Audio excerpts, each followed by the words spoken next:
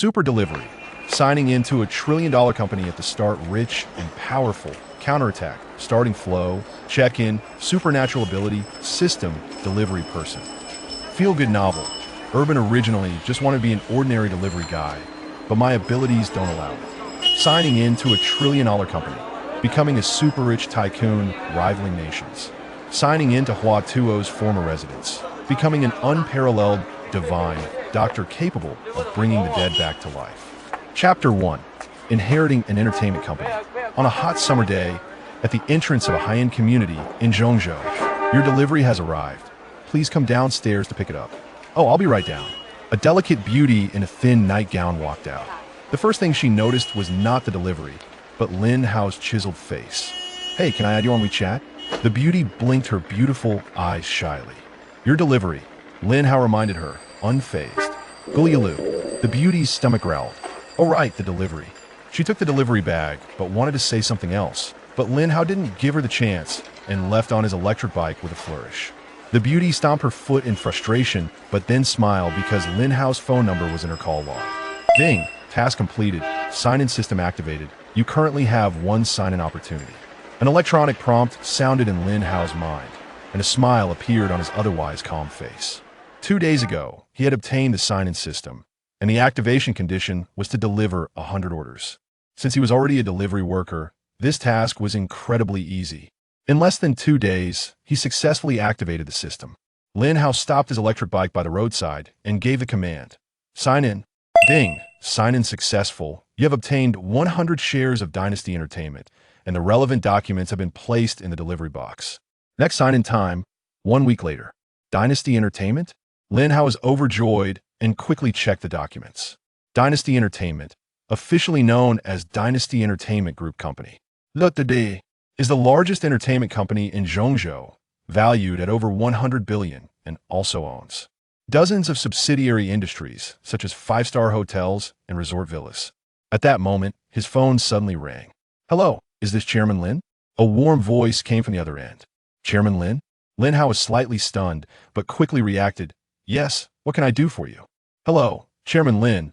I am Su Chong, the General Manager of Dynasty Entertainment. Are you available to come to the headquarters? There are some matters that need your review. Su Chong spoke politely, his tone ingratiating, as he had no understanding of the new boss's temperament. I see. Okay, I'll come over after I finish these deliveries. Just as he was about to hang up, Lin Hao suddenly remembered that his girlfriend was going for an interview at Dynasty Entertainment today and added, by the way, there's a girl named Jiang Yuanyuan going for an interview. Please take care of her. After saying that, Lin Hao hung up the phone directly. On the other end, Su Chong was a bit confused. Did he hear wrong? Chairman Lin said he was delivering food? Then he thought of Jiang Yuanyuan and quickly called the interview supervisor over. An hour later, after finishing all the deliveries, Lin Hao arrived near Dynasty Entertainment.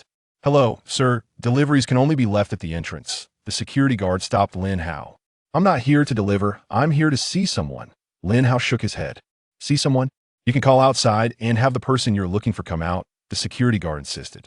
Helpless, Lin Hao called Su Chong. Just after finishing the call, he saw a familiar figure. Jiang Yuanyuan was twisting her waist, smiling, her face full of springtime vitality. Yuanyuan, how did the interview go today? Lin Hao called out to her. Lin Hao, what are you doing here? Jiang Yuanyuan was slightly surprised. Then her gaze fell on Lin Hao's delivery uniform, which looked particularly glaring. Before Lin Hao could respond, Jiang Yuanyuan continued. Let's break up. Break up? Lin Hao was shocked by the sudden turn of events. That's right, break up. You, a poor delivery guy. How can you give me happiness? If it weren't for my naivety back then, would I have been with you? I've had enough of this kind of life. Jiang Yuanyuan spoke resolutely, recalling the scene from half an hour ago when her interview performance was poor, but unexpectedly, the general manager of the company took a liking to her. Finally having a chance to rise to fame, she naturally wouldn't want to be associated with Lin Hao any longer. We've been together for over 3 years, and you once said that even if I have nothing, you would support me. Lin Hao took a deep breath and said, have you watched too many movies? Support you? I just said that casually, and you took it seriously? Jiang Yuanyuan rolled her eyes, annoyed. Let me ask you one last time. Are you sure you want to break up with me? Lin Hao remained calm and asked steadily. I'm announcing in front of everyone that we are done. As she said this, Jiang Yuanyuan spoke with full vigor, drawing the attention of those around her. Lin Hao laughed in anger. He had wanted to bring Jiang Yuanyuan along to enjoy wealth and glory, but now it seemed he was saved from the trouble. Seeing that Lin Hao did not try to persuade her to stay, Jiang Yuanyuan's pride was greatly provoked. As a beautiful woman, how could a mere delivery guy not feel regret? And he was even smiling? You don't need to pretend to be calm. Kneel down and beg me, and maybe he'll give you another chance, Jiang Yuanyuan mocked. Beg you? Not necessary. Haven't you had enough of this kind of life? Let's part ways amicably. Just hope you don't regret it later. Lin Hao shook his head. Will I regret it? Jiang Yuanyuan laughed, speaking boldly. If I, Jiang Yuanyuan, regret it, I'll eat this glass door right here. At that moment, General Manager Su Chong and the interview supervisor walked out of Dynasty Entertainment. Jiang Yuanyuan immediately changed her expression and hurriedly greeted Mr. Su, Supervisor Zhang. But Su Chong and the interview supervisor ignored her and walked straight towards Lin Hao. Chairman Lin, you're here. The two slightly bowed and looked at Lin Hao eagerly. You know me? Lin Hao was surprised. Chairman Lin is joking. I've seen your photos. Someone as handsome and charming as you I could remember for a lifetime after just one glance, Su Chong flattered. Those around who were confused were stunned. This delivery guy was actually the chairman of the company? Chairman? Chairman Lin? Jiang Yuanyuan swallowed hard, her face filled with shock and disbelief. Hello, Madam Chairman. Only then did Su Chong look at Jiang Yuanyuan and respectfully greet her. Hearing this title, Jiang Yuanyuan's spirits lifted, and she even forgot about the breakup. But then Lin Hao coldly spoke. Not anymore, we just broke up a minute ago. Su Chong and the interview supervisor exchanged glances, surprised. With Lin Hao's status, she actually dared to break up? Chairman Lin, this way please. Su Chong stopped looking at Jiang Yuanyuan and led Lin Hao inside. Are today's big shots so low-key? A billionaire still delivers food, a security guard murmured, feeling uneasy. Breaking news, the chairman of Dynasty Entertainment was dumped by a model he interviewed, a female receptionist whispered. TSK, if they got married and then divorced, he could walk away with $50 billion in assets. Didn't expect the chairman to be so young and so handsome. Listening to the discussions around her, Jiang Yuanyuan's face turned green. Suddenly, she lunged forward and hugged Lin Hao's arm. Lin Hao, no, Brother Hao, I was wrong, I was just joking. Can we go back to how we were before? I love you. Let's be together forever. Jiang Yuanyuan cried and looked sorrowful. If it weren't for the haughty demeanor she had just a few minutes ago, Lin Hao might have believed her. Chapter 2. Classmates, stop acting cool. Lin Hao shook off Jiang Yuanyuan and said coldly, I told you before, don't regret it. Woo woo woo, I really made a mistake. Can we start over? Jiang Yuanyuan cried, her eyes filled with tears, looking pitiful. We've been together for over 3 years. How can you just break up like that? I was just being silly earlier. It wasn't my intention. Want to get back together? The glass door is right there. Go eat it. After you finish. I might consider it, Lin Hao said indifferently, pointing to the door with a cold smile. Jiang Yuanyuan turned back in shock, staring at the 5-meter-tall, 3-meter-wide glass door, thinking, eating that would kill someone. In that moment of distraction, Lin Hao shook her off again. Su Chong signaled the security guards, who quickly understood and immediately took Jiang Yuanyuan outside. Under Su Chong's lead, Lin Hao met with the company's senior executives, and afterward, the two went to the chairman's office. Su Chong handed over a stack of documents, smiling. Director Lin, here are the company's financial statements, asset lists, and artist profiles. Just put them down, Lin Hao replied with a nod. Su Chong placed the documents down and smiled as he exited the office.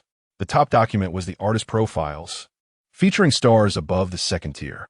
Notably, the profiles also indicated the artist's physical conditions, including whether they were original and how many boyfriends or girlfriends they had. Lin Hao knew Su Chong's intentions and found it amusing. Indeed, anyone who could become a general manager was clever. However, having just gone through a breakup, he had little interest in these artists and flipped past them. An hour later, after finishing all the materials, Lin Hao rubbed his temples and murmured, let's go out for a bit. Maybe I could deliver a few takeaway orders.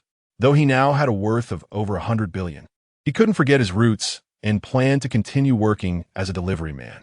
Just as he stepped out of the headquarters, a figure rushed over and tightly hugged his arm. Jiang Yuanyuan, are you done yet? Lin Hao's mouth twitched. This woman was truly relentless. Earlier in the office, She had been sending him WeChat messages and calling him. Lin Hao had completely blocked her, but he didn't expect her to be waiting by the door. "Oh yeah, I really made a mistake. Can't we just be good together?" Jiang Yuanyuan's voice was choked with sobs as she looked at Lin Hao with a pitiful expression. "We're done. You said it yourself." Lin Hao took a deep breath and tried to shake Jiang Yuanyuan off, but she clung to him like a stubborn piece of gum. Impossible to get rid of. As they struggled, Lin Hao signaled to the security guards at the door. They hurried over to help, and Jiang Yuanyuan was finally restrained. "Jiang Yuanyuan, I warn you, if you keep pestering me, I'll call the police." With that, Lin Hao got on his electric bike and left. His sleeve was torn. How unlucky. At that moment, Lin Hao noticed a piece of his cuff had been ripped by Jiang Yuanyuan. "First, I need to buy a few pieces of clothing." Lin Hao saw a Vanjisi specialty store in the nearby mall, parked his bike outside, and headed into the store. Not long after he entered the Vanjisi store, a man with a big belly walked in. He looked around the store and then noticed Lin Hao, a hint of disdain flashing in his eyes. "Oh, isn't this Haozi? What a coincidence." The man walked over and said sarcastically. It was then that Lin Hao noticed him and slightly frowned. This man, named Wu Jiankai, was his college classmate. They never got along in school, and now he was approaching him, clearly with ulterior motives. A woman with heavy makeup and decent looks followed Wu Jiankai. She was also his college classmate, named Hu Yaxin. "Ah, it's Brother Kai. It's been a year." "We're doing pretty well," Lin Hao said lightly. "At just SOSO. It's been a year since graduation, and I'm still nothing, just messing around in my dad's small company," Wu Jiankai sighed, not forgetting to show off his Rolex gold watch and LV belt. Hu Yaxin had a complex expression. Lin Hao was quite famous in college. But now he was just a delivery man? She remembered that she had pursued Lin Hao back then, but lost to Jiang Yuanyuan. Just thinking about almost having to spend her life with a delivery man made her scalp tingle. "You and Yuanyuan." Hu Yaxin hesitated to continue. "We've broken up," Lin Hao replied casually. "That's good." Hu Yaxin nodded slightly, her eyes showing a hint of pity. Wu Jiankai interjected, "By the way, Haozi, how did you deliver takeout here? This isn't a place for people like you to come in and out. If you break something, you can't afford it." "I'm not here to deliver takeout. I'm here to buy clothes." Lin Hao shook his head. "Buying clothes?" Wu Jiankai looked at Lin Hao suspiciously. "Haozi, we're all classmates. There's no need to act cool." His tone was sincere, but he inadvertently flaunted his Rolex gold watch and LV belt again. "You'll know if I'm acting cool in a bit." Lin Hao smiled lightly. He initially wanted to keep a low profile, but since someone was showing off in front of him, he couldn't resist showing off a bit himself. With that thought, he took out his phone and called Su Chong. "Director Lin, do you have any instructions?" Su Chong asked eagerly. "I'm at the Vanjisi specialty store in nearby mall. Send some money over," Lin Hao said. "Is 10 billion enough?" Su Chong, being clever, understood Lin Hao's words. "That's fine," Lin Hao said, then hung up the phone.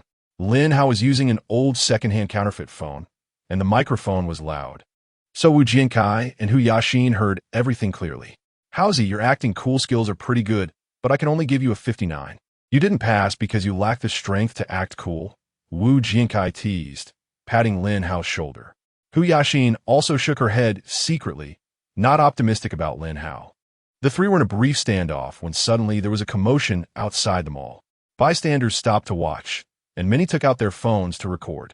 A tall, beautiful woman walked at the front. She was wearing a black and white professional suit, with a tight white shirt paired with a black skirt, outlining her nearly perfect figure. 2 rows of bodyguards in black suits and sunglasses followed closely behind, looking fierce, making it difficult for others to approach. "Oh my gosh, is this a movie being filmed?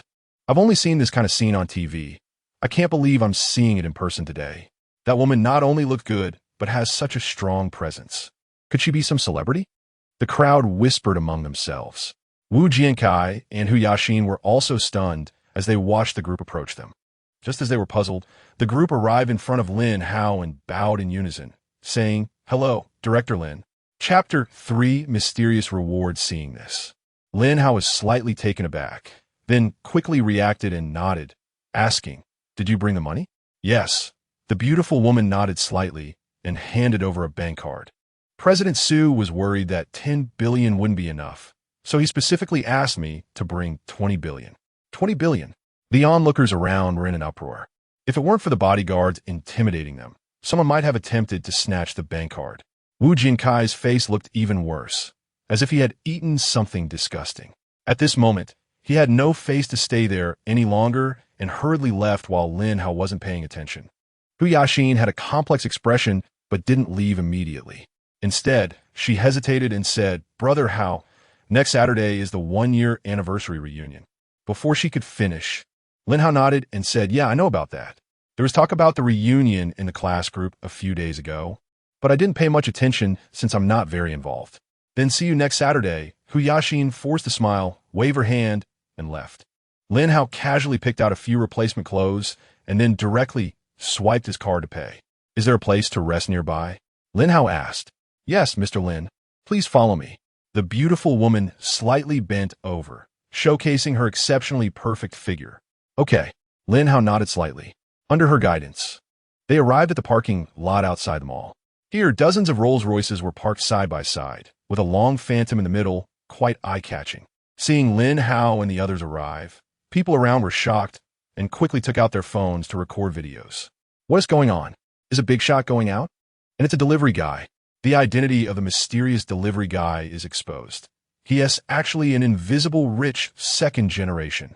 Is it really that terrifying to deliver food these days? One explosive headline after another was sent out.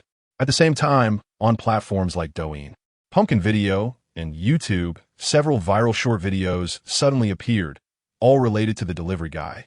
After watching the videos, netizens discovered that the delivery guy in several of them was actually the same person. Many tagged this delivery guy with various labels.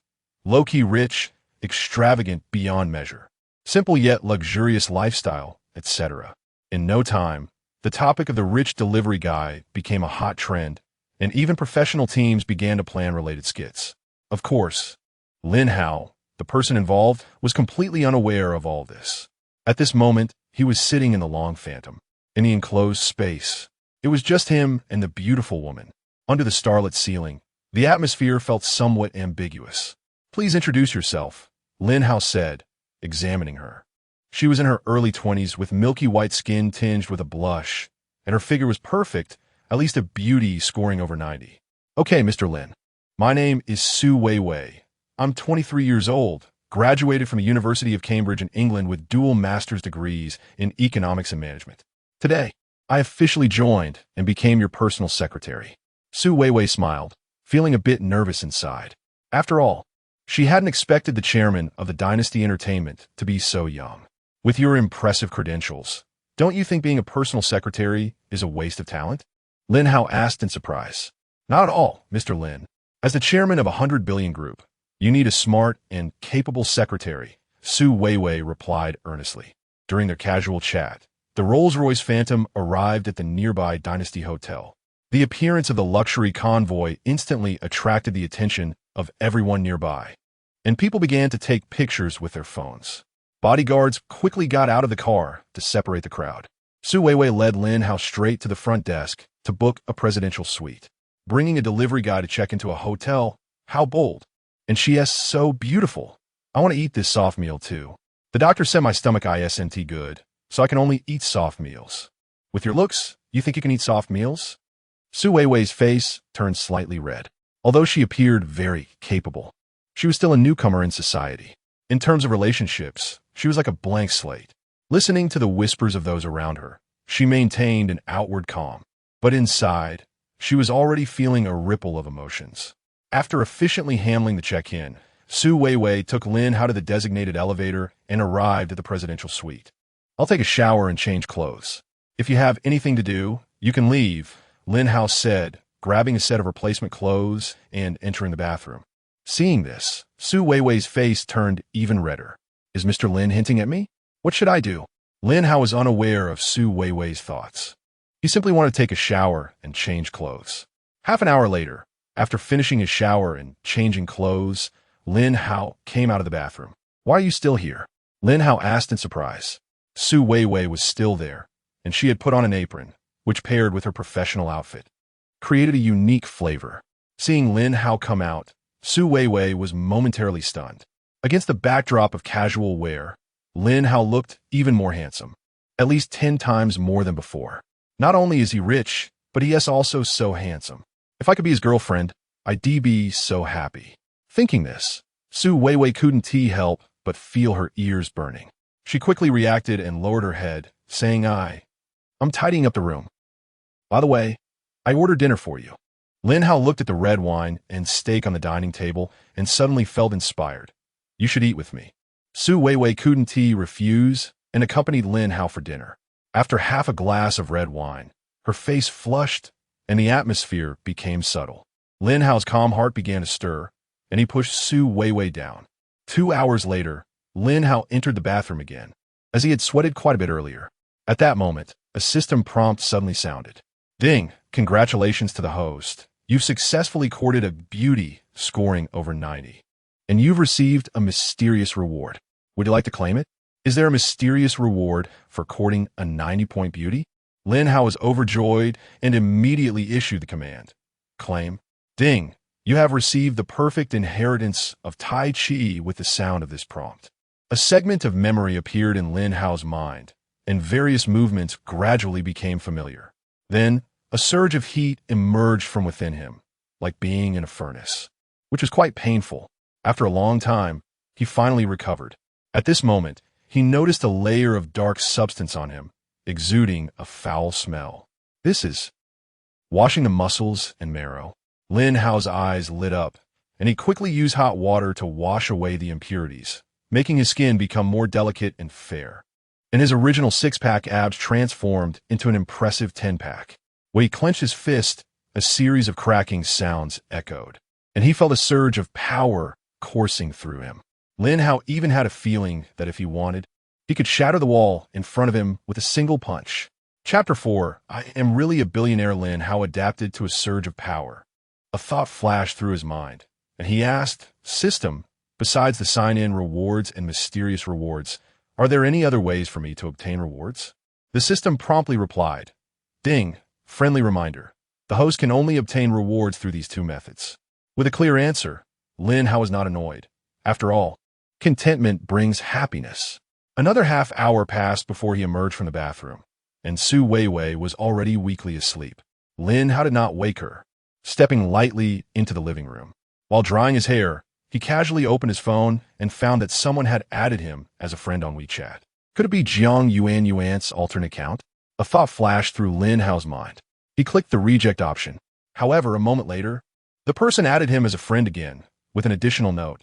Hello, handsome QAQ. This time, Lin Hao did not reject, because Jiang Yuan would definitely not say such things. Even if she left a note, it would only be something like how go, forgive me.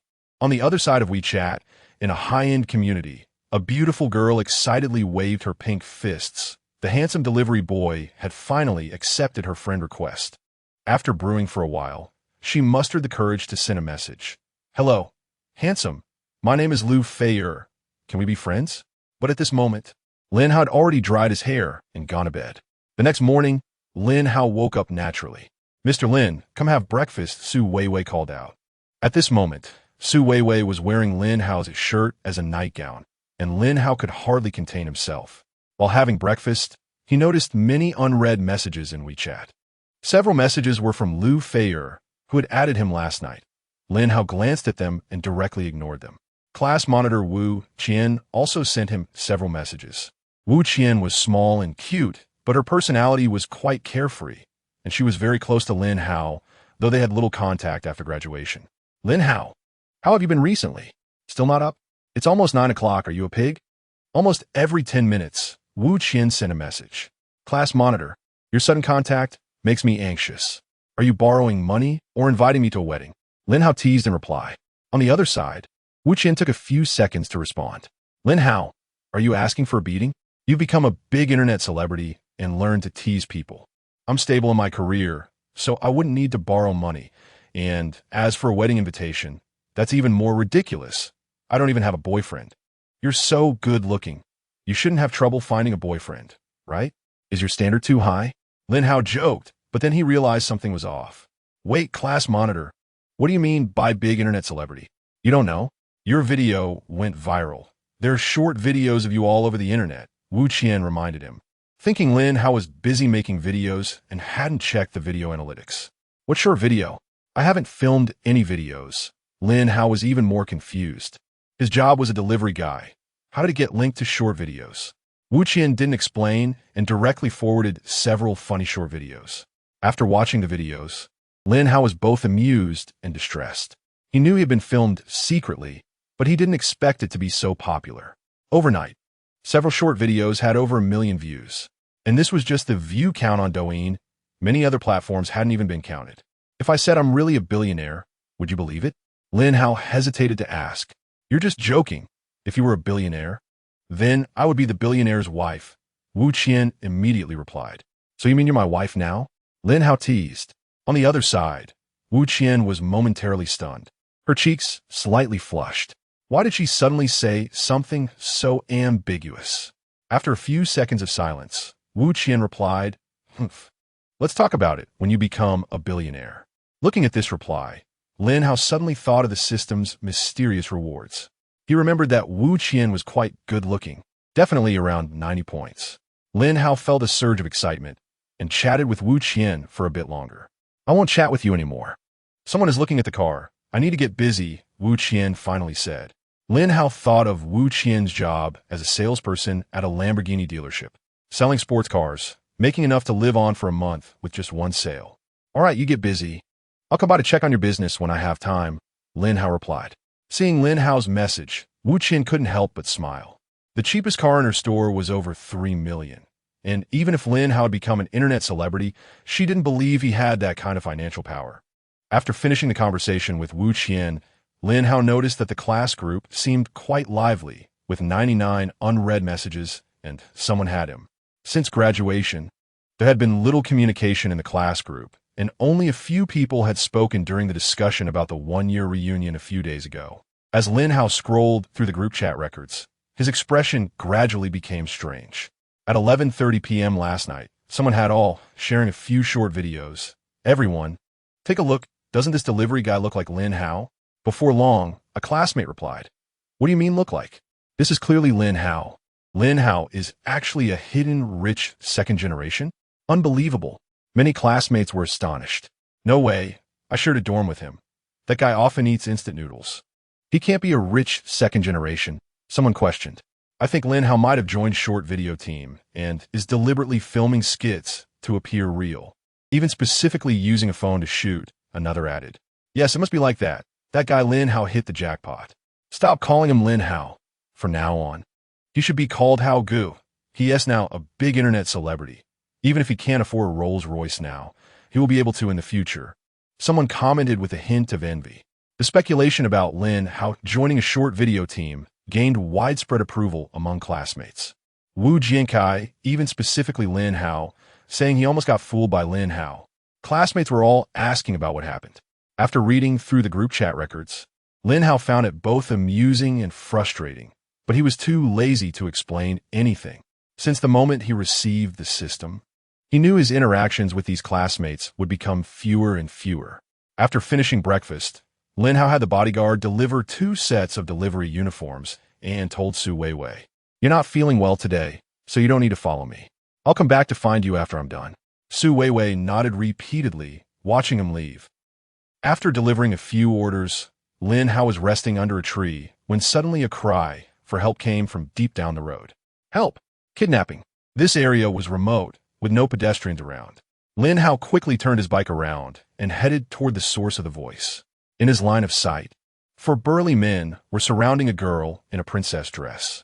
Audacious kidnappers! How dare you kidnap someone in broad daylight?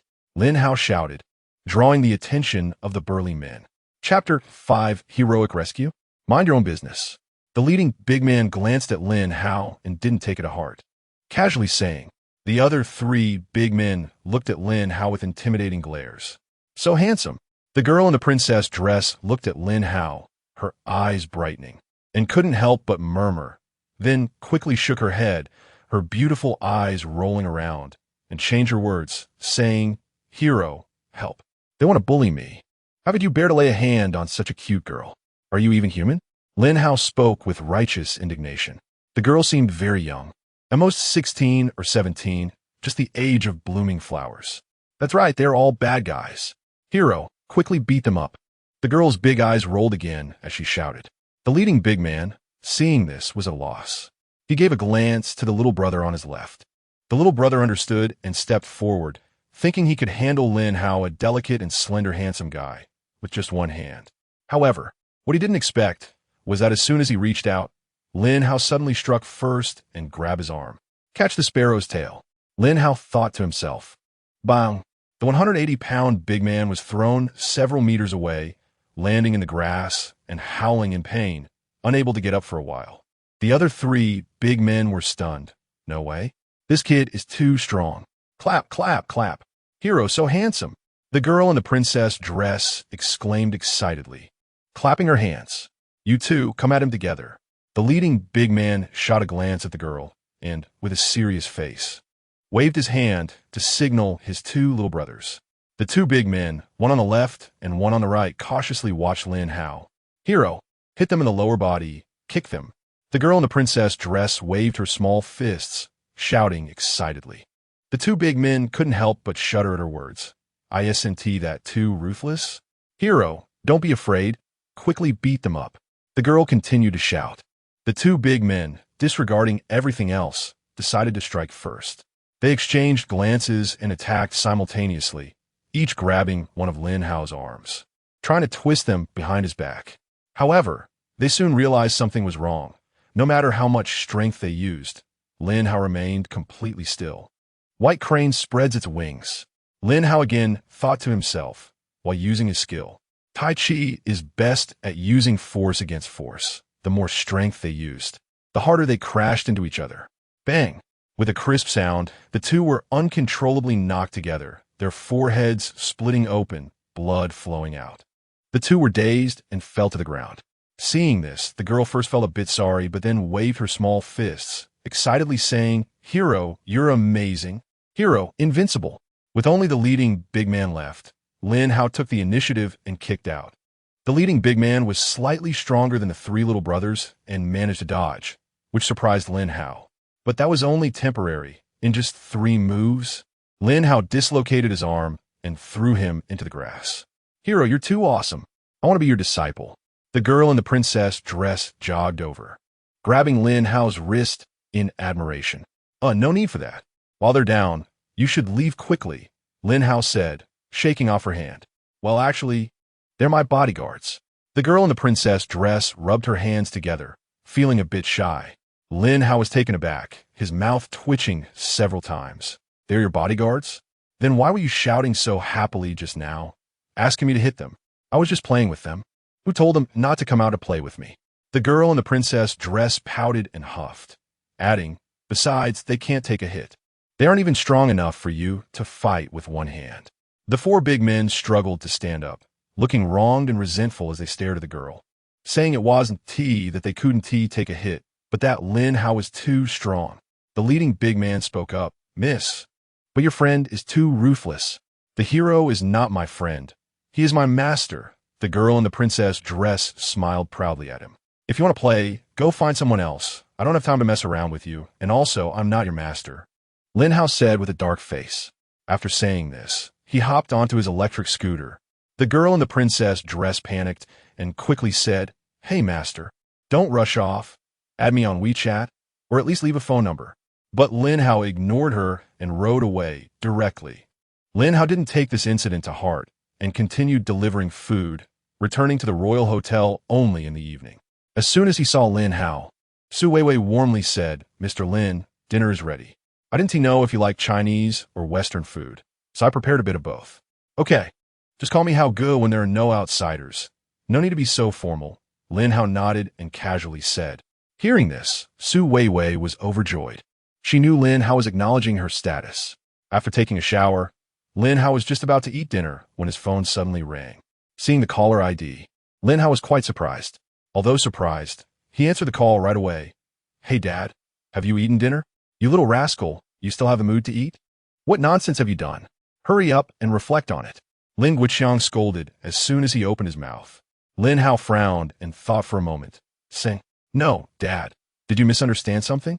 Misunderstand? That girl has come to our door And your mom is comforting her right now. Lin Guiqiang sighed heavily, feeling disappointed. Our Lin family may be poor, but we can't abandon our responsibilities. Moreover, I'm not saying you, but your girlfriend is so pretty and has such a good personality. How can you not cherish her? Hearing this, Lin Hao understood.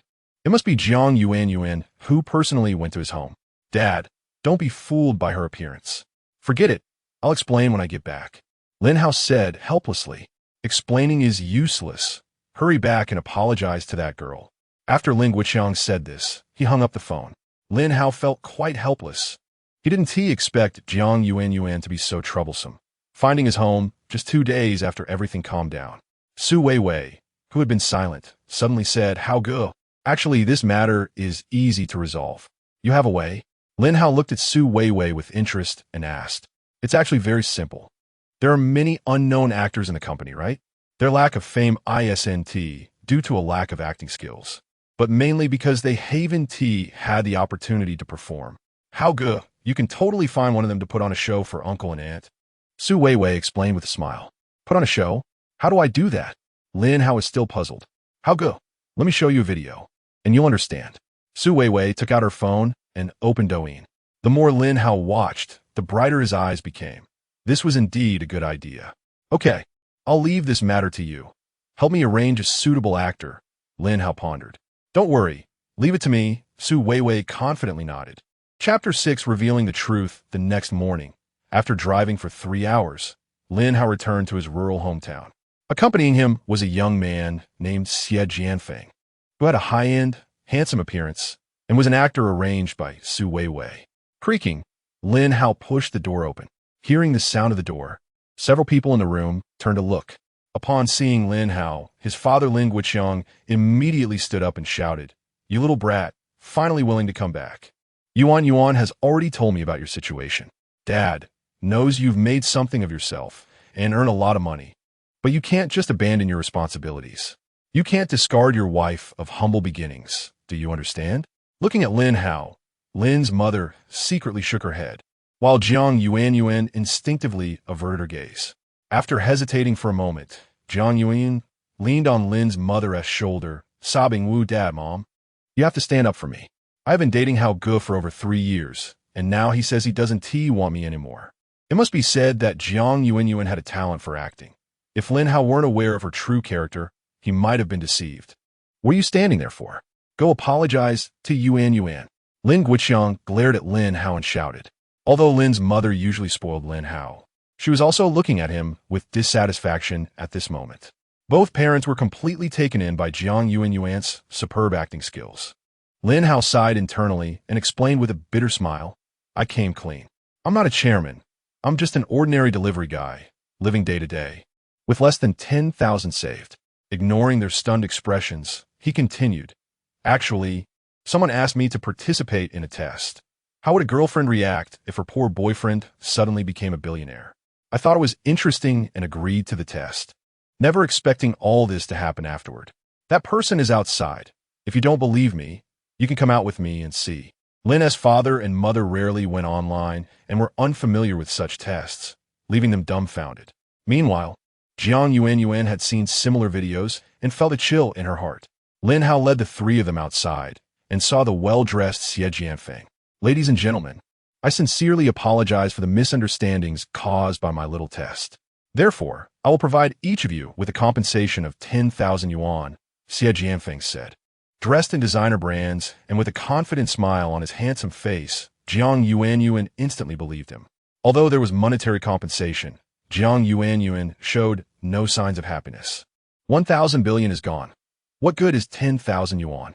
Lin Hao, let us break up, Jiang Yuan said expressionlessly, but in truth, her words were meant for Lin's father and mother. You. Lin's mother pulled Jiang Yuan's hand, clearly puzzled since just last night. Jiang Yuan had emphasized that she loved Lin Hao for who he was, not his money. "Let go." Jiang Yuan coldly scolded and forcefully shook off Lin's mother. Unexpectedly, Lin's mother lost her balance and tilted backward. In a moment of danger, Lin Hao swiftly moved to her side and quickly supported her. Jiang Yuan. "Don't go too far," Lin Hao angrily scolded. Jiang Yuan, now furious, placed her hands on her hips, and exclaimed, "I'm going too far? You teaming up with others to deceive my feelings ISN, T going too far? You little nobody. Do you think you're a rich second generation? Can you just toy with other people's feelings? Let me tell you, for me to even look at you, that's your fortune for 10 lifetimes.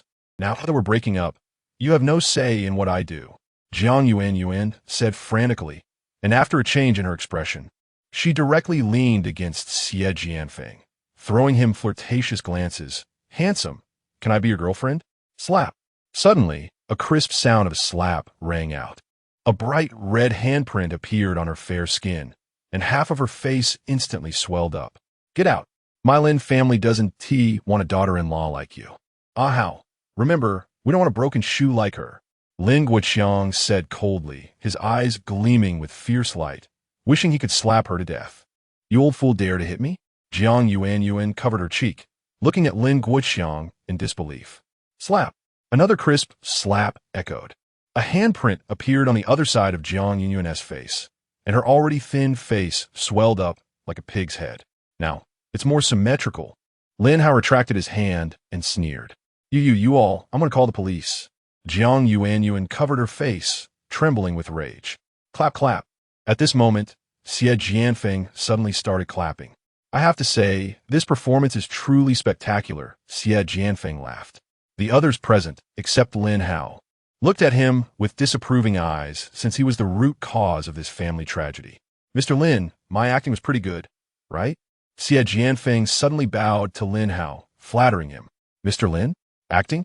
Lin's father, Lin's mother, and Jiang Yuan were all stunned. Jiang Yuan's face was filled with shock. A trap within a trap? Lin Hao was sneering, his expression playful. Xie Jianfeng slightly lowered his head, wearing a respectful expression. Jiang Yuan's heart was bleeding. In the next moment, she rushed to Lin Hao's legs, kneeling and crying, "How go? I was wrong. I was really wrong. Please give me another chance."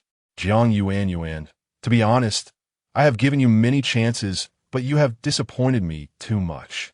Now I officially announce that we are done," Lin Hao said coldly, with no compassion, directly pushing her away. But Jiang Yuan did not give up, turning to hug Lin's mother's leg, her voice sobbing, "Mom, I was wrong. I just lost my head for a moment. Everything I said was out of anger. Please talk to Hao good for me." Lin's mother felt a bit soft-hearted, but remembering Jiang Yuan's recent behavior, it was truly disheartening. "You should leave. My Lin family doesn't want a daughter-in-law like you." Lin's mother shook her head, not looking at Jiang Yuan, and sighed. Jiang Yuan still wanted to continue her words of repentance, but Lin Hao didn't give her the chance, saying, "Miss Jiang, will you leave on your own? Or should I have someone escort you out?" Hearing this, Jiang Yuan felt like a deflated balloon, her swollen face a mix of green and red, ultimately only able to leave with her head down. Xie Jianfeng did not linger either, smiling apologetically at Lin's father and mother, and left with good sense. "Oh, what on earth is going on? How did you become chairman?" Lin Guoqiang asked in confusion. Lin Hao didn't hide anything and briefly recounted the recent events, only omitting details about the system. "I don't understand much about your company's matters, but remember, no matter what you do, don't violate the law or your own conscience," Lin Guoqiang emphasized. "I know." Lin Hao nodded seriously. "By the way, Mom, I plan to buy a big house in the city and have you move there to live." "Move to the city?" "Maybe not." Lin Guoqiang hesitated. "Yes, we want to hold you back. If you can give Mom a big grandson soon, she'll be very satisfied," Lin's mother added. If they were younger, they would have been more than willing, but now they had long rooted themselves deeply in the village, making it hard to leave their homeland. Chapter 7. Lu Feier, having been away from home for months, Lin Hao rarely returned, so he didn't leave immediately, but stayed at home for a day, returning to the hotel the next afternoon. He then rested at the hotel for another night, and only started delivering takeout after having breakfast the following day. Coincidentally, he received several takeout orders, one of which was for milk tea from the front desk girl at Huangqiao Entertainment.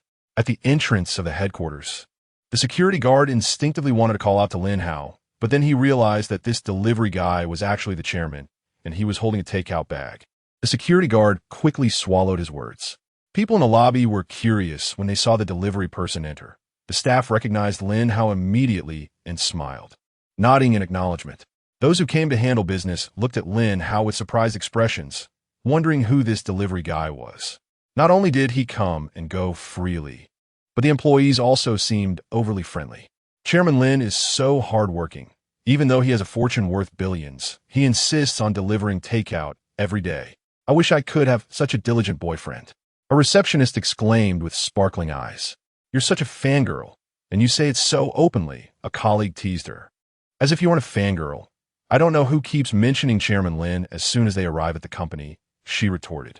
Lin Hao's mouth twitched slightly. Ever since he underwent a transformation, his hearing had greatly improved, and he could clearly hear the employees' whispers from several meters away. The front desk girl who placed the order looked at Lin Hao with affection and said excitedly, Chairman Lin, thank you for delivering the takeout. Why don't you take this milk tea and enjoy it? No need. Just remember to give me a 5-star review. Lin Hao replied with a smile, placing the milk tea down and turning to leave.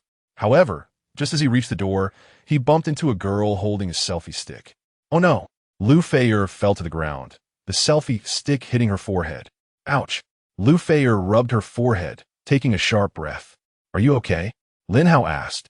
Lu Feier looked up, wanted to mumble a few words, but suddenly froze. Oh, it's you. The frown on Lu Feier's face immediately relaxed, and she quickly got up, brushing off her skirt, smiling. I'm fine. I just wasn't paying attention while walking. By the way, why haven't you replied to my WeChat? Lu Feier said this while looking at Lin Hao with a pitiful expression, like a wronged little wife. Who are you? Lin Hao showed a confused expression. Although the beauty in front of him was very pretty, he was sure he didn't know her.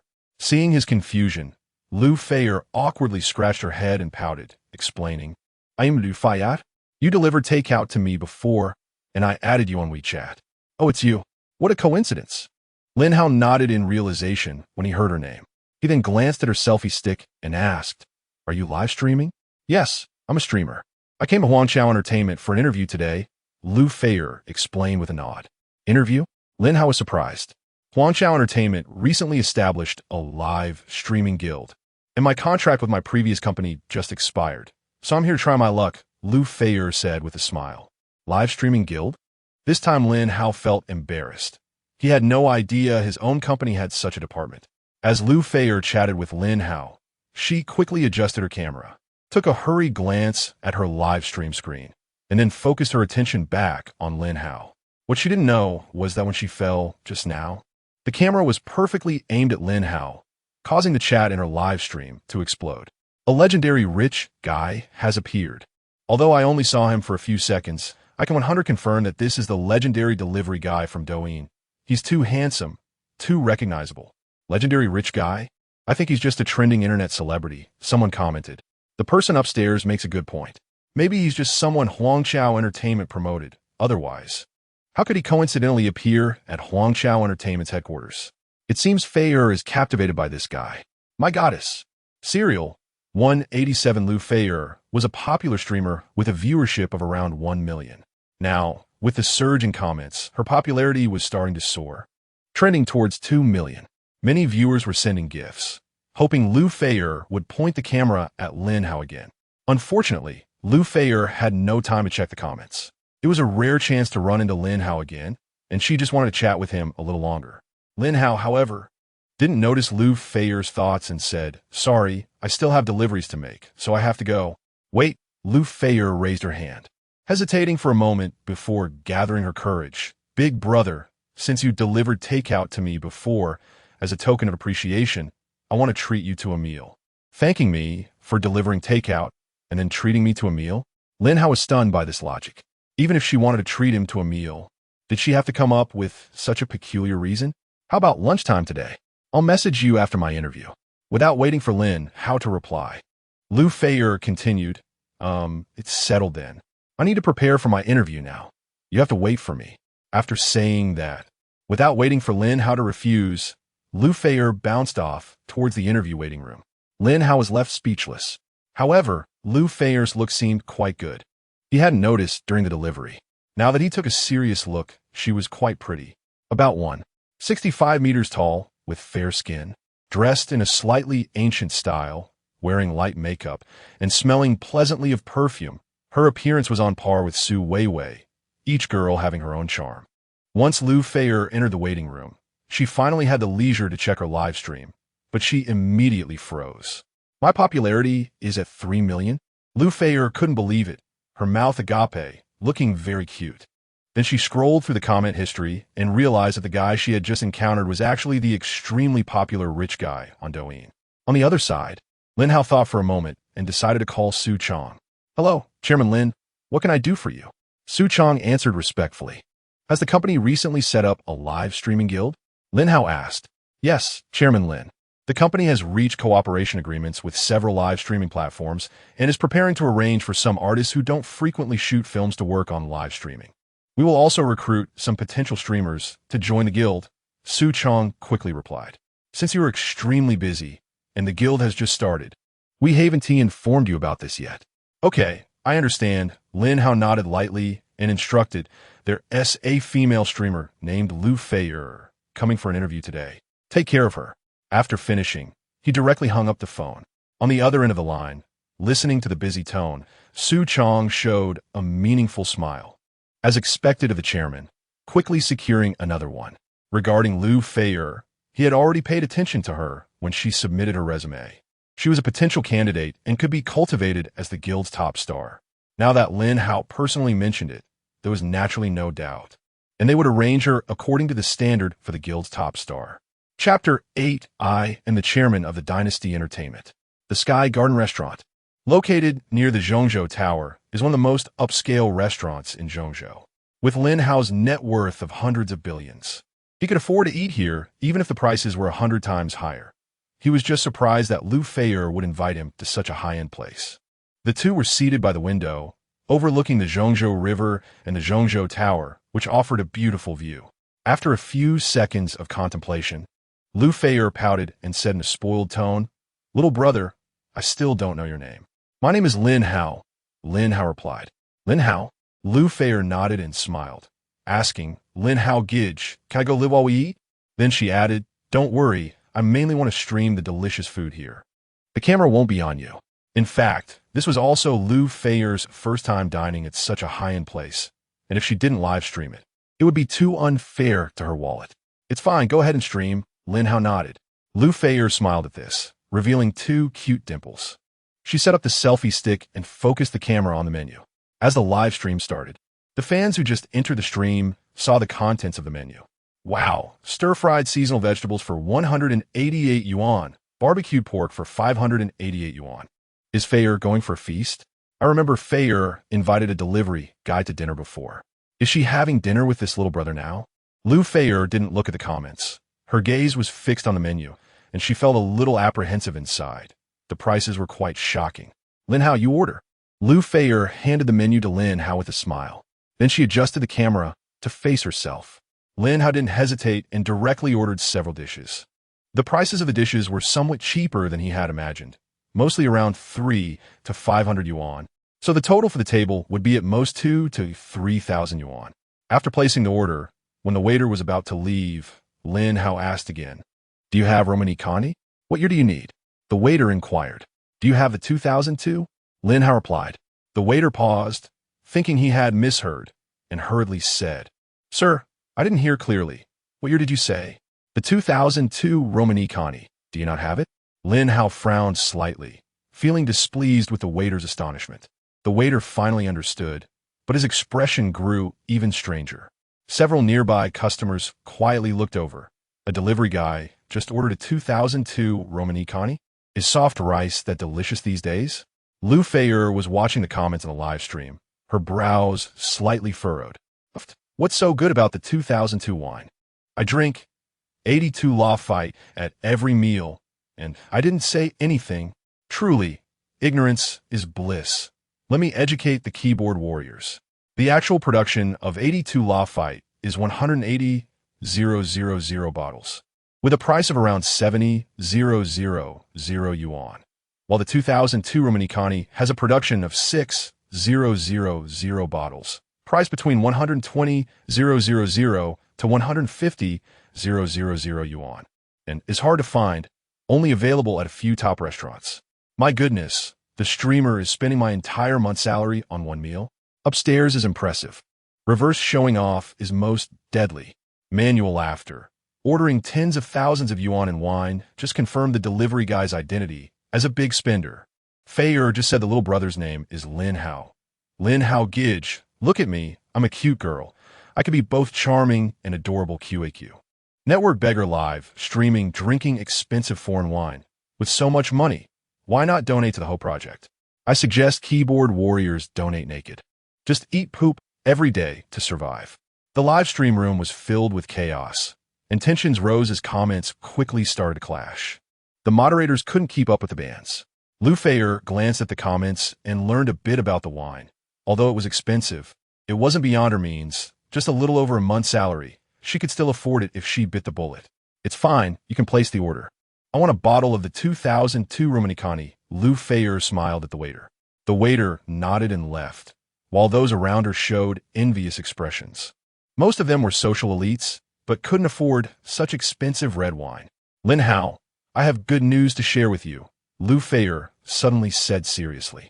Oh, what good news? Lin Hao vaguely guessed what she was about to say and asked cooperatively. I signed with Dynasty Entertainment, and the general manager thinks highly of me. Lu Feier said with a smile. Her eyes curved, and her dimples were adorable. Really? Then congratulations, Lin Hao said with a faint smile. Why do you look not very surprised? You might not know about Dynasty Entertainment. This is the largest entertainment company in Zhongzhou, worth over $1 trillion. Seeing Lin Hao's calm expression, Lu Feier pouted and explained. Wow, that's impressive. Lin Hao pretended to be surprised. You're too perfunctory, aren't you? Lu Feier rolled her eyes at him and changed the topic. By the way, Lin Hao, I saw your short video on Douyin. Are you really a billionaire? That's right. I'm not only a billionaire, but I'm also the chairman of Dynasty Entertainment, Lin Hao said seriously. If you don't want to say it, just forget it. Why lie to me? Lu Feier rolled her eyes again. See? The truth is often not believed. Lin Hao shrugged. I believe you, okay? You're the chairman. So should I call you Director Lin? Lu Feier put away her smile and said with a serious face. Lin Hao secretly laughed but still waved his hand, saying, I'm not joking with you. I'm just an ordinary delivery guy. Though Lu Feier still didn't believe this, it was clearly more believable than Lin Hao being the chairman. Lu Feier and Lin Hao were flirting, while the fans in the live stream room were in an uproar. Is the goddess Feier going to fall for him? My heart. It hurts. Shocking. The delivery guy's real identity is actually the chairman of Dynasty Entertainment. Upstairs is an idiot. My surname is Ma. Big Ma and Little Ma are my uncle and little uncle. The comments flew up, but Lu Feier didn't care. Her eyes were only on Lin Hao. His handsome face, humorous conversation, and mysterious identity were all attractive to her. The food was served quickly. The two chatted and ate. The atmosphere was very harmonious. This wine is quite good. Lu Feier took a sip of the 2002 Romanicani and murmured, Yeah, it's pretty good. If you like it, I'll send you a few bottles later. Lin Hao smiled. Lu Feier instinctively wanted to refuse, but then felt this was a good way to get closer. So, she quickly nodded with a smile. Okay. In a live stream room, the comments erupted. Confirmed, the wine worth tens of thousands is given away casually. If he is not a big spender. I'll live stream doing handstands in front of fan. Upstairs is a wolf, but I think what you said is right. Other fans chimed in. Chapter 9, 3 years of blood profits after nearly an hour of lunch and a few glasses of red wine. Lu Feier felt slightly tipsy, her fair skin glowing with a rosy hue. Lin Hao, sit for a while longer. I'll go pay the bill, Lu Feier said as she stood up. Wait a moment. Lin Hao also stood up, snatching the bill from her hand with a smile.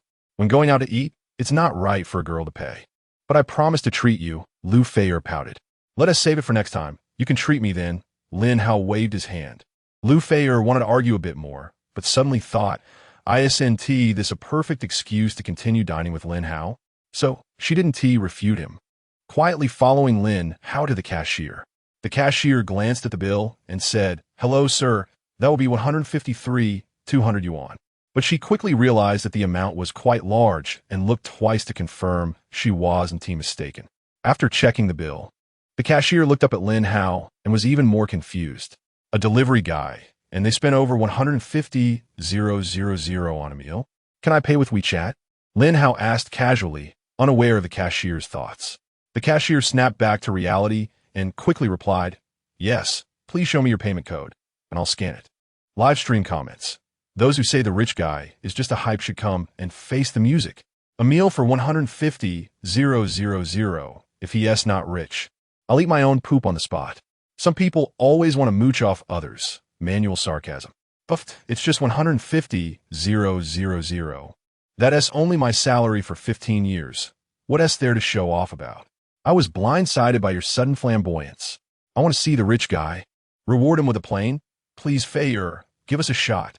However, after glancing at the comments, Lou Fayer directly ignored them, probably due to the wine. She felt a bit sleepy and quickly called a taxi after leaving the restaurant. Before getting into the car, Lou Fayer said seriously, Lin Hao, remember, next time's my treat. Okay, you treat me. Lin Hao nodded, amused. Lin Hao watched Lou Fayer leave before continuing his delivery work. The next morning, Lin Hao arrived at the Me headquarters to clock in. He used to be a full-time delivery worker, and clocking in was a daily routine. Although he recently acquired a system, this habit remained. Whenever he went out to deliver, he would clock in. As soon as he entered the headquarters, a colleague who had just clocked out approached him and said, Lin Hao, a girl is looking for you. At this, the colleague raised his eyebrows and smiled meaningfully, whispering, 3 years of blood profits, you're not losing out. Lin Hao was left confused. What was going on? With doubts, he walked into the office area. Master, you're here. A girl in a princess dress happily greeted him as soon as she saw Lin Hao. Lin Hao rubbed his forehead, speechless. I'm not your master. And how did you find me here? ISNT, it's simple. Your clothes say ELE. Me, the girl replied proudly with a smirk. I don't have time to play with you. Find someone else. Lin Hao rolled his eyes. The girl frowned at his words, but quickly smiled. It's okay if you don't want to play with me. Just add me on WeChat. Lin Hao glanced at her and ignored her. Oh, come on, master. It's just adding WeChat. Don't be so stingy, the girl pleaded, leaning in and shaking Lin Hao's elbow, her voice drawn out sweetly. Colleagues around them cast either envious or jealous glances. Some female colleagues seemed to understand. No wonder Lin Hao was interested in them. It turned out he liked this style. Stop it. Lin Hao expressionlessly pushed her away, his mouth twitching. I'm really busy. If you want to play, there are plenty of people here willing to accompany you. His words resonated with many male colleagues, who indeed wanted to play with the girl, but unfortunately, she showed no interest in them. If you don't add me on WeChat, I'll file a complaint against you, the girl pouted, glaring at him. Lin Hao, however, was unfazed. He shrugged and said nonchalantly, sure, go ahead and complain, if that counts as me losing. Hearing this, the girl stomped her foot in frustration, then turned around and walked into the manager's office. Lin Hao, you've gotten cocky, not liking such a cute girl. A colleague leaned over lamenting. Yeah, if you don't like her, at least introduce her to us. I've been single for 28 years, and I haven't even held a girl's hand. Another colleague added, bro, there are rumors online saying you're a billionaire. That can't be true, right? Honestly, are you just here to experience life? Colleagues gradually gathered around Lin Hao, whispering, you've known me for a long time. You should know my situation. Don't overthink it. I just shot a few short videos and earned some extra cash, Lin Hao explained, waving his hands. Hearing this, the colleagues didn't doubt him, as Lin Hao had been a delivery worker for over 6 months. If he were really a rich man experiencing life, he would have had enough of it by now. After chatting with his colleagues for a while, Lin Hao clocked in with his fingerprint and was about to head out for deliveries. Just as he was about to leave, he saw the girl in the princess dress walking out with the supervisor, Lubo. Lin Hao, wait a moment, Lubo called out, waving him over. Lin Hao stopped and frowned slightly. Lin Hao, what did you do to offend a customer? Hurry up and apologize, Lubo raised an eyebrow. Lubo looked at Lin Hao in confusion, not understanding how he offended the girl. After all, he had seen the girl get out of Maserati when she arrived at work today. But I didn't do anything, Lin Hao said, feeling frustrated. If you didn't do anything, how could she complain? Lubo glared at him. How would I know? You should ask her, Lin Hao replied, speechless. Lubo turned to the girl, smiling. Miss, Lin Hao is quite straightforward. What did he do wrong? Tell me, and I'll help you teach him a lesson. He wouldn't add me on WeChat, the girl said haughtily. Upon hearing this, Lubo was taken aback. Is that it? He instinctively asked. I don't care. Anyway, he wouldn't add me on WeChat. So I'm going to complain, the girl pouted and huffed. Lubo looked at Lin Hao, both amused and exasperated. Are young people really this playful nowadays?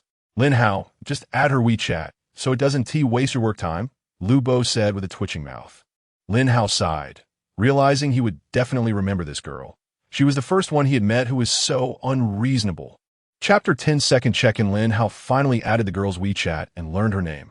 Yiru. After adding WeChat, Yiru finally stopped pestering Lin Hao. However, while delivering takeout, Lin Hao suddenly noticed a pink Maserati following him from a distance of several dozen meters. What's so interesting about delivering takeout? Lin Hao thought to himself, feeling speechless. But since Yiru liked to follow him, Lin Hao didn't care. After all, he was just delivering takeout. Having one more audience didn't matter. He was just a bit puzzled, because he received an order to deliver to a certain intersection, and the recipient's name was Traffic Police Uncle, and the phone number seemed somewhat familiar. Though puzzled, Lin Hao dialed the number. Hee master. Yiru's voice came from the phone. Ah! Lin Hao was stunned for a moment. Did you see the traffic police uncle in the middle of the road? This is milk tea I ordered for him. Please deliver it for me, Yiru said with a smile. After saying that, Yiru hung up the phone. Lin Hao was a bit confused about life. Receiving Yiru's takeout order was one thing, but now he had to deliver it to the traffic police uncle. He took a deep breath and reluctantly rode his bike to the side of the traffic police uncle. Comrade, please do not interfere with my traffic control, the traffic police uncle said sternly. Traffic police uncle, this is milk tea from a kind-hearted person for you. Thank you for your hard work, Lin Hao said as he handed the takeout bag to the traffic police uncle. The traffic police uncle was momentarily taken aback, not quite processing what was happening. But Lin Hao didn't wait for him to speak and rode off on his electric bike. The traffic police uncle watched Lin Hao's back, feeling somewhat moved. A thought surged in his mind. The light of righteousness shines upon the earth. Lin Hao rode several dozen meters before stopping, slowly exhaling, feeling that it wasn't as awkward as he had imagined. After that, Lin Hao received several strange orders, such as delivering fruit to sanitation workers and steamed buns to beggars. Moreover, he wasn't the only one delivering. He saw several colleagues delivering takeout to other workers. To ensure he would definitely receive orders, Yiru continuously placed over a dozen similar takeout orders. Although this behavior was somewhat ridiculous, the results were surprisingly good. Lin Hao's impression of Yiru greatly improved. Although she was a bit playful, at least she had a kind heart. After finishing a few takeout orders, Lin Hao didn't rush to take more. He found a shady spot to rest. This time, Yiru didn't hide anymore and drove right up to him. Of course, it was her bodyguard driving, and she was sitting in the back seat. Master. Yiru rolled down the car window and greeted Lin Hao with a smile. How many times do I have to say it? I am not your master, Lin Hao said with a dark expression. All right, then can I call you Brother Lin Hao? Yiru pouted. Lin Hao's face darkened even more upon hearing this. Brother Lin Hao, I'm not teasing you anymore. I have to go back to piano class now. I'll find you to play after class, Yiru said with a smile. Lin Hao's expression softened a bit as he nodded lightly, watching her leave. With Yiru no longer causing trouble, the subsequent takeout deliveries finally returned to normal. Lin Hao thought Yiru was just playing around, but the experiences over the next 2 days made him question his life. Every morning, when he clocked in at headquarters, he would see Yiru's Maserati. Moreover, every time, Yiru would place various strange orders. Delivering milk tea to traffic police and sanitation workers was just minor stuff. But what really left Lin Hao speechless was that he received 2 orders to deliver buns to stray dogs in a row. He also saw other delivery guys delivering fish to stray cats. Thanks to Yiru, the stray cats and dogs in Zhongzhou had a rare hearty meal over these 2 days. Before he knew it, 2 days had passed, and it was Saturday. Wu Qian sent a WeChat message early in the morning. Lin Hao, we're gathering at school at 10 o'clock. Then we'll take a bus to a farmhouse in Yinbai district. Come over early. Lin Hao replied immediately. Okay, I got it. Just as he was about to leave, he suddenly thought of Wu Jinkai's Rolex. There happened to be a few watches in the hotel, so he randomly picked one and wore it. Lin Hao took a taxi to Zhongzhou University. It was still early, just 9:30. Wu Qian and her friend Cui Xuemei were already waiting at the school gate. When the 2 girls saw Lin Hao get out of the car, they immediately waved happily. Wu Qian was wearing a floral long dress with light makeup, looking pure and innocent. One could easily believe she was a freshman. Chui Xiumei was dressed much more casually, in jeans and a t-shirt, but she also wore light makeup. Wu Qian looked Lin Hao up and down, somewhat surprised. Lin Hao, it's been a year, and you're getting more handsome. Not just getting more handsome. To be honest, Lin Hao, did you get plastic surgery? Look at your skin. It's better than mine. Chui Xiumei immediately chimed in, her tone filled with envy. You guys stop teasing me. What is there to praise about a big man having good skin? Lin Hao waved his hand. Honestly, do you have some skincare secret? Wu Qian laughed, covering her mouth. Do I look like someone who knows how to take care of skin? Lin Hao said, feeling both amused and helpless. Upon hearing this, the two girls laughed for a while. By the way, why didn't Yuan come with you? Wu Qian asked. I've broken up with her for a while now. Lin Hao replied. The atmosphere suddenly became a bit awkward. After a few seconds, Wu Qian smiled and said, It's okay. Out with the old and with the new. Do you want me to introduce you to a new girlfriend? I know quite a few quality girls. Really? My standards are pretty high. She has to be at least half as pretty as you. Lin Hao joked. That's not hard. Just let Qian be your girlfriend. Chui Xiumei chimed in suddenly. As soon as she said this, Wu Qian's face immediately turned a shade of red. Mimi, what are you talking about? Wu Qian glared at Chui Xiumei, whispering, Did I say anything wrong? Your biggest regret in college is not being with Lin Hao. Now there's a chance to make up for that regret. Why are you still shy? Chui Xiumei bluntly stated, seemingly ignoring Lin Hao's presence. For a moment, Wu Qian's cheeks turned even redder, and even her ears flushed. Lin Hao, don't mind her. Mimi is just deliberately teasing me. Wu Qian explained to Lin Hao with an awkward smile. Lin Hao smiled faintly and nodded, looking at Chui Xiumei with more appreciation. The three chatted for a while, and more classmates began to arrive one after another. Around 10 o'clock, over 20 classmates had arrived. Those who were supposed to come were mostly there, and those who had tea were either unwilling or unable to come. The bus that Wu Qian had booked also arrived nearby. Is anyone still missing from the gathering? We can leave once everyone is here. Wu Qian called out to the crowd. Class monitor Kai Ge said in the group that we should go to the farmhouse first. He'll drive over himself. A classmate said, All right, are there any others going by themselves?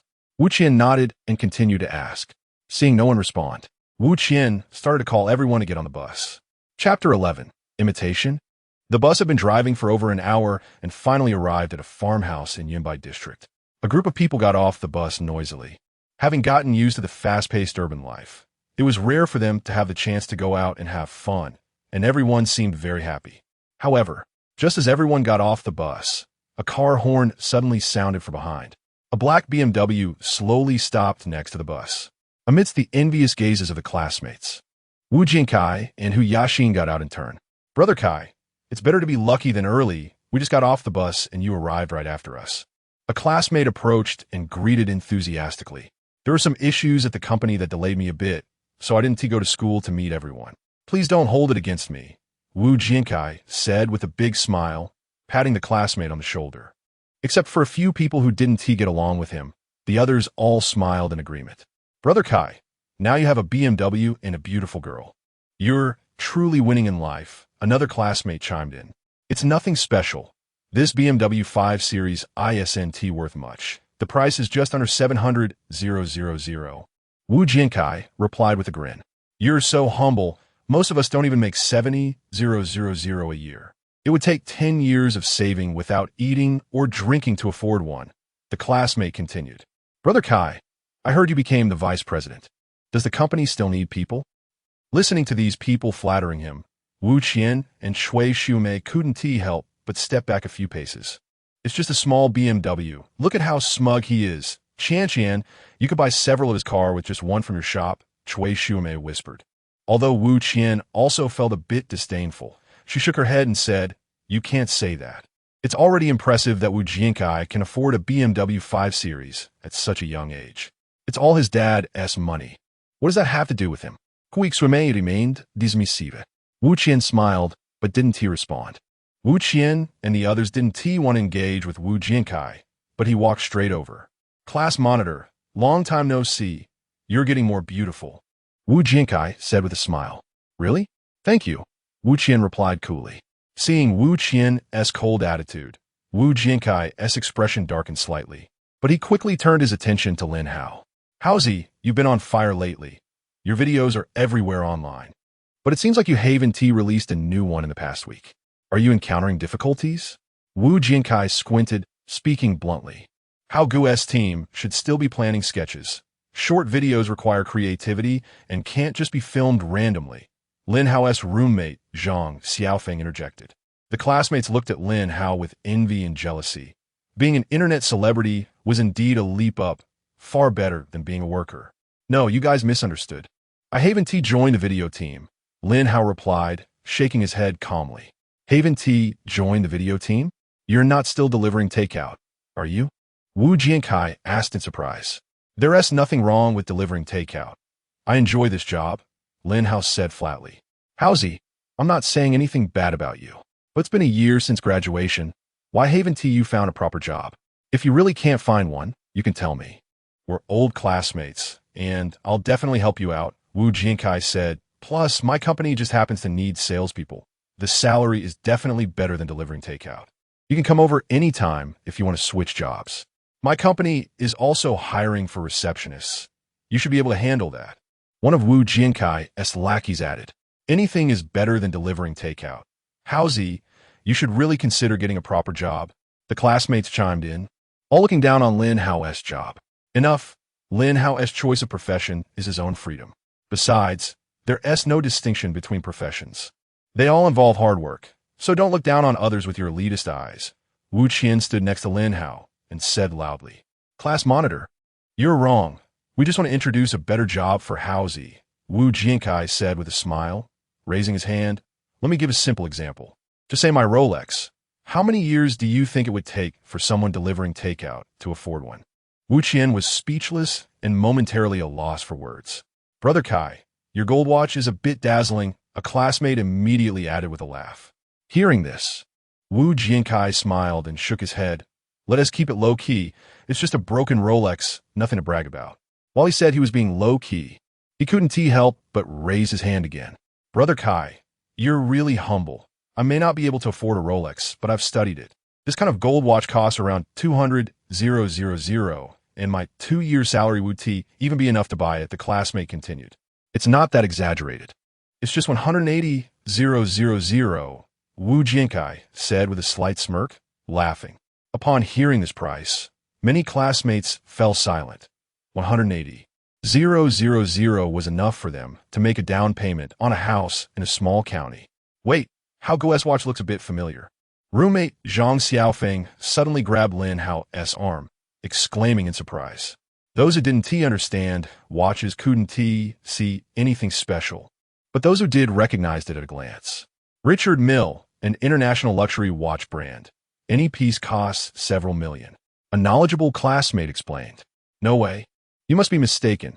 Does Howsy look like someone who can afford such a watch? I can't be wrong. You can check it on Baidu. It's this brand. Wow. I checked, and it really is this brand. Could it be that Hao Gu is the legendary low-key rich guy? When Brother Kai was trying to introduce a job to Lin Hao earlier, he remained unfazed. Could it be that he really isn't short on money? The classmates had complex expressions and whispered among themselves. Even Wu Qian looked at Lin Hao in shock, clearly recognizing the brand as well. Howsy, nice watch. This imitation looks pretty good. It should cost over 1,000, right? Wu Jiankai suddenly spoke, teasingly. Imitation? The classmates were all stunned. This possibility was very high. After all, the genuine article costs millions, and they couldn't believe that Lin Hao, a delivery guy, could afford it. To be honest, there is really no need for you to spend that kind of money just to show off in front of classmates.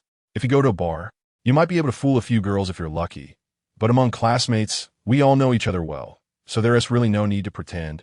Wu Jiankai said, patting Lin Hao's shoulder with his Rolex-wearing hand, encouraging him. The classmates all looked at Lin Hao with doubtful expressions, their gazes tinged with disdain. At first, they thought Lin Hao was a big shot, but didn't he expect him to be fake, just wearing an imitation to show off, which wasted their expressions. At that moment, a notification suddenly rang in Lin Hao's mind. Ding, 7 days have passed. The host currently has one sign-in opportunity.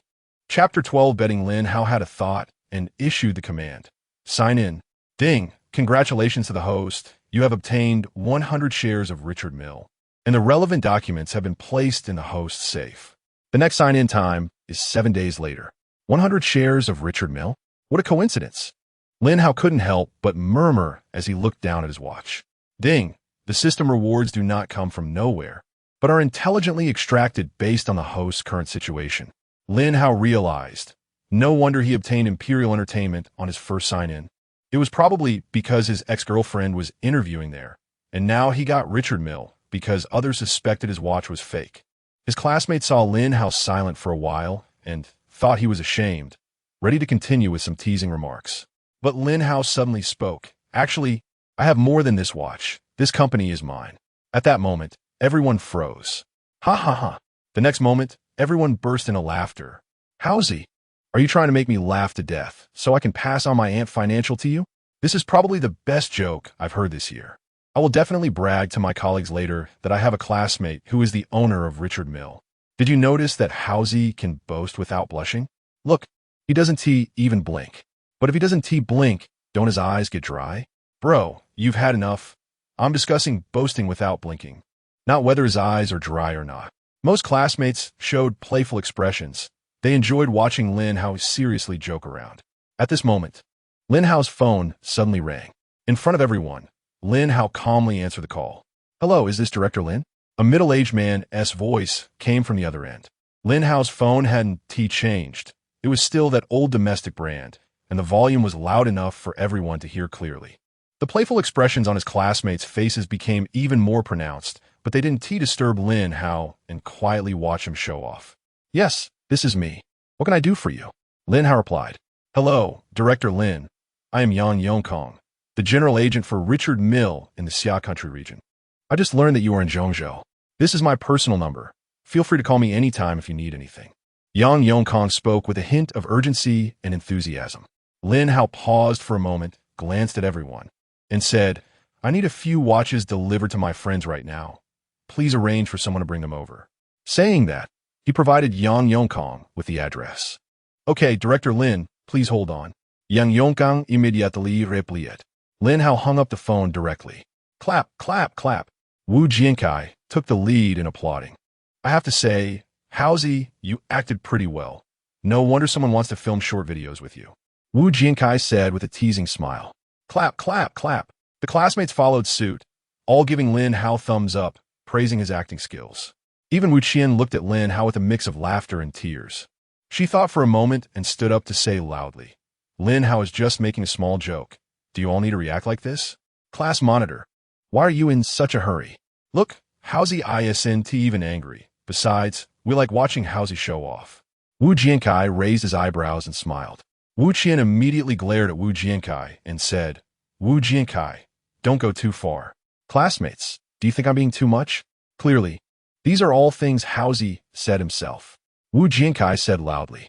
Exactly, class monitor, you can't be biased. We all know you have a good relationship with Howsy. But you can't just turn a blind eye and speak nonsense. Wu Jiankai's flunky immediately chimed in.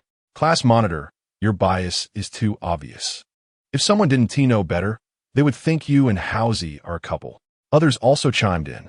Wu Qian's face flushed red, and she spoke again. She glanced at Lin Hao and found that his expression was unchanged. Feeling speechless, she was defending him, but he acted as if nothing was wrong. Class monitor, you don't need to worry whether I lied or not. You'll find out in a while. Lin Hao patted Wu Qian's shoulder, signaling her to be at ease. Then, Lin Hao looked at Wu Jiankai and continued. Brother Kai, since you are so sure that I am acting, why don't we make a bet? Seeing Lin Hao so confident, the classmates were surprised. Isn't he supposed to be angry at this moment? How could he dare to bet with Wu Jiankai? Bet on what? Wu Jiankai asked. Let us bet on whether I am the owner of Richard Mille. Lin Hao smiled. Everyone was taken aback. If they weren't classmates, they would probably think Lin Hao was a madman who just came out of a mental hospital. Wu Jiankai immediately said, All right, I'll bet with you, but there should be a forfeit. Lin Hao raised an eyebrow and said, A forfeit, huh? Let us make it simple. Whoever loses will slap themselves twice and then loudly say 3 times that they are an idiot. Everyone looked at Lin Hao in shock. This forfeit seemed harmless, but once someone lost, they could never hold their head high in front of their classmates again. They thought Lin Hao must be crazy. Because Richard Mille is an internationally renowned brand. How could Lin Hao possibly be the owner? Lin Hao, calm down. Wu Qian tugged at Lin Hao's sleeve and whispered. Don't worry. Lin Hao gave her a calm look. Wu Qian's mouth twitched wildly. At this moment, Wu Jiankai said loudly, Haozi, I'll take this bet, but I think you can slap yourself right now. Ha ha. Everyone burst into laughter again. After everyone finished laughing, Wu Jiankai added, but since it's a bet, there should be a time limit. Let us set it for 1 hour.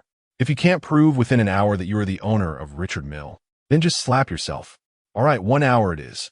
Lin Hao nodded without hesitation. Seeing Lin Hao agree, Wu Jiankai wore a mocking smile. And the classmates didn't have high hopes for Lin Hao, just waiting for him to slap himself. In the blink of an eye, more than half an hour passed. During this time, Wu Jiankai kept teasing Lin Hao, but Lin Hao remained very calm, completely ignoring him. Haozi, your underling's haven tea arrived yet? There's only a little time left before the hour is up. Wu Jiankai came to Lin Hao's side again, a mocking smile on his chubby face. Don't worry, they should be arriving soon.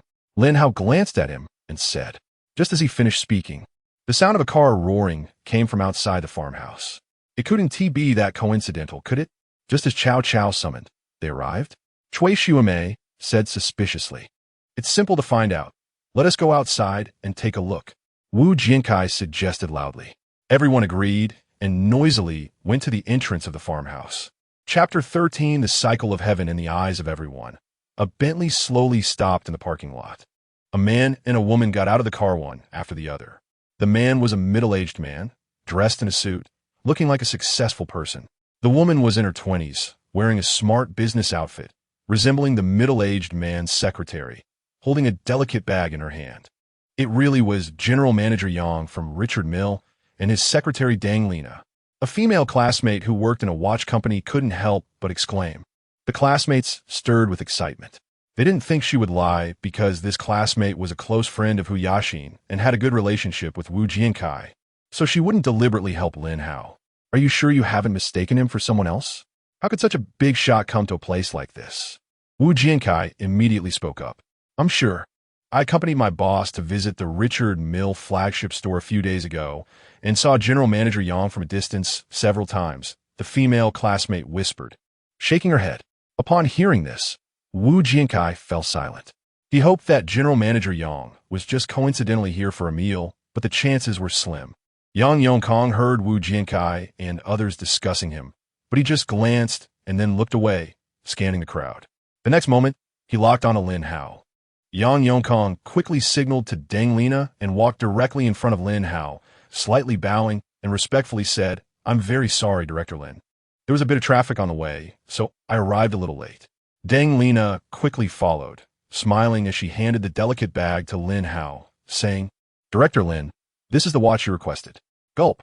The sound of synchronized swallowing echoed as the classmates were completely stunned. Given this situation, could it be that Lin Hao is really the boss of Richard Mille? Lin Hao seemed not to notice the classmates' unusual reactions, simply nodding lightly in acknowledgement and taking the bag. He then casually took out a watch. The female classmate immediately exclaimed, This is the RM-19-02, the Magnolia Tourbillon, limited to 30 pieces worldwide. What about the price? Isn't it very expensive? The official price is over 5 million Xia coins, but since it's a limited edition, it's priceless on the market. At an auction at the end of last year, one sold for 10 million. 10 million for a watch? No way. Many classmates widened their eyes, some even contemplating grabbing the watch and running away. Didn't Hao Gu just say he would give a few watches to the classmates? Hao Gu, we've been roommates for 4 years. Don't forget us when you get rich. Hao Gu, do you remember when I used to get you food? However, Lin Hao ignored these people and turned to Wu Qian. Class monitor, this watch is a women's model. It seems to suit you quite well. Lin Hao smiled. The female classmates all wanted to say they were also girls and that it suited them too. That's not appropriate. And this watch is too expensive. I can't accept it. Wu Qian quickly shook her head, refusing. Cui Xuemei tugged at Wu Qian's sleeve, secretly anxious for her. Lin Hao said nothing, directly taking her hand and putting the watch on her. Lin Hao this. Wu Qian's ears turned red, and she became somewhat incoherent. This looks great. What's inappropriate about it? Lin Hao smiled. The classmates looked at Wu Qian's hand, all their eyes lighting up. A 10 million watch. Could not look good. Well, just to be clear, I'm only temporarily keeping it for you. Once you find a girlfriend, you can give this watch to her. Wu Qian said softly, her face flushed. Qian, I think you should just be Hao Ji's girlfriend. Cui Xiumei chimed in with a hint of jealousy. What are you saying? Do you want a beating? Wu Qian's face instantly turned even redder as she glared at Cui Xiumei. Then she secretly glanced at Lin Hao, and seeing him with a half-smile expression, her heart raced. The classmates were also stunned. Did he really just give it? That's 10 million. They might not earn that much money in their lifetime. And he just gave it away. How go? You have a few more watches, right? We're such good friends, look. Zhang Xiaofeng leaned in, grinning. Others also showed eager expressions, especially a few female classmates who thought they were quite attractive, all throwing flirtatious glances at Lin Hao. But Lin Hao ignored them and directly returned the bag to Deng Lina. Suddenly, a loud voice attracted everyone's attention. Wu Jiankai, are you trying to sneak away? Cui Xiumei blocked Wu Jiankai, raising her voice. The crowd stirred again, with all eyes turning to Wu Jiankai. His chubby face instantly turned purplish red. He had wanted to sneak away, but didn't he expect to be stopped by Cui Xiumei? Brother Kai, do you remember our bet? Lin Hao raised an eyebrow and smiled. Wu Jiankai's expression changed several times before finally turning blank. What bet? I was just joking with you. Hearing Wu Jiankai's shameless words, everyone was dumbfounded. They say a dead pig isn't afraid of boiling water, but I suddenly realize some people's faces are thicker than dead pigs. Quick swimming teased. Ha ha ha. The crowd burst into laughter. Although they didn't know if Wu Jiankai's face was thicker than a dead pig's, his physique certainly resembled one. Wu Jiankai's face turned so dark it seemed like water could drip from it. Do you want to slap yourself? Or should I help you? Lin Hao asked coldly. Don't go too far. Wu Jiankai continued to maintain a blank expression. Hee, you were the one who said you'd add a wager. And now you want to back out? Classmates, let us judge. Who is being unreasonable? Me or him? Lin Hao spread his hands, teasing. The classmates looked at each other. They had initially come to enjoy the show, and now the good show was on, but the protagonist had shifted from Lin Hao to Wu Jiankai. Seeing him standing still, Lin Hao stepped forward. Looks like you're unwilling. Let me help you out. Wu Jiankai panicked, trembling as he backed away, but accidentally tripped over a tree root and fell on his backside. Seeing him in such a sorry state, the classmates covered their mouths and snickered. Slap! Slap! Wu Jiankai lightly slapped himself twice. Is there more? Lin Hao glared at him. I'm an idiot, Wu Jiankai muttered softly. What are you? I didn't hear clearly. Lin Hao put his hand to his ear and asked. I'm an idiot. I'm an idiot. I'm an idiot. After shouting 3 times, Wu Jiankai completely broke down, his face twisted in anger as he crawled and rushed into his BMW. What shocked everyone even more was that Hu Yaxin hadn't gotten in the car yet, and Wu Jiankai drove away directly. Wu Jiankai is even abandoning his girlfriend now? Zhang Xiaofeng said with a laugh. Ha ha ha. The crowd laughed again. Hu Yaxin stared blankly at the departing BMW, her face alternating between green and white. Unable to stay any longer, she walked out on foot. Chapter 14. I'm just delivering takeout. After everyone had enough laughter, Lin Hao turned to Wu Qian and said, Class monitor, I have some things to take care of, so I'll leave first. All right, go ahead. Wu Qian nodded seriously. Lin Hao gave a faint nod to his classmates and then got into Yang Yongkong's Bentley. As the car drove away, his classmates were still in a daze. The sudden transformation of a nobody into a billionaire felt surreal to them. Qian, you'll be a little rich lady from now on. Cui Xiumei suddenly hugged Wu Qian's shoulder and laughed. I don't have a house or a car. How can I be a rich lady? Wu Qian said, both amused and helpless. Before you say that, why don't you touch this watch worth tens of millions? Quick Xiumei retorted. Hearing this, the corners of Wu Qian's mouth twitched. However, this comment reminded her how expensive the watch was, and if given the chance, she still wanted to return it to Lin Hao. Otherwise, she wouldn't feel at ease. On the other hand, Lin Hao was not one to sit still. After returning to the hotel, he immediately went out to deliver takeout again. Just as he walked into the office of Yeli, a small, thin figure jumped straight into his arms. Lin Hao was taken aback and, stroking Yiru's head, asked what's wrong. Did someone bully you? It's you who bullied me. Why did you come so late? I've been waiting for you for ages. And Yiru looked up with a pitiful expression. Hearing this, Lin Hao's mouth twitched. It felt like he was being portrayed as a heartless man. However, the colleagues passing by didn't think so. They were all envious and drooling, thinking that such a cute little girl could only be bullied by Lin Hao. Lin Hao shrugged his shoulders and explained with a wry smile, Sister, I'm not here to work for you. I had something to do, so I came a bit late. Isn't that normal? And Yiru pouted, complaining. But you didn't tell me. I sent you a WeChat message, and you didn't reply. Sorry, I was busy and didn't check my phone, Lin Hao said. Okay, I forgive you, and Yiru nodded and asked, what were you busy with this morning? Nothing much, just a class reunion. I came back as soon as we finished eating. Lin Hao replied. A class reunion? Were there any pretty female classmates? And Yiru asked with interest. Lin Hao thought of Wu Qian, but glanced at Yiru, who looked suspicious, and chuckled inwardly, shaking his head. No female classmate is more beautiful than you. Otherwise, how could I have come back so quickly? Hearing this, and Yiru smiled happily, showing her cute dimples. Today, she was much more obedient and didn't randomly order takeout, just quietly following behind Lin Hao. Before they knew it, the afternoon passed quickly. As the sun set, Lin Hao rode back to the Royal Hotel. After dinner, feeling bored, he opened the live streaming app. He rarely watched live streams before, but after meeting Lu Feier and with Royal Entertainment involved in this business, he occasionally checked it out when he had time. Lin Hao skillfully clicked into Lu Feier's live stream. Promise him. Promise him. The neat barrage of comments made Lin Hao feel a bit strange. Upon closer inspection, he saw Lu Feier was live streaming outdoors and was being blocked by a Lamborghini. A young man stood next to the Lamborghini, holding a bouquet of pink roses and smiling at Lu Feier. Young Master Zhao sent out 10 super rockets. Young Master Zhao is awesome. Driving a sports car to send luxury gifts, just like that it's 20,000 yuan. Brothers, let us flood the comments. Awesome, awesome. Feier has encountered a rich guy. Get lost upstairs. Don't come to Feier's live stream to cause trouble. Everyone knows young Master Zhao is notorious for playing around. Many female streamers have relations with him. Lin Hao looked at the barrage and realized that this young Master Zhao was the young man on the screen and also a big streamer. Thank you for your gift, but I already have someone I like. I'm really very sorry, Lu Feier said with a stiff smile, shaking her head. Young Master Zhao sent out 10 super rockets. Another round of gifts flooded the screen, and the comments erupted again. But Lu Feier's expression grew increasingly stiff. Some comments began to take the lead. What with the Purity Act? Just a few days ago, she was with a delivery guy, and now she's acting all reserved. In this day and age, it's tough to make a living in Guangqing. Even the bitches are becoming female streamers.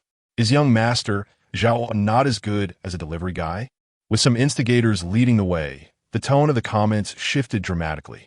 Lu Feier glanced at the barrage and said expressionlessly, Moderator, please mute some comments.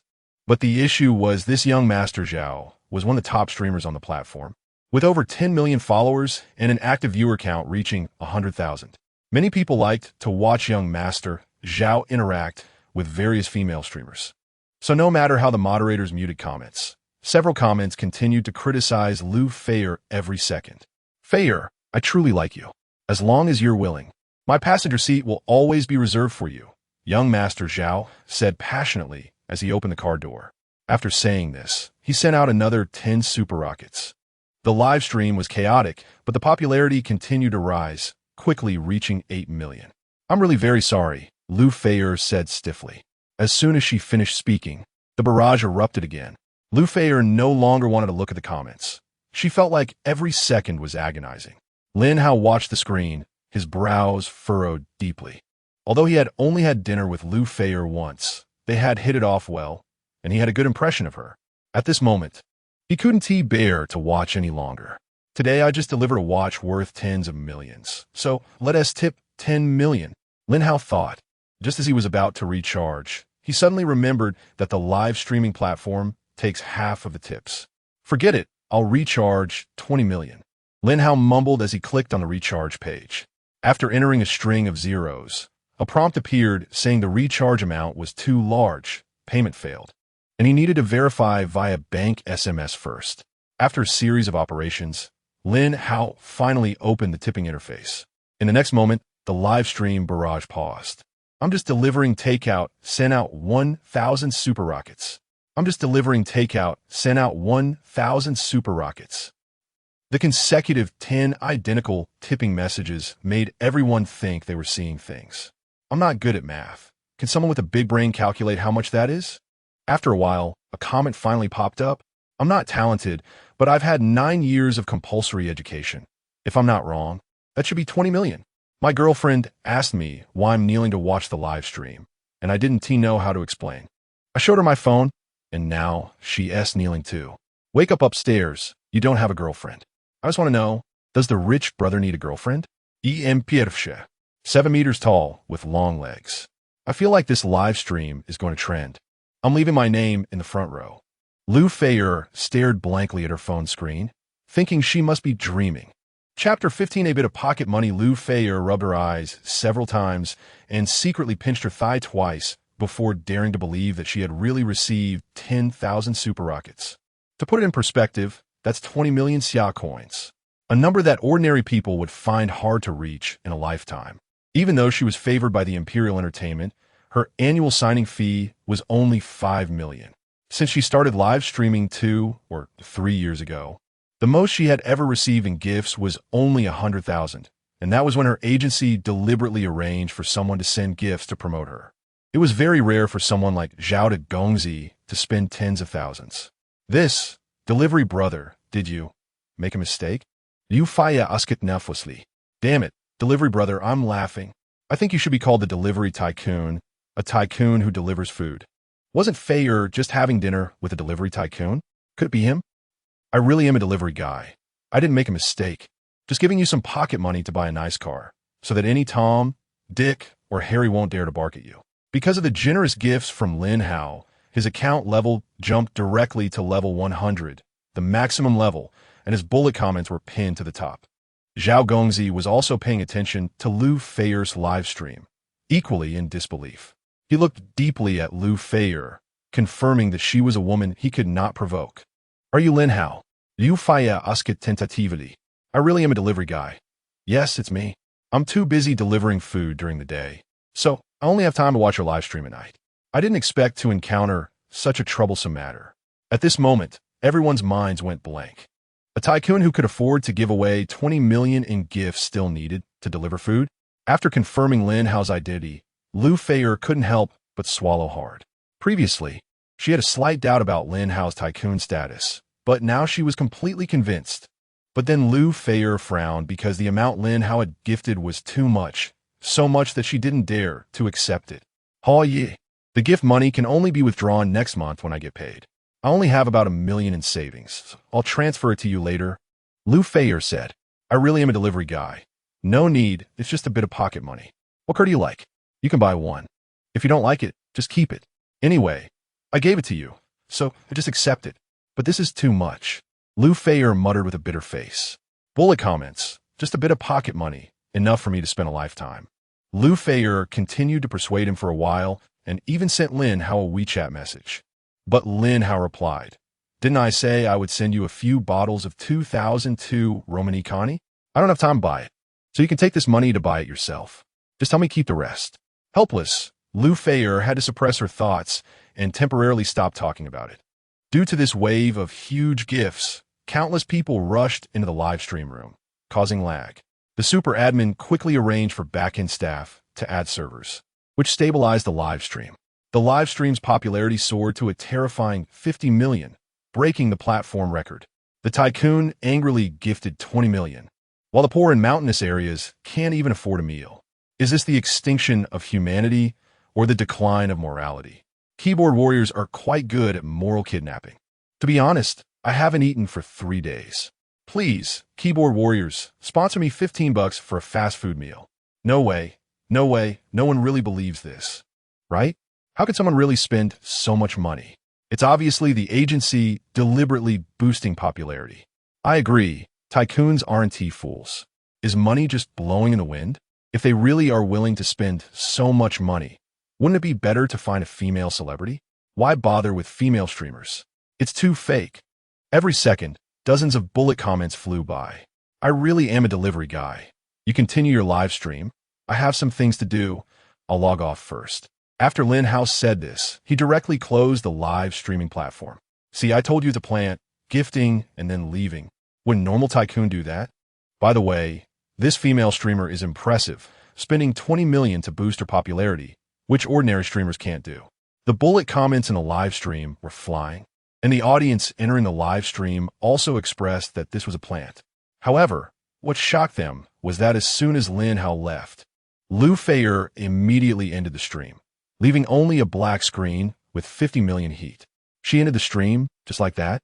Shouldn't the streamer try to retain the new audience? At least let everyone follow her. Shocked, right? Why should she retain anyone? Feier is now protected by a big shot. Does she still care about you haters? Got slapped in the face, huh?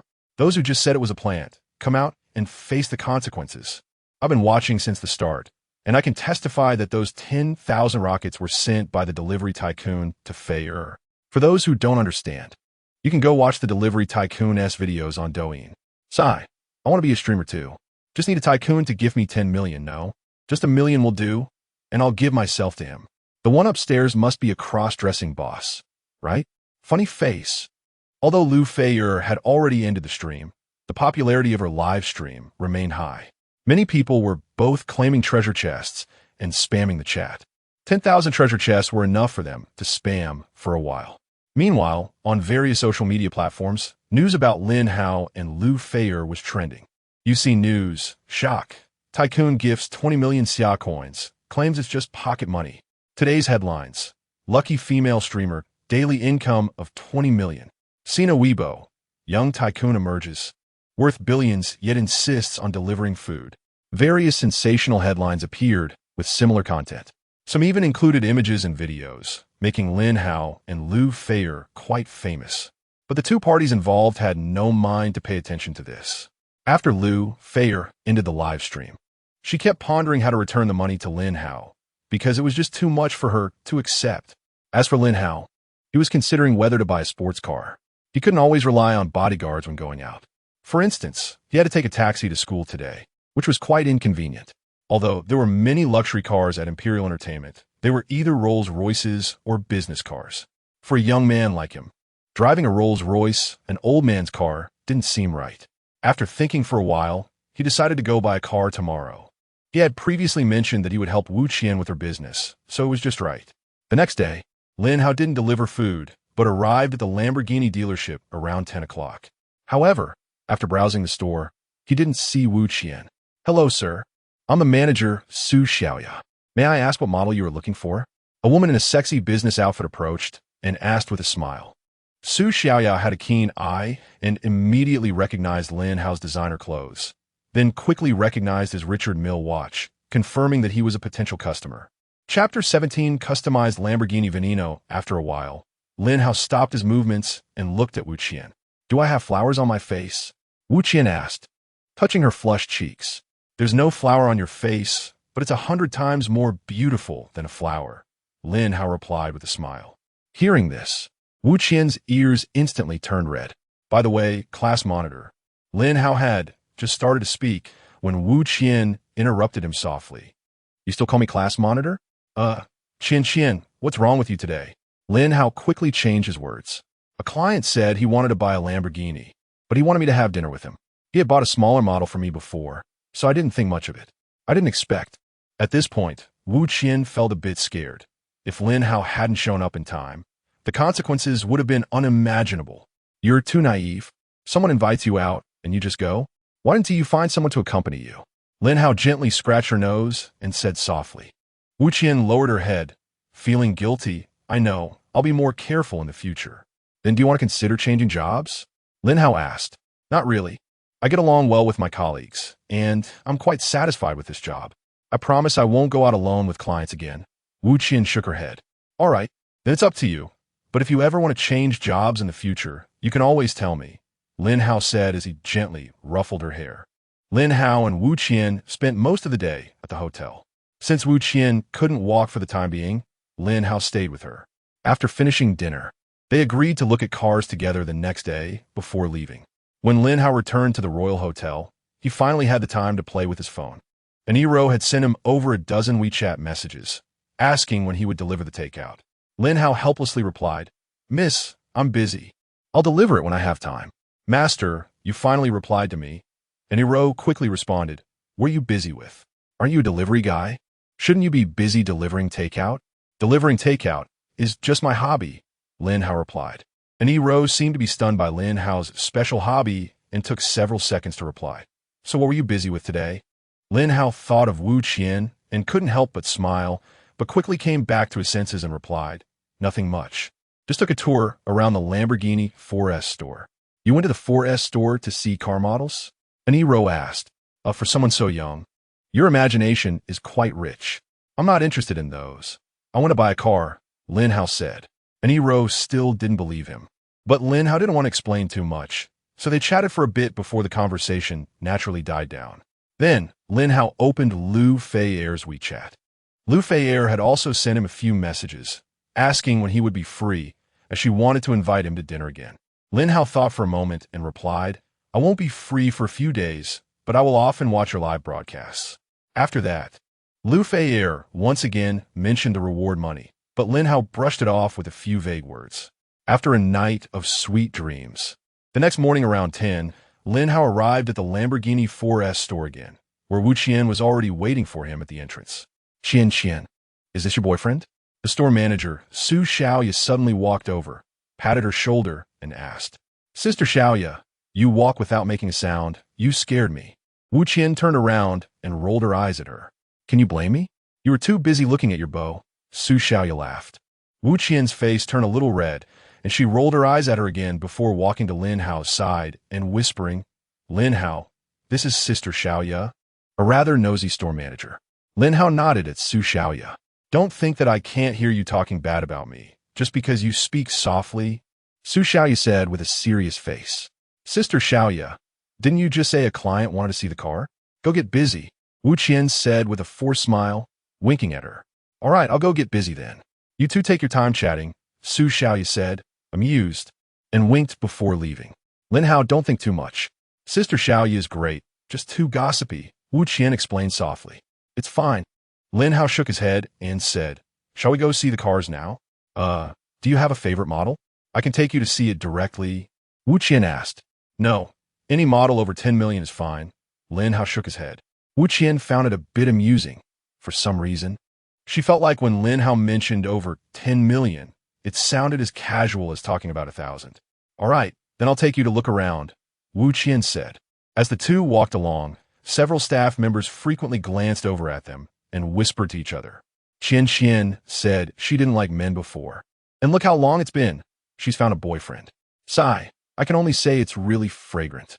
Have you seen Qian and that handsome guy's couple watches? Richard Mille, the kind that cost millions each. Wow, Qian must have met a tall, rich, and handsome guy. I'm so jealous." Although they tried to keep their voices down, Lin Hao and Wu Qian could hear the conversation because they were not far away. Lin Hao remained indifferent, while Wu Qian's cheeks turned slightly hot. She glanced at her and Lin Hao's wrists. Their watches indeed matched well. After hesitating for a moment, she mustered the courage to hold Lin Hao's hand. Lin Hao felt the warmth in her palm, paused for a moment, and then gently squeezed her hand. After strolling for a while, a female colleague suddenly ran to Wu Qian's ear and whispered, "Manager Zhu is here. He wants to buy a Lamborghini, but specifically asked for you to test drive." "Manager Zhu?" Wu Qian frowned upon hearing this name. "What's wrong with Manager Zhu?" the female colleague asked curiously. "It's nothing." Wu Qian took a deep breath and shook her head. Just as they were talking about Manager Zhu, they saw the beer-bellied middle-aged man from yesterday walking towards them with Su Xiaoya and others. "Miss Wu, we meet again," Manager Zhu said with a raised eyebrow and a smile. Lin Hao stepped forward, his gaze fixed on Manager Zhu. Manager Zhu, whose real name was Zhu Dachong, couldn't help but take 2 steps back in fear upon seeing Lin Hao. He was still haunted by the psychological shadow from Lin Hao's kick yesterday. "Kid, hitting people is against the law." Zhu Dachong shrank his neck in fear, but then gained some confidence and said, "And I'm here to buy a car. If your girlfriend sells me a sports car, The commission will be several $100,000, enough for a poor kid like you to struggle for 10 years. Also, Miss Wu, if you don't take me for a test drive, I'll make sure my friends don't come to your store to buy cars anymore." As he said this, Zhu Dachang's lips curled up in smug satisfaction. Upon hearing this, both Wu Qian and Su Xiaoya frowned slightly, as the loss would not just be a single client, but a whole group of clients. The people around them heard the commotion and all gathered over. Lin Hao, however, looked disdainfully at Zhu Dachang, then turned to Su Xiaoya and said, "Manager Su, I would like to customize a Lamborghini Veneno. I wonder if that's possible?" "You want to customize a Veneno?" Su Xiaoya quickly reacted and said, "Yes."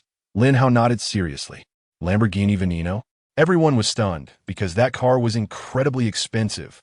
The Veneno was born to celebrate Lamborghini's 50th anniversary in making sports cars, and it was a limited edition supercar with only 3 units produced worldwide. At the time, it was priced at 29 million summer dollars, and after several transfers, its price had reached over 100 million. Even the later replica customizations generally cost over 50 million. Chapter 18. Buying a Revent in for practice. "Mr. Lin, are you kidding? You really want to customize a Bugatti?" Su Xiaoya asked anxiously. "How about this? I can give you a 10 million deposit first, and once it's customized, I'll pay the rest." Lin Hao nodded. "You still need to give a 10 million deposit?"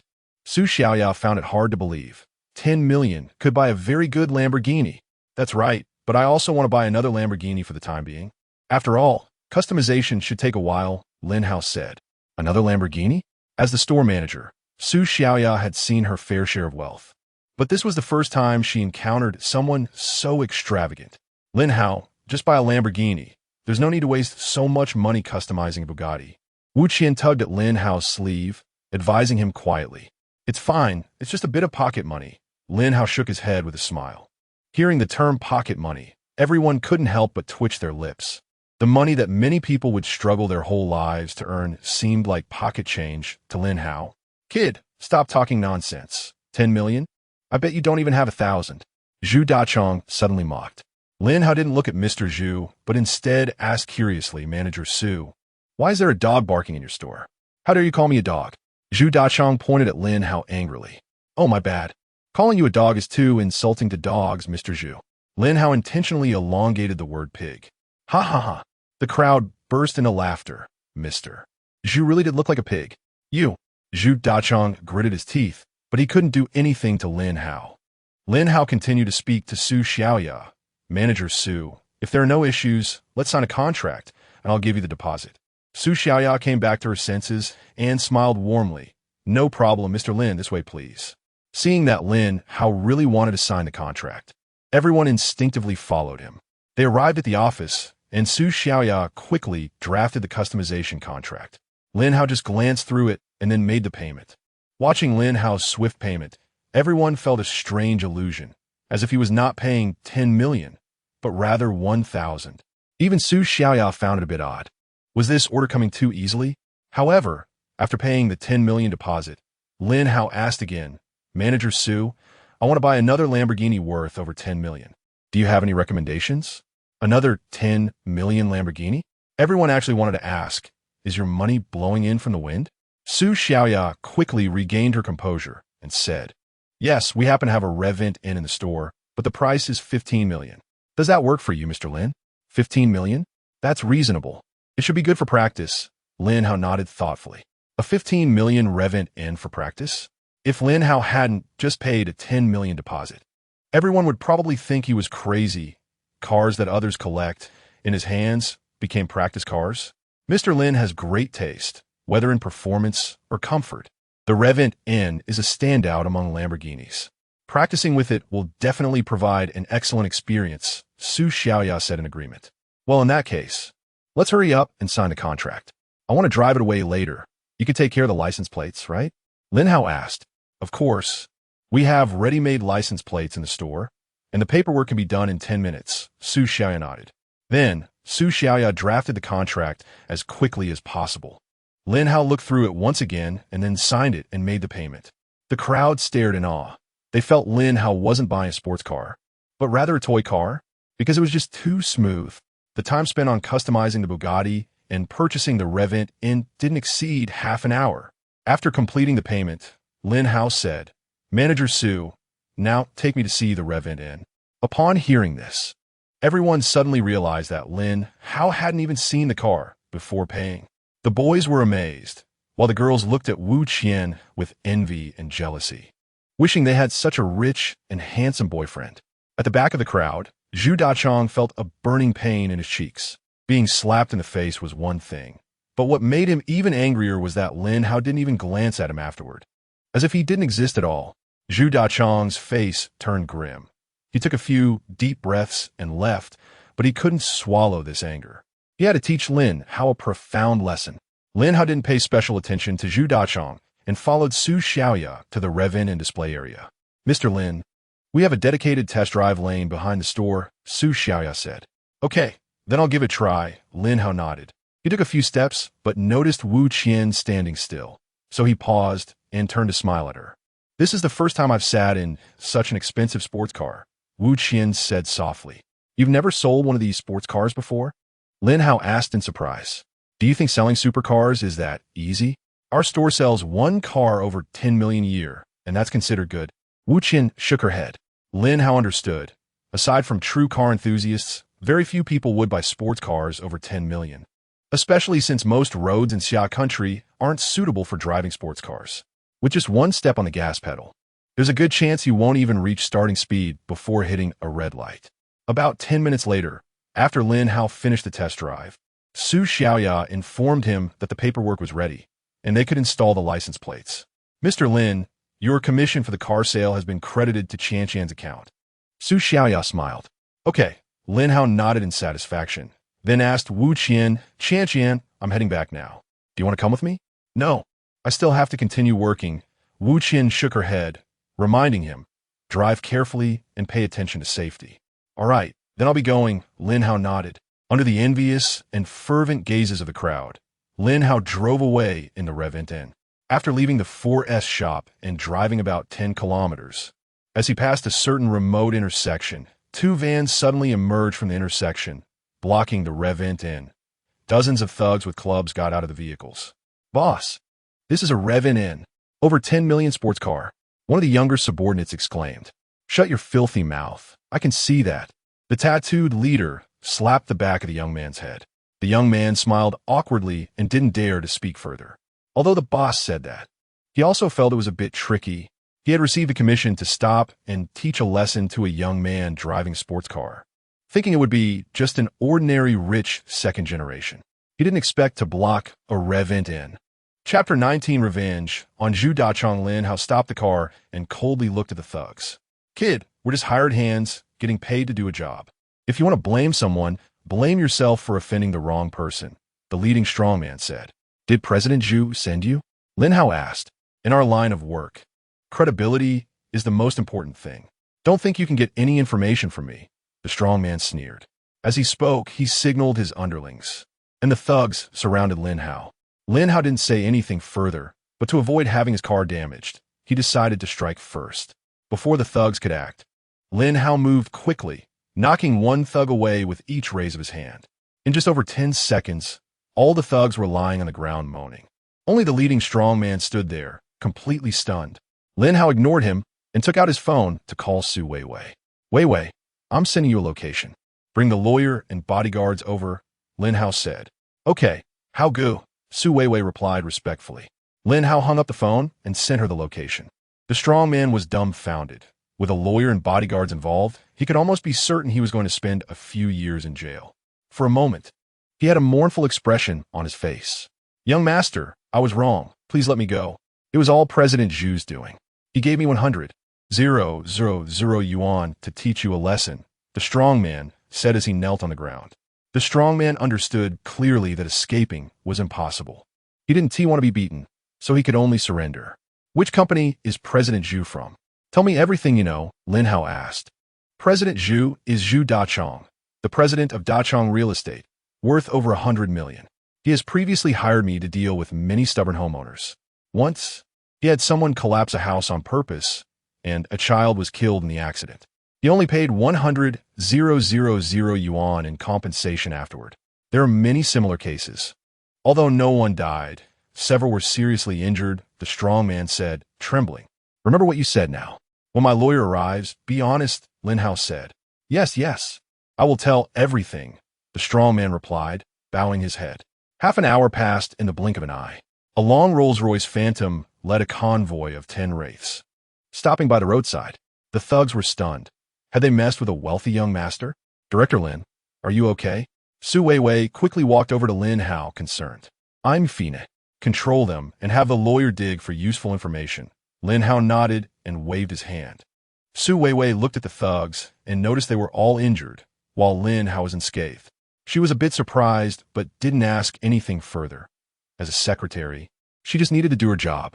Leaving the scene to the bodyguards and lawyers, Lin Hao and Su Weiwei quickly departed. They had barely returned to the Royal Hotel when the lawyer called, saying they had gathered enough evidence to bankrupt Zhu Dachong and even send him to prison for several years. Lin Hao immediately instructed them to go all out and give Zhu Dachong a profound lesson. Even through the screen, the lawyer felt the chill in Lin Hao's voice. In the afternoon, Lin Hao finally reported back to the ELE. Me headquarters. How go? You become famous recently, did you know? A colleague approached Lin Hao with raised eyebrows and a smile. What do you mean? Lin Hao frowned in confusion. Don't play dumb. That lowly from before comes to the company every day looking for you. She is still here now. You really hit the jackpot, the colleague said with a hint of envy. Lin Hao shook his head, speechless, and walked straight in. A familiar figure rushed over, nuzzling her little head against Lin Hao's chest. Lin Hao helplessly pulled her out. There were still many colleagues watching. Master, why did you only come now? And Yiru complained, ignoring everyone else. I want to pick up my car at the Lamborghini dealership this morning. I reserved a Veneno and picked it up. It took a bit of time, Lin Hao casually explained. You're so good at lying. You just told me last night you were going to look at cars. And today you picked one up? And Yiru said with a smile. Does it make sense to lie to you about this? Lin Hao replied lightly. Why would I lie to you? Lin Hao said with a serious face. Wait until you see my car, and you'll know. And Yiru frowned in thought, nodding skeptically. The surrounding colleagues were taken aback. They had never seen anyone lie so earnestly. After all, they had known Lin Hao for a long time, and they were well aware that he wasn't a rich second generation. Lin Hao clocked in and prepared to go deliver food. At that moment, and Yiru received a phone call, and her expression suddenly changed. Master, I might not be able to go deliver food with you, and Yiru said. What's wrong? Lin Hao asked. My grandfather suddenly had a health crisis, and I need to hurry to the hospital, and Yiru said, her face troubled. Your grandfather is sick? What is wrong? Lin Hao pressed. It seems to be a heart and lung issue. I don't really understand, but it's quite complicated, and Yiru said, frowning. I understand a bit about medicine. If you don't mind, I can help take a look, Lin Hao suddenly offered. Chapter 20. Delivering takeout and medical skills are not contradictory. Everyone stared in shock at Lin Hao. Young man, do you know who old Lu is? And Relene asked, exasperated yet amused. Lin Hao shook his head. Old Lu is the honorary president of the People's Hospital of Zhongzhou, the vice president of the medical school of Zhongzhou University, and a doctoral supervisor. He has treated more patients than you have seen. If even old Lu can't do anything, you shouldn't make things worse, and Relene introduced seriously. If I'm not mistaken, Grandpa has pulmonary heart disease, a type of COR pulmonale, and several of his internal organs should already be showing signs of failure. This condition generally has a mediocre treatment outcome in clinical practice.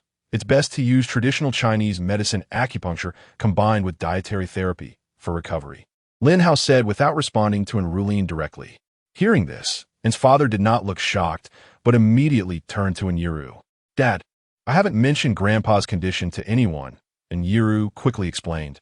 Old Lu asked in surprise, Young friend, how did you see that? After all, even if he wanted to determine the specific illness, he would need to consider it carefully. Traditional Chinese medicine emphasizes observation, hearing, inquiry, and pulse-taking. The first step is observation. Determining the condition through the patient's complexion and Grandpa's situation is quite obvious. Many characteristics can be identified, Lin Hao replied.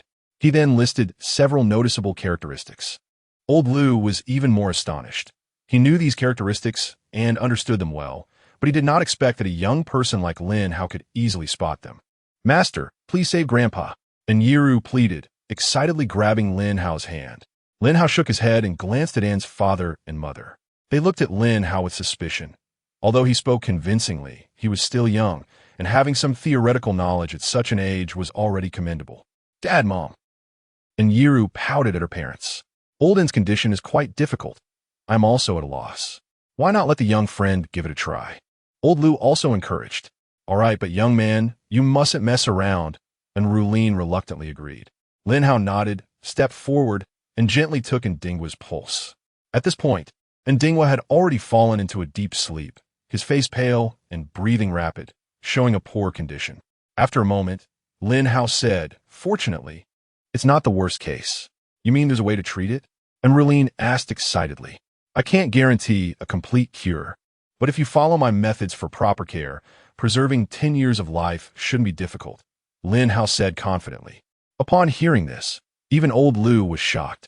Young friend, you're not joking, are you? Old Lu immediately asked. With life and death at stake, how could I be joking? Lin Hao shook his head.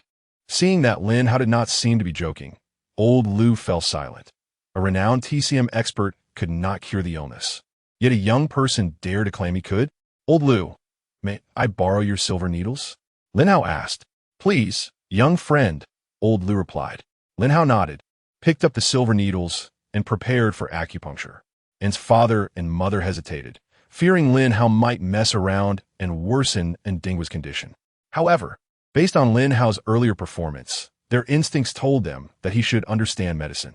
And Yiru, on the other hand, was extremely excited.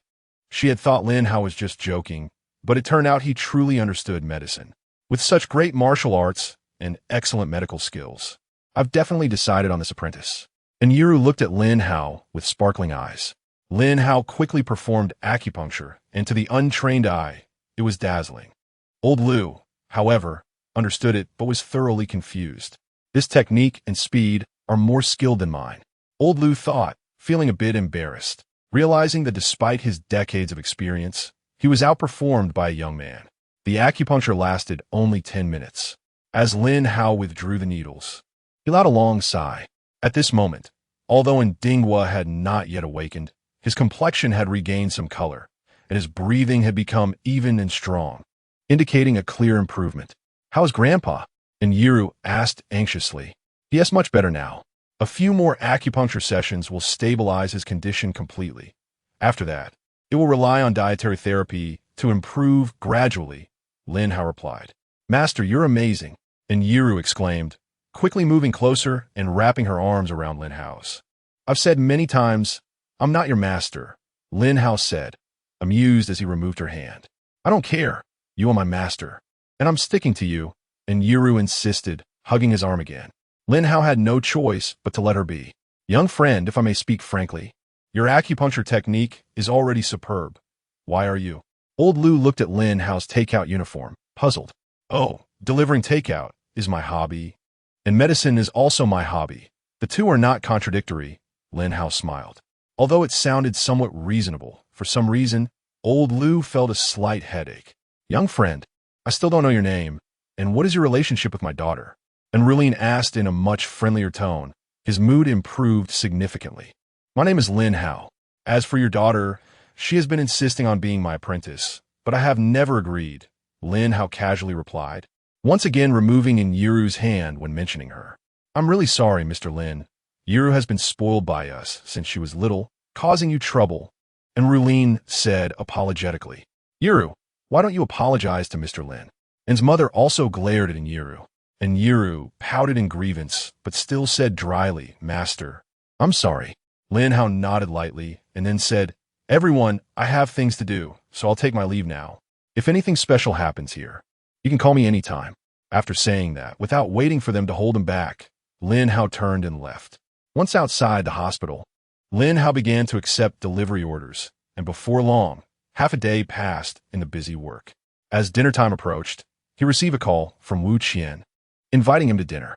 Lin Hao did not decline and directly rode his electric bike to the 4S shop. Lin Hao, what is this? Wu Qian asked in surprise when she saw him in a delivery uniform. Oh, I just finished a delivery and came over on the way, Lin Hao replied casually. Hearing this, Wu Qian was somewhat amused. She had just bought a car worth tens of millions in the morning, and now he was delivering takeout? She recalled the online jokes and videos circulating before. She thought they were fake, but now it seemed that the title Rich Delivery Guy was truly fitting. Wu Qian's colleagues also looked at him with strange expressions. If Lin Hao had not bought a supercar that morning, they probably wouldn't believe that the delivery guy in front of them was a billionaire. Chapter 21: The Life of the Wealthy. What are we having for dinner? Wu Qian took Lin Hao's hand and asked, "Let's go to the Sky Garden restaurant near the Zhongzhou Tower." Lin Hao remembered that he had eaten there with Lu Feier last time, and the food seemed pretty good. The Sky Garden? It seems quite expensive. Wu Qian frowned. "Don't worry, it won't make me poor." Get in the car, Lin Hao smiled. Under the enthusiastic gazes of their colleagues, Wu Qian sat in the back seat of the electric car. That seat was even more tempting than the passenger seat of a supercar. After about half an hour, the two arrived at the Sky Garden restaurant. The waiters in the restaurant seemed to recognize Lin Hao. Their expressions were strange, and they were whispering to each other. "Look, it seems to be that rich delivery guy from last time. He's brought another beautiful woman to dinner. How long has it been? He's switched to another beauty." Sigh. The life of the wealthy is unimaginable to us. The surrounding unfamiliar diners also cast subtle glances, thinking that Lin Hao's chances of living off a woman were greater. Lin Hao, who had excellent hearing, caught these discussions, but he didn't pay much attention. Although Wu Qian didn't hear what they were saying, she noticed everyone's gazes and her cheeks inevitably flushed. In the blink of an eye, more than an hour passed, and dinner was spent in a subtle atmosphere. Lin Hao first sent Wu Qian home before returning to the hotel. The next morning, Lin Hao went to the delivery company to clock in, and Yiru was indeed waiting for him there. "Master, you're so early today," and Yiru greeted with a smile, wanting to rush into Lin Hao's arms, but was blocked by him. Lin Hao replied expressionlessly. The male colleagues watched with gritted teeth, wishing they could take his place. "Master, shall we go to the hospital after clocking in?" And Yiru looked at Lin Hao hopefully. "How is your grandfather doing now?" Lin Hao asked. "Grandpa is much better now. He woke up yesterday afternoon and wants to thank you in person," and Yiru smiled. "Let's wait until he's completely healed to talk about thanks." Lin Hao waved his hand. The two chatted for a while, and after Lin Hao clocked in, he headed straight to the hospital. In the high-end ward, only his mother was taking care of Ndingwa. "Mr. Lin, you're here," and his mother greeted with a smile. Lin Hao nodded slightly. His gaze fell on Ndingwa. "Lin Xiaoyu, my family said you saved me yesterday," and Ndingwa spoke. "Just a small effort." Lin Hao shook his head. "You're too modest. Your small effort is like saving my life," and Ndingwa said. "Let's not talk about this. You lie down first. I'll help you with acupuncture," Lin Hao said. And Ndingwa complied and lay down. Then Lin Hao began to acupuncture him again. This time the acupuncture was faster, taking only 8 minutes. And Lin Hao's skills and speed were even more proficient than the last time. And Ndingwa's mental state improved significantly. He sat up and cupped his fists, solemnly saying, "Great kindness is not to be mentioned. Lin Xiaoyu, if you need any help in the future, I will not decline. No need to be polite. If you encounter anything that needs help, you can also find me." Lin Hao held his hand and shook his head. Hearing this, Ndingwa couldn't help but laugh. He had never met such a witty young person before. With the family's power, unless there was another issue with his health, he really couldn't think of anything else Lin Hao could help with. Lin Hao didn't explain anything, simply said, "I have other things to attend to, so I'll take my leave first." He then turned around and left directly. This Lin Xiaoyu is indeed decisive, and Ndingwa looked at Lin Hao's back and said, "Grandpa, you don't know, my master is amazing. Not only is his medical skill superb, but his martial arts are also very strong," and Yiru said, "Lin Xiaoyu knows martial arts?" And Ndingwa was surprised. "Yes, my master's martial arts are incredible. My bodyguards wouldn't be able to withstand even one of his hands," and Yiru said proudly, curling her lips.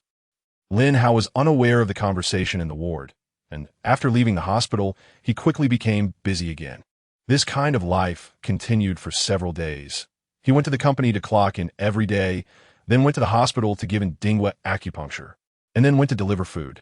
Occasionally, he would have dinner with Wu Qian after work, watch Lu Feier's livestream when bored, and occasionally tease his little secretary Su Weiwei.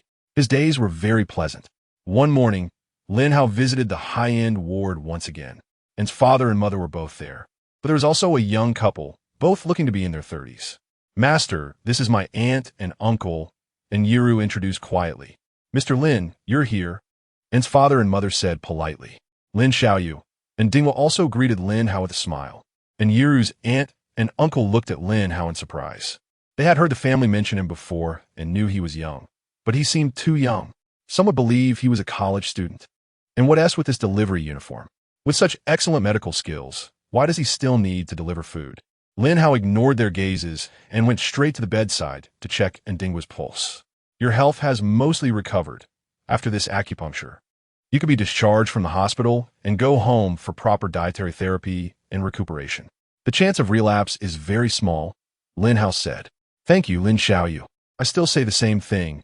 If you need any help in the future, I will not decline. And Dingwa said solemnly. Lin Hao nodded slightly, not responding. Then, Lin Hao performed acupuncture for him. And Yiru's aunt and uncle were astonished watching from the side. Although they didn't understand acupuncture, they had seen enough to recognize that Lin Hao's speed in inserting needles exceeded their understanding. Looking at Lin Hao's calm demeanor, even without understanding medicine, they could see that he was definitely a real miracle doctor. Once Lin Hao finished the acupuncture, the two immediately approached. Mr. Lin, I wonder if you have time to take a look at my husband's illness? And Yiru's aunt and Rushuan said quietly. Another day, I have things to do. Lin Hao declined. Without waiting for the family to persuade him, he stood up and left. And Rushuan and her husband looked at each other in shock. Did he really leave that decisively? Lin Xiaoyu is truly a wonderful person, and Dingwa smiled and praised. Then family members twitched their mouths slightly at his words, thinking that describing him as a strange person might be more fitting. After Lin Hao left the hospital, he had just accepted a few orders. But before he could start delivering, he suddenly received a call from Su Chong. Mr. Lin, sorry to bother you, Su Chong said politely. Just get to the point. Lin Hao replied. The lease for the company headquarters building is about to expire.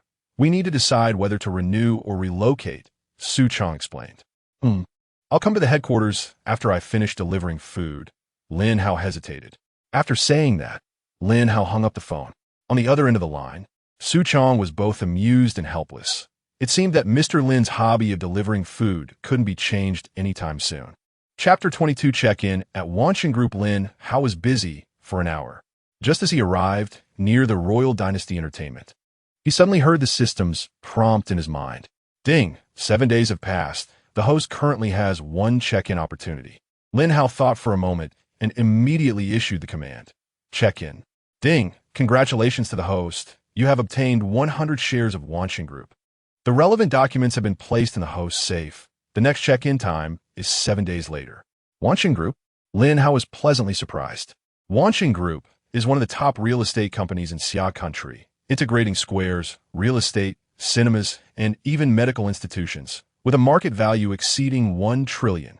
Moreover, coincidentally, the location of Royal Dynasty Entertainment is within the Wanxin Plaza commercial circle. Lin Hao took a few deep breaths to calm down and soon arrived at the chairman's office, where Su Chong was already waiting. Chairman Lin, you have arrived. Su Chong said respectfully.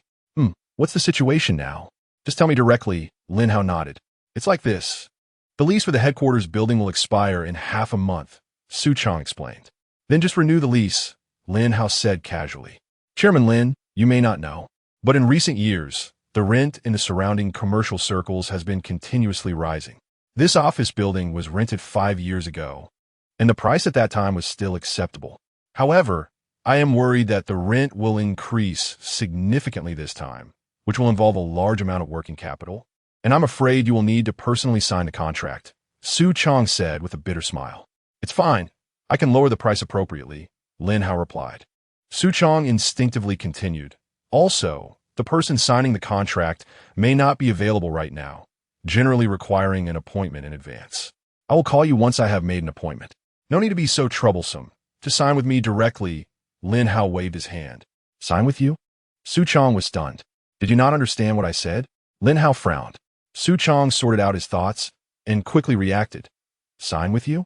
You represent Wanxin Group, and you can lower the price appropriately? Yes, Wanxin Group is my property, Lin Hao said. Wanxin Group is your property? Are you talking about that top-tier company with a market value of over 1 trillion?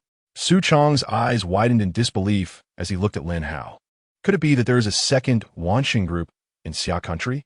Lin Hao asked with a smile. Su Chong was momentarily speechless. Wanqing Group is actually Lin Hao's property.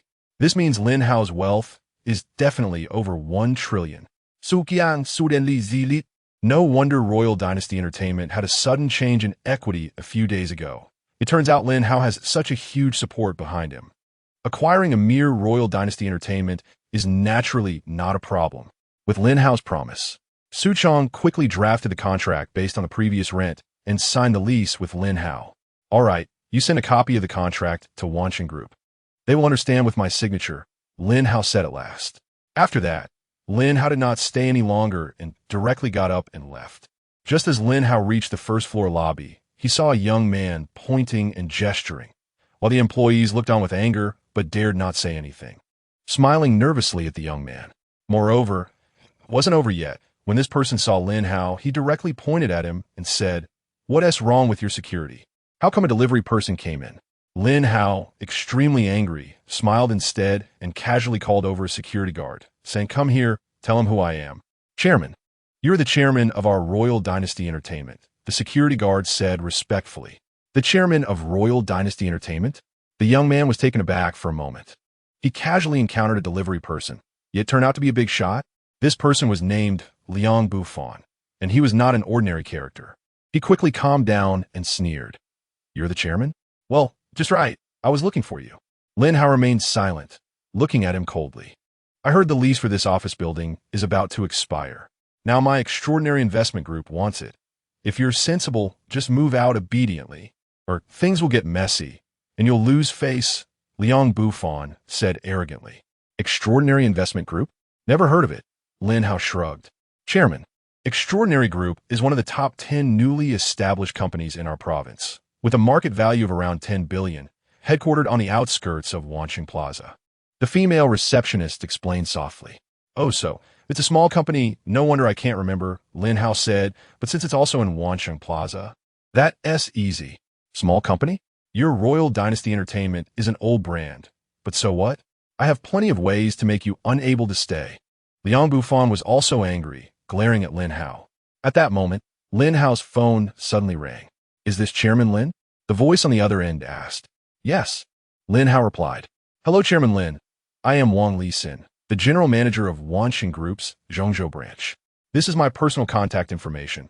If you have any needs, you can contact me at any time," Wang Lisin said eagerly. "Do you know Extraordinary Investment Group? Handle it. I want this company to be unable to stay in Zhongzhou." Lin Hao's voice was calm, but undeniable. After hanging up, Liang Bufan suddenly burst out laughing, holding his stomach. "Ha ha, you really cracked me up. No wonder you are the chairman of an entertainment company. This entertainment effect is perfect. I almost want to give you a little Golden Man award," Liang Bufan mocked, giving a thumbs up with a face full of sarcasm. Lin Hao's expression remained calm, as if he did not see his mockery at all. Even the employees beside them looked at Lin Hao in astonishment. If they heard correctly, Chairman Lin had just commanded the general manager of Wanqing Group. Although Royal Dynasty Entertainment is a large enterprise, there is still a significant gap compared to top-tier companies like Wanqing Group, and they did not feel that Lin Hao had the qualifications to speak to the general manager of Wanqing Group in such a manner. Fortunately, Wang Lisin's efficiency was quite good. In less than 5 minutes, Liang Bufan's phone rang. "Hello, Dad. I'm inspecting Royal Dynasty Entertainment. In half a month, this office building will belong to our Extraordinary Group," Liang Bufan said as soon as he answered the call. "You brat, what have you done? Hurry up and come back." The voice on the other end was almost a roar. "Dad, what is going on? Didn't you go to Wanqing Group to discuss business? Even if it didn't go well, it shouldn't be like this." Liang Bufan frowned and asked. "What do you mean? What is going on?" "Manager Wang from Wanqing Group said to kick us out of Wanqing Plaza and terminated all cooperation with Extraordinary Group," Liang's father said sadly. Liang Bufan was stunned, recalling Lin Hao's words from a few minutes ago about making Extraordinary Group unable to stay in Zhongzhou. "What exactly did you do? You'd better explain everything to me, or I'll break your legs." The voice on the phone continued to shout. Liang Bufan panicked, looking up in horror at Lin Hao, feeling a chill in his heart. His legs weakened, and he directly knelt on the ground.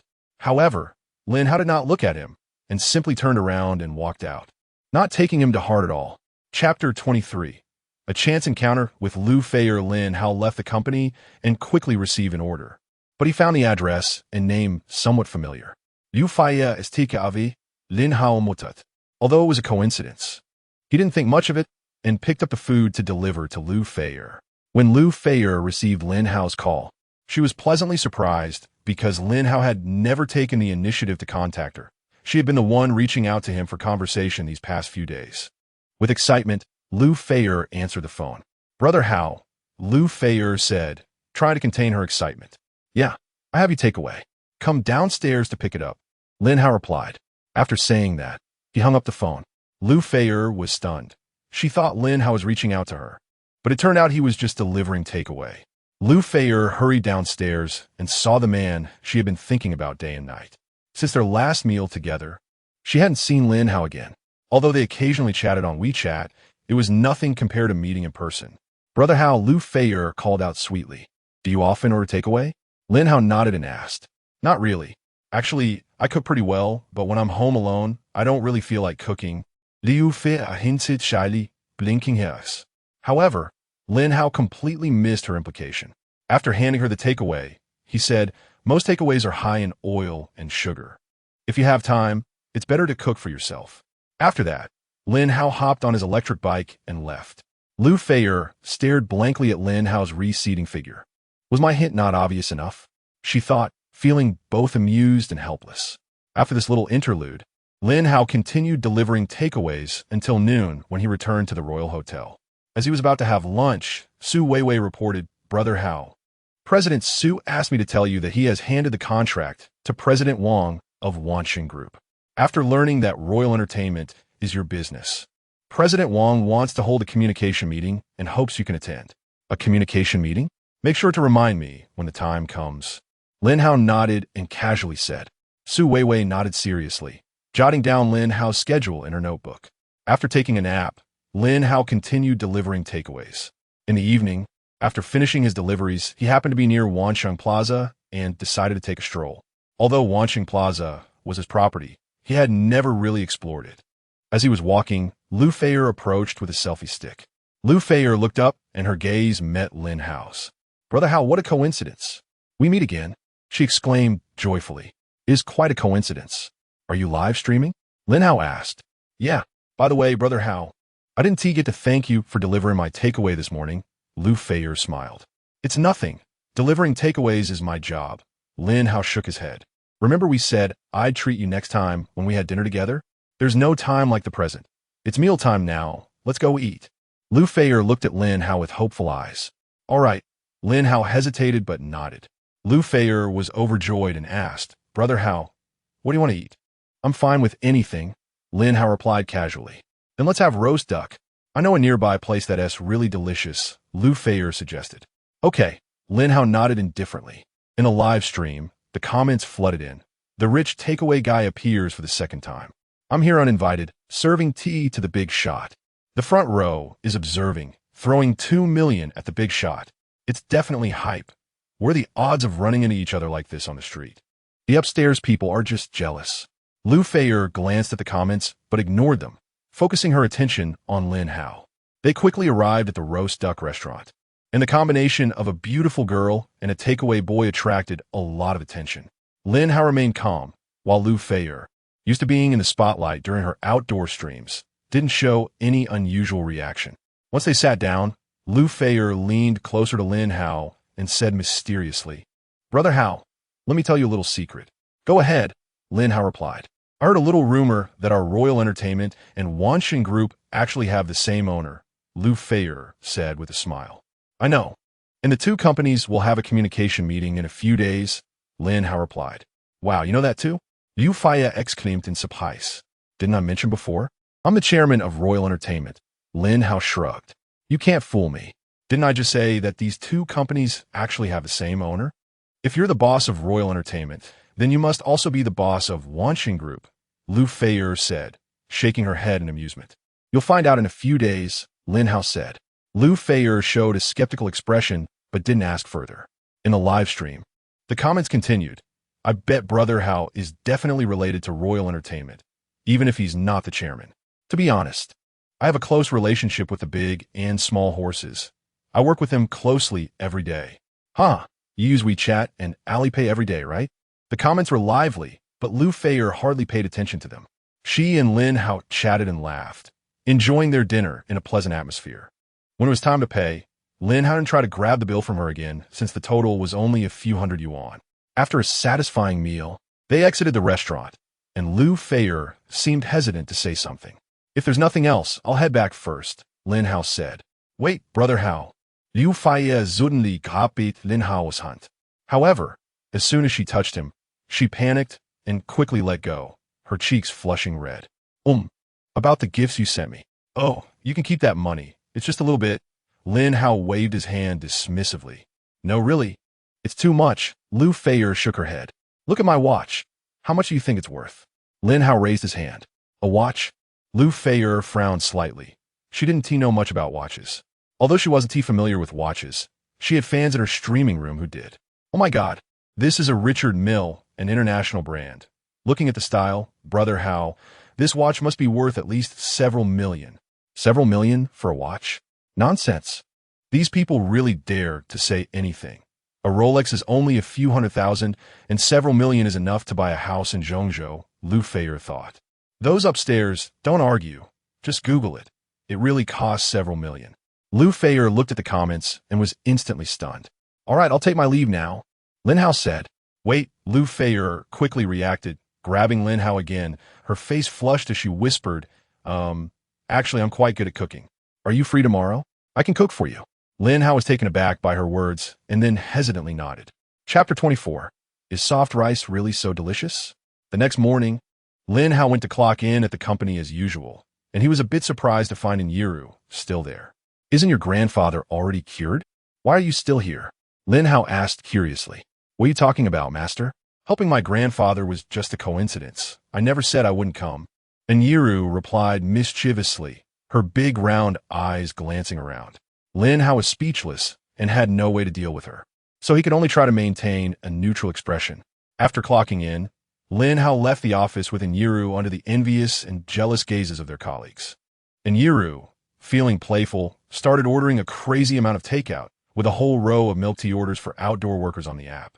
Lin Hao rolled his eyes helplessly, while Yiru raised her eyebrows at him with a grin. After a while, Lin Hao's phone suddenly buzzed with a WeChat message. He pulled over to check. Lu Feier, bro Hao, what do you like to eat for lunch? I'm going to buy groceries now. Lin Hao replied, anything is fine. Lu Feier, then remember to come over early. I'll wait for you. Lin Hao sent a 1 to indicate he received the message.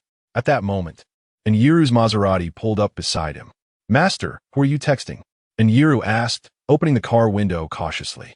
Nothing, just a friend. Lin Hao shook his head and put his phone away, continuing to deliver takeout. Secretive. Is it a female friend? Yiru muttered to herself, frowning as she watched Lin Hao's back. At noon, after finishing his last delivery, Lin Hao bid farewell to Yiru and headed straight to Lu Feier's residential complex. Lu Feier was already waiting at the entrance. The security guard thought Lin Hao was there to deliver food, but as soon as Lu Feier saw him, she happily walked over and took his arm. The guard couldn't help but be amazed. After all, this was a high-end community with housing prices above 50,000. Even for renting, a regular one-bedroom apartment costs over 10,000 a month. Yet now, a beautiful resident in the community was actively holding onto a delivery guy. The guard sighed inwardly. Is soft rice really that delicious nowadays? Noticing the guard's gaze, Lu Feier shyly looked away. Lin Hao was also quite surprised. He didn't expect Lu Feier to be so proactive, and he ignored the guard's stare. The two quickly arrived at Lu Feier's home. Make yourself at home. There's drinks in the fridge. I'll go check in the kitchen, Lu Feier said. Okay, go ahead. Lin Hao nodded casually, glancing around. Lu Feier's home wasn't big, just about 60 square meters with 2 rooms and 1 living room, but it was decorated very warmly, giving a cozy feeling of home. Before long, Lu Feier started bringing out the dishes. Bro Hao, I didn't know what you liked, so I made some of my specialties, she said. I'm not picky, Lin Hao nodded. After a moment, Lu Feier laid out a table full of dishes, both meat and vegetables. Although they were all home-cooked meals, they looked and smelled great. Just as they were about to eat, Lu Feier suddenly said, All right, bro, Hao. I couldn't find the Romanicani you asked me to buy, but I got a few bottles of 82 Lafite. Saying this, she went back to the kitchen and brought out a bottle of red wine. With delicious food, fine wine, and a beautiful companion, Lin Hao was very satisfied with this lunch. Unknowingly, perhaps due to drinking too much red wine, Lu Feier's fair skin flushed lightly. Her eyes a bit dazed as she occasionally stole glances at Lin Hao. Lin Hao was well aware, but chose not to expose it. In the afternoon, after settling Lu Feier, Lin Hao went out to continue delivering takeout. Just as he arrived near the company, and Yiru appeared again, but she seemed hesitant to speak. "What's wrong?" Lin Hao asked. "Master, do you remember my aunt? She wants to know when you're free," and Yiru hesitated. Lin Hao recalled the young couple and remembered that he had directly refused their request for treatment back then due to his lack of interest. "I'm free now," Lin Hao replied. "That's great," and Yiru said immediately. Half an hour later, Lin Hao followed Yiru to a high-end villa area in the backyard of the Yin family. And Dingwa was playing chess with an elderly man with white hair, while Yiru's aunt and uncle waited nearby. As soon as Lin Hao appeared, they all looked over. And Dingwa stood up and warmly greeted him. "Young friend Lin, welcome to our humble abode. It's truly an honor." "Mr. Lin," and Yiru's aunt and Rushuan and her husband Yi Wendong looked at Lin Hao eagerly. Lin Hao casually responded and turned his attention to Yi Wendong. "Mr. Lin, please have a seat," and Rushuan invited Lin Hao to sit down, then brewed some hot tea and signaled to Yi Wendong. Yi Wendong understood and sat down next to Lin Hao, saying, "Mr. Lin, thank you for your trouble." Lin Hao nodded lightly, then took Yi Wendong's pulse. While Lin Hao was taking the pulse, the elderly man playing chess whispered, "Olden, who is this young friend?" Although the elderly man had never ordered takeout, he recognized Lin Hao's delivery uniform, and considering Lin Hao's youth, he might have thought that Dingwa had fallen for a scam if he didn't know Dingwa's cautious character. Young friend Lin is not an ordinary person. His medical skills are unparalleled. Even Mr. Liu admires him. But young friend Lin is very low-key. If my daughter hadn't had the fortune to meet him, I might not have been able to invite him, and Dingwa explained quietly. "Is Mr. Liu the director of the People's Hospital?" The elderly man asked in surprise. "Of course," and Dingwa nodded. Hearing this, the elderly man was thoroughly astonished. This delivery guy turned out to be a miraculous doctor. Even the renowned traditional Chinese medicine expert Mr. Liu was in awe of him. Just by looking at Lin Hao's appearance, he would never associate him with the term miraculous doctor. After taking Yi Wendong's pulse for a while, Lin Hao's expression suddenly became strange. "Mr. Lin, is there something wrong?" Yi Wendong asked nervously. "Nothing. I'll write you a prescription. Take the medicine every day for half a month, and you'll see improvement, but avoid sexual activity during the treatment," Lin Hao said expressionlessly. Yi Wendong chuckled awkwardly. "Avoid what?" And Yiru muttered, a bit confused. "Cough, cough." "Yiru, go play chess with your grandfather," and Rushuan interrupted her train of thought with a cough. Although Yiru was puzzled, she didn't ask further and went to stand next to Dingwa. After Lin Hao finished writing the prescription for Yi Wendong, he intended to leave. But just as he was about to get up, he saw Fu and Mu walking in with frowns. "Brother, sister-in-law, is something wrong?" And Rushuan asked. "Alas." Wanxing Group said that this matter cannot be resolved with money, and Rulin shook his head. After saying this, and Rulin smiled at Lin Hao, "Mr. Lin, you just arrived. I forgot to greet you earlier." Mu also smiled at Lin Hao. Lin Hao nodded lightly, not saying anything. He was originally planning to leave directly, but hearing Rulin mention Wanxing Group piqued his interest, so he patiently waited for them to continue their conversation. Chapter 25. Wanxing Nursing Home. You all worry too much. This Wanxing Nursing Home is just a big name. It's not necessarily better than other places. Besides, I prefer to stay at home, said Dingwa with a stern face, even though he was reluctant. "Dad, don't be stubborn. The environment and the caregivers at Wanxing Nursing Home are world-class. Since it's famous nationwide, it must have its unique advantages," and Rulin said with a wry smile.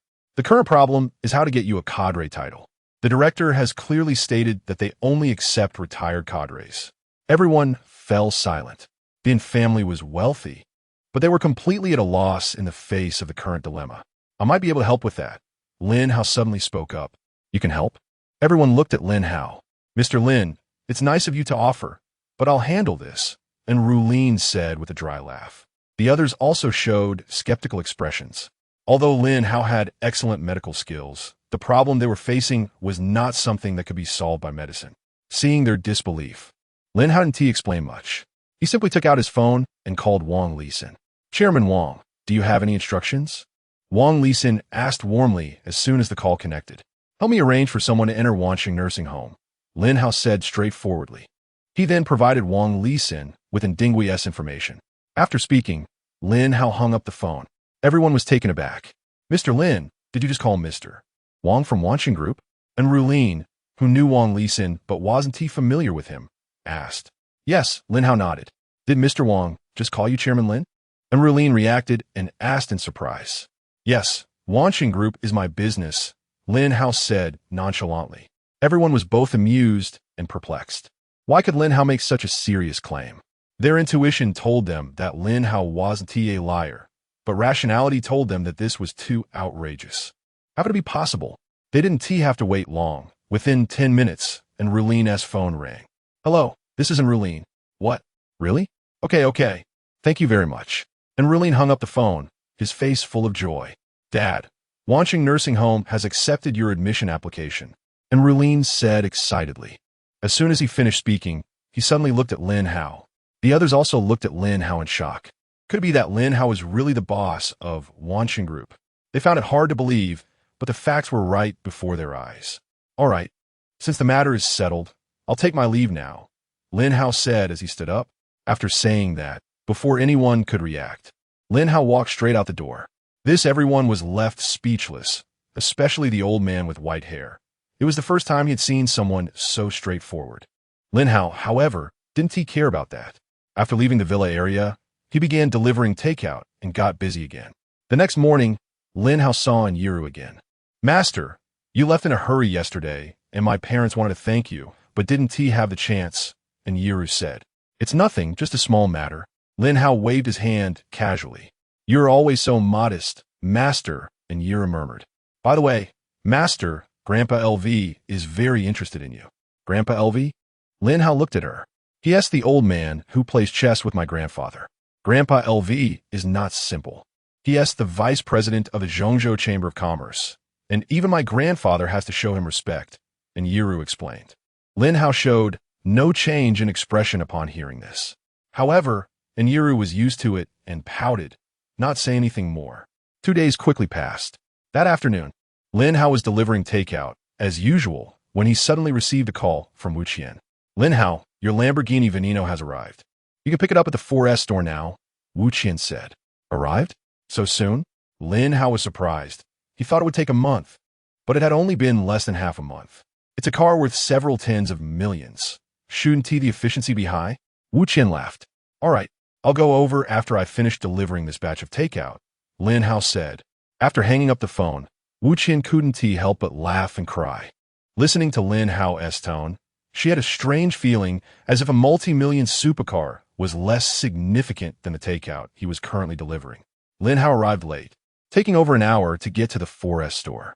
Although it wasn't the first time they had seen Lin Hao in delivery attire, the employees at the 4S store couldn't help but show strange expressions. When Wu Qian saw Lin Hao, she immediately walked over and linked arms with him. Colleagues looked on with envy, and even the store manager, Su Xiaoya, flashed a hint of envy. "Mr. Lin, your customized Veneno has arrived. The base price is 69.99 million, but with various taxes and fees, the total comes to 95 million xia coins." Su Xiaoya greeted him with a beaming smile. Let us sign the contract and make the payment directly," Lin Hao nodded. "Aren't you going to look at the car first?" Su Xiaoya asked in surprise. "No need. I'll just drive it away later," Lin Hao shook his head. Su Xiaoya was stunned by Lin Hao's decisiveness and didn't know what to say for a moment. The others were also astonished, watching Lin Hao pay without even seeing the car first. They suddenly remembered that the last time Lin Hao bought a Revent in, he also paid before trying the car. Everyone exchanged glances. A group of people went to the office, signed the contract, completed the payment, and then headed straight to the most eye-catching display at the 4S store. The sleek black Veneno stood there, its cool and domineering exterior making it hard to look away. A row of security guards was on duty, and many people were taking photos. The globally limited 3 Lamborghini Veneno was worth hundreds of pictures. Although this one was just a customized replica, they had already inquired about the price. The final price was nearly 100 million Xia coins. As Lin Hao's group approached, the crowd parted to make way. What is going on with this delivery guy? Why is he at the front? Is it so impressive to deliver takeout these days? Didn't you all see the trending videos recently? There's a rich delivery guy who's gone viral. It should be him, someone reminded. Soon, someone took out their phone, found a short video, and was astonished to discover that it really was the same person. Lin Hao walked straight to the car, opened the door, and sat inside. The crowd was envious, frantically pressing their cameras to capture the moment. Then, he drove around the 4S store's driveway a couple of times before driving away directly. Not long after he left, news about him quickly topped various online platforms. The rich delivery guy reappears, driving a Lamborghini Veneno with a customized price reaching over 100 million. There were also many photos and short videos posted, proving the authenticity from multiple angles. Chapter 26. Lin Hao was unaware of everything happening online. At this moment, he had encountered an interesting person. After leaving the 4S dealership, he had planned to take a drive in the suburbs. However, to his surprise, as soon as he left the city, a Harley motorcycle followed him closely. No matter how fast Lin Hao drove, the Harley stayed right behind him. The two vehicle speeds soared, quickly exceeding 200 kilometers per hour. But soon, they encountered a traffic light. The Harley rider stopped next to Lin Hao's car, removed his helmet, revealing a young man. He knocked on the window and smiled. "Hey buddy, let us get to know each other." Shen Lin Feng. Lin Hao rolled down the window and said, "Hello." Lin Hao. Upon seeing Lin Hao in a delivery outfit, Shen Linfeng's expression became somewhat strange, but he quickly composed himself and said seriously, "Brother Lin, your Lamborghini is impressive. If I'm not mistaken, this should be the first Lamborghini in our Zhongzhou." "Not bad, just making do with it," Lin Hao replied casually. Shen Linfeng was at a loss for words. How could a supercar worth over 100 million be described as making do? He shook his head and changed the subject. "Brother Lin, are you interested in joining my private supercar club?" "Your private supercar club?" Lin Hao looked at him in confusion. "It's a social circle for young people in Zhongzhou. The basic requirement for joining the club is to own a supercar. There are no restrictions. And we regularly hold events," Shen Linfeng explained. Lin Hao nodded lightly, indicating he understood. "Let us add each other on WeChat first. I'll add you to the group later. Any events will generally be announced there," Shen Linfeng said. "Okay," Lin Hao replied, and opened WeChat to add him as a friend. After they finished adding each other, the green light turned on. Lin Hao put his phone away and pressed the accelerator, causing the Lamborghini to shoot forward several meters. Shen Linfeng quickly reacted and chased after him. The two raced around the provincial road several times, satisfying their craving for speed. In the evening, Lin Hao returned to the Imperial Hotel in his Lamborghini, while the staff from the 4S dealership helped return his electric bike. The appearance of the Lamborghini attracted gasps and photos from passersby around the hotel. Lin Hao ignored them and went straight back to his suite. Su Weiwei had prepared dinner, and after Lin Hao took a shower, he began to enjoy the meal. After finishing dinner, Lin Hao noticed a new group chat on WeChat titled, "Looking for big shots to take off." Shen Linfeng, Is everyone here? I've added a big shot to the group. He asked the real deal. Lu Wushuang. There aren't too many people who can be called big shots by you. Young Master Shun, I'm curious. Due to Hai. Young Master Shun, are you referring to yourself as the big shot? Funny emoji. Not many people responded, just these two. Shen Linfeng didn't he explain and directly sent a few photos. Wow, Lamborghini. Young Master Shun, have you struck it rich recently? I just bought a yacht worth 20 million a few days ago and wanted to show off, but now seeing your Lamborghini, I'm feeling envious. Honestly, young Master Shun, this is quite a show-off. I would like to call it Shun's unique show-off. In total, there were more than 20 people in the group, and over 10 members reacted to the photos. Shen Linfeng, what are you guys looking at? Didn't you see that there is someone in the driver's seat in the photos I posted? Someone quickly replied, I saw it. It's a delivery guy. Are you trying to say that this Lamborghini belongs to him? Others also expressed disbelief, sending various funny emojis. You're right. This Lamborghini is Brother Lin's. Shen Linfeng said, then tag Lin Hao separately. Brother Lin, why don't you say hello to everyone? Lin Hao simply replied, hello, I'm Lin Hao. The group fell silent for a moment, and after several seconds, someone spoke up. Young Master Shun, and this Brother Lin, you guys aren't trying to trick us? Are you? Wait, that delivery guy looks a bit familiar. I think I've seen him somewhere. Look, doesn't he resemble the super rich delivery guy who went viral on Douyin? Immediately, someone sent a short video. The group went silent again because it turned out to be the same person. I had seen Brother Lin's short videos before and thought it was just hype. I didn't expect it to be real. Brother Lin is actually low-key, with $1 billion fortune yet delivering food. The mood in the group shifted, and everyone started chatting with Lin Hao. They were very interested in him, but Lin Hao wasn't keen on engaging. So he muted the group notifications and directly exited the chat. While Lin Hao ignored the group chat, Shen Linfeng was particularly attentive to him. Noticing that Lin Hao hadn't spoken for a while, he sent him a private message. Brother Lin, are you free tomorrow evening? The brothers are preparing a welcome banquet for you, Shen Linfeng said. No need to go through all that trouble, Lin Hao replied. It's not troublesome. It's the club's rule. Whenever a new member joins, we celebrate, Shen Linfeng insisted. He then sent an address and continued, Brother Lin, tomorrow evening at 7, at the Imperial Mountain Villa. Don't be late. Lin Hao thought for a moment and realized he didn't have anything planned for tomorrow night. So he replied, all right. However, he was a bit surprised that Shen Linfeng chose such a coincidental location, which happened to be under the Imperial Entertainment's brand. Aside from this little incident, the arrival of the Lamborghini didn't significantly affect Lin Hao's life. The next day, he continued delivering food as usual, and the day quickly passed. After finishing his deliveries, it was already evening. Only then did he remember he had promised Shen Linfeng to attend the welcome banquet.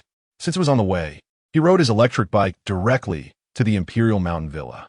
However, he faced an awkward situation when the security guard at the entrance stopped him. Sir, we do not accept food delivery services here, the guard said. I'm not delivering food. I'm here to eat. Lin Hao shook his head. Here to eat? Do you have a reservation? We generally only accept pre-booked banquets, the guard said suspiciously. Lin Hao didn't want to explain to the guard, so he directly messaged Shen Linfeng to come and get him. Shen Linfeng arrived quickly, appearing in less than 5 minutes. Behind him were several young men and women, all looking at Lin Hao with curious expressions. Young Master Shan, is this the Brother Lin you mentioned? Many question marks appeared on their faces. Have you forgotten Brother Lin's title? The super rich delivery guy. Since he is a delivery guy, what is wrong with delivering food? Shen Linfeng, though somewhat amused, still helped explain. Brother Lin, why didn't you bring your Lamborghini? I've never seen a car worth over 100 million before. One of the young men leaned over and asked. This is Lu Wushuang. His family sells airplanes, Shen Linfeng introduced. He then briefly introduced the others. This is Du Dehai. This is El Jia. Lin Hao nodded to each of them. Chapter 27. $1 billion isn't that expensive. The security guards were stunned as a group of rich second-generation heirs surrounded a delivery guy, confidently entering the villa. Who is this delivery guy? While the guards were puzzled, they realized they had just stopped such an important person, and a chill ran down their spines. To be safe, one of them called the manager to report the situation. Not only the guards were shocked, but the waitstaff and other guests in the villa were also taken aback by the scene. The group entered a luxurious private room. Lu Wushuang leaned closer to Lin Hao, excitedly saying, Brother Lin, when are you going to bring out the poison to show off? Or you can lend it to me for a few days. Brother Lin, don't pay attention to this guy. He has over a dozen supercars in his garage, Shen Linfeng interrupted. Young Master Shun, that's not fair. My dozen supercars combined can't compare to Brother Lin's one poison. Lu Wushuang glared at Shen Linfeng, feeling aggrieved. You just bought a 20 million yacht a few days ago, right? Shen Linfeng chuckled. A yacht can't compare to a supercar, and besides, a 20 million yacht isn't that fun. It's not a cruise ship. Lu Wushuang shook his head. Lu, your standards are getting higher. You don't even want a 20 million yacht anymore. You're starting to play with cruise ships now. We're all big shots, yet I have to save for a month to buy an 8 million Koenigsegg. Jiega teased. Come on, $1 million a month in pocket money. And you're still pretending to be poor? Others chimed in, making the atmosphere very lively. Brother Lin, can you share how much you spent on the poison? Lu Wushuang suddenly asked. Not much, just 95 million, Lin Hao replied. Upon hearing this, Lu Wushuang's mouth twitched slightly. The others also had strange expressions, thinking that someone who didn't know might think Lin Hao meant $950. While they chatted, waitstaff began serving dishes. However, Shen Linfeng quickly noticed something was off because the dishes were not what he ordered, and there were also several bottles of high-end red wine. He stopped one of the waitstaff, saying, "Excuse me, these dishes aren't what I ordered. You must have made a mistake, and I didn't order any red wine." I'm not sure. The manager asked us to bring these." The waiter scratched his head, hesitating. "Then go call your manager," Shen Linfeng instructed. "Okay, please wait a moment," the waiter replied. Before long, a well-dressed young woman entered the private room. As soon as she entered, she smiled at Lin Hao and said, "Hello, Director Lin." Then she nodded at Shen Linfeng and the others one by one. "Director Lin?" The group looked at Lin Hao suspiciously. "You may not know, but Director Lin is the chairman of our Dynasty Entertainment, and the Dynasty Villa is one of its properties," the young woman explained. "The chairman of Dynasty Entertainment? Does that mean Brother Lin's net worth exceeds $1 billion? The group looked at Lin Hao in shock. Many of them came from families with assets over $1 billion. But that was the family's total wealth. Their personal assets were generally only in the tens of millions. "How did you recognize me?" Lin Hao asked the young woman, puzzled. "Director Lin is joking. I had the privilege of seeing you at the headquarters," she said respectfully. Lin Hao nodded, indicating he understood. "Young Master Shun, these dishes are specially prepared for Director Lin," the young woman explained to Shen Linfeng, then continued, "Director Lin, if there is nothing else, I want to disturb you." Lin Hao nodded lightly, watching her leave. Only then did Shen Linfeng and the others come back to their senses, looking at Lin Hao with excitement. "Young Master Shun, I have to say, you really found a big shot this time," Du Dehai exclaimed quietly. "The owner of the first poison in Zhongzhou. How simple can it be?" Shen Linfeng joked. Suddenly, Lu Wushuang put his arm around Lin Hao's shoulder, half-jokingly saying, "Brother Lin, are you interested in buying a few private jets to play with? My company just developed a few new models, and the promotional price is only $1 billion. Lu Wushuang, enough. As soon as you hear Brother Lin has money, you start pushing your business, and you dare to mention $1 billion jet? Aren't you afraid of twisting your tongue?" Shen Linfeng laughed and scolded. Lin Hao responded, "$1 billion isn't that expensive. If the opportunity arises, I might take a look." Upon hearing this, even Lu Wushuang was stunned. He had just casually mentioned it. But now Lin Hao seemed serious? The others were even more taken aback. They were still talking about cars worth a few $100,000, and Lin Hao was talking about buying $1 billion jet? "Brother Lin, are you serious?" Lu Wushuang asked, uncertain. "I can still take out this small amount of money." Lin Hao nodded. "Small money?" That was a conversation stopper. "How about this? Let us add each other on WeChat, and I'll take you to the manufacturing base to have a look at a time we arrange later," Lu Wushuang said earnestly. "Sure." Lin Hao nodded lightly. After Lin Hao and Lu Wushuang added each other on WeChat, Shen Linfeng immediately said, "Brother Lin, are you interested in investing?" Lin Hao shook his head directly. He didn't need to invest in a business. He just needed to sign in every week. Seeing this, Shen Linfeng didn't get discouraged and continued chatting with Lin Hao, completely acting like Lin Hao's little brother. He even said that if Lin Hao needed anything, he could call him anytime and he would come immediately. Although Lin Hao didn't think there would be anything he needed Shen Linfeng's help with, he still nodded in acknowledgement of the good intentions. As the banquet gradually came to an end, since everyone had drunk quite a bit, it was inconvenient to drive, so they all found designated drivers. In the following 2 days, Lin Hao's life returned to normal. One morning, he went to the company to clock in, and Yiru was still there. "Master," the usually lively Yiru hesitated again. "Just say what you need," Lin Hao said. Grandpa Lu wants to see you," and Yiru hesitated. "The old man who plays chess. I saw him looking good the other day. He shouldn't be ill," Lin Hao said. "It's not Grandpa Lu who is sick. It's his grandson," and Yiru shook her head. "Oh, what is wrong?" Lin Hao asked. "I'm not sure, but Jiga takes good care of me," and Yiru replied. "Yee, that's Grandpa Lu's grandson." "All right, let us go take a look," Lin Hao nodded. Hearing this, and Yiru smiled happily. Half an hour later, the two arrived at the family villa again. However, this time, apart from Ndingwa and the old man with white hair, there was no one else present. As soon as he saw Lin Hao, Ndingwa stood up excitedly and greeted him. Young friend Lin, it's been a few days, and your temperament is even better. Young friend Lin, the old man with white hair, also stood up and said kindly, Grandpa Lu, is Jigga not here yet? And Yiru asked bluntly. I called him half an hour ago. He should be here soon, Grandpa Lu said. As soon as he finished speaking, footsteps could be heard coming from outside. Chapter 29, trending again. Qi Daoming was awkwardly smiling when a Maserati suddenly stopped beside him, and a cute little girl got out. The girl was not polite at all and immediately picked up a watermelon and started eating. Master, this watermelon is so sweet. Have a piece. Saying this, and Yiru handed a piece of watermelon to Lin Hao. Lin Hao didn't want it at first, but facing in Yiru's expectant eyes, he accepted it. Qi Daoming was stunned. Clearly, it was his watermelon, but he seemed to be ignored by the two. Taking advantage of the moment, he glanced at the bullet comments and was stunned again. I seem to have discovered something incredible. This is a Maserati MC12, worth over 15 million Xia coins. The upstairs eyes are really good. The host has met a little rich woman. Have you all noticed? This little brother looks so familiar. Doesn't he resemble the particularly famous godly delivery guy? What resemblance? This is it.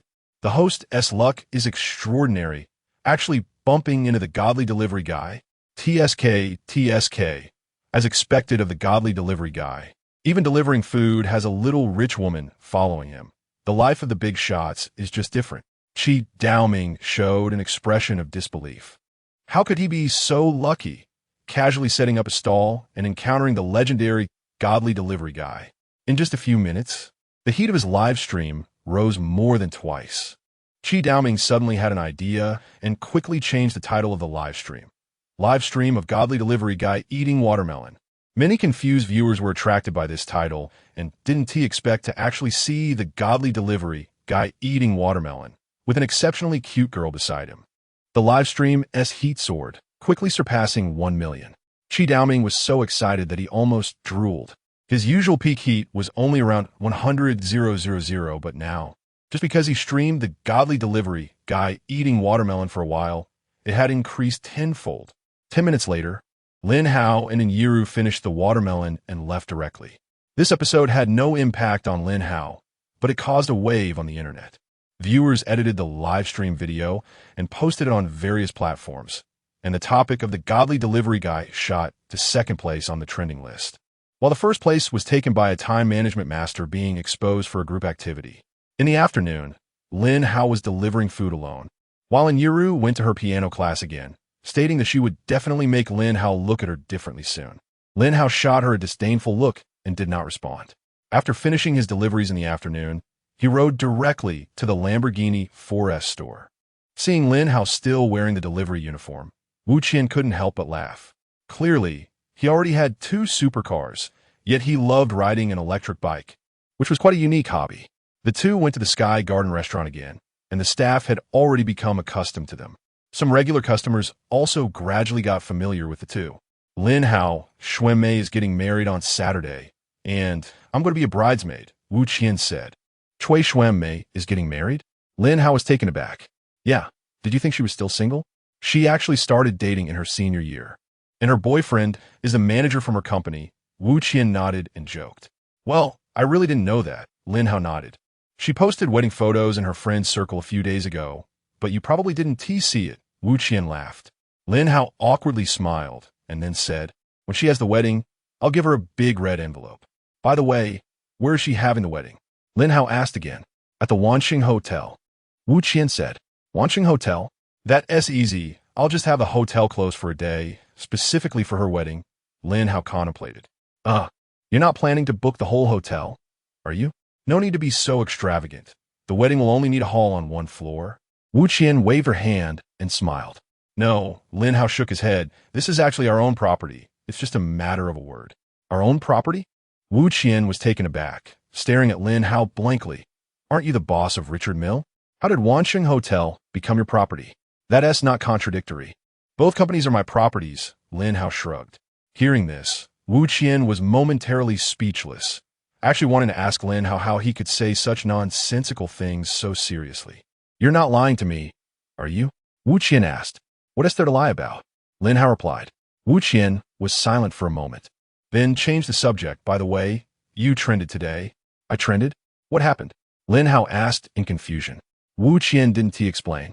She opened a short video and handed her phone to Lin Hao. After Lin Hao watched the short video, his mouth twitched a few times. I just ate a piece of watermelon, and it actually has over 10 million views? Lin Hao rolled his eyes. The focus isn't really on eating watermelon. Many people are paying attention to that little girl. Wu Qian subtly mentioned in Yiru. Her name is in Yiru. She always likes to follow me when I deliver food. I can't even chase her away, Lin Hao casually explained. Hearing this, Wu Qian covered her mouth and laughed, not seeing in Yiru as a threat given her young age. Moreover, just by watching the video, she could feel Lin Hao's disdain for Yiru. How could you not like such a cute little girl? Yiru laughed. All right, let us not talk about this. The dishes are here. Let us eat. Lin Hao waved his hand. Wu Qian had to suppress her thoughts and began to enjoy the food.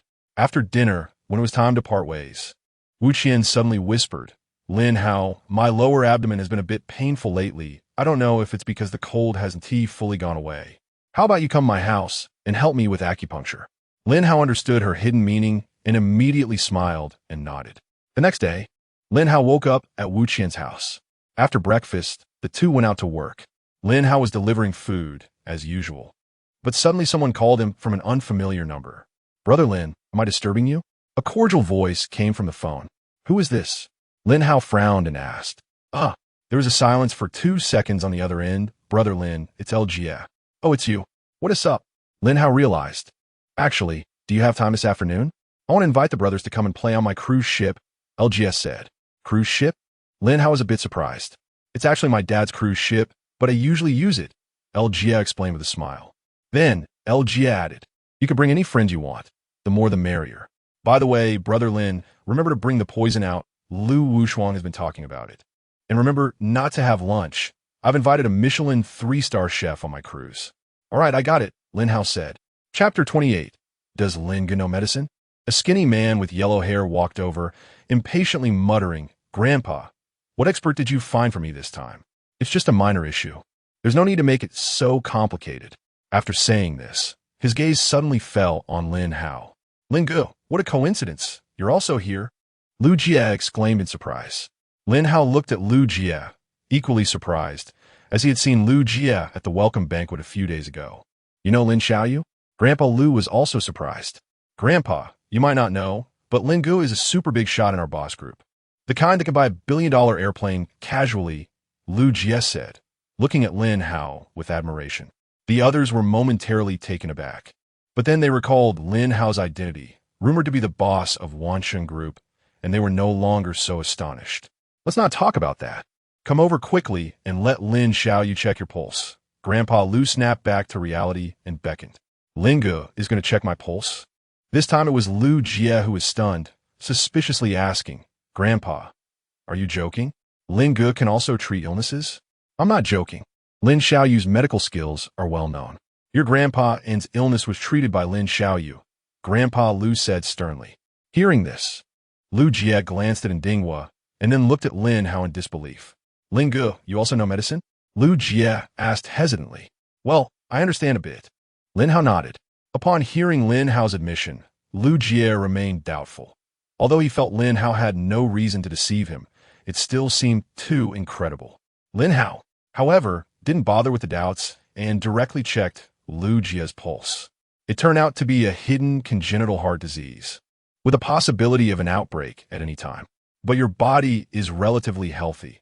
You must exercise regularly and take care of yourself, but remember not to be lax. Lin Hao said, looking at Lu Jie in surprise. So accurate? Lin Gu, did my grandpa tell you? Lu Jie still didn't believe it, hesitating. You brat. What are you saying? Lin Xiaoyu's medical skills are excellent. Is it hard to see your symptoms? Grandpa Lu glared at Lu Jie. Then he smiled at Lin Hao, saying, Lin Xiaoyu, please don't mind. This kid is just straightforward and means no harm. Lin Hao didn't take it to heart and lightly nodded, saying, Xiao Jie, lie down for a bit. I'll give you acupuncture once, and then I'll write you a prescription. If you take the medicine consistently every day, it should improve. I still have to drink Chinese medicine, Lu Jie said with a grimace. Why so much nonsense? Just obediently listen, Grandpa Lu interjected. Lu Jie's face immediately fell, but he still lay down as instructed. Lin Hao performed acupuncture on him with skilled techniques. Lu Jie was astonished as he watched. When Lin Hao took out the silver needles, his heart almost jumped to his throat. But unexpectedly, Lin Hao actually could do acupuncture, and his technique was far superior to the so-called traditional Chinese medicine experts he had seen. Moreover, as the acupuncture progressed, he felt warm all over. He had always felt a blockage in his chest that he couldn't swallow or spit out, which was very uncomfortable, but now that blockage finally cleared. After a few minutes, Lin Hao finished the acupuncture, asked Yiru for paper and pen, and wrote a prescription. Follow this prescription to get the medicine. Take a dose every day for half a month, and your illness should be almost cured. But remember, no smoking or drinking. I remember you drank quite a bit that night, Lin Hao said. Lu Jie scratched the back of his head, awkwardly smiling. That time was to welcome Lin Ge. I made an exception and drank a little. I usually don't touch alcohol at all. Then he felt the changes in his body and exclaimed excitedly, Lin Ge, your medical skills are too incredible. It's just passable. Lin Hao waved his hand casually. If this is just passable, then those experts wouldn't even come close to being apprentices. Lu Jie shook his head seriously. Lin Hao smiled faintly at this and didn't say anything to refute. Since I've finished checking your illness, I'll be leaving now, Lin Hao said as he stood up. Hey, master, wait for me, and Yiru immediately followed.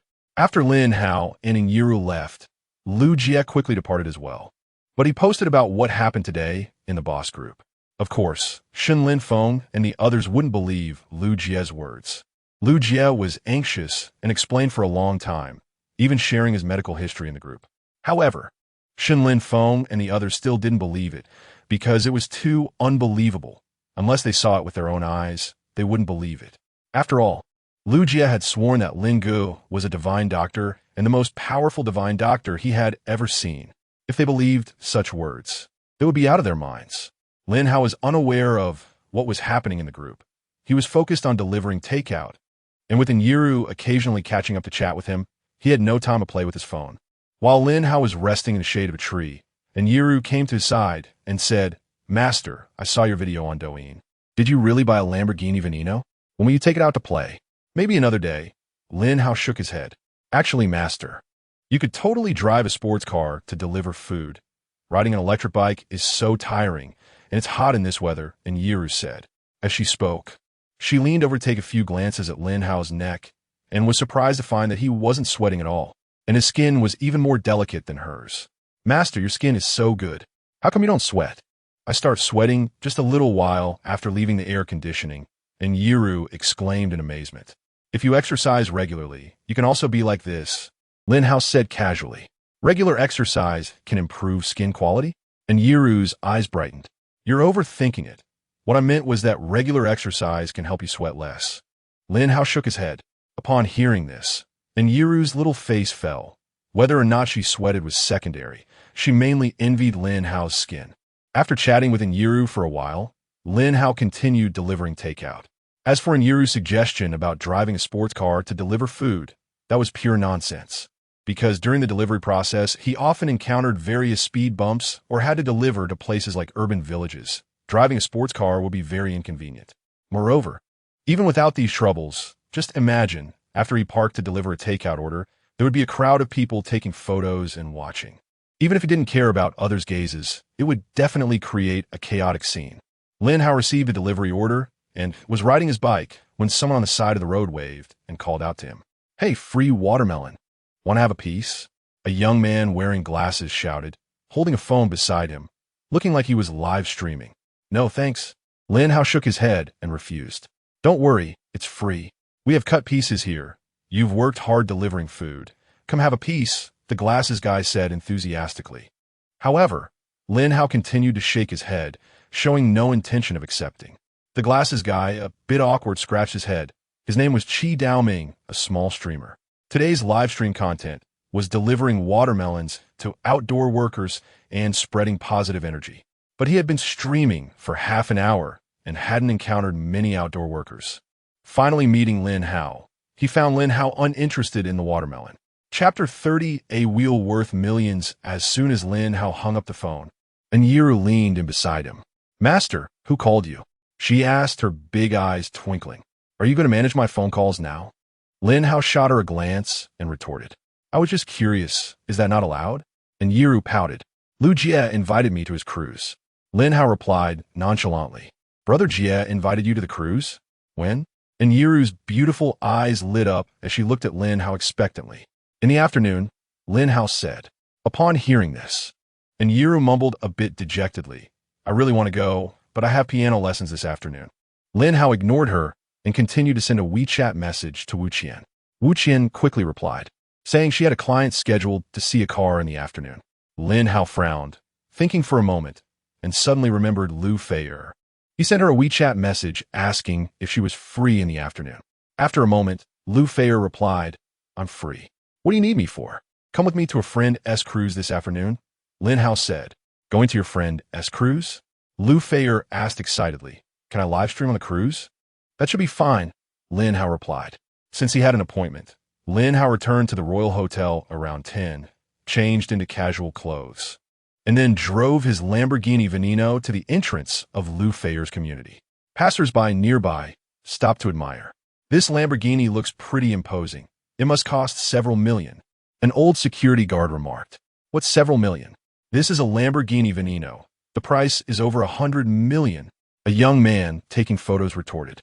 This car costs over 100 million? Then one must be worth several million. The old man exclaimed in shock. Lu Feier was also in the crowd, scanning around but not spotting Lin Hao. She then turned her gaze to the Veneno, realizing this was the first time she had seen a luxury car of this level in person. Thinking of this, she opened her phone to live stream, wanting her fans to witness the supercar worth over 100 million. As she started the stream, many loyal fans quickly flooded in. Instead of the goddess's face, the screen showed a stunning Lamborghini Veneno. Can someone tell me what model this is? It looks amazing.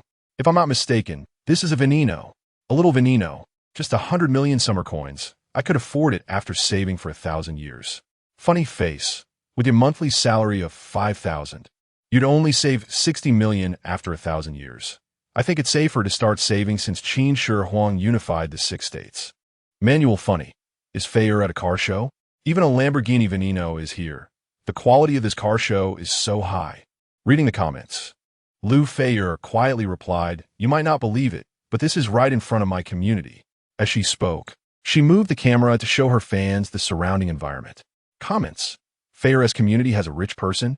There was news a while back saying a tycoon customized a Veneno. Could be the same person? Very likely. Lin Hao sat in the driver's seat, looking at Lu Feier with a strange expression. What was this woman doing? Helpless, he got out of the car and called out, Fer, get in the car. Lu Feier froze for a moment, realizing he was calling her. Then she noticed it was Lin Hao. At that moment, he was wearing casual clothes, looking completely different from his usual delivery boy appearance, and she didn't recognize him right away. Comments. Wow, is this the rich delivery boy? He is so handsome. Even I, a guy, am drooling. Feier, send 2 airplanes, ask for a close-up of the handsome guy. This guy is so low-key. He can afford a supercar worth over 100 million, but still delivers food every day. The marketing team is really willing to spend money, even renting a Veneno. Upstairs. You're just a troll. If you could rent a Veneno, I'd eat shit upside down. Lu Feier hurried over and awkwardly got in the car. The old security guard widened his eyes. At first, he thought Lin Hao looked familiar, but upon seeing Lu Feier, he exclaimed, I remember now. He asked that delivery boy. Everyone turned to the old man, and someone asked, what delivery boy are you talking about? That rich guy. He has been to our community several times. But always in delivery clothes, the old man pointed at Lin Hao. You must be mistaken. How could that be possible? Someone laughed. Others also doubted, asking how a rich person driving a Veneno would still deliver food. Lin Hao ignored them and drove away. In the car, Lu Feier was still live streaming. But she didn't dare point the camera at Lin Hao anymore. Brother Hao, is this car yours? Liu Feier asked cautelously. Yeah, what is wrong? Lin Hao replied. Lu Feier didn't know how to respond at that moment. How could Lin Hao say such an astonishing answer so casually? You didn't drive it much before, did you? After a few seconds of silence, Lu Feier asked again. Yeah, it's pretty inconvenient to deliver food in a sports car. I'm driving it out today because a friend wanted to try the Veneno, Lin Hao explained. Lu Feier chuckled awkwardly. There was no way she could respond to that. The atmosphere in the car was a bit awkward, and Lu Feier didn't know what to say. So she slowly turned the camera to show her live stream audience the interior of the supercar worth over 100 million. The car soon arrived at a private port near the Zhongzhou River. In the square, over a dozen supercars were already parked. As Lu Feier got out of the car, she immediately excitedly pointed her camera at these supercars. The live stream audience instantly erupted. I'm stunned. That's a Bugatti Veyron and a Pagani Huayra. And the others are all supercars worth tens of millions. What kind of magical place did Feier go to? Need close-up shots. While Lu Feier was admiring the supercars, a group of young men and women walked over. Speaking of the devil, Brother Lin, we were just talking about you. And here you are. Lu Jie greeted enthusiastically. The Veneno is so cool. Too bad I can't afford it, Lu Wushuang said excitedly, staring at the Lamborghini Veneno, unable to resist mumbling, almost reaching out to touch it. That's easy. Brother Lin is so rich, just borrow some from him. Du Dahai raised his eyebrows and joked. Upon hearing this, Lu Wushuang's heart stirred. This is feasible, but he didn't rush it. Right now, he just wanted to sit in the Veneno and enjoy it. Lu Wushuang casually brought up the topic and then looked at Lin Hao, fervently asking, Brother Lin, can I borrow the car for a spin? Sure, go ahead. Lin Hao nodded indifferently, tossing the keys to him. Don't take too long. The cruise is about to set sail, Lu Jie reminded. Don't worry. I'll be back after a couple of laps. Lu Wushuang waved his hand and smiled. Lu Wushuang excitedly started the Veneno.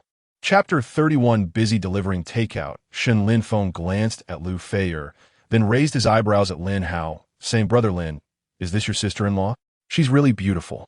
Upon hearing this, Lu Feier's face turned slightly red, and she introduced herself. Hello, I'm Lu Feier, a friend of Hao Ge. Just a friend? Shen Linfeng chuckled. Clear his throat. Lin Hao coughed to interrupt Shen Linfeng. Hello, Miss Lu, I'm Shen Linfeng. Everyone calls me Young Master Shen, he said seriously. The others also came forward to introduce themselves, showing great enthusiasm. Lu Feier was flattered and her face turned even redder, as everyone seemed to regard her as Lin Hao's girlfriend. Live stream comments. So many rich second-generation kids. I've studied some luxury goods, and all their clothes and jewelry cost over 100,000. Nothing is simple. Feier has really soared to the branches and become a phoenix. Driving sports cars to buy groceries every day, even traveling by private jet. This kind of life is something I've dreamed of. Lu Feier glanced at the comments, her heart racing a bit faster. Everyone, don't just stand around.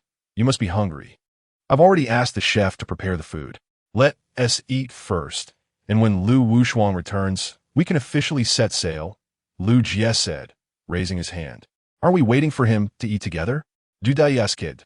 No need. That kid said he'd just take a couple of laps, but when he gets crazy, he wants to be back for half an hour. By the time we finish eating, he should be back. Lu Jie shook his head. Upon hearing this, everyone didn't say much. This was a small river cruise ship, over 100 meters long, with 7 floors. It didn't look very big from a distance, but up close it was a massive vessel. After everyone boarded, they quickly arrived at a luxurious dining room. I specially invited a Michelin 3-star chef from the Magic City. So don't be shy. Enjoy the food, Lu Jie said loudly. Jie, I've actually had a question I wanted to ask, Du Dahai replied. What question? Lu Jie asked. Don't you usually fear your dad? How come you dare to take his cruise ship out today? Du Dahai gid. Ha ha ha. Everyone burst into laughter. Upon hearing this, Lu Jie wasn't angry. Instead, he puffed out his chest proudly and said, What do you know? This time I have my grandfather backing me. Seeing that Lu Jie seemed to want to continue, everyone looked at him. Didn't I say in the group chat a couple of days ago? Brother Lin cured my illness. Actually, this event was specially arranged to thank Brother Lin, Lu Jie explained. But what does this have to do with your grandfather? Du Dahai said. Of course it's related. If my grandfather hadn't specifically called me over, I would have known that Brother Lin is actually a divine doctor. After saying this, Lu Jie looked at Lin Hao with fervent eyes. Not only did the others find it hard to believe, but even Lu Feier stared at Lin Hao in surprise. At this moment, Lin Hao spoke up. Actually, I just know a bit of superficial medical knowledge. Brother Lin, you're still so humble, Lu Jie said. Hearing Lin Hao's own admission, the others found it even harder to believe. Young Master Shun, Weren't you the one who was incapable? Perfect timing for Brother Lin to take a look at you. Lu Jie raised an eyebrow at Shen Linfeng. Cough cough. Shen Linfeng nearly choked on his saliva and quickly said, "What nonsense are you talking about? You're the one who can't do it." But after hesitating for a moment, he approached Lin Hao and quietly said, "Brother Lin, I've been having back pain lately. Could you take a look for me?" Lin Hao nodded lightly and reached out to take his pulse. After a moment, Lin Hao said, "Your body is a bit deficient, but it hasn't affected the fundamentals. I'll write you a prescription later. Drink some traditional Chinese medicine for a few days and just moderate your activities, and it will improve gradually." Faced with the knowing smiles of everyone, Shen Linfeng gave a dry laugh and didn't say anything. After the laughter, everyone showed a thoughtful expression. Could it be that Lin Hao really understood medicine? As for Lu Jie's claim of him being a divine doctor, they would never believe it, because Lin Hao was too young. Before long, the delicious food was served, and they began to enjoy it without discussing the topic of divine doctors anymore. But what they didn't know was that these conversations quickly went viral through the live stream as publicity. The topic of the divine rich takeout delivery guy being a divine doctor made it to the trending list, though it wasn't as hot as the previous gossip videos. Just as Lu Jie had predicted, after they finished lunch and chatted for a while, Lu Wushuang finally returned to the cruise ship. "Brother Lin, the poison is so exhilarating." "It's really awesome," Lu Wushuang said, returning the keys excitedly. Lin Hao smiled faintly and didn't respond. After a moment, Lu Wushuang said again, "Brother Lin, I also want to customize a poison." Upon hearing this, everyone looked at him. Lu Wushuang chuckled awkwardly and continued, "I just don't have enough cash on hand." "Lu Wushuang, you're not being a good brother. If you're short on cash, just say so. We can each pitch in a few million to help you get poison." "That's no problem." Shen Linfeng patted Lu Wushuang on the shoulder. "Forget it. You guys are all poor. I don't want to drain your pocket money." Lu Wushuang shook his head and waved his hands. The others didn't find anything wrong with this statement. They were indeed quite poor, and a few million a month wasn't enough for a few extravagant outings. But Lu Feier and her live stream audience felt a bit of pain upon hearing this. Was it true that their years, or even decades of hard work had become pocket money in the mouths of these rich second-generation kids? Then, Lu Wushuang continued, "Brother Lin, I don't need much. Just lend me 80 million. I've saved up 20 million. It should be enough to customize the poison. Don't worry. I'll pay you back soon. If it doesn't work, I can mortgage the yacht I just bought to you." Everyone stared at Lu Wushuang in shock. Wasn't this a bit too crazy? Mortgaging a yacht was just a small sum. Just consider it making a friend. Lin Hao waved his hand. Upon hearing this, even the rich second-generation kids found it unbelievable. Spending 80 million to make a friend? They wanted to say, "Brother Lin, let us be friends too. I might want to buy a private jet later. Just don't scam me." Lin Hao smiled lightly. Lu Wushuang came back to his senses and laughed. "That's for sure. If Brother Lin wants to buy a plane, I'll definitely recommend the best cost-performance options." As the two discussed private jets, the others fell silent. They were still playing with sports cars while these guys were already talking about planes. Suddenly, a sound of the engine starting echoed, and the cruise ship began to move. Lin Hao and Lu Wushuang also ended their conversation and stepped out onto the deck. The river view was breathtaking. "Brother Lin, how about we play on the cruise for a few days? We can sail down the Zhongzhou River to the sea, then circle around the Yangtze and Yellow Rivers." Lu Jie suddenly said, "Let us skip that. I have other things to attend to." Lin Hao shook his head. "Brother Lin, you're not busy delivering takeout, are you?" Shen Linfeng suddenly chimed in. Upon hearing this, Lin Hao nodded seriously. Seeing this, everyone looked at each other with strange expressions. The excuse of being busy delivering takeout was simply outrageous. Chapter 32, Are You My Boss? The cruise ship circled around the Zhongzhou River and returned to the departure port that evening. "Brother Lin, did you have fun?" Lu Jie smiled and said, "This banquet is specially held to thank you. If you didn't enjoy it, that would be my failure." "It's fine. You don't need to be so polite. I just helped a little." Lin Hao nodded lightly. "Brother Lin, you're just being modest. Your little help is related to my life," Lu Jie said seriously. "Ah, Jie, enough already. We're about to disembark. Are you going to say Brother Lin is a divine doctor again?" "Du d'ai interrupted. I don't want to explain. When you have any health issues, you can come to Brother Lin for help, but it will be too late then," Lu Jie said lightly. "Are you cursing me? What health issues could I have?" Du dahin glädet dat lui. Lu Jie shrugged and didn't respond. Shen Linfeng, who was nearby, seemed to be pondering, recalling the prescription Lin Hao had given him. Maybe it really works? After disembarking, Lin Hao drove the delivery vehicle to take Lu Feier home. In the car, Lu Feier had already turned off the live stream. After a moment of silence, she suddenly turned to ask, Brother Hao, are you free tomorrow? I'm free, what's up? Lin Hao replied, didn't you ask me to buy Romani Connie? I had someone buy a few bottles overseas, and they should arrive tomorrow morning. I want to invite you to taste it.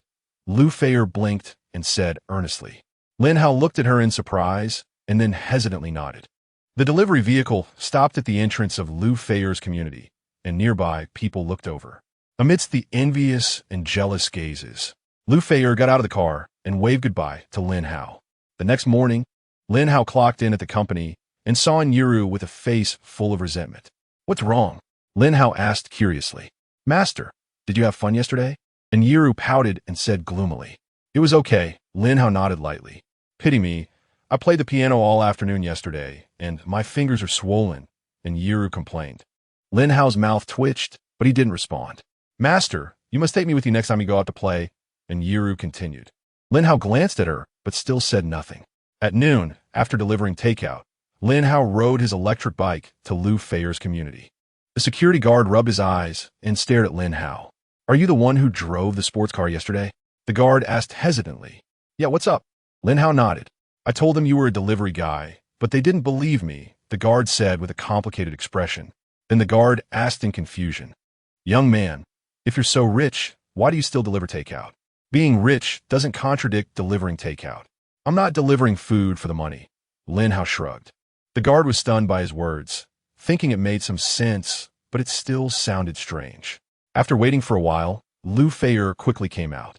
Until the two of them disappeared from view. The guard still couldn't wrap his head around it. Being rich and delivering takeout really doesn't conflict. The two entered the house. Lu Feier proudly brought out a plate of ribs and said, Brother Hao, I made your favorite sweet and sour ribs. That's thoughtful, Lin Hao nodded.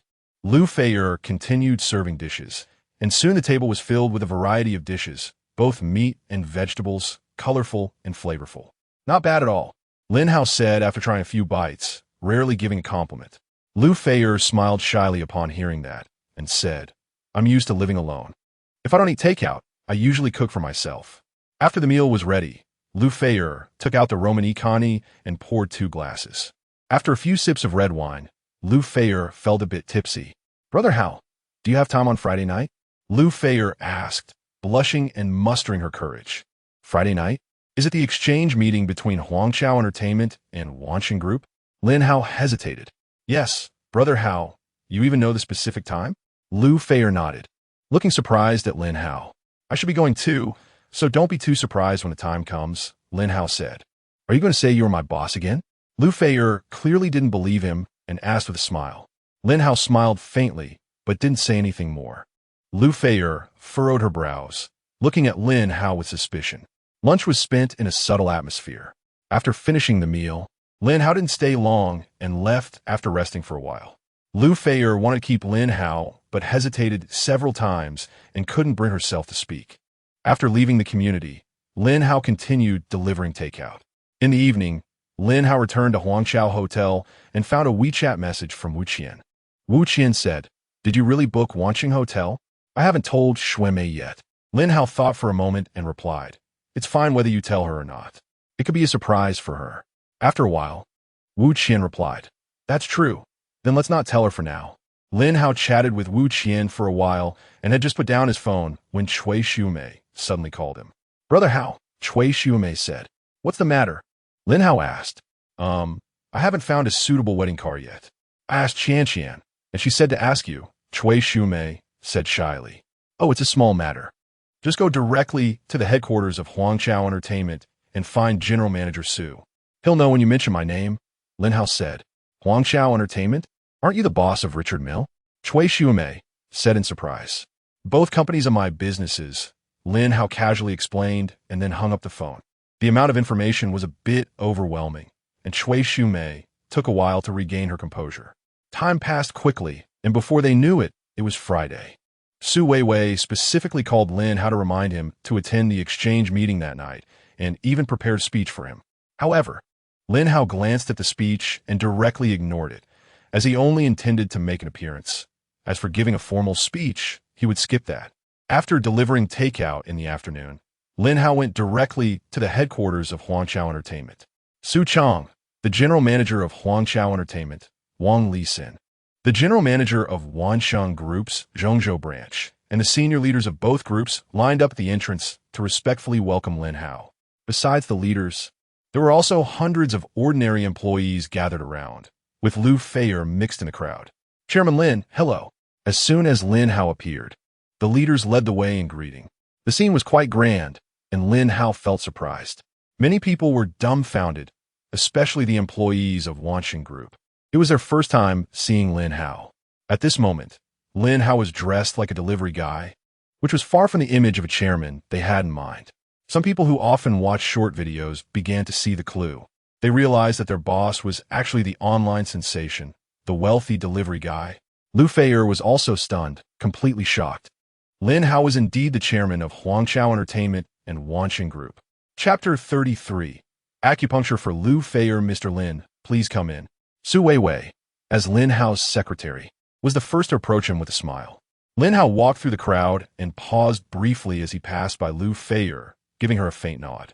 Instantly, dozens of gazes fell upon Lu Feier, some from high-level executives and others from other women.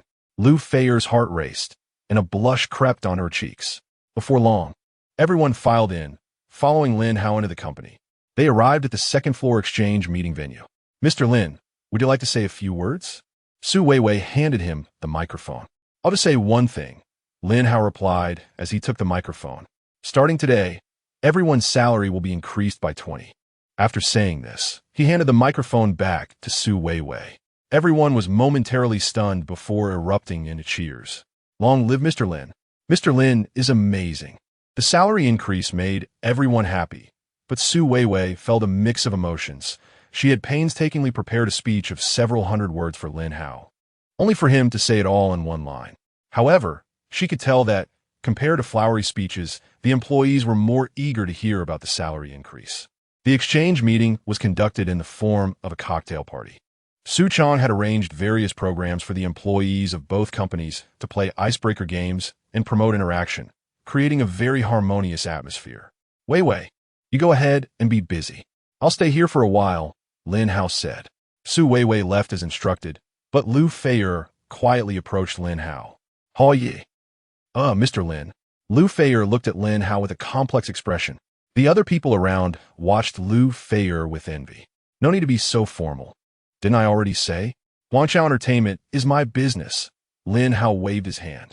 Upon hearing this, Lu Feier awkwardly smiled. Who would believe such a thing if they hadn't seen it with their own eyes? While Lin Hao was chatting with Lu Feier, high-level executives Wang Lisin and Su Chang came over. Mr. Lin, Miss Lu, they greeted politely. Lin Hao nodded slightly in response, while Lu Feier was taken aback and quickly greeted them back. The group was perceptive and, after exchanging pleasantries, left quickly, with Su Chang giving Lu Feier an encouraging look as he left. It was foreseeable that Lu Feier's status in the company would rise dramatically if she wanted. She could easily transition from the live streaming industry to the entertainment industry. After chatting with Lu Feier for a while, Lin Hao separated from her to find something to eat. After eating and drinking, he prepared to leave. However, before he could move, a sudden scream came from behind. Lu Feier, who had been playing games with her colleagues, accidentally twisted her ankle during the commotion and fell forward. Lin Hao turned around just in time to catch her in his arms. Fortunately, he had good reflexes, or he might have been knocked down. The crowd exchanged glances, and many female employees secretly envied Lu Feier, wishing it was them who had fallen into Lin Hao's embrace. Are you okay? Lin Hao frowned and asked. I'm fine. Lu Feier struggled to get up from Lin Hao's arms, but as soon as she steadied herself, she winced in pain and fell back into his arms. With no other choice, Lin Hao carried her to a chair in the corner. The employees felt awkward to approach, but whispered among themselves. I'm so jealous. Mr. Lin is such a warm man, but he's warm to someone else. Just because she's a bit prettier than me and has bigger assets, why doesn't Team Mr. Lin notice me? You have such self-awareness. And you still want Mr. Lin to notice you? The female employees were all feeling sour, while the male employees felt helpless and frustrated. The exchange meeting was meant for the male and female employees to get to know each other, but now the women were all focused on Mr. Lin. What about the men? Compete with Mr. Lin? With what? Our heads? However, Lin Hao ignored these employees. His attention was on Lu Feier's ankle, which was already swollen and bruised. With a sigh, Lin Hao crouched down, removed her high heel, and gently massaged the swollen area. Liu Feier guspit in pine. Just bear with it. It won't hurt soon, Lin Hao reassured her. Suddenly, while Lu Feier was still in shock, Lin Hao quickly adjusted her ankle with a crisp sound. Lu Feier was startled and screamed again. Even though the others were a few meters away, they instinctively felt goosebumps at the sound. Okay, try standing up. It shouldn't hurt now, Lin Hao said. Lu Feier stood up cautiously, and to her surprise, it really didn't hurt anymore. Only stepping hard caused a bit of pain. This is incredible. How good? How did you do that? Liu Feier exclaimed in amazement. Didn't I say before? I know medicine, Lin Hao replied nonchalantly. Lu Feier had never believed this before, but now she was starting to, as the evidence was right in front of her. How about you check if I have any other issues? Lu Feier suggested hesitantly. All right. Lin Hao nodded and then took her pulse. After a moment, Lin Hao frowned slightly. What's wrong? Liu Feier asked nervously. You have chronic gastritis. It should be due to irregular eating habits, Lin Hao said. Lu Feier was even more surprised. She indeed had stomach issues, but had never mentioned it to Lin Hao. It's quite difficult to cure. I'll help you with acupuncture a few times, and then gradually adjust your eating habits. Try to eat smaller meals more frequently and avoid staying up late, or it could easily relapse, Lin Hao continued. You know acupuncture too? Lu Feier looked at Lin Hao in astonishment. Yeah, what is wrong with that? Lin Hao replied, raising an eyebrow. Nothing. Lu Feier was momentarily at a loss for words. Your ankle has a ligament injury. It seems fine now, but it will ache subtly in the next few days. I'll also do acupuncture on your ankle. It will help a bit, Lin Hao added. What will the acupuncture be? Lu Feier asked softly, lowering her head. Having already eaten and wanted to head back, Lin Hao said, we can do it now. Without further ado, he supported Lu Feier out the door and then rode his electric bike to take her home. When they arrived at the community entrance, the security guard, who had been dozing off, perked up upon seeing Lin Hao helping Lu Feier in. Noticing the guard's gaze, Lu Feier shyly turned her head away. Once they got home, Lu Feier's complexion returned to normal. Do you need to take off my clothes for acupuncture? Lu Feier suddenly asked in a low voice. Just exposing your abdomen is fine, Lin Hao replied. Upon hearing this, Lu Feier nodded awkwardly as she was wearing a dress. The two entered the room, and Lu Feier changed out of her long dress into shorts and a t-shirt. Lin Hao focused on the acupuncture, but Lu Feier felt her face growing redder and her gaze becoming a bit dazed. Chapter 34, Encountering the wedding car. Lu Feier had particularly sensitive skin. Since she and Lin Hao were sitting very close, every time Lin Hao exhaled warm breath on her skin, she couldn't help but feel her heart race. Moreover, when Lin Hao was doing acupuncture on her ankle, the tingling sensation was quite wonderful. She wished that time could stretch infinitely at that moment. However, this marvelous feeling only lasted a few minutes because Lin Hao finished the acupuncture. Your ankle has been treated. Just rest for a day or two, and it will be fine. But your stomach issue is chronic, so you need to pay more attention to your diet. Lin Hao reminded her before getting up and leaving directly. Lu Feier accompanied Lin Hao to the elevator, and as she watched the elevator doors close, she suddenly felt a sense of emptiness in her heart. When Lin Hao walked out to the entrance of the community, the security guard perked up again and looked at Lin Hao, unable to help but mutter softly, "Out so soon? This rich guy may have money, but he can't flirt with girls like the old man did when he was young." Although he was several meters away, Lin Hao still heard him. Lin Hao found it amusing. This old man had quite an imagination. However, he didn't bother to respond and rode off on his bike. The next day, Saturday, was the joyous wedding day of Cui Xiumei, but it didn't have much impact on Lin Hao. A couple of days earlier, he had already asked Su Weiwei to inform the manager of Wanqing Hotel, so now he just needed to wait for the banquet to start and then go over for a meal. Therefore, He still went to the company early in the morning to clock in and deliver takeout. And Ro was still there, but she looked like she hadn't woken up. Did you go steal last night? Lin Hao asked. Master, don't mention it. I practiced the piano all night, and my head is still buzzing.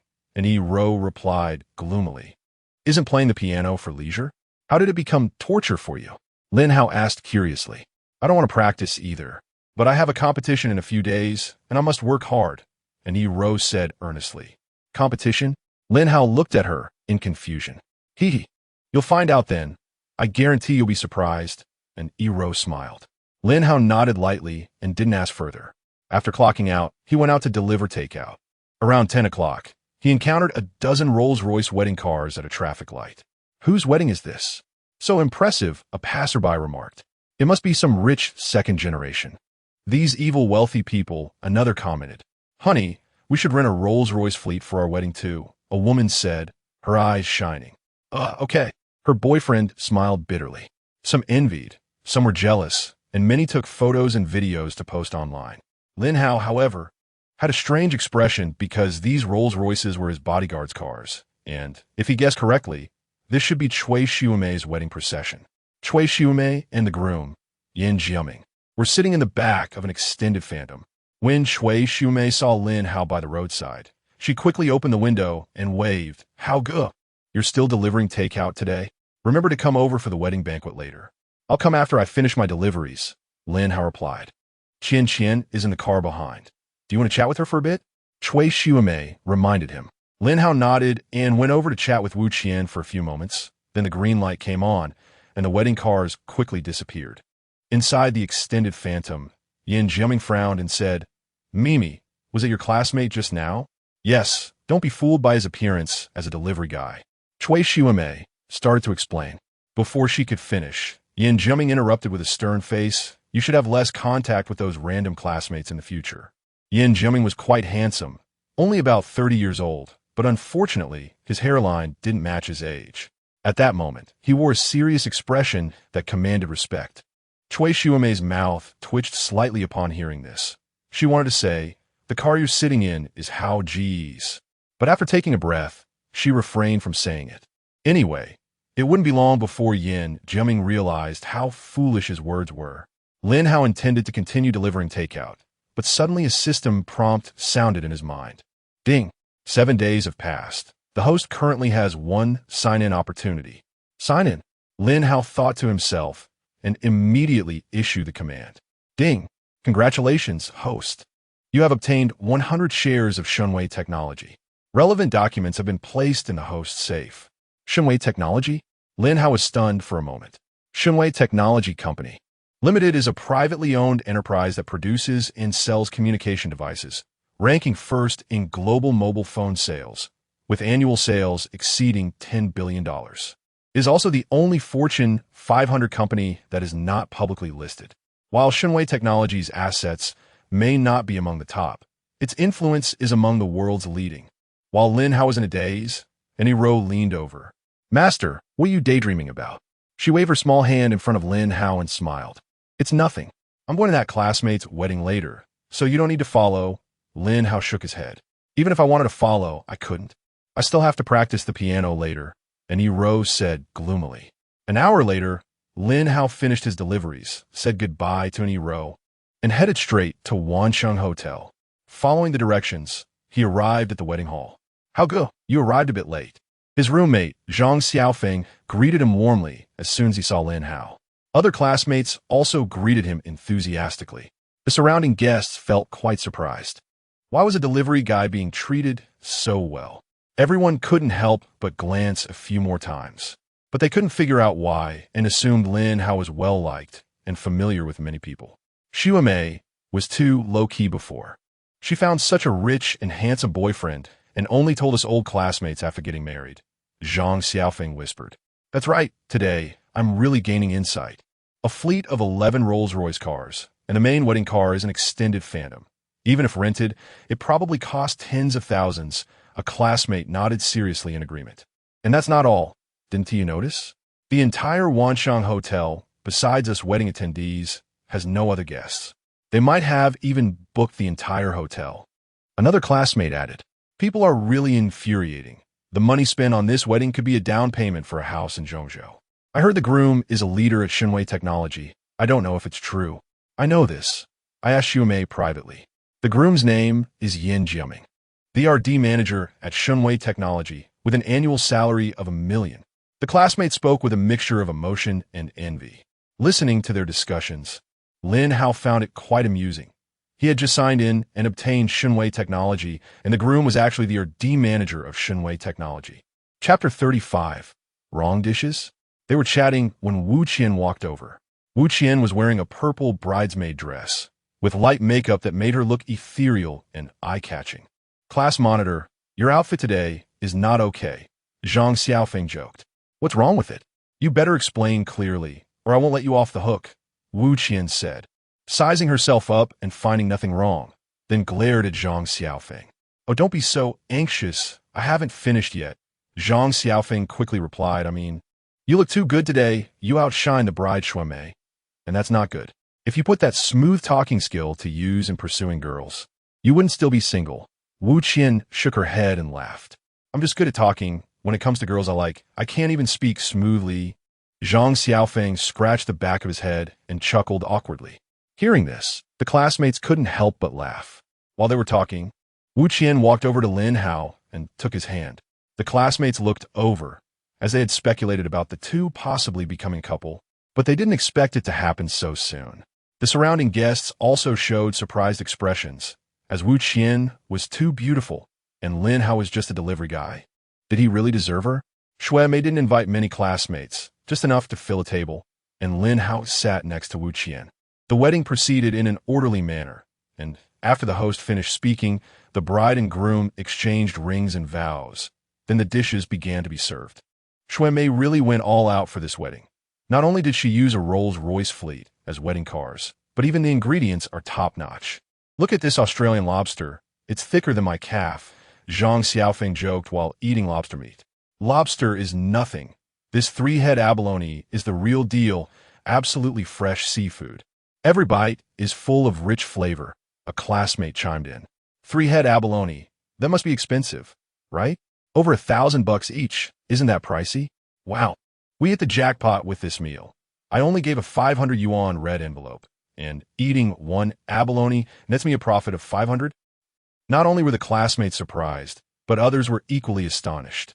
There were many food enthusiasts at the banquet, and they realized that none of the dishes were simple. Each table cost around 100,000 yuan. With over 10 tables in the hall, that meant the food alone cost over 1 million summer coins.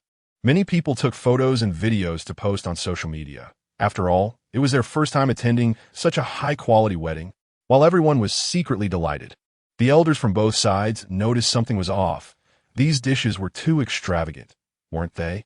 They had ordered a 10,000 yuan standard, but now they were being served 100,000 yuan dishes. Did the hotel serve the wrong dishes? Let's go ask the hotel manager. They must have served the wrong dishes. Yin Jiaming's father frowned and said. Xuemei's parents quickly nodded. They both came from working-class families and had never seen such lavish dishes. When they heard it would cost 100,000 yuan per table, they almost fainted. The group quickly found the manager of Wanqing Hotel, a plump middle-aged man. Manager Yang, is it possible that these dishes were served by mistake? Yan's father asked with a frown. Served by mistake? No. That's not the case, Manager Yang said. Stunned for a moment, then shook his head. No, I ordered meals for 10,000 yuan per table, but these. Yan's father said, his mouth twitching. Oh, you mean these? These dishes are not what you ordered, Manager Yang smiled. The group breathed a sigh of relief, as long as it wasn't what they ordered. It was fine since it was too expensive for them to afford. But then they felt something was off. If it wasn't what they ordered, why were they being served? Facing their puzzled expressions, Manager Yang smiled and leisurely explained, "These dishes are a gift from our hotel." A gift? The group looked at each other in disbelief. Yes. The owner of our hotel is a good friend of the bride, and the food for this banquet is a gift from the owner to the bride. Hoping she likes it, Manager Yang continued. The group was even more surprised. The owner of Wanqing Hotel was actually a good friend of Xuemei. After Manager Yang explained, he left, leaving the group in a state of confusion. With questions in mind, the parents of both sides found Yin Jiaming and Xue Mei. Mimi, do you have a friend who owns a hotel? Xue's father asked. Xue Mei was momentarily stunned. A friend who owned a hotel? She had no recollection of that. No. Why? Xue Mei shook her head. The hotel manager said the food for today's banquet is a gift from their boss to you, Xue's father said with a strange expression.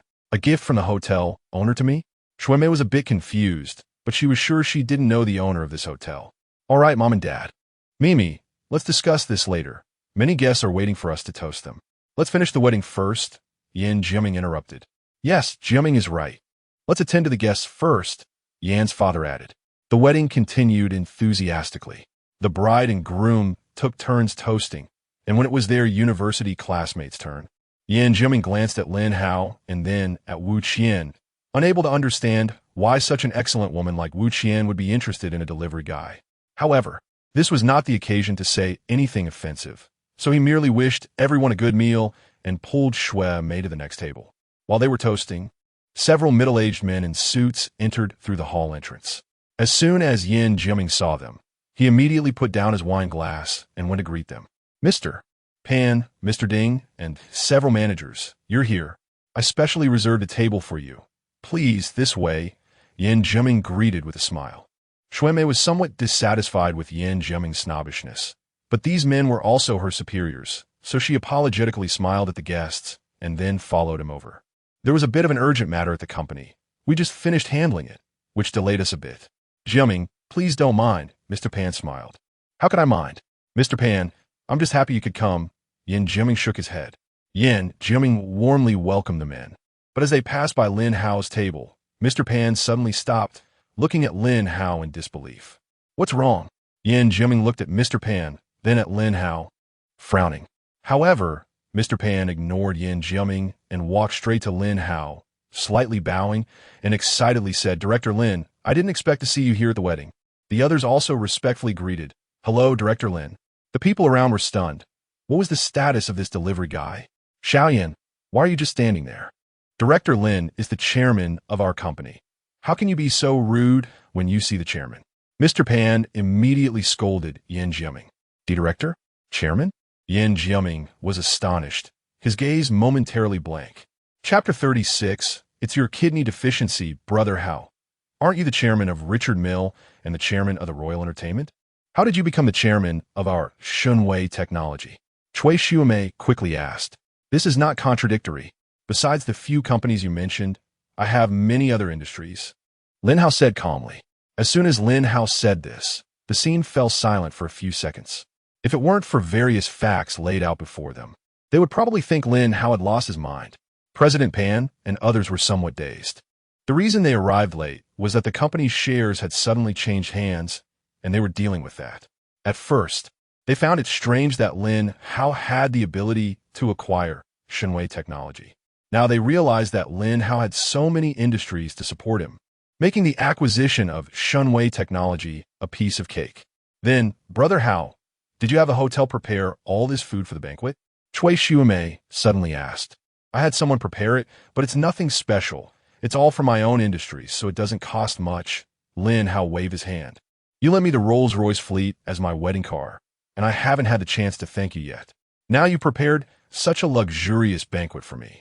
You're too good to me, Cui Xiumei said earnestly, her eyes shining. It's not a valuable gift. You don't need to be like this. Lin Hao shook his head and waved his hand. Cui Xiumei was initially very touched, but at this moment, she almost couldn't help but roll her eyes. Listening to their conversation, everyone else's expressions gradually became strange. Food worth over $1 million was not considered a valuable gift. Moreover, looking at Lin Hao's expression, it seemed as if he had just given them $100, completely unconcerned. Others had various expressions, but Yin Jiaming's face turned from green to white. Just recently, he had said that Lin Hao was a messy person, yet the result was that he was the chairman of his own company, and he even borrowed Lin Hao's wedding car. What's even more outrageous was that even his wedding banquet was arranged by Lin Hao. For a moment, he wanted to find a hole to hide in because it was just too embarrassing. Fortunately, everyone was focused on Lin Hao, but because of this, he felt even more awkward. He wanted to say, I'm the groom of the wedding. I'm the main character today. But obviously, no one cared about him.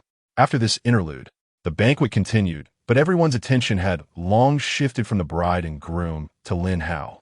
Some people who often watch short videos finally recognized Lin Hao as the online sensation, the wealthy delivery guy. Someone secretly took photos of Lin Hao, along with images and videos of the previous Rolls-Royce fleet, banquet food, and various events that happened during the banquet, posting them online. Within half an hour, the topic of the wealthy delivery guy went viral again. Lin Hao was unaware of all this, and even if he knew, he probably wouldn't care because he rarely looked at those online platforms, and most just logging into WeChat to scroll through his friend circle. After Lin Hao filled his stomach, he prepared to get up and leave. "You all eat slowly. I have some things to do, so I'm leaving first," Lin Hao said to his classmates. "Brother Hao, are you serious? There's still so many dishes and you're leaving?" Zhang Xiaofeng exclaimed. "Do you think everyone is like you? Like a starving ghost reincarnated?" Brother Hao is used to eating bird's nest and abalone, a female classmate defended. Other classmates also started to criticize Zhang Xiaofeng, who looked gloomy.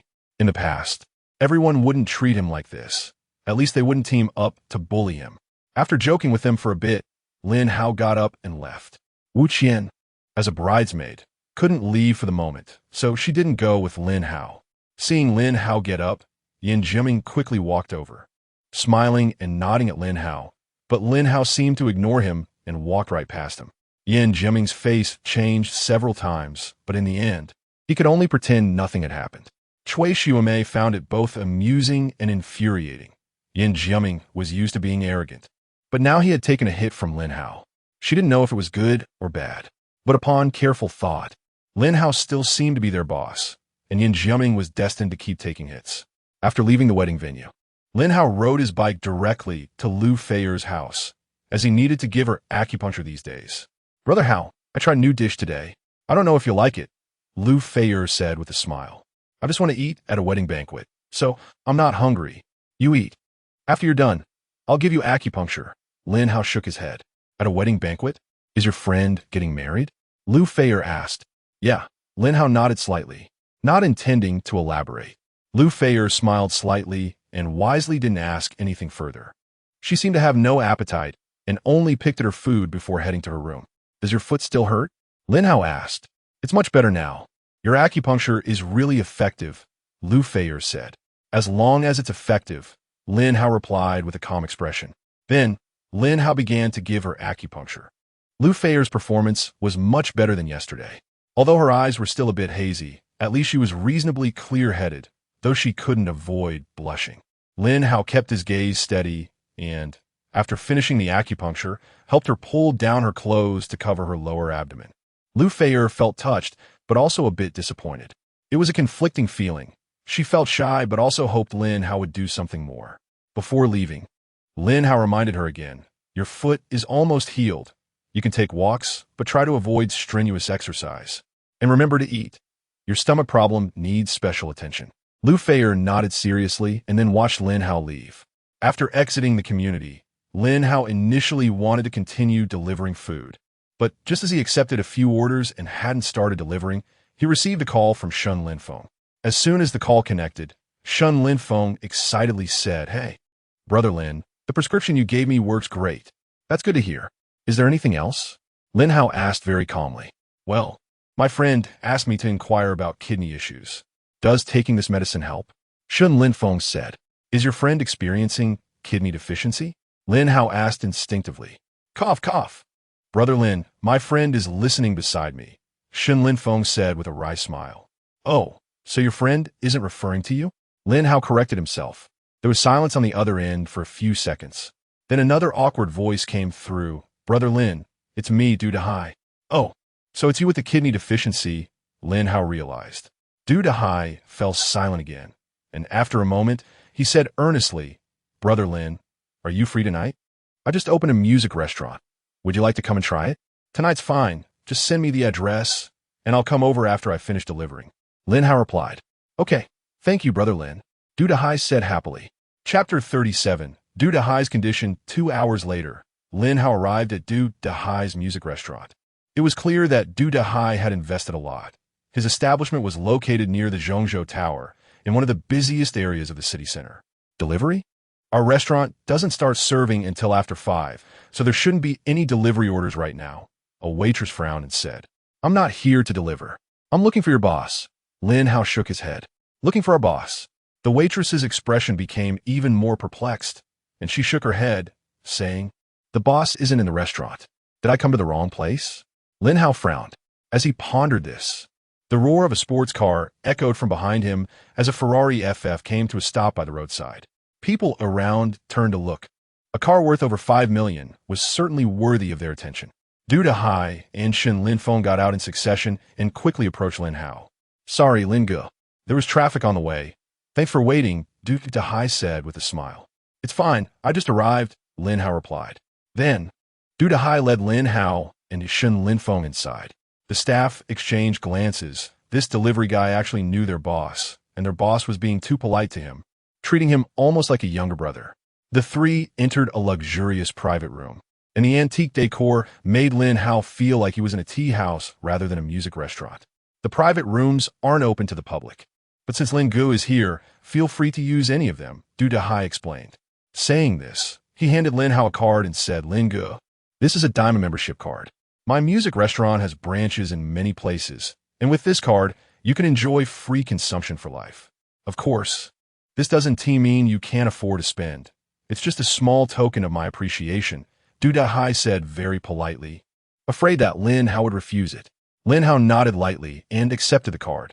So, what exactly do you want to talk to me about? Lin Hao asked directly. Lin Ge, I mentioned on the phone this guy has kidney. Shen Linfeng started to say. Du Dahai immediately coughed to interrupt. Ahem. I just want you to help me take a pulse, to see if it's really that serious. Lin Hao didn't say much and directly took his pulse. After a moment, he looked at Du Dahai with a serious expression. Lin Ge, did you find out the result so quickly? Du Dahai asked, feeling guilty. It's more serious than I imagined. Aside from your body's deficiencies, you don't pay attention to your daily habits. Do you often stay up all night? And do you binge eat and then diet, leading to low blood sugar? If this continues, in less than 5 years, you can relax and enjoy retirement, Lin Hao said. Dahai, congratulations. You can enjoy retirement early, Shen Linfeng said with a strange expression. Is it really that serious? I feel fine, Du Dahai said in a panic. Whether it's serious or not, you should know better than I do. You should already be showing some symptoms, Lin Hao waved his hand. Hearing this, Du Dahai thought of something and became even more flustered. Lin Ge, you have to save me. I'm only 25. I don't want to die young. Du Dahai grabbed Lin Hao's arm, pleading. Don't worry, you won't die. Didn't I say? You just get to enjoy retirement a bit early, Lin Hao said, shaking off his hand lightly. Du Dahai showed a smile that was worse than crying. Enjoy retirement early? That's worse than death. Lin Ge, you have to find a way to help Dahai. He's a good person, just a bit showy, has a sharp tongue, and likes to tease people. If you can't stand him, just give him a beating, Shen Linfeng said. Du Dahai glared at Shen Linfeng upon hearing this. Is he praising me or mocking me? Don't worry, since I'm here, I'll naturally help him. But in his case, he mainly needs to make adjustments himself. He should correct his daily habits, avoid overexertion, and eat on time, and things will gradually improve. Lin Hao nodded and said calmly. Lin Ye, you remember. I'll adjust slowly, Du Dahai said earnestly. Shen Linfeng chimed in. What slow adjustments? You need to adjust immediately. Are you trying to throw your life away? Luckily, I'm not your dad. Otherwise, I would definitely break your legs. Du Dahai's mouth twitched violently.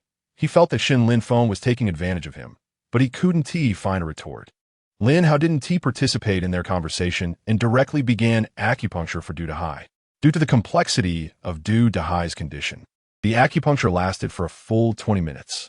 After the acupuncture, Du Dahai's previously pale face had turned a bit rosy, and his fatigued expression had regained some vitality. Even his dark circles had faded. Lin Ge, your acupuncture is amazing. It's even more effective than miracle drugs. Shen Linfeng was the first to speak. Is it that miraculous? I just feel relaxed all over. It's similar to a massage, Du Dahai said doubtfully. Miraculous or not, just find a mirror and look for yourself. Shen Linfeng rolled his eyes. Du Dahai, half convinced, called for a makeup mirror. Upon seeing his reflection, he was completely stunned. Lin Ge, your acupuncture is truly miraculous. It's even more exaggerated than makeup. My dark circles are gone, Du Dahai exclaimed. Lin Hao merely nodded lightly and said, your condition is temporarily stable. Remember what I said earlier, maintain good daily habits. Also, you need acupuncture every day for the next 3 days, and that should be enough. Thank you so much. Lin Go, if you need anything, just let me know. I'll go through fire and water for you, Du Dahai said excitedly. Lin Hao nodded but didn't take it seriously. If he couldn't solve a problem, asking Du Dahai would probably be useless. If there's nothing else, I'll get back to work, Lin Hao said as he stood up. Hey Linga, don't rush. I promised to let you try the dishes from my restaurant today.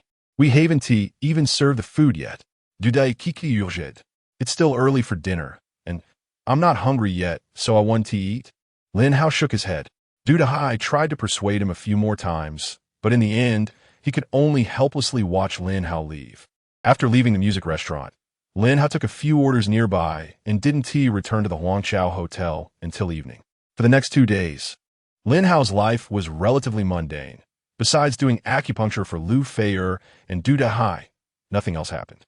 On the morning of the 3rd day, Lin Hao arrived at the company to clock in, while Yiru had been busy practicing the piano and hadn't had time to come over these days. Bro Hao, are you with that little loli? She hasn't been around lately, a colleague teased. Lin Hao glanced at his colleague and ignored him. After clocking in, he was just about to head out when a manager happened to pass by and said, Hey, Lin Hao, is your Thunder friend not here again today? Lin Hao silently rolled his eyes. Did everyone in the company think Yiru was his girlfriend? Chapter 38, a billion-dollar sports car, is not a rare item. Lin Hao couldn't be bothered to explain to his colleagues.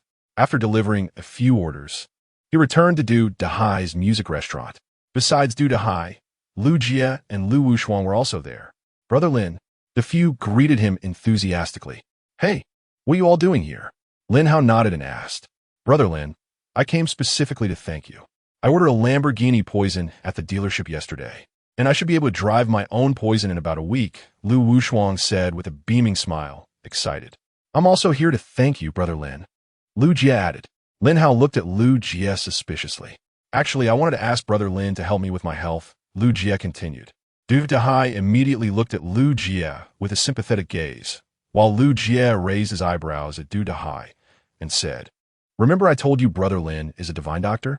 Old dude, do you still doubt it now? Yes, I was short-sighted, okay? Du Dahai said, both amused and helpless. Then Du Dahai added, Shao Jie, I remember your family has strict rules. How'd you end up like that? Get lost. I'm still single, definitely won't be like you, Lu Jie retorted confidently. Upon hearing this, Du Dahai and Lu Wushuang exchanged strange looks. So being single is something to be proud of? Brother Lin, I feel like my heart problem hasn't completely healed yet. I've been feeling weak and fatigued lately. Lu Jie said to Lin Hao. Let me check your pulse first, Lin Hao replied. After checking his pulse for a moment, Lin Hao said, Your body is quite healthy. The weakness is likely due to overexercising. You can reduce the intensity of your workouts. Lu Jie breathed a sigh of relief upon hearing this. What about you? You really didn't come just to thank me, did you? Lin Hao looked at Lu Wushuang. Brother Lin, I'm different from Du Dahai. I believed in your medical skills from the start, Lu Wushuang said earnestly. You guys are enough. If you want Brother Lin to check your health, just say so. Why do you have to roast me? Du Dahai said gloomily. Who told you to doubt Brother Lin that day? Lu Wushuang said mischievously. Du Dahai rolled his eyes, unsure of what to say. Lin Hao didn't join their conversation and went straight to checking Lu Wushuang's pulse. Your body is fine, but you've been quite excited recently and have trouble sleeping. Looking at your dark circles, it seems to be affecting your health, Lin Hao said. Can you really tell mental excitement just from checking the pulse? Lu Wushuang was surprised and immediately asked. Traditional Chinese medicine emphasizes observation, listening, questioning, and pulse taking. It's not difficult to see your symptoms based on your external characteristics, Lin Hao replied calmly. Lu Jie and Du Dahai exchanged glances. If every doctor were as skilled as Lin Hao, then there would be no need for medical equipment. Checking pulses would suffice. So, Brother Lin, what should I do about my situation? Lu Wushuang continued asking. You must be excited because you ordered the poison, right? Lin Hao said in a calm tone. Honestly, you don't need to be like this. It's just a sports car, not something rare. The three exchanged glances. A billion-dollar supercar is not something rare. Brother Lin, you say it lightly, but I really like the poison. I might be excited until it arrives, Lu Wushuang said with a bitter smile. Then it's simple. I'll lend you my poison first, Lin Hao said. Are you joking? Lu Wushuang was shocked. Your family makes planes. How can you be so obsessed with a sports car? Lin Hao asked oddly. Well, you may not know, my family is wealthy, but my monthly allowance is only 1 million. Most of my money is earned by myself. And every penny is hard-earned, Lu Wushuang said pitifully. Upon hearing this, Lu Jie and Du Dehai looked at him with sympathetic eyes. If ordinary people heard such words, they would probably be envious to the point of drooling. All right, later you can go to the Royal Hotel.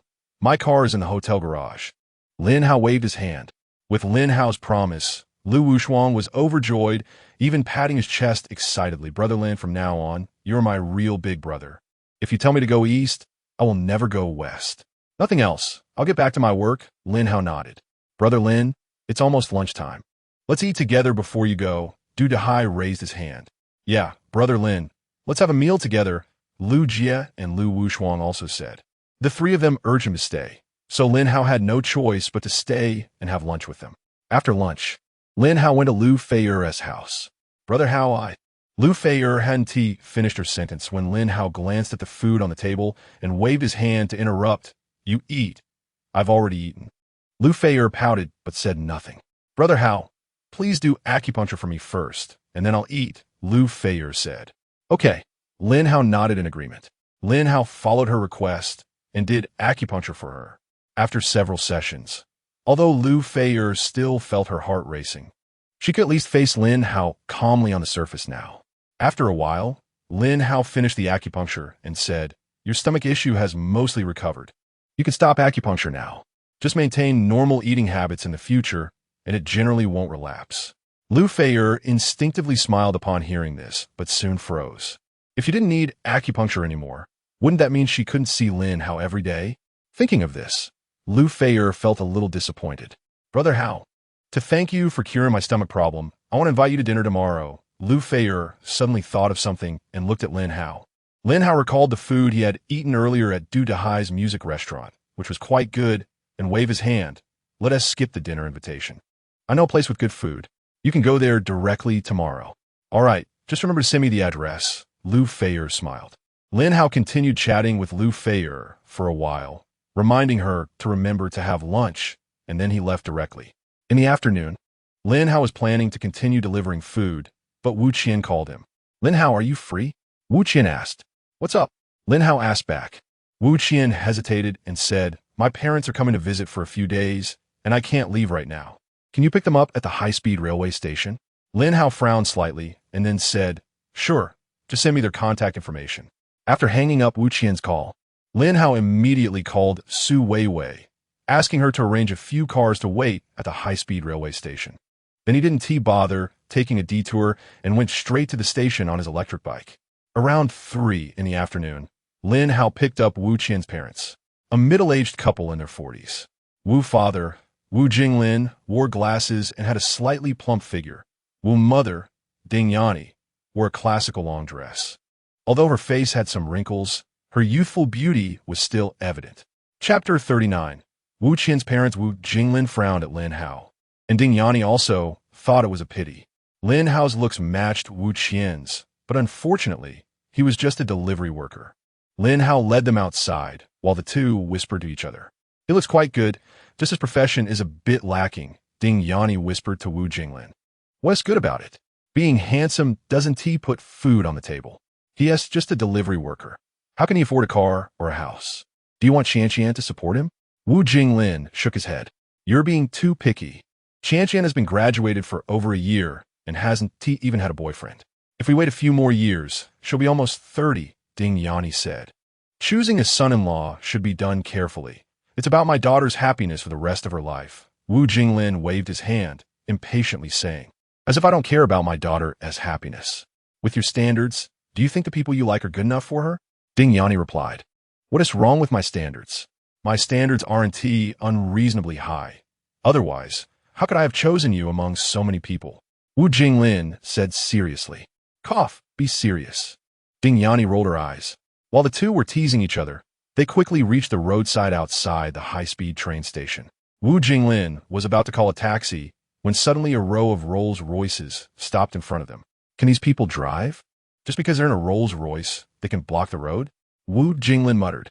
As soon as he finished speaking, a group of bodyguards in black suits got out of the cars. Wu Jinglin was taken aback, swallowed hard, and immediately dared not speak. Surrounding pedestrians also gathered around. Such a big scene was something they usually only saw on TV. In the incredulous gazes of the crowd, the bodyguard approached Lin Hao and respectfully called out, "Hello, Director Lin." "Director Lin?" Wu Jinglin looked at Lin Hao in shock.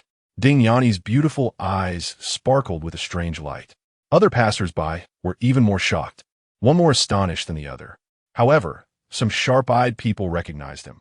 The person in front of them was the internet-famous wealthy delivery guy. "Get in the car," Lin Hao said to Wu Qian's parents. "Lin Hao, did you rent a fleet of cars just to pick us up?" Wu Jinglin frowned, suspicious. Hearing Wu Jinglin's words, Lin Hao was about to answer when a curious young girl nearby interjected. "Uncle, you don't even know the internet-famous delivery guy?" "What delivery guy?" Wu Jinglin was momentarily taken aback and asked. "Uncle, you're so funny. Just search online. The wealthy delivery guy is very famous." Saying this, the young girl looked at Lin Hao with admiration. Lin Hao nodded slightly at her and was the first to enter the extended phantom. "What are you standing there for?" Ding Yanni pulled Wu Jinglin in. The car slowly started. Ding Yanni looked at Lin Hao with interest and said, "Lin Hao, Qian has mentioned you many times." "Yeah, I'm quite familiar with the class monitor," Lin Hao replied. Ding Yanni glanced at the car's interior and pondered, "With your wealth, you shouldn't need to rely on delivering food to make a living, right?" "Delivering food is my hobby," Lin Hao said. Ding Yanni was somewhat astonished by this. It was the first time she had heard of such a peculiar hobby. Seizing the opportunity while Lin Hao was talking to Ding Yanni, Wu Jinglin searched for Lin Hao's information online and even saw his Baidu Baiki introduction. Wealthy delivery guy. Name Lin Hao, wealth in the billions. Suspected chairman of multiple companies, owns a fleet of Rolls-Royces, one Lamborghini Veneno. After reading Lin Hao's profile, Wu Jinglin felt his cheeks burn. He had just doubted whether Lin Hao could afford a car or a house, and he was glad he had spoken quietly at that time. The fleet slowly arrived at Wu Qian's community. When the security guard saw the Rolls-Royce fleet, he didn't dare to stop them and hurriedly opened the gate to let them in. The three went upstairs and arrived at Wu Qian's house. "Qian should be back soon. Make yourselves at home. I have something to attend to, so I'll leave now," Lin Hao said. Then Lin Hao left like that, leaving the two elders still in a daze. "This," Wu Jinglin raised his hand, unsure what to say. "I've decided on this son-in-law. I must ensure Qian keeps an eye on him." Ding Yanni's eyes sparkled as she said, "It's just a bit of money. Do you have to be like this?" Wu Jinglin scoffed. "If you had money, I wouldn't be like this. The key is that you're so poor. Making me follow you in poverty for over 20 years. Ding Yanni rolled her eyes at him. Wu Jinglin. Lin Hao was unaware of their conversation, and even if he knew, he probably wouldn't care. Although there were some unexpected turns, it didn't affect his mood. However, since his electric bike was still at the station, he couldn't continue delivering food and had to take the bodyguard's car back to the hotel. Around 5 in the afternoon, he received a call from Wu Qian. "Lin Hao, have you gotten up?" Wu Qian asked. "What is up?" Lin Hao replied. "Let us have dinner together after work. Let us go to the Sky Garden restaurant," Wu Qian said. "Sure." Lin Hao didn't refuse this time. "Then remember to come over early," Wu Qian said. After hanging up, Lin Hao didn't think much of it and headed straight out to deliver food. His colleagues gathered around again, teasing, "Brother Hao, that little girl didn't come again today. You guys didn't really have a falling out, did you? Just focus on delivering your food," Lin Hao said lightly. "Brother Hao, girls need to be pampered. Why don't you take a day off to spend time with her?" a colleague suggested. Lin Hao glanced at him sideways, ignoring him completely. Lin Hao kept busy until noon and then returned to the music restaurant. He had arranged to meet Lu Fei there for a meal. "Brother Hao." As soon as Lu Fei saw Lin Hao, she stood up excitedly and waved. The waitstaff also nodded and greeted Lin Hao. "Lin Ye, our boss asked me to tell you that he has something to attend to and will be away for a few days." The lobby manager approached respectfully. "Okay, I understand," Lin Hao replied, and then walked over to Lu Fei. The customers in the restaurant watched this scene curiously, and some sharp-eyed ones recognized him. This person should be the wealthy delivery guy. Chapter 40. Just a few $100 billion in working capital. Lin Hao and Lu Feier arrived at the exclusive private room. It was obviously Lu Feier's first time in such a luxurious setting. She raised her phone and looked around, sharing the environment of the room with the viewers in the live stream. Then, she patted the chair next to her and said with a smile, "How good, sit here." Lin Hao complied and sat down. The live stream's comments flooded in.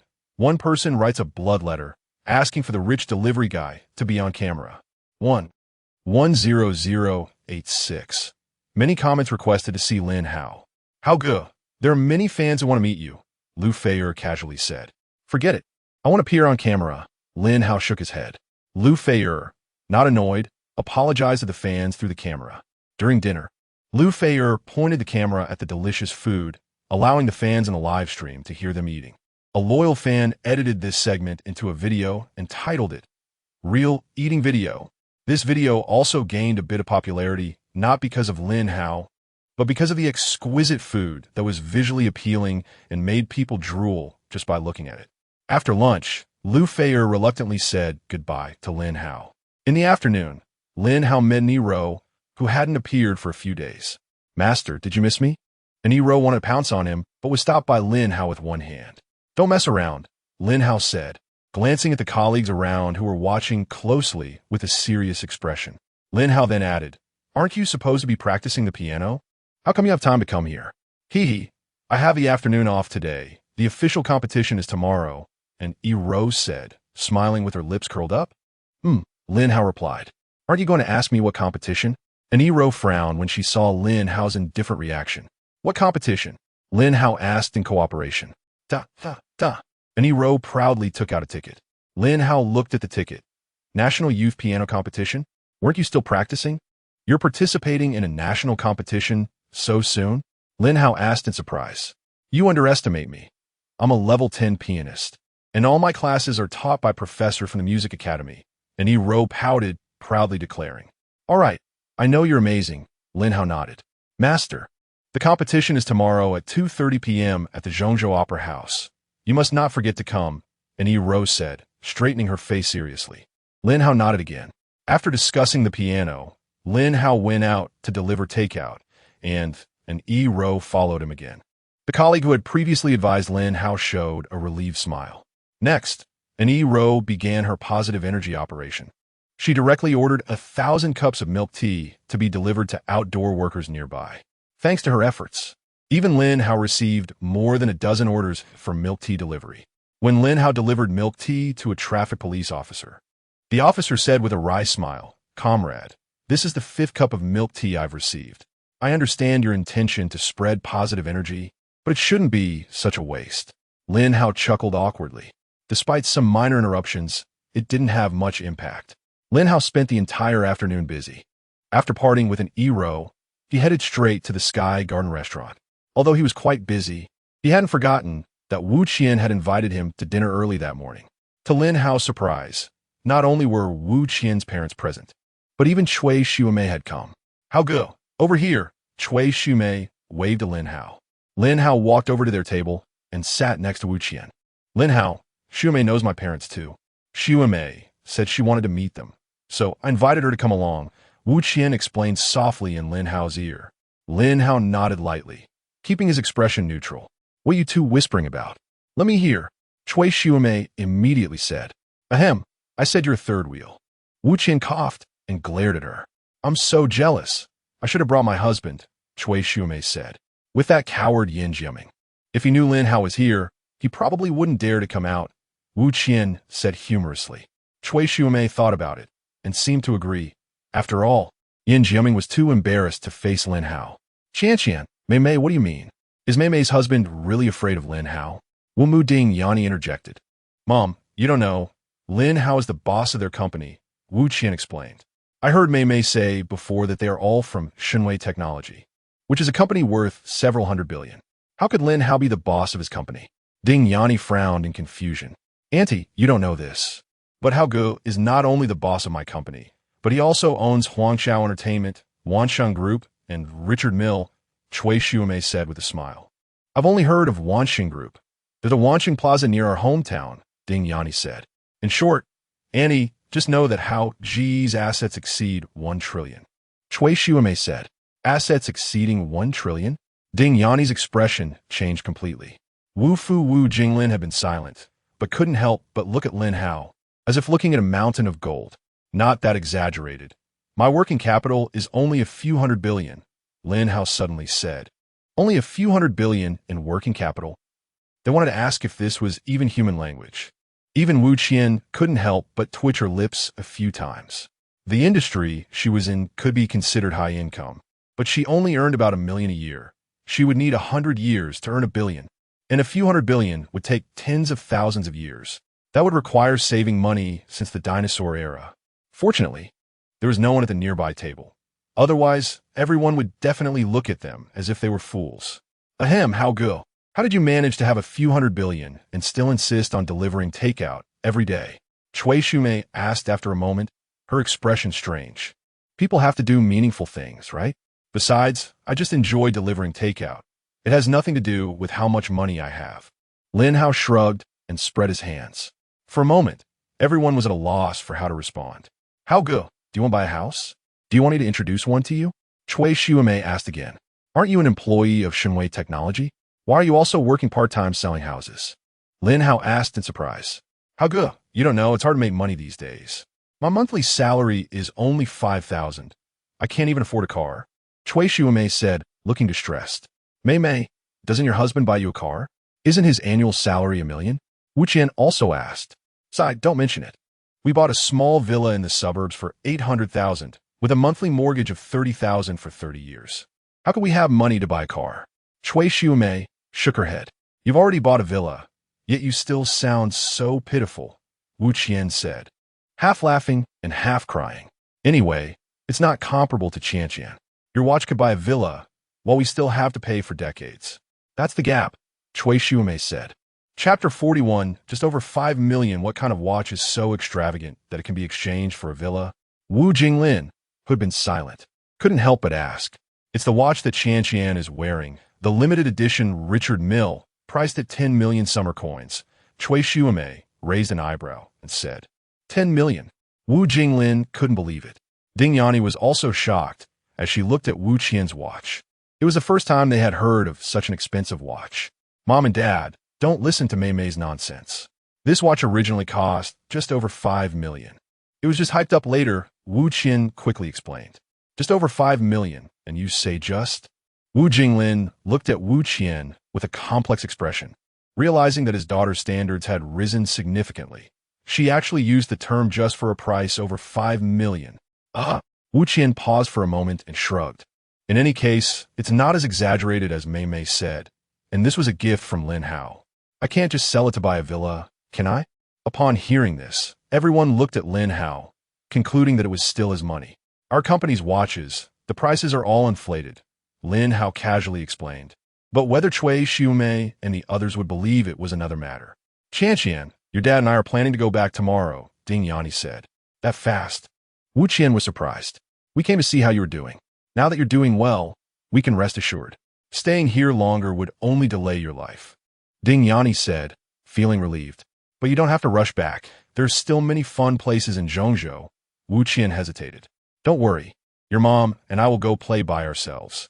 You young people don't need to worry about us. Wu Jinglin also spoke. Hearing them say this, Wu Qian nodded and stopped trying to persuade them. Dinner proceeded in a strange atmosphere. After they finished eating, they went to the front desk to settle the bill. That will be 26,000 yuan, the cashier said. That's so expensive? Wu Qian's parents were startled. Chui Xiumei explained, Uncle and Auntie, the bottle of red wine we just had was imported and cost 20,000. 20,000 for a bottle of wine? The two elders were shocked again. Lin Hao took out his phone to prepare for the payment. Lin Hao, didn't we agree that I would treat? Wu Qian quickly interrupted. We don't need to be that clear-cut between us. Lin Hao smiled and shook his head. Upon hearing this, Wu Qian shyly smiled and stopped talking. Her parents exchanged glances, both showing relieved smiles. Only Chui Xiumei felt a bit sour, as if she had just eaten a lemon. After they were full, they strolled around Zhongzhou Square for a while. Then Lin Hao casually found an excuse and left. Once Lin Hao was far away, Wu Jinglin looked at Lin Hao's back with a complex expression and said, "Daughter, you're not with him just for the money, are you?" "Uncle, you don't know this, but Qian has liked Lin Hao since college." Back then, Lin Hao was very low-key and never revealed his identity as a rich second generation. Cui Shumei interjected with a smile. "Dad, don't listen to Mei's nonsense. I just have a good impression of him." Wu Qian's face turned slightly red as she glared at Cui Shumei. "What nonsense?" Cui Shumei wanted to say more, but was glared at by Wu Qian again. So she had to awkwardly close her mouth. "What does Lin Hao think of you?" Wu Jinglin continued to ask. "Pretty good. I mean, he doesn't talk much, but he cares about me," Wu Qian replied. Hearing this, Wu Jinglin felt much more at ease. Lin Hao was unaware of their conversation. He rode his electric scooter and quickly returned to the area near the Royal Hotel. However, he was puzzled to see many reporters and passers-by outside the hotel, with security maintaining order. When the security guard saw Lin Hao, they all made way for him to enter. "Who is this? The security guards aren't stopping him?" A reporter wondered. "If I'm not mistaken, this should be the rich delivery guy." A passerby answered. "The rich delivery guy? Is he the internet celebrity who's been particularly popular lately?" "What internet celebrity?" "He's a real billionaire. Can your internet celebrity afford to drive a Lamborghini fleet? Such a big deal. I need to take a few photos quickly. When is Xiao Jing coming?" "I've been waiting for half an hour." "Brother, I've been waiting for 2 hours, and I haven't had dinner yet." Hearing these discussions, Lin Hao couldn't help but frown. After entering the hotel lobby, Lin Hao raised his hand to call a waiter. Before he could ask, the waiter smiled and explained, "Mr. Lin, in the next few days, Zhu Xiaojing will be holding a concert at Zhongzhou Square. Later, she and her management team will check into our hotel, and these reporters and fans are here to welcome Zhu Xiaojing." Yu Si Yoining. Lin Hao felt the name was somewhat familiar, but couldn't recall where he had heard it before. Seeing that Lin Hao didn't recognize Zhu Xiaojing, the waiter seemed a bit embarrassed and added, "Xiao Jing is a popular young actress who has acted in many costume dramas in recent years." Upon hearing this, Lin Hao finally remembered that this name was on the artist list Su Chong had given him. After finishing his conversation with the waiter, Lin Hao was about to head upstairs when there was commotion at the entrance. "She's here. The goddess Xiao Jing is here. She's even more beautiful in person than in photos. Xiao Jing, I love you. Xiao Jing, look at me." Reporters were crazily taking photos. Fans were screaming wildly, and some even tried to rush forward to get close, but they were all stopped by security guards and bodyguards. Zhu Xiaojing and her management team made their way through the crowd and entered the hotel. All the hotel staff looked at Zhu Xiaojing, regardless of gender, showing expressions of amazement. Lin Hao also looked at Zhu Xiaojing, but his expression showed no change. Zhu Xiaojing was indeed very beautiful, but she hadn't reached the point of moving him. Leading the way was her manager, Sister Hua, who glanced around the lobby and couldn't help but frown. The reporters and fans outside couldn't get into the hotel, yet there was a delivery guy inside. Moreover, this delivery guy looked too calm. Seeing a big star, he didn't seem excited at all. However, she didn't say anything and led the team straight upstairs. Once they left, Lin Hao also took the elevator up. Coincidentally, they were all staying on the same floor, and Zhu Xiaojing's suite was right across from Lin Hao's. The door across was open, and the group was packing their things.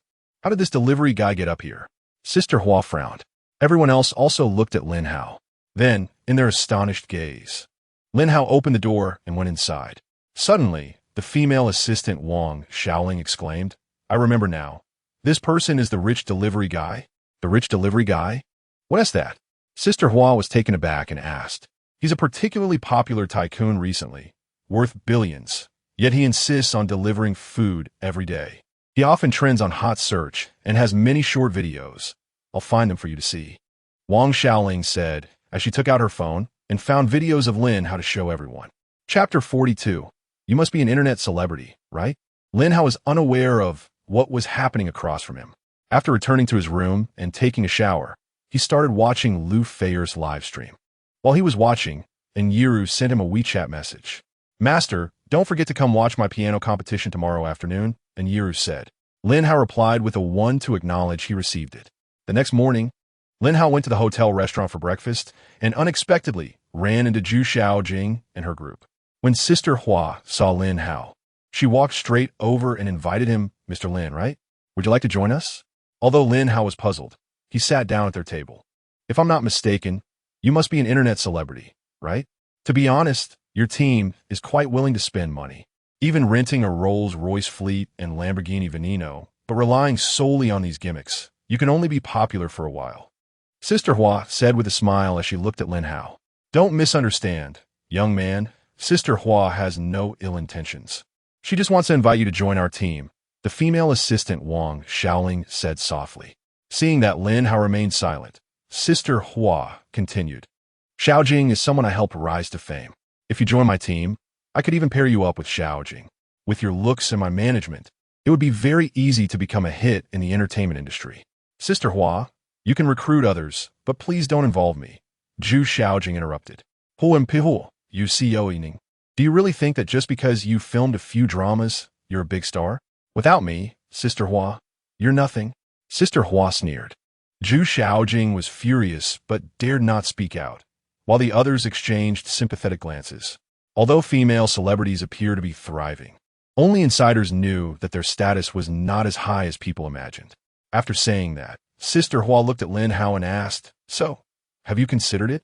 However, Lin Hao completely ignored Sister Hua and directly took out his phone to call Su Chong. Good morning, Director Lin. What can I do for you? Su Chong asked warmly as soon as the call was connected. Come to the restaurant at the Huangchao Hotel. There's a Sister Hua here who seems to be quite something. Is she one of your people? Lin Hao said coldly. Sister Hua? Zhu Xiaojing's manager? Su Qiang Mumu, please hold on. I'll be right there. Lin Hao hung up the phone and coldly stared at Sister Hua. Sister Hua showed a look of suspicion. This internet celebrity seemed to be out of the ordinary. The voice on the phone sounded very familiar. Could it really be Director Su?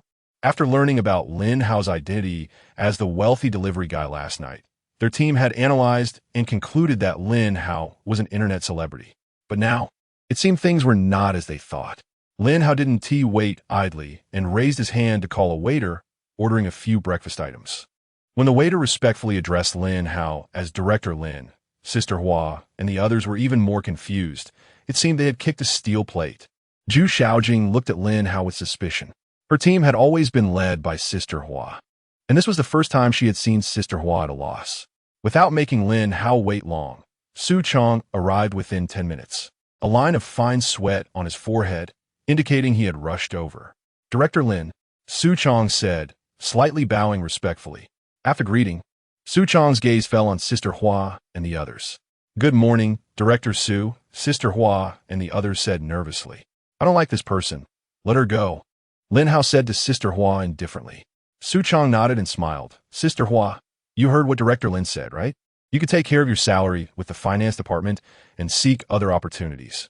Director Su, you can't do this. I've created a lot of value for the company. And without me, Xiaojing's future won't be easy. You can't ruin Xiaojing. Sister Hua pleaded anxiously.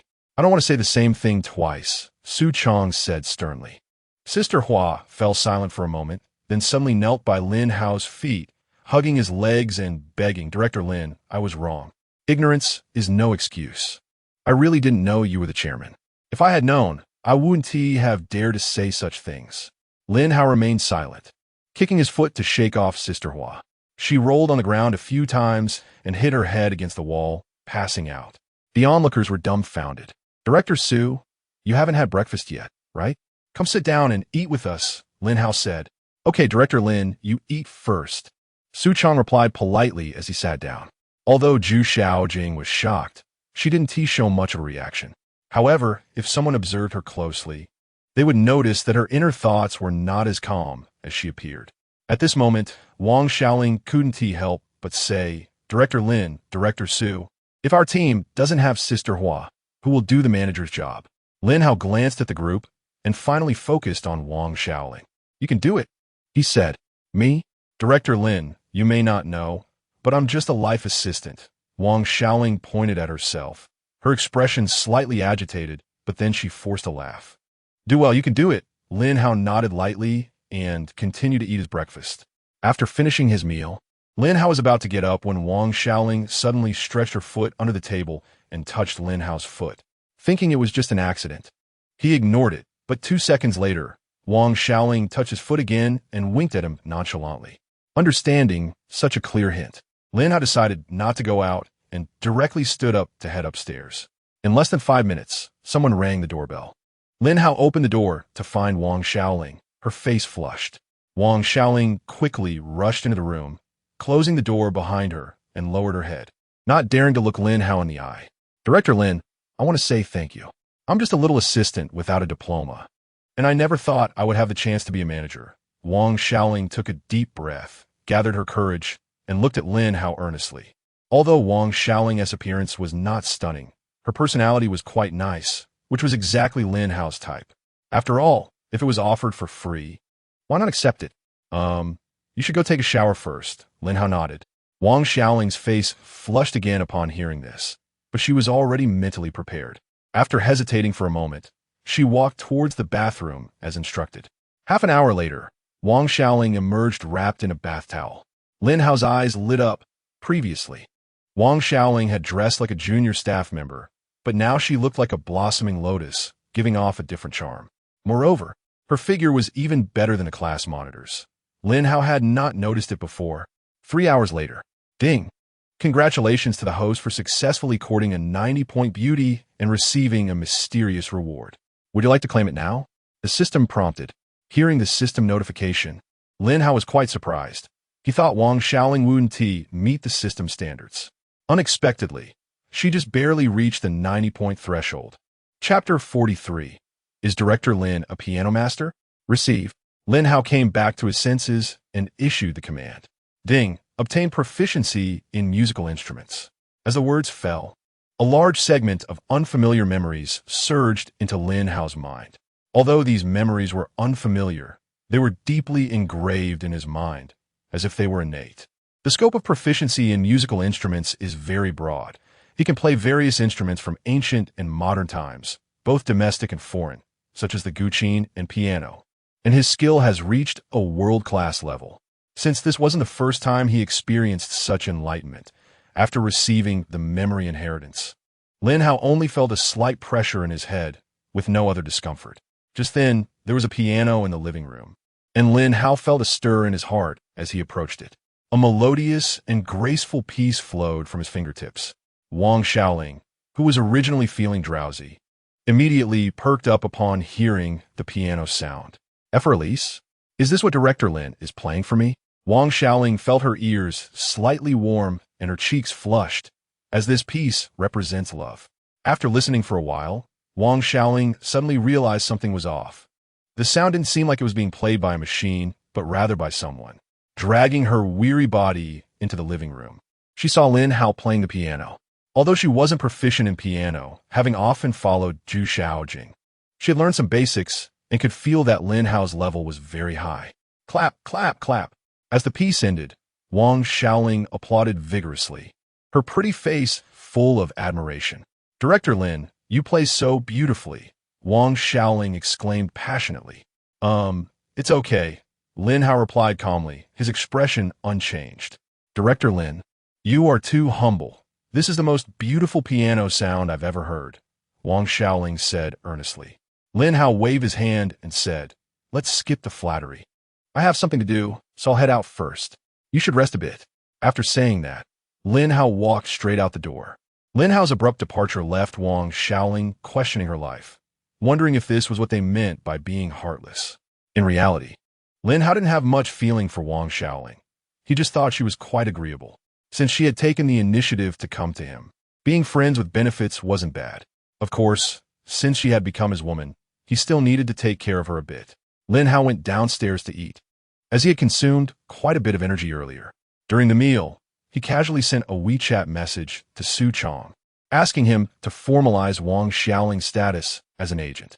Su Chong was a clever person and naturally understood what Lin Hao meant. After finishing his meal, Lin Hao went out. He delivered a few takeout orders and arrived at the Zhongzhou Opera House around 2 o'clock. Hello, sir. Would you like to buy a raffle ticket? The lucky audience for the intermission activities is selected based on the raffle tickets. Additionally, all proceeds from the raffle tickets will be donated to the Hope Project. The ticket inspector said with a smile. How many raffle tickets are left? Lin Hao asked. Before the ticket inspector could respond, someone behind him laughed and said, "Brother, are you asking because you want to buy all the raffle tickets?" Ha ha ha. The other people in line chuckled along. There are a total of 323 raffle tickets left. The ticket inspector replied. "Okay, I'll buy them all," Lin Hao said. "Sir, each raffle ticket is 50 yuan. Are you sure you want to buy them?" The ticket inspector asked, surprised. "Yes, I'll buy them all. WeChat skin is fine, right?" Lin Hao nodded. Lin Hao quickly and decisively paid, then took the thick stack of raffle tickets handed to him by the ticket inspector and entered the venue. The people waiting in line behind him were stunned, wondering if this delivery guy really just spent over 10,000 yuan like that. Lin Hao, however, didn't think much of it. He simply wanted to contribute to the whole project. After waiting for half an hour, a male and a female host took the stage. "Hello, everyone. I believe you've all heard that we have a heavyweight guest at today's competition," the male host said. "A heavyweight guest? Could it be Jiao Lin?" The female host responded. Ha ha ha ha. The audience, who had been dozing off, immediately perked up. "Ahem, I mean quality, not weight," the male host said, amused. "Oh, I'm looking forward to it now. Let's welcome this heavyweight guest," the female host said. As her words fell, all the lights in the venue suddenly went out, leaving only a beam of light on stage.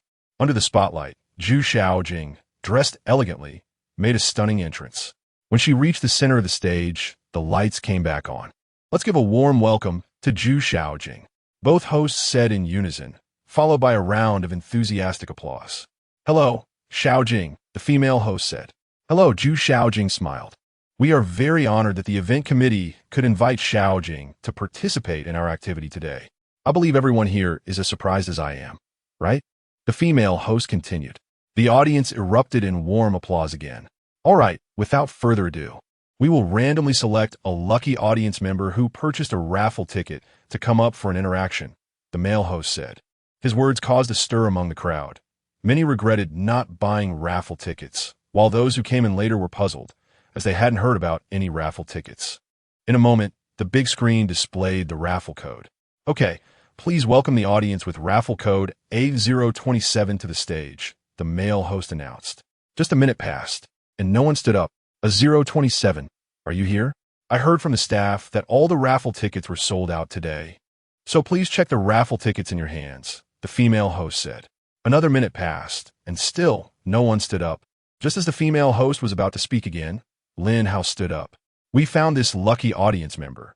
He seems to be a very artistic delivery guy," the female host said. Zhu Xiaojing's eyes brightened as she looked at Lin Hao, wondering if it was a coincidence. Lin Hao walked up to the stage and subtly nodded at Zhu Xiaojing. The female host asked, "Hello, delivery guy, could I see your raffle ticket?" Hearing this, Lin Hao took out the thick stack of raffle tickets from his pocket. Everyone saw the raffle tickets in Lin Hao's hand and couldn't help but twitch their mouths. "Brother, did you buy all the raffle tickets?" the female host asked, her expression strange. "No, I only have 323 raffle tickets," Lin Hao shook his head. 323 raffle tickets? Both hosts were taken aback, as the event committee had only issued a total of 500 raffle tickets, worried they wouldn't sell out. Yet Lin Hao alone had bought 323? Chapter 44, just playing around, the female host quickly reacted, smiling. "It seems like a very caring young man. Let me clarify. The proceeds from the lottery tickets for this event will be donated to the Hope Project." As soon as she finished speaking, a warm round of applause erupted again. A few people who recognized Lin Hao's identity thought it was quite normal.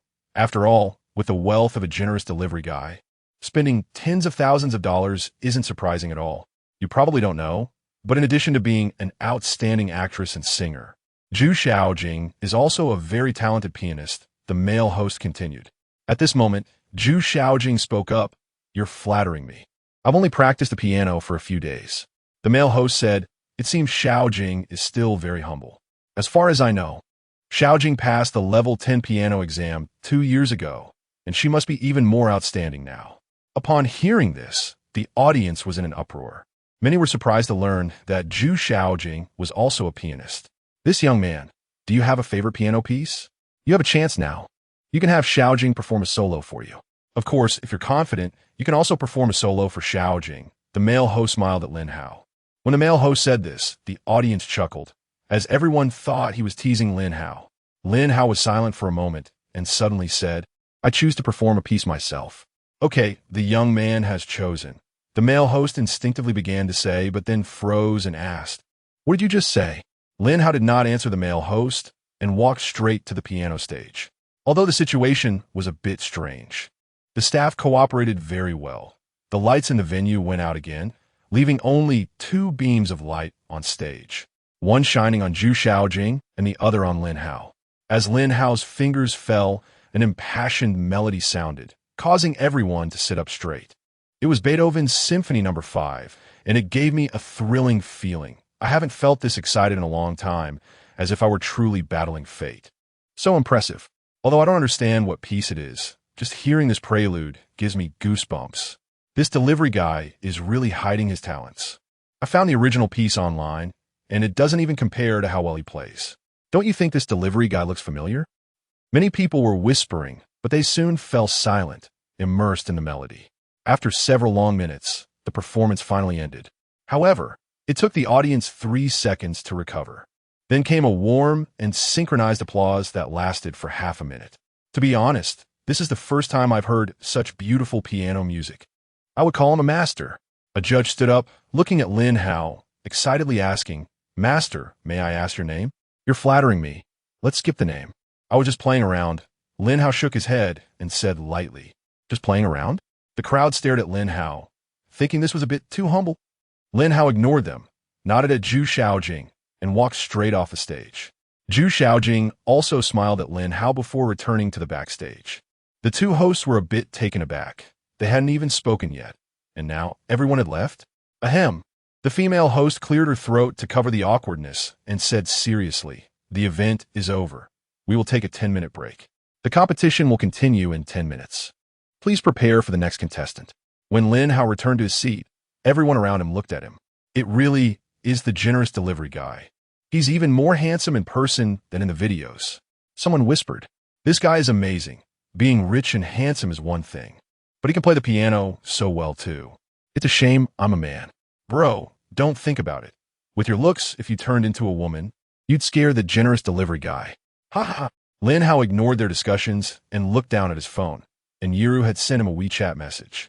"Master, I saw your live piano performance in the backstage video. You are actually a piano master."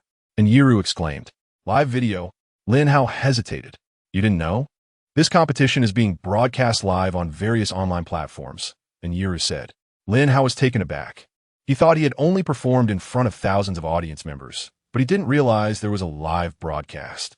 And Yiru continued, "If I had known, I wouldn't have looked for a piano teacher.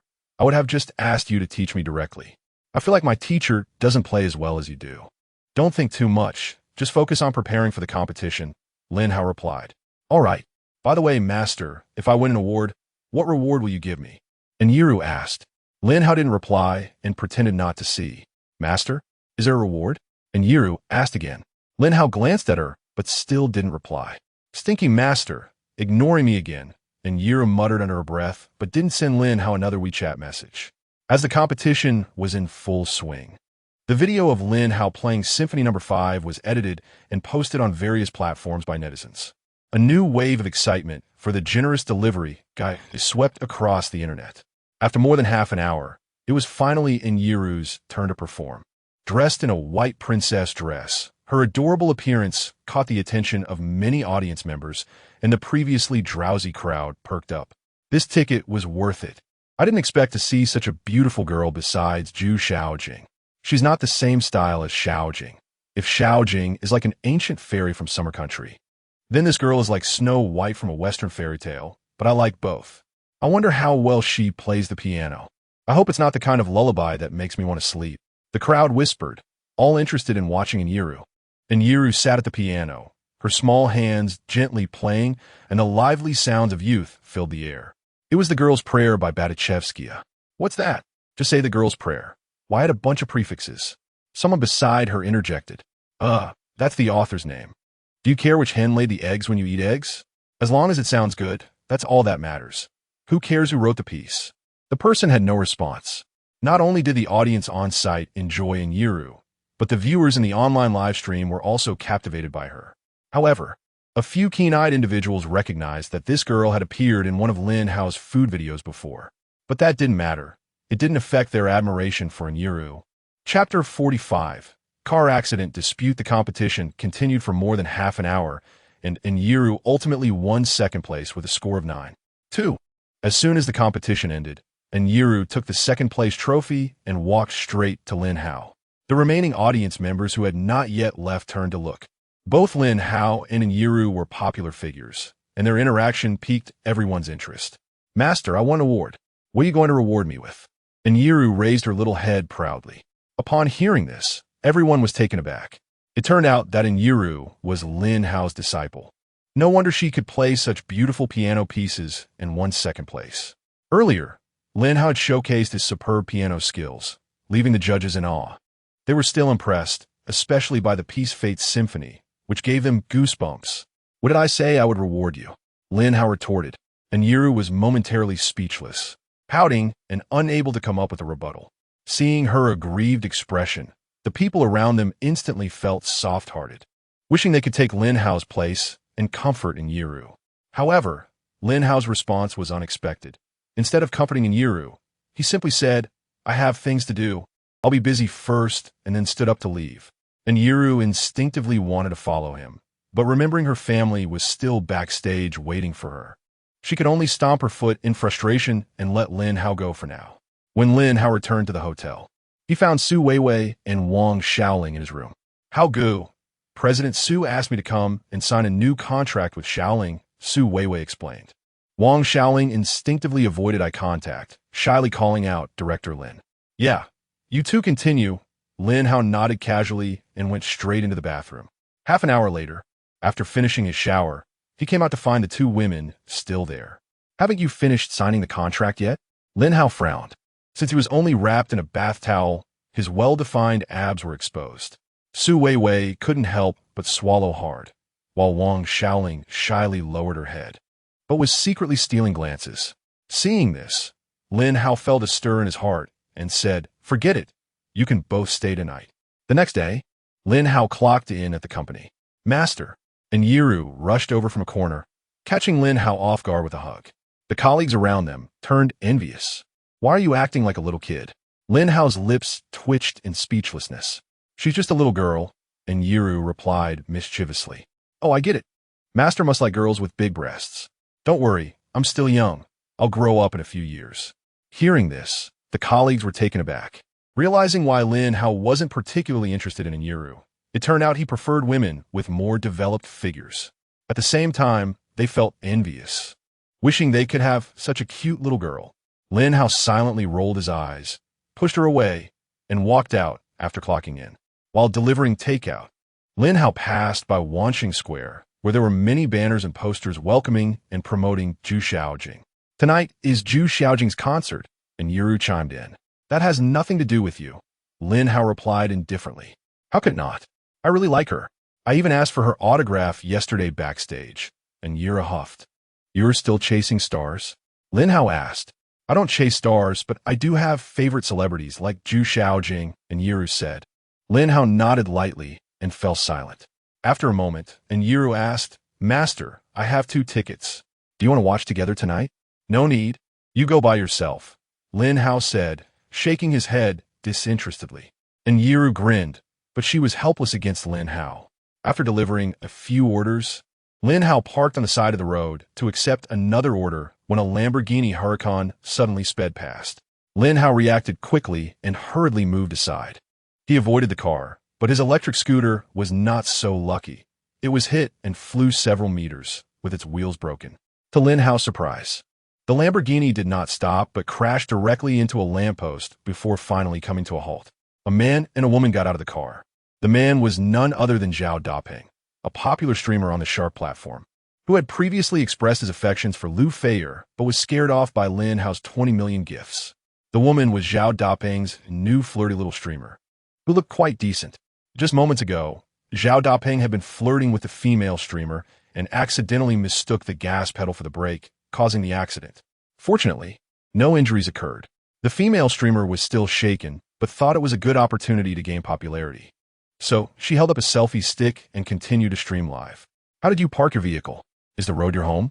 "Your electric scooter startled me, and caused me to damage my beloved car. I'm telling you, this matter cannot be settled easily. Zhao Dapeng pointed at Lin Hao, taking the initiative to complain. Before Lin Hao could respond, and Yiru's Maserati suddenly pulled up nearby. Master, that was so dangerous just now. This person drives without paying attention and even wants to blame you. And Yiru got out of the car, glaring at Zhao Dapeng angrily. Zhao Dapeng was a bit confused by the situation.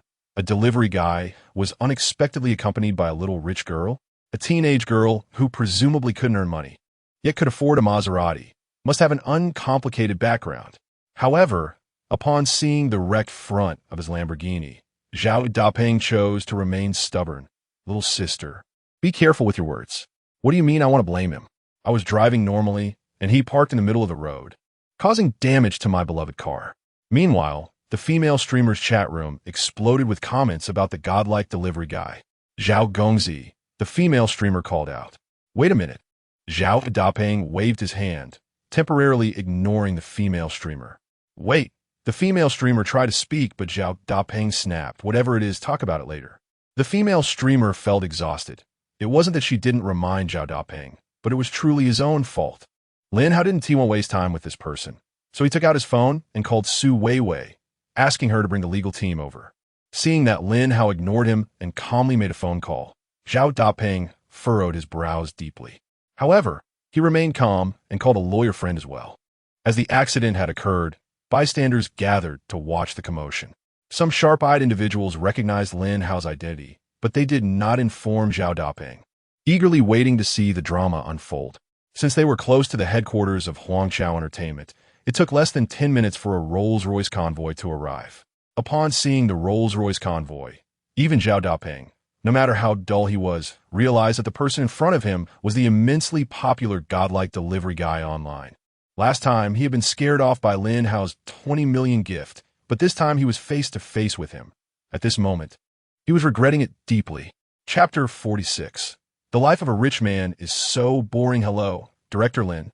Su Weiwei and the bodyguards got out of the car and greeted in unison. Director Lin, these are Lawyer Qi and his team, Su Weiwei introduced. You all handle the matters here. Lin Hao replied with a faint nod. Then Lin Hao remembered something and added, by the way, this person seems to be a streamer. Okay, Director Lin, please rest assured, I know how to handle it. Lawyer Qi nodded seriously. Lin Hao subconsciously glanced at the damaged electric bike, and his eyelids couldn't help but twitch. He couldn't deliver the few takeout orders he had just accepted. Master, do you still have orders that need to be delivered? Why not take my car? And Yiru said at that moment. Lin Hao hesitated for a moment, but still got into Yiru's Maserati. After Lin Hao and the others left, the onlookers took a few photos of the Rolls-Royce convoy and then left, feeling bored. As for Zhao Dagongzi's sports car, a mere Lamborghini, what was there to take pictures of? Lin Hao drove the Maserati to a nearby restaurant to pick up an order. When the waiter saw a luxury car parked at the door, he thought a rich person had come to dine, but to his surprise, a delivery guy got out. Hello, I'm here for takeout order 24, please, Lin Hao said. The waiter was stunned for 2 seconds before realizing, delivering takeout in a Maserati? Is it me who has seen too little, or has society changed too much? If someone good at math had been present at that moment, they might have calculated the psychological shadow area of the waiter on the spot. Lin Hao didn't care about that much. He quickly picked up the order and headed to the next one. Due to the car accident delay, he was almost late for the delivery. 20 minutes later, the Maserati arrived at the entrance of a residential community. Hello, your takeout has arrived, Lin Hao called. Finally, I've almost starved to death. I'm coming down now. The other party replied. 3 minutes later, a chubby guy in slippers came to the door. He looked around but didn't see the delivery person. Only a very cute Maserati in front of him. The chubby guy was about to take a photo when Lin Hao suddenly got out of the car, startling him. Your takeout, Lin Hao said. The chubby guy was clearly stunned for a moment, then blankly received the takeout. Lin Hao got back into the car, and the Maserati drove away. It wasn't until the car disappeared that the chubby guy came to his senses. Delivering takeout in a Maserati? Is the life of a rich man really that boring? He murmured. Lin Hao continued to deliver the remaining takeout orders, and the people receiving their orders were somewhat bewildered. Lin Hao showed no change in expression, but Yiru couldn't help but laugh. She even took interest in recording the expressions of a few people with her phone and posted them online. Although Lin Hao noticed in Yiru's little action, he didn't say anything. After all, he didn't go online much, so he didn't care how others played around. After finishing the deliveries, Lin Hao returned to the Royal Hotel. Su Weiwei was already waiting in the room, and as soon as she saw Lin Hao, she reported, "Brother Hao, that streamer has been banned from the entire internet, and he needs to pay a 20 million breach of contract penalty to the streaming platform." Lin Hao nodded lightly, not paying much attention. "By the way, Brother Hao, your delivery bike is broken, so I helped you buy a new one." Su Weiwei paused and added, Thank you for your hard work," Lin Hao said. "This is what I should do," Su Weiwei replied. After Su Weiwei finished explaining, she left. A little while after she left, Wang Xiaoling knocked and came in. "Is there something you need?" Lin Hao asked. "Director Lin, Xiao Jing is holding a concert tonight, and I've reserved guest tickets for you," Wang Xiaoling said, handing over a stack of tickets. Although Lin Hao wasn't very interested in the concert, he still accepted the tickets. After Wang Xiaoling handed over the tickets, she left. Lin Hao was lying on the sofa watching Lu Feier's live stream when Shun Linfeng suddenly called him. "Hello, is there something?" Lin Hao answered the call and asked, "Hee. Brother Lin, what are you talking about? Can I just call you to chat?" Shun Linfeng laughed. "If there's nothing, then I'm hanging up," Lin Hao said. "Hey, wait, there's something." Shun Linfeng immediately asked seriously, "Do you want to go to Zhu Xiaojing's concert tonight?" "Not interested," Lin Hao said directly. Just as he was about to hang up, Shun Linfeng added, "Don't be in a hurry, I haven't finished yet. After the concert, there's a car racing competition, and I called a few brothers from the group for an offline club activity." Lin Hao became interested upon hearing this and said, "Car racing competition? All right, I happen to have a few guest tickets that could come in handy." "Guest tickets?"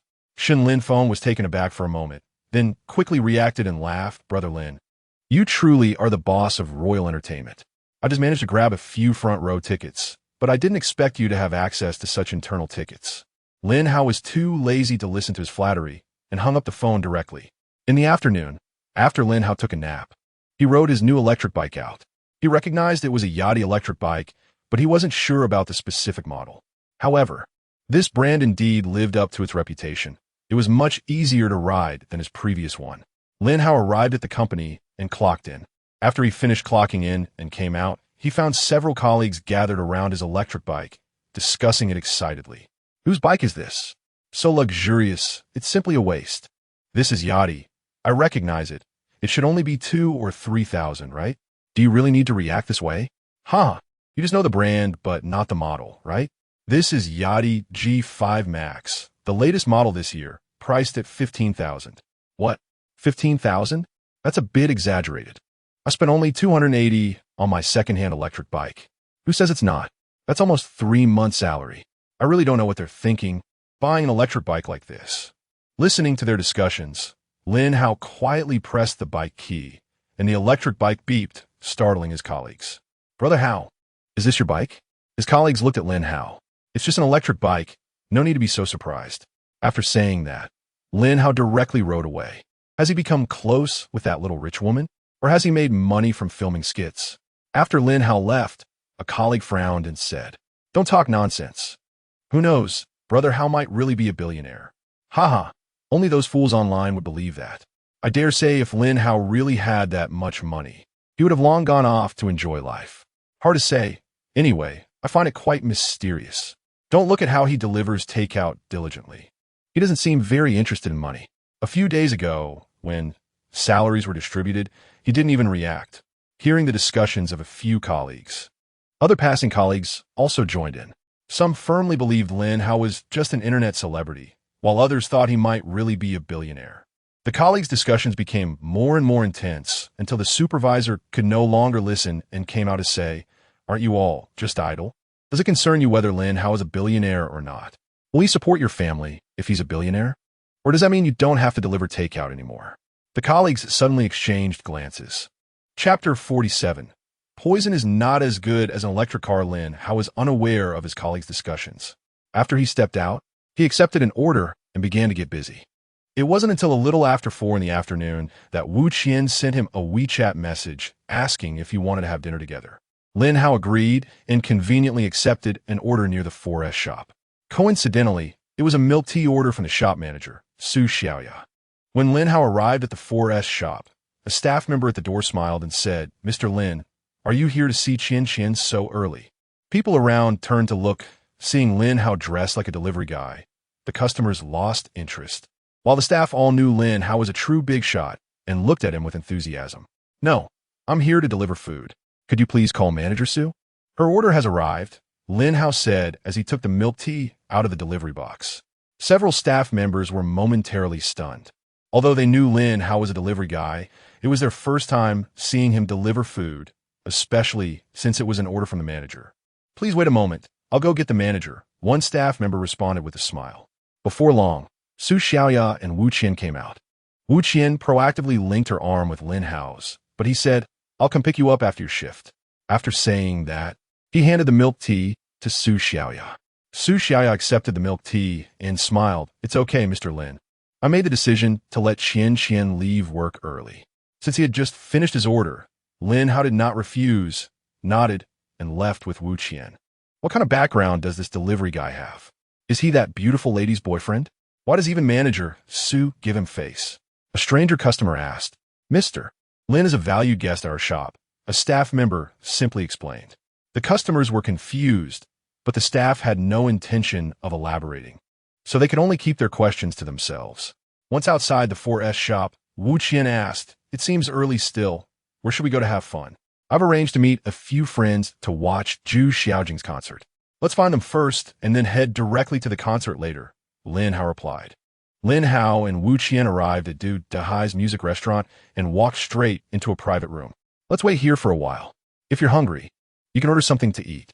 "I need to call my friends," Lin Hao said. Wu Qian nodded obediently while curiously observing the private room. If Lin Hao hadn't brought her here, she would never have imagined such an ancient and elegant private room existed in a music restaurant. Lin Hao called Shen Linfeng to inform him of the address. Half an hour later, while Wu Qian was serving Lin Hao food, someone suddenly pushed the door and walked in. As soon as Shen Linfeng and the others entered the private room, they exchanged glances. There were 8 people in total, and besides Shen Linfeng, Lu Jie, and Lu Wushuang, there were several wealthy second-generation individuals Lin Hao wasn't very familiar with. "Lin Ge, you're not being fair. You show up and immediately feed us dog food," Shen Linfeng teased. "Yeah, this wave of dog food caught us off guard." "And Lin Ge, where did you find this fairy? She's too beautiful," Lu Jie also said enviously. "This must be your girlfriend, right?" "Lin Ge has great taste," Lu Wushuang remarked. The others chimed in, all complimenting Wu Qian's beauty. Wu Qian's face turned slightly red. "My girlfriend, Wu Qian," Lin Hao calmly introduced. Wu Qian shyly nodded at them. Although she had already confirmed her relationship with Lin Hao, it was her first time facing Lin Hao's friends as his girlfriend. The others all displayed a hint of envy. The previous stunning Lu Feier had already been impressive, but this time Wu Qian was equally captivating, even for these wealthy second-generation individuals. Finding such a stunning beauty was not easy, let alone two. "Hello, sister-in-law. I'm Shen Linfeng, known as the elegant Shen Gongzi," Shen Linfeng said seriously. "Hello, sister-in-law. I'm Lu Jie, Lin Ji's #1 fan." Shen Gongzi is usually full of himself. Don't mind him, but he is quite reliable. If you encounter anything you can't solve, you can look for him, Lu Jie said, patting his chest earnestly. "Shao Jie. Does that mean I'm the one cleaning up the mess?" Shen Linfeng rolled his eyes. "If that's how you understand it, then there's nothing wrong with that." Lu Jie thought for a moment and nodded. "Ha ha!" With Shen Linfeng and Lu Jie's antics, the atmosphere lightened significantly. Afterwards, the others also introduced themselves to Wu Qian one by one, their attitudes warm. Wu Qian had sharp eyes and could tell that these people's backgrounds were not simple. She had a bit of an impression of Lu Wushuang because a few days ago, she had come to the 4S shop to reserve poison. It was precisely because these people had impressive backgrounds that Wu Qian was even more astonished. It seemed Lin Hao held a high status in the wealthy second-generation circle. "Lin Ge, I brought your poison. Are you going to drive it later?" Lu Wushuang asked. "No need. I drove an electric car here." Lin Hao shook his head. Everyone's expressions turned strange upon hearing this, especially Lu Wushuang, whose mouth couldn't help but twitch a few times. His beloved supercar was not even comparable to an electric car in Lin Hao's eyes. Speaking of which, Lin Ge, Weren't you going to buy a private jet? I also want to buy one. If you have time, let's go check out the production base at Lu Wushuang's place. Shun Lin Feng changed the subject. Are you also buying a private jet? Shun Gongzi? Lu Wushuang asked. Don't think too much. I just want to buy a helicopter worth around 10 million. It can't be compared to Lin Ji's billion-level luxury aircraft. Shun Lin Feng waved his hand. Hearing this, the others weren't too surprised. After all, 10 million was nothing they couldn't scrape together. Let's wait until the weekend. I'm quite busy these days, Lin Hao said. Let me guess, Lin Gu, are you busy delivering food? Lu Jie chimed in. Haha. When this topic came up, everyone couldn't help but laugh. Amidst the laughter, Lin Hao and the others filled their stomachs and then headed straight to the concert venue. In Anjia Villa, and Yiru's cheeks were slightly puffed, and her eyes held a faint grievance. Yiru, why do you seem not very happy? Her best friend, Yi Yutong, nudged her shoulder and asked curiously. I'm not unhappy at all. I'm very happy, and Yiru feigned nonchalance. How could you not be? You almost wrote not happy on your face, Yi Yutong said. Am I that obvious? You must be mistaken, and Yiru's expression froze for a moment. Yi Yutong was silent for a moment and then said, by the way, why are you being so nice to invite me to the concert today? And it's the VIP ticket. You usually aren't this generous. And Yiru's mouth twitched, thinking, if it weren't for that annoying master refusing to go, would I have the chance to get the tickets for you? We're good friends. How could I forget you when I have good things? And Yiru shook her head. Yi Yutong frowned, half believing. In the evening, Wancheng Plaza was crowded, with Zhu Xiaojing's posters everywhere. There was still an hour until the concert started, and a long line had already formed at the entrance of the venue, with many people shouting slogans like I love Xiaojing while waiting in line. Chapter 48. The delivery guy intrudes. The area around Wancheng Square suddenly became lively, with many people gathering. Wow, a Lamborghini Veneno is leading the way, with Bugatti Veyrons and Chiron joining in, and a Ferrari 488 at the back. What a divine car team. Is the Supercar Club going on an expedition? I feel like even formal racing events don't have such luxurious setups. They must be a group of celebrities coming to attend Xiao Jing's concert, right? After all, who else can afford so many supercars besides celebrities? Xiao Jing's star power is impressive. So many big shots showed up for just one concert. People were excitedly discussing, but suddenly someone noticed something was off. A delivery guy had intruded, driving right into the middle of the supercar convoy. I wouldn't have noticed if you hadn't pointed it out. This delivery guy is such a buzzkill, but the beauty in his car is quite a sight. I love this beauty. She's not any worse than Xiao Jing. Come on, she's just the delivery guy's woman. What right does she have to be compared to Xiao Jing, right? Dude, have you not seen a woman for too long? Are you getting excited over a pig? Ha ha! Some who thought the beauty was attractive dared not speak up, fearing backlash from others. The supercar convoy finally parked in the outdoor parking lot, and the onlookers followed, curious if the car owners were all big celebrities. This delivery guy is really funny. He took up a parking space with his electric bike, and the supercar owners actually let him have the spot. Maybe they have good tempers. After parking, Shun Lin Feng and the others got out and gathered around Lin Hao. They're not celebrities. They're probably a bunch of rich second-generation kids, someone speculated. Some people just have all the luck, born with a golden key in their mouth, someone retorted sourly. Rich second-generation kids are not good people. It's a shame for these supercars, someone exclaimed angrily. Dude, your hatred for the rich is a bit excessive. I hate the rich. I'm just speaking the truth. How many incidents of rich kids hitting people while driving have there been? Your mindset is problematic. Sure, some rich kids are spoiled. But don't poor people also do bad things? What is the point of arguing? Let us just fight it out to the death. Someone cheered. The two arguing instantly fell silent. Speaking of which, what else with these rich kids? Why are they all surrounding the delivery guy? Among the crowd, some are arguing, but more were focused on the rich kids. Just then, some people finally recognized the delivery guy. He was none other than the wildly popular rich delivery guy. Wow, it's the rich delivery guy. He has got the star power. Even the rich kids with supercars are giving him face. I knew it. How could a delivery guy intrude on a supercar convoy? Turns out he's the rich delivery guy. Isn't he just an internet celebrity? Why are these rich kids giving him so much respect? Internet celebrity? Your internet celebrity has such power? Speaking of which, the rich delivery guy is impressive. He shows up with a different girl every time. This beauty is stunning, not at all inferior to the beauties he brought out before. Rich people are all the same. They do whatever they want with their money. Changing women isn't a big deal, as long as they don't bring a whole bunch of women at once. Meanwhile, in Lou Fayer's live stream, Fayer, you've been cheated on. A comment shocked all the fans. And this comment was made by a moderator, causing Lou Fayer to pause. Fayer, aren't you at Wanshing Square? Hurry over to the parking lot. The rich delivery guy is with a beauty, along with a group of rich kids. The moderator continued. Lou Fayer was skeptical, but still headed toward the parking lot. When she arrived near the parking lot and saw the densely packed crowd, her heart sank. She squeezed into the crowd and pointed the camera at Lin Hao and the others. Capturing the moment, Lin Hao was holding hands with Wu Qian. Love is a light, green to the point of panic. Funny, of course, it's a choice to forgive him. Doghead, streamer, SA hat for you. Don't move. Word correctly. Green hat emoji. The rich delivery guy is indeed a bit excessive.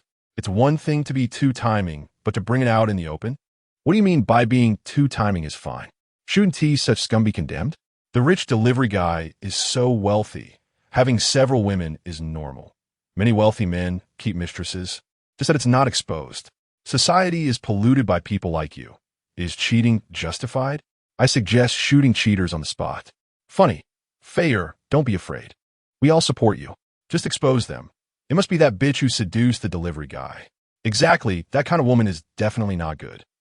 The comments were filled with people riding the wave, but Lou Fayer was completely too upset to pay attention. She was stunned. She had already considered Lin Hao her boyfriend. But at this moment, Lin Hao was holding hands with another woman. What's worse, just a few days ago, those rich kids were jokingly calling her sister-in-law. And now, they turned around to please Wu Qian. She was furious and wanted to rush over and slap them hard. But before she could take a step, she hesitated. Because she didn't know how she would interact with Lin Hao afterward if she did that. Completely sever ties? Then live in silence? She shook her head. This wasn't what she wanted. She was unwilling and reluctant. Lou Fayer felt disheartened, confused, and didn't know what to do. She felt powerless and wanted to cry. In a moment of mixed emotions, Lou Fayer finally couldn't hold back her tears. The audience flooded the screen, and the live stream's popularity soared. More and more viewers rushed into the live stream. In just a few minutes, the viewer count exceeded 10 million, with dozens of comments per second. However, Lou Fayer couldn't hold on for even a second longer. She quietly ended the stream and left with her head down. Shortly after she ended the stream, a hot search trend appeared online. Female streamer cheated on. Rich delivery guy brings beauty to Zhu Xiaojing's concert. In less than 3 minutes, the hot search comments surpassed 1,000. Men are really all the same. Is this the rich delivery guy you all worship? I'm shocked. Even the rich delivery guy has cheated. Is this it? Is this it? He has been popular for just a few days, and he has already cheating? He got popular quickly but cooled down even faster. By the way, are you guys overthinking? The rich delivery guy has never confirmed a relationship with the female streamer. They've always just interacted as friends. Are there really people trying to defend him? Bro, let us make money together. Give me a group number. Are you guys stupid? The rich delivery guy is rich, not an internet celebrity. What's there to cool down? He doesn't rely on traffic for a living.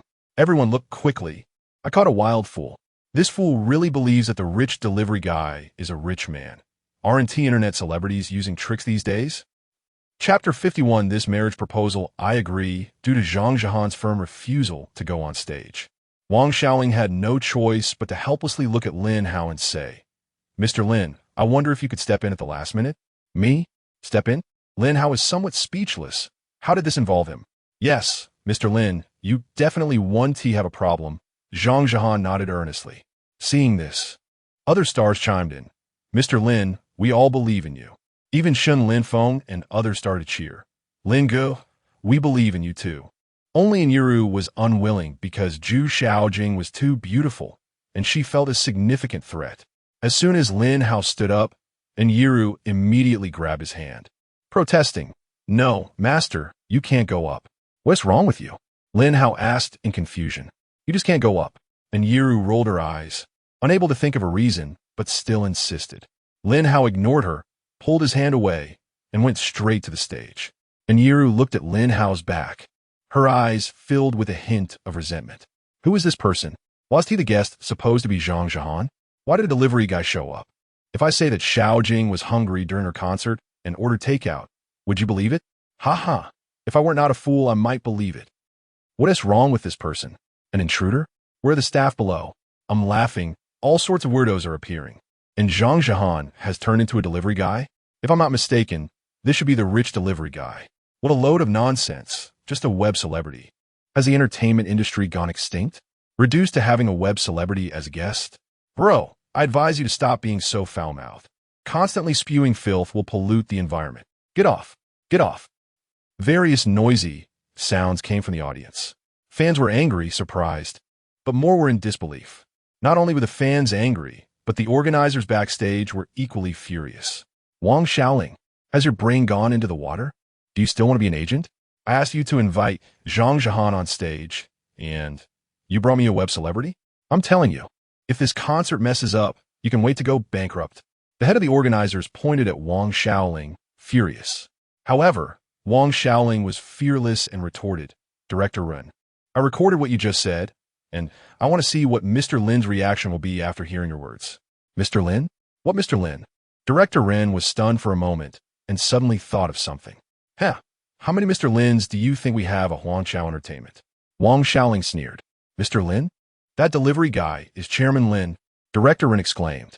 Director Lin's face changed instantly. He had been on a business trip and hadn't seen Lin Hao, but he had heard colleagues mention that one of Lin Hao's hobbies was delivering food.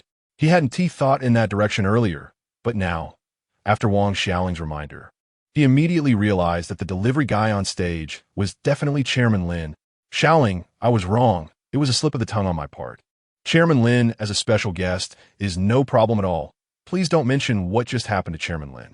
After hesitating for a moment, Director Run decided to apologize to Wang Xiaoling. However, Wang Xiaoling sneered and directly ignored him. Xiaoling, I was wrong. Please forgive me. I truly had no intention of slandering Chairman Lin. It was just a slip of the tongue. Director Ren's expression changed repeatedly, and he could only thicken his skin and change his tone sincerely. I didn't record anything just now. Wang Xiaoling said lightly and walked away. Director Ren's expression changed several times, but in the end, he didn't dare to confront Wang Xiaoling. On stage, Zhu Xiaojing looked at Lin Hao in surprise. Is it intentional or a coincidence? She thought of the piano competition from the previous afternoon. Could it also be a coincidence? Zhu Xiaojing's heartstrings trembled slightly. Lin Go. Zhu Xiaojing initially wanted to call him Mr. Lin, but the words changed to Lin Go. I'm not very good at singing. Lin Hao hesitated. It's okay. I can help you. Zhu Xiaojing smiled. After a brief exchange, the accompaniment slowly began to play. At the same time, various bullet comments flooded the live streaming platform of the concert. The earlier scene of Wang Xiaoling inviting guests was captured in the live broadcast, and combined with the fact that Zhu Xiaojing actually knew the rich delivery guy, many people began to speculate. It seems Xiaojing knows the rich delivery guy, and those stars in the guest seats are also very polite to him. Could he really be some hidden big shot? How strange. Maybe this person is a web celebrity launched by these stars companies, specifically to have these stars cooperate in acting. Your imagination is wild. To hire so many stars for cooperation. What kind of big brand is this web celebrity? Here, essay joke. If the rich delivery guy can afford first-line stars, will he be able to invite even bigger figures for cooperation in the future? Funny face. Those who firmly believe Lin Hao was a web celebrity gradually began to have doubts. If Lin Hao were just a web celebrity, why were these stars so polite to him? After all, stars are much bigger than web celebrities, and to promote a web celebrity, especially by inviting a bunch of stars, the cost is something a web celebrity couldn't recover. Meanwhile, those who firmly believed Lin Hao was rich felt proud. They had believed from the beginning that Lin Hao was truly wealthy, and terms like web celebrity were an insult. Lin Hao was unaware of everything happening online. At this moment, he was seriously singing a duet with Zhu Xiaojing. As soon as Lin Hao opened his mouth, the fans who had been shouting for him to get off instantly fell silent. His voice, I love it. He is handsome, and his singing is so good. Does he leave room for anyone else? Speaking of which, the guy just said he wasn't good at singing. Is this slapping himself in the face? Funny, don't you think? The rich delivery guy and Xiao Jing are such a perfect match, a talented man and a beautiful woman, and they both sing so well. They're simply a divine couple. Brothers, type perfect match on the public screen. Funny, perfect match. Perfect match. I ship this couple. This marriage proposal. I agree. This marriage proposal. I approve. Netizens in the live broadcast room began to flood the screen, and soon a new trending topic appeared. This marriage proposal. I agree. Rich delivery guy and Zhu Xiaojing. It was only an hour since Lin Hao's previous trending topic about a female streamer had just come out, and netizens were somewhat confused. Wasn't he, this rich delivery guy, just involved with a female streamer? How did he suddenly get together with a female celebrity? In an instant, various discussions erupted online, with some saying the rich delivery guy cheated on the female celebrity, while others claimed he was juggling 3 women. Initially, many thought the rich delivery guy was finished. But now another trending topic had appeared, which really slapped those people in the face. At the same time, this left many netizens feeling perplexed. Did the rich delivery guy really cheat on the female streamer? And what was the story behind his marriage proposal to Zhu Xiaojing? Chapter 52. Sister Ling. I was wrong. Although Lin Hao was modest, his singing voice was truly beautiful. Not only were the audience captivated, but even Zhu Xiaojing was quite surprised. There was no need for her to lead. Just letting Lin Hao sing solo would probably gain him a wave of fans. The two finished the song together, and Lin Hao didn't say much afterward. He simply nodded lightly and walked off the stage. Thank you very much to Brother Lin for the duet. I hope to have the chance to sing more songs with Brother Lin in the future. Next, I will bring you a song by Sujin under Qingqi Mountain. After expressing her gratitude, Zhu Xiaojing continued to sing. After the exciting interactive segment, the concert continued. At 10 o'clock in the evening, the concert came to an end, but the fans were still not satisfied. Reminiscing about Zhu Xiaojing's angelic beauty and the fleeting appearance of the wealthy delivery guy, CP fans were left wondering, which couple was more compatible? The main leads of the drama, or Zhu Xiaojing and the wealthy delivery guy? Disagreements also arose online. Some people still supported the drama couple, but a significant number began to support Zhu Xiaojing and the wealthy delivery guy. Although it was only the duration of one song, it created the illusion of a divine couple for many. Edited videos of their duet quickly appeared on major video platforms. Although the CP came a bit suddenly, many felt that they were meant to be together. As the concert ended and the audience began to exit, the guests were not in a hurry to leave. However, everyone was puzzled when Zhang Zhihan greeted Lin Hao before running off without looking back. A relaxed and relieved expression on his face, as if he could finally go to the bathroom. Lin Hao and the others were also preparing to leave, but before they could get up, a group of staff members approached. At the forefront was a middle-aged man with a receding hairline, who was the organizer's head, Manager Ren. Mr. Lin, Manager Ren, and all the staff send you their greetings. Manager Ren said earnestly. The staff collectively shouted, "Hello, Mr. Lin," before Lin Hao could respond. Manager Ren bowed again and said very politely, "Mr. Lin, I sincerely apologize. I have been busy with backstage matters and only now have the chance to greet you." Some nearby audience members heard the voices and looked over in surprise. Hello, you don't have to be so polite." Lin Hao nodded in response. "You flatter me. Your presence is something I failed to notice beforehand, which is my negligence. I'm just making up for my previous oversight." Manager Rin smiled apologetically. "All right." Lin Hao nodded and waved his hand. "Is the greeting done? I have some matters to attend to, so you don't need to follow me." "Okay, Mr. Lin. You get busy." Manager Rin nodded seriously. As Lin Hao and his group left, Manager Run and the others respectfully watched them go.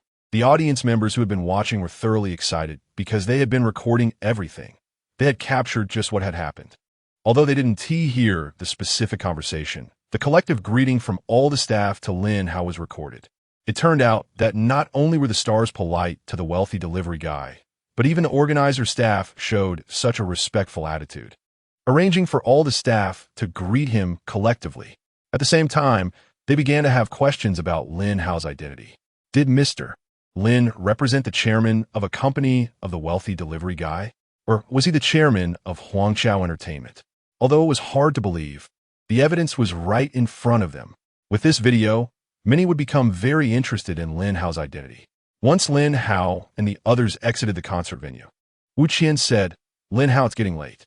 I have an appointment with a client to look at cars tomorrow morning, so I'll head back first. Sister-in-law, you're leaving already?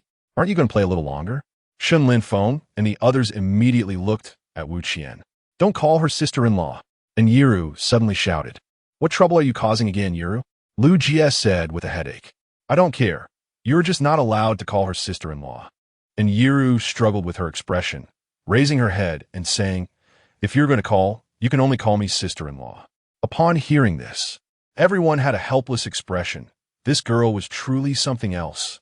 Lin Hao shot Lu Jie another glance, and Lu Jie understood, smiling, "Oh, you should stop causing trouble. Otherwise, I'll really tell uncle." In hearing this, and Yiru glared at Lu Jie, but calmed down a bit.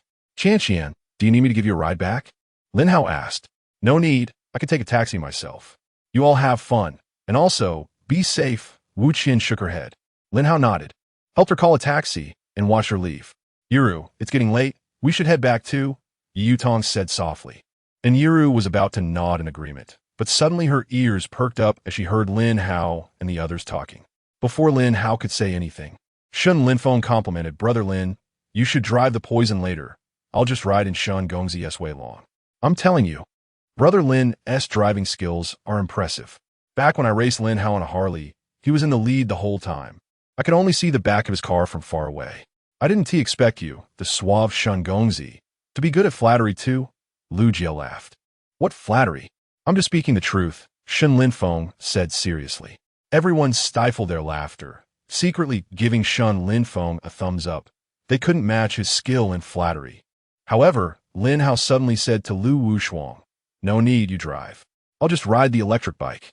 Brother Lin, for racing. Isn't it inappropriate for you to drive an electric bike?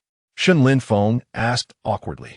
If I win while driving an electric bike, don't be too surprised. Lin Hao said with a faint smile. Upon hearing this, everyone had strange expressions. Winning against supercars while driving an electric bike was something only Lin Hao would dare say. As they were talking, and Yiru suddenly walked over. Are you going to race? And Yiru asked. Yiru, it's getting late. You should go back to rest, Lu Jie immediately said. No way. Who knows what dangerous things you might do? I have to follow you to supervise. And Yiru shook her head firmly. You can come along if you want. But don't cause trouble, Lu Jie said, helplessly waving his hand. I want to cause trouble. And Yiru happily nodded. She then told Yutong to go back with the driver first and walked over to Lin Hao. Master, I want to ride in your car, and Yiru pouted. Are you sure? I'm driving an electric bike, Lin Hao asked. Sure. I haven't ridden in an electric bike before, and Yiru raised her head, acting proud. Although Lin Hao was a bit speechless, he didn't refuse. Chapter 53 Lingo is awesome. The group arrived at the parking lot. As soon as Yiru sat in the back seat of the electric vehicle, she complained with a sulky face. Master, isn't this car too uncomfortable? Why don't you just get another car for deliveries? Your Maserati is comfortable. You can sit in that, Lin Hao replied lightly. And Yiru was immediately at a loss for words.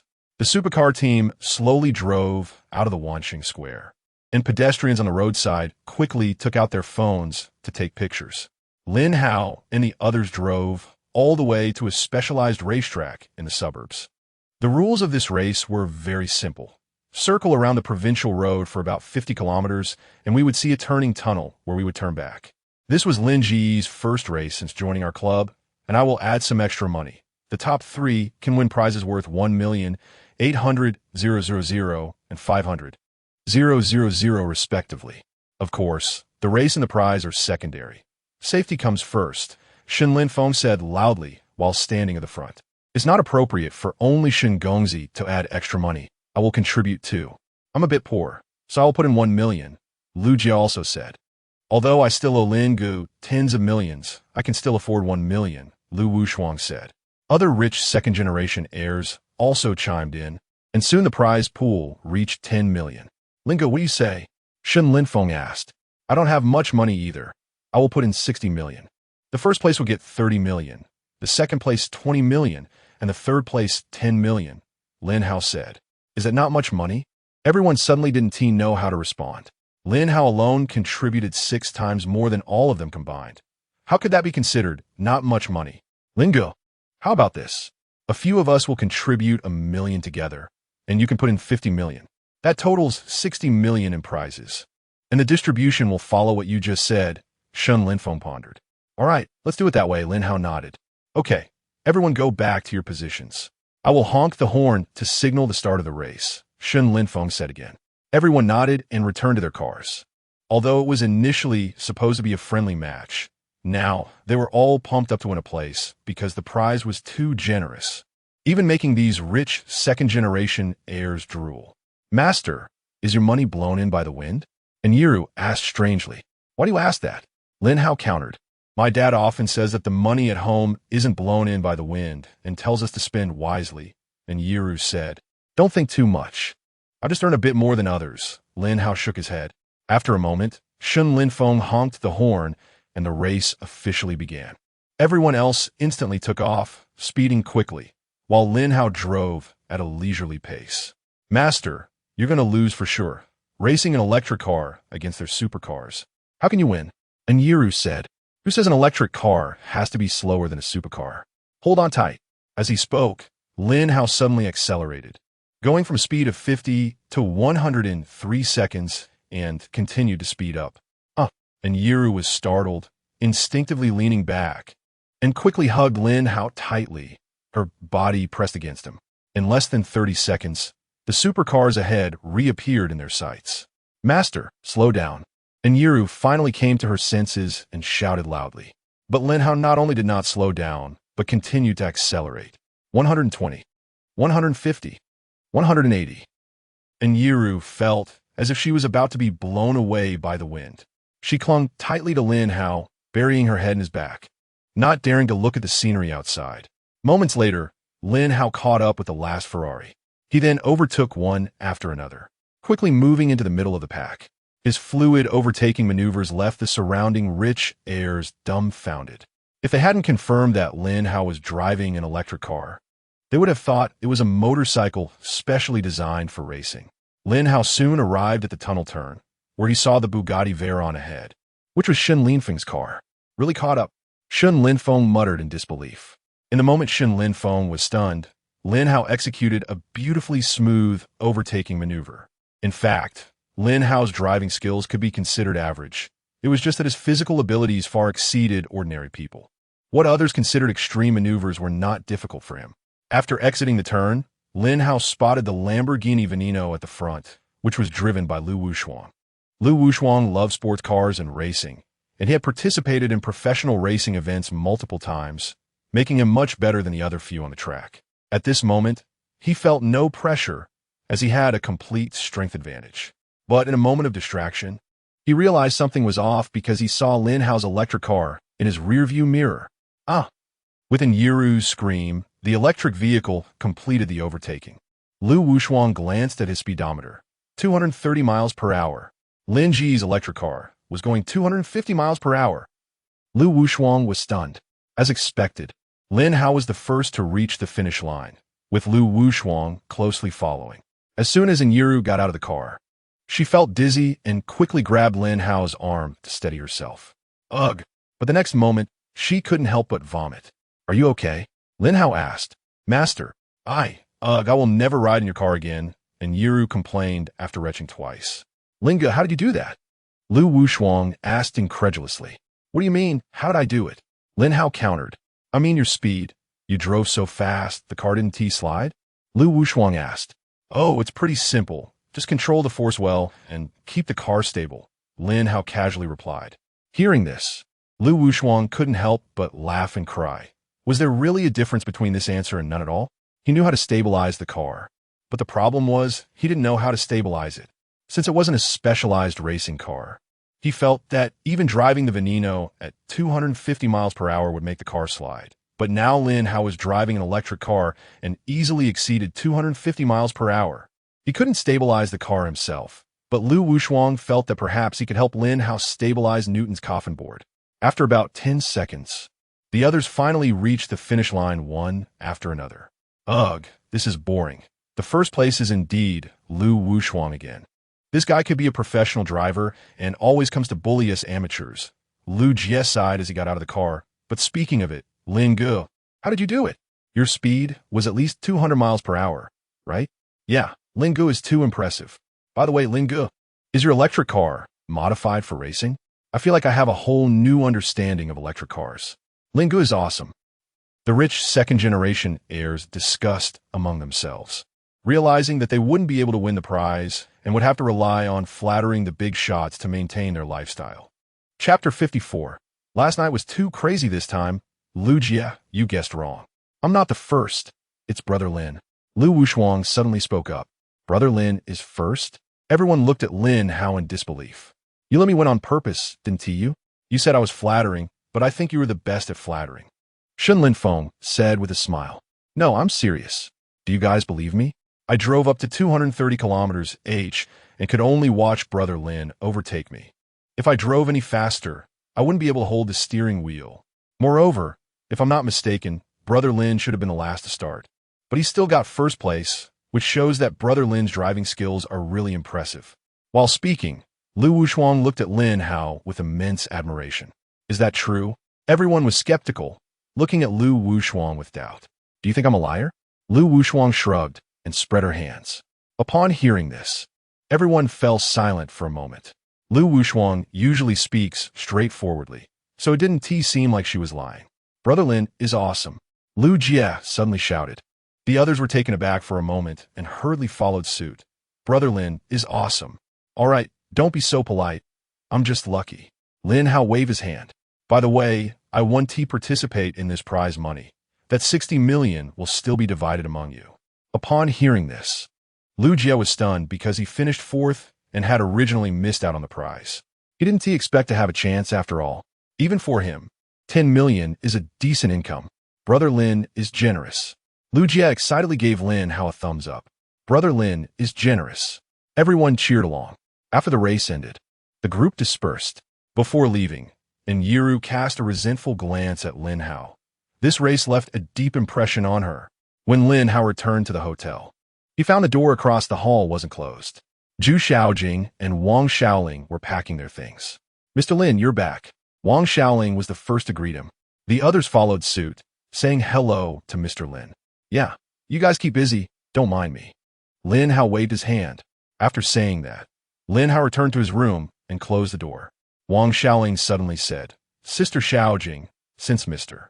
Lin personally attended the concert tonight and even went on stage to sing with you, it's only right that we show our appreciation. Yeah, it's really inappropriate not to show appreciation since Mr. Lin came to support us personally. The other members of the management team chimed in. Zhu Xiaojing thought for a moment and realized this made sense. So she said, Then I should thank Mr. Lin in person? Just saying thank you seems insincere. How about we invite Mr. Lin to dinner? Wang Xiaoling's expression changed, and she suggested, Invite Mr. Lin to dinner? Zhu Xiaojing immediately thought of something inappropriate, but after hesitating for a moment, she nodded. Although Lin Hao had closed the door, he had excellent hearing and caught the conversation. He understood Wang Xiaoling's implication, but didn't think much of it. Before long, Zhu Xiaojing rang Lin Hao's doorbell. Is there something? Lin Hao asked as he opened the door. Mr. Lin, you attended the concert tonight and even personally performed as my guest. I wanted to say thank you. You see, no need to be so polite. It was just a coincidence. Lin Hao waved his hand casually. Mr. Lin, I'd like to invite you to dinner. I wonder if you're free tomorrow? Zhu Xiaojing hurriedly said. Dinner? Sure, let us do it tomorrow at noon. Lin Hao nodded and then asked, Is there anything else? Zhu Xiaojing shook her head. Lin Hao directly closed the door. Zhu Xiaojing was somewhat at a loss for words. She really wanted to ask Mr. Lin, Are you always this aloof? After all, she was a beautiful woman, yet Lin Hao just left her standing at the door without inviting her in for a seat. The next morning, Lin Hao saw Yiru with a pale face at the company. Are you sick? Lin Hao frowned. Isn't it all your fault for being too crazy last night? And Yiru glared at Lin Hao and complained. Those passing by were stunned upon hearing this, their expressions becoming strange. Let's be clear, how is this my fault? Lin Hao shrugged. I went back last night with my whole body aching. My bones almost falling apart. If it's not your fault, then whose fault is it? And Yiru pouted angrily. The colleagues were shocked. Lin Hao actually did such things to a little girl, and it was so crazy. It was simply outrageous. They were just short of directly calling Lin Hao a beast. Let us see if you dare to sit in my car again. Lin Hao said sideways. Umph. And Yiru rolled her eyes and did not respond. Brother Lin, What do you mean by sitting in your car? Aren't you two an item? A colleague leaned over and asked in confusion. What item? This girl insisted on riding in my electric car last night. I slightly increased the speed, and she couldn't handle it. Lin Hao shrugged and casually explained. And Yiru rolled her eyes again. 250 kilometers h is just slightly faster? ISNT that ridiculously fast. So you guys were talking about this? The colleagues were greatly disappointed, realizing they had misunderstood. What else could it be? Lin Hao retorted. Nothing. The colleagues dispersed in disappointment. Lin Hao was busy all morning. After scheduling lunch with Zhu Xiaojing, he returned to the hotel around 11. As soon as he arrived at the hotel, a waiter led him to a luxurious private room. Zhu Xiaojing had dressed up carefully. Her ethereal long dress made her look like a fairy. Mr. Lin, thank you for taking the time to have dinner with me despite your busy schedule. You see it. No need to be so polite. You're also one of the company's top stars, so we should have more dealings in the future. Lin Hao waved his hand casually. Upon hearing this, Zhu Xiaojing's heart stirred. Was Mr. Lin implying something? Frequent dealings? Is this encouraging me to contact him more? Thinking of this, a faint blush appeared on Zhu Xiaojing's fair face. Although Lin Hao noticed her unusual reaction, he didn't pay it any mind. The food was served quickly, and Lin Hao enjoyed it deliciously. Seeing that Lin Hao was solely focused on the food, Zhu Xiaojing breathed a sigh of relief. Finding that there was no potential rule she was most worried about, but she felt a bit disappointed. Was she really not as good as food? Lin Hao was unaware of her thoughts. He was simply hungry. After finishing lunch, Lin Hao didn't linger long. After bidding farewell to Zhu Xiaojing, he returned to his room. It wasn't until Lin Hao's figure disappeared that Zhu Xiaojing came to her senses. Could it be that in Mr. Lin's heart, I am so dispensable? Was everything before just a coincidence? Zhu Xiaojing thought a lot. Even though nothing had happened, she felt a sense of loss and a bit of discomfort in her heart. Lin Hao returned to his room and opened Lu Feier's live stream, only to find that Lu Feier was not live. Unable to watch the live stream, Lin Hao could only check WeChat. The university class group was lively, with Zhang Xiaofeng everyone and saying, the unscrupulous media nowadays are truly limitless. They even slandered Brother Hao, claiming he cheated on a female anchor. He then shared an article and a video. Chapter 55. A small matter of 500 million mini-classmates were blown away. Ever since Lin Hao's identity as a wealthy person was exposed, everyone has shown great interest in him. Although Lin Hao often made the trending topics, it was rare for such news about him being a scumbag to come out. Where did this female streamer come from? ISNT Hao Gu always with the class monitor? How did he end up cheating on the female streamer? I want to ask too, is the editor out of their mind? After I read the report, it said that Hao Gu had previously given that female streamer 20 million in gifts and had dinner with her a few times. This doesn't mean... Wait, what did you just say? 20 million in gifts?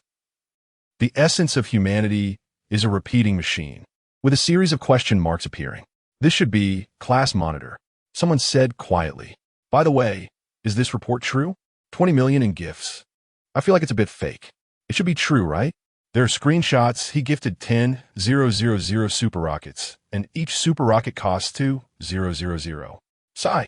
How could it's such a big thing, and I only found out now? ISNT our focus wrong? Aren't we discussing whether Hao Gu cheated on the female streamer? I feel like Hao Gu should just be playing around with that female streamer. After all, spending 20 million, if he doesn't play around, it would be a waste of money, right? I actually want to ask, is this 13 inlaid with diamonds? With this, she still dares to say Hao Gu cheated on her? The class group was buzzing with discussions, while Lin Hao, after reading the report shared by Zhang Xiaofeng, finally understood the whole story.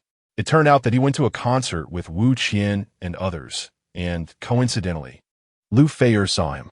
Lin Hao couldn't help but frown, but explaining this was a bit troublesome, so he decided to let it be. He was too lazy to think about it, and played on his phone for a while before taking a nap. In the afternoon, he originally planned to continue delivering takeout, but just a short while after he stepped out, he received a call from President Pan of Shunwei Technology. Hello, Mr. Lin. I need to trouble you to come to the company for something. President Pan said. What is the matter? Lin Hao asked. The company is facing a significant funding gap, and it might be difficult to explain over the phone, President Pan said awkwardly. All right, I'll head over now. Lin Hao frowned and replied. He hung up the phone, adjusted the navigation, and headed to the Shunwei Technology headquarters. Shunwei Technology was already prepared to welcome Lin Hao. As soon as he arrived at the entrance, a large group of employees came to greet him. Hello, Mr. Lin. Everyone greeted in unison, but they were all amazed that their boss was actually the wealthy delivery guy. No need to be so polite. Let us go in. Lin Hao waved his hand casually. In the crowd, Cui Xiumei smiled at Lin Hao, while Yin, jumping beside her, looked awkward. Lin Hao also noticed them and nodded in response. The company's executives took Lin Hao to a luxurious conference room. Mr. Lin, please have some tea. President Pan personally poured tea for Lin Hao.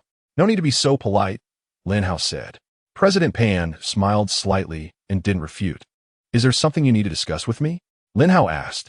It's like this, Mr. Lin. The company is currently researching several new projects, and we've reached a very critical stage, but we're somewhat lacking in the funding chain, President Pan explained while scratching his nearly bald head with a dry laugh. He added, rest assured, Mr. Lin, I guarantee that these research projects will yield more than 5 times the profit in the near future. Here are the specific project application documents and preliminary research reports. You can take a look. I want you to look at these reports. Just tell me how much you need. Lin Hao waved his hand and asked. President Pan awkwardly held up 5 fingers. 500 million? Lin Hao asked in confusion. Cough, cough, cough. Everyone in the room was shocked by Lin Hao's words. Even a senior executive who was drinking water sprayed it out. It's not that exaggerated. It's 50 million. President Pan explained. To make such a big fuss to find me, I thought it was a big deal, but it turns out to be just a small matter of 500 million. Lin Hao's mouth twitched, feeling somewhat speechless. Everyone was stunned. A small matter of 500 million? Even President Pan took a couple of seconds to regain his composure. I'm very sorry to disturb you for such a small matter. President Pan hurriedly apologized. It's nothing. Does the company not have any working capital left? Lin Hao waved his hand and asked again. It's like this, Mr. Lin. In previous years, 50 of the company's profits would be invested in research and development projects. But this year, due to severe obstacles in the overseas market, profits have decreased significantly. President Pan explained with difficulty. All right, no need to explain so much. I'll transfer some money to the company's account later. Lin Hao interrupted President Pan's explanation and asked, Is there anything else? President Pan shook his head. Okay, then I'll leave first. Lin Hao stood up and said. President Pan and the others personally escorted Lin Hao to the door. As soon as Lin Hao stepped out, he happened to receive an order and began to get busy. As for the money Shunwei Technology needed, he could transfer it after finishing the takeout. After being busy until evening, Lin Hao returned to the hotel and transferred 1 billion to Shunwei Technology's account. It was the next day when Shunwei Technology received the money. Upon learning that Lin Hao had transferred 1 billion to the company, the executives were all as happy as children. They had originally planned to save a bit. Even if it was for their dreams, they wanted to develop several projects, but now, with sufficient funds, everything became different. Lin Hao was unaware of their thoughts. He just wanted to avoid trouble. It was better to give more at once, so they could research longer. 2 days passed in the blink of an eye. And during these 2 days, Lu Feier did not stream. Lin Hao didn't mind. Since Lu Feier wasn't around, he chatted with Wu Qian or Yiru instead. On Friday afternoon, Lin Hao suddenly received a voice message from Lu Feier. How? Good. Lu Feier's voice sounded weak. What happened to you? Lin Hao frowned and asked. I'm fine. Do you have time tonight? I want to invite you to dinner. Lu Feier tried to sound calm. I'm free. Where are we eating? Lin Hao asked. Come to my house.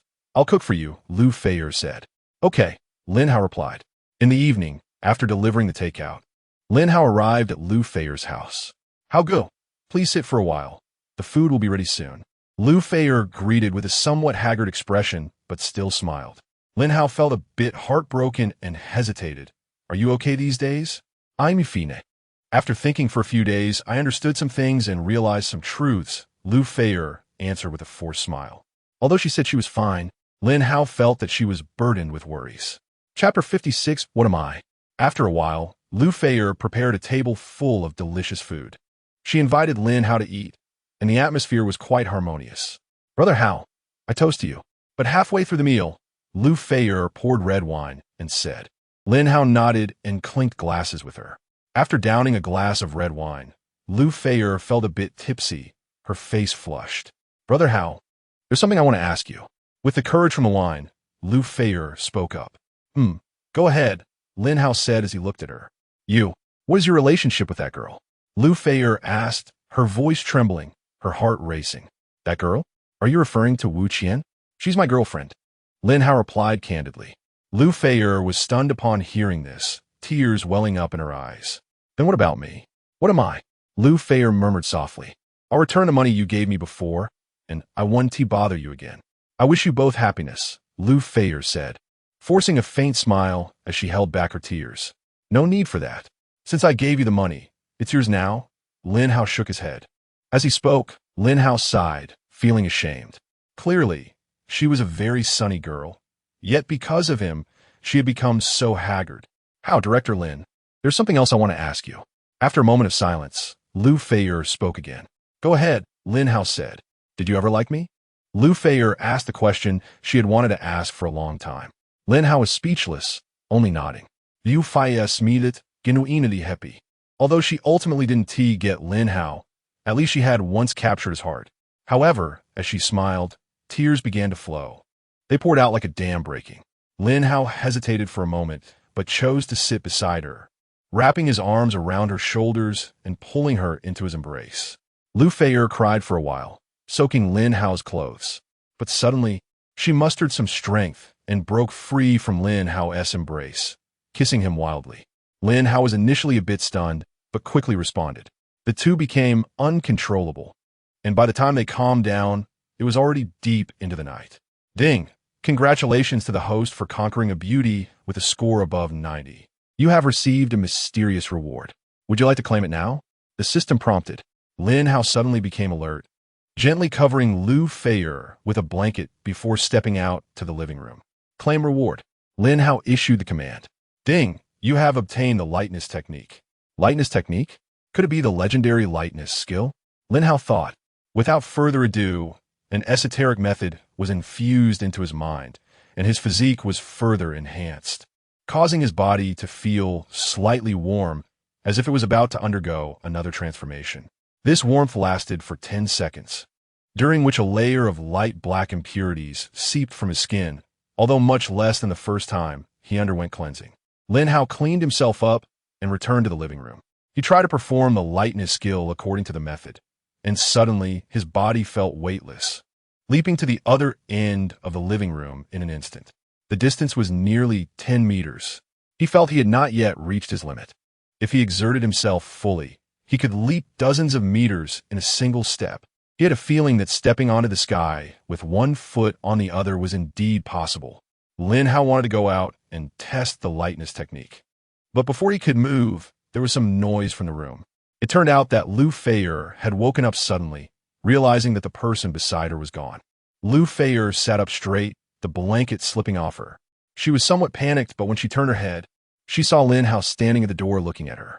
Their eyes met, and Lu Feier's ears instantly turned red as she hurriedly hid under the blanket. Brother Hao. Lu Feier was a bit surprised. Everything that had happened before was not a dream. But then she seemed to think of something, her expression dimming as she hesitantly said, Let's just pretend today didn't happen. I promise I won't bother you anymore.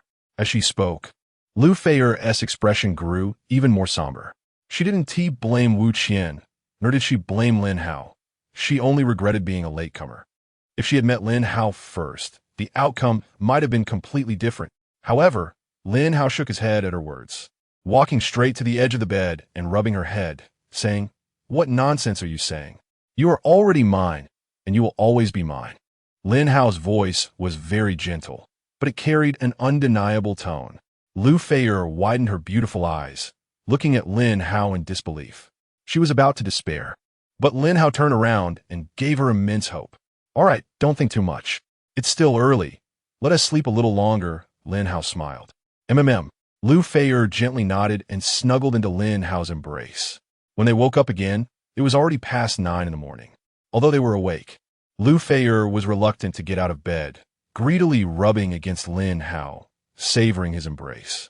Lu Feier said, Brother Hao, I want to go out and take a walk.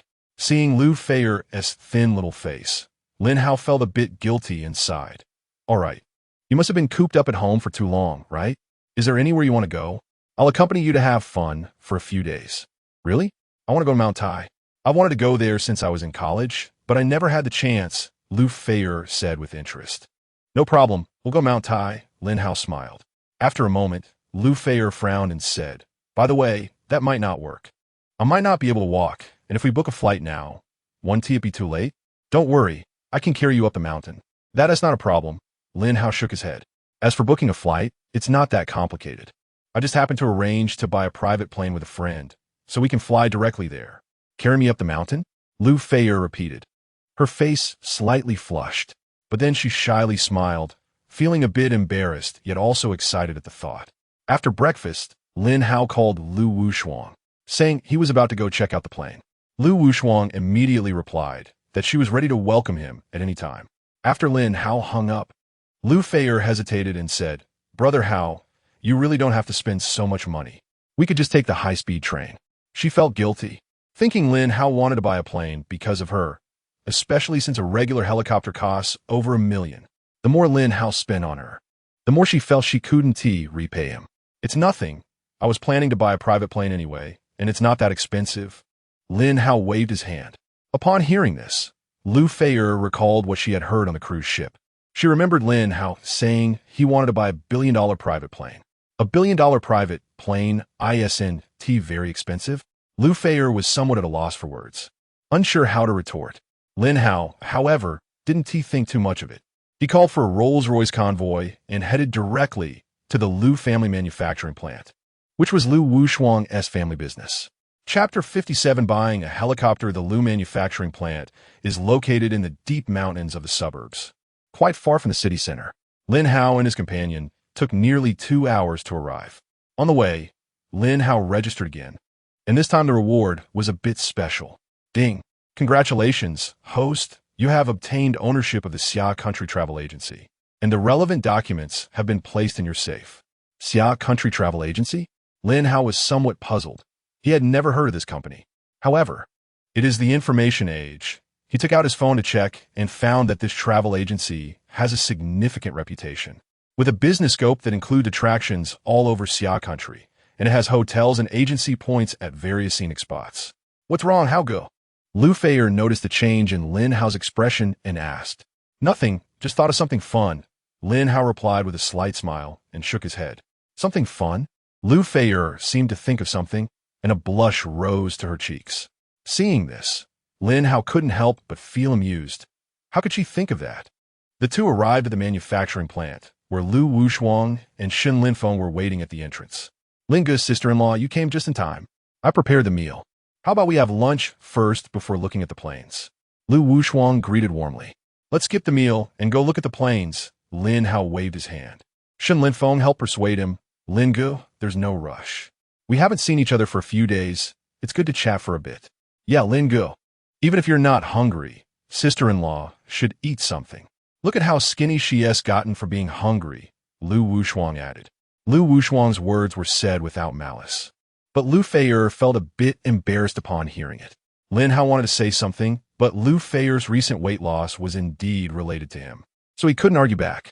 Reluctantly, the two accompanied Shen Linfeng and Lu Wushuang for lunch before finally heading to the aircraft display area. Lingu, over there is the latest private jet I mentioned to you.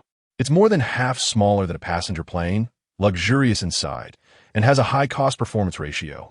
Only 10 billion Xia Yuan, Lu Wushuang introduced. He wanted to continue the detailed introduction, but Lin Hao directly raised his hand to interrupt. Let's talk about this large aircraft later. I need to go to Mount Tai for a trip soon. First, help me choose a good helicopter. Price isn't an issue, but the performance and comfort must be good. A helicopter? This way, Lingu. Lu Wushuang raised his eyebrows and pondered. Before long, they arrived at the other end of the square, where a dozen helicopters were displayed. Lingu, this Lin's T-20 is also a private helicopter independently developed by our factory. It has a spacious interior and seats 6. Both its performance and comfort are top-notch among helicopters, and it also features autopilot, making it very convenient, Lu Wushuang introduced. Lingu, this machine is indeed good. I mentioned wanting to buy a private plane before.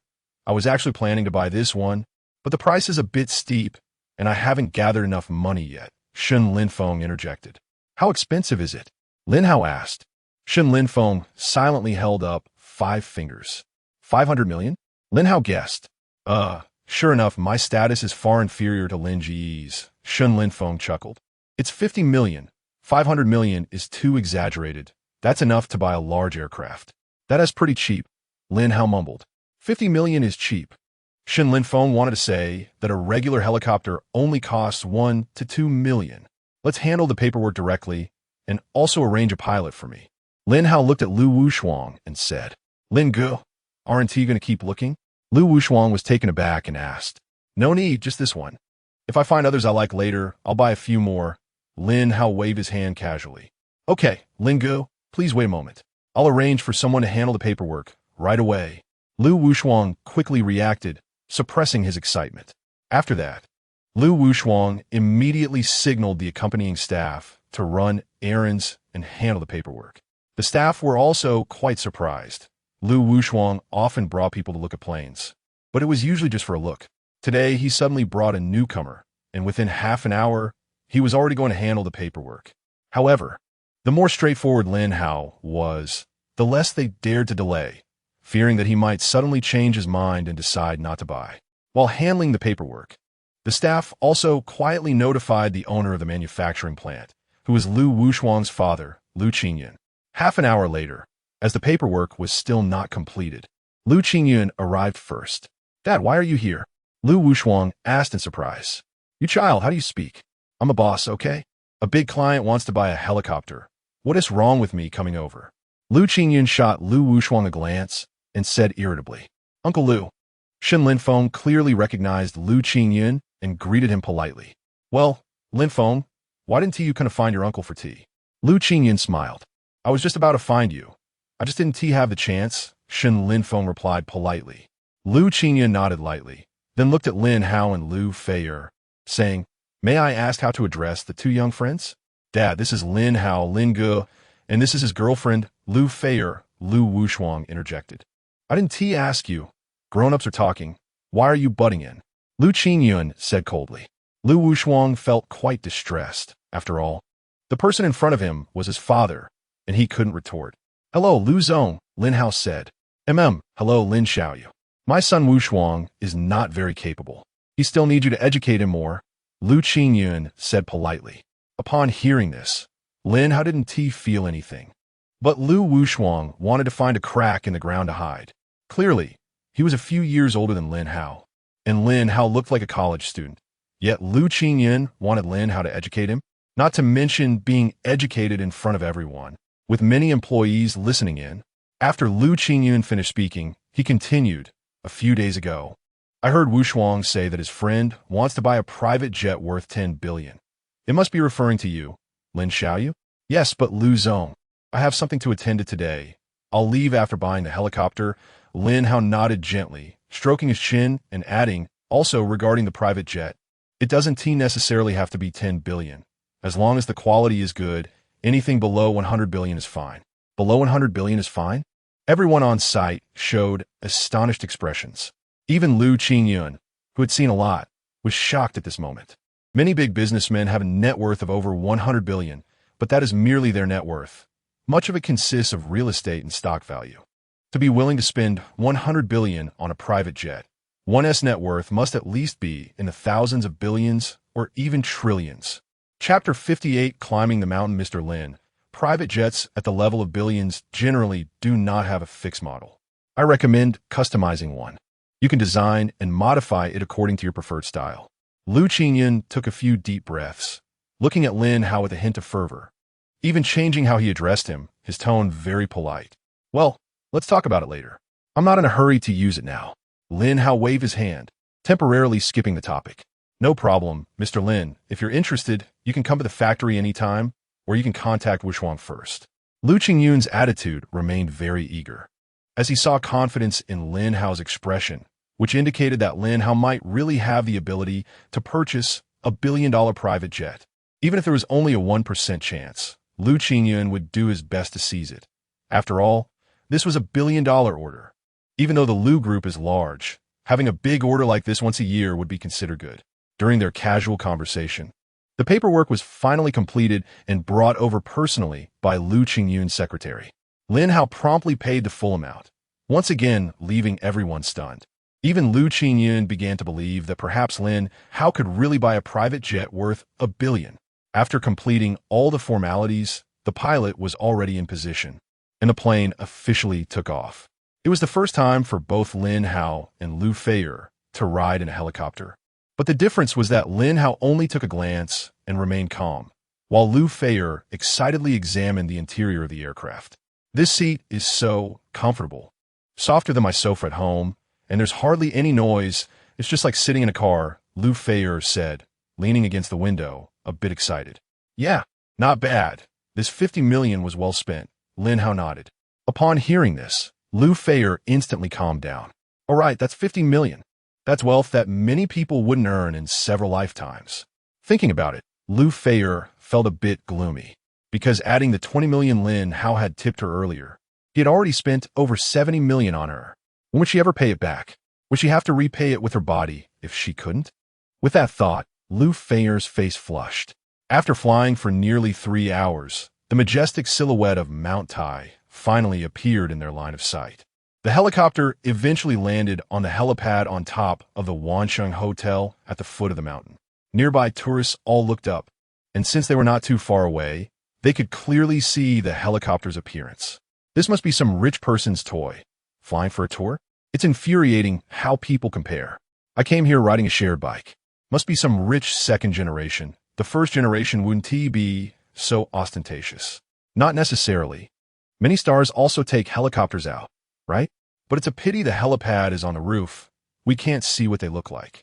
After a round of discussions, the tourists lost interest and dispersed, as no matter how high-profile others were, it had nothing to do with them. Those who were meant to climb the mountain went to climb, and those who needed to buy tickets went to buy tickets. On the roof of Wansheng Hotel, the hotel manager, along with 2 rows of employees, was warmly welcoming Lin Hao's arrival. Lin Hao ignored the hotel staff, holding Lu Feier's hand as they walked through the crowd. The two exited the hotel and headed straight to the entrance of Mount Tai, where a long line of ticket buyers had formed, stretching over 100 meters. There's so many people. Lu Feier frowned. Lin Hao thought of the lightness technique he had acquired last night. Come with me. Lin Hao led Lu Feier to a secluded corner where no one was around. How go, it's broad daylight. Is this okay? Lu Feier looked around, and upon seeing no one, felt a bit reassured, but still blushed. What are you thinking? I'm taking you up the mountain, Lin Hao said with a smile. Up the mountain? There's no path here. How do we go up? Lu Feier asked, puzzled. Hold on tight to me, Lin Hao instructed. Lu Feier was taken aback. Before Lu Feier could react, Lin Hao wrapped an arm around her slim waist and activated the lightness technique. In an instant, they seemed weightless, stepping out to float directly onto a tree 3 meters high. Lu Feier was startled and hugged Lin Hao's neck in panic. How do we get up in the tree? Once she calmed down, Lu Feier hurriedly asked. I could do lightness skill, Lin Hao replied. Lightness skill? ISNT, that's something made up in novels and TV shows? Lu Feier was shocked. Lin Hao didn't explain further and continued to use the lightness technique, weaving through the forest with Lu Feier. In an instant, Lu Feier believed it. Lin Hao really could perform lightness skill, but she still found it unbelievable that such a thing existed in the world. Suddenly, she thought of another point. Since Lin Hao knew lightness skill, did he also know martial arts? However, although she was curious, she didn't voice it. In the mountains, Lin Hao and Lu Feier moved through the trees like a pair of celestial lovers, carefree and elegant. If any tourists saw them, they would surely think they were filming a TV drama. After overcoming her brief fear, Lu Feier began to feel excited. This is so much fun, how good. You're amazing, Lu Feier exclaimed, raising her hands joyfully. Lin Hao smiled faintly, but said nothing. However, after flying for a while, Lu Feier started to feel bored and said, How good, I want to get down and walk. Lin Hao nodded and found a secluded mountain path to land. How good? Can I live stream? Lu Feier suddenly thought and asked. Lin Hao nodded in agreement. Lu Feier's idea was simple. She hadn't live streamed for several days and felt guilty toward her fans. Additionally, she wanted her fans to know that she hadn't broken up with Lin Hao. Lu Feier took out her phone and selfie stick and started the live stream. As soon as the stream began, tens of thousands of fans flooded in, and the popularity surged directly past 1 million. Thank goodness, Goddess Feier hasn't done anything foolish. She is still here. How does she talk like that? Feier wouldn't do anything silly for that kind of scumbag. Exactly, rich people are all the same. I suggest Feier give up on that scumbag and be with me instead. I'm so poor that I can't even afford a mistress. They say a toad wants to eat swan meat. I see you're like a little tadpole wanting to eat swan meat. Automatically changing color. May I ask what color I am? Funny. It was evident that the fans in the live stream were very worried about Lu Feier, and as soon as the stream started, many fans expressed concern for her. Lu Feier focused on the comments. But because she was walking unsteadily and not paying attention to where she was going, she twisted her ankle again. Hiss! Lu Feier gasped, her brows furrowing together. Are you okay? Lin Hao quickly supported her and asked. It's nothing. Just twisted my ankle, Lu Feier said with a pained expression. After speaking, Lu Feier felt a bit guilty. It was her insistence to come down and walk, and also because she wanted a live stream that led to her twisting her ankle. Sit down over there. I'll take a look, Lin Hao said. Liu Feier nodded outwardly. Chapter 59. Does the rich delivery guy understand medicine? At the same time, the live stream chat exploded. Did I hear that right? Was it the voice of the rich delivery guy? What did I say before? Of course, I chose to forgive him. Automatically changing colors. It seems the female streamer has a thing for green. Even after everything, she's still with that scumbag. What's the big deal? That rich guy has money. Maybe it's your goddess who is chasing after him. Funny. There must have been some misunderstanding before. And now the rich delivery guy and Goddess Feier have cleared things up. Many fans couldn't believe it, and were looking for various reasons to confront the haters. Lin Hao helped Lu Feier find a rock to sit on, his gaze falling on her swollen ankle. Lin Hao crouched down to check. The situation wasn't too serious, just a ligament strain, and her bones weren't misaligned. He took out a silver needle, preparing to give her acupuncture. Lu Feier felt a stir in her heart and pointed the camera at her foot. The rich delivery guy actually carries silver needles with him. Could he really understand medicine?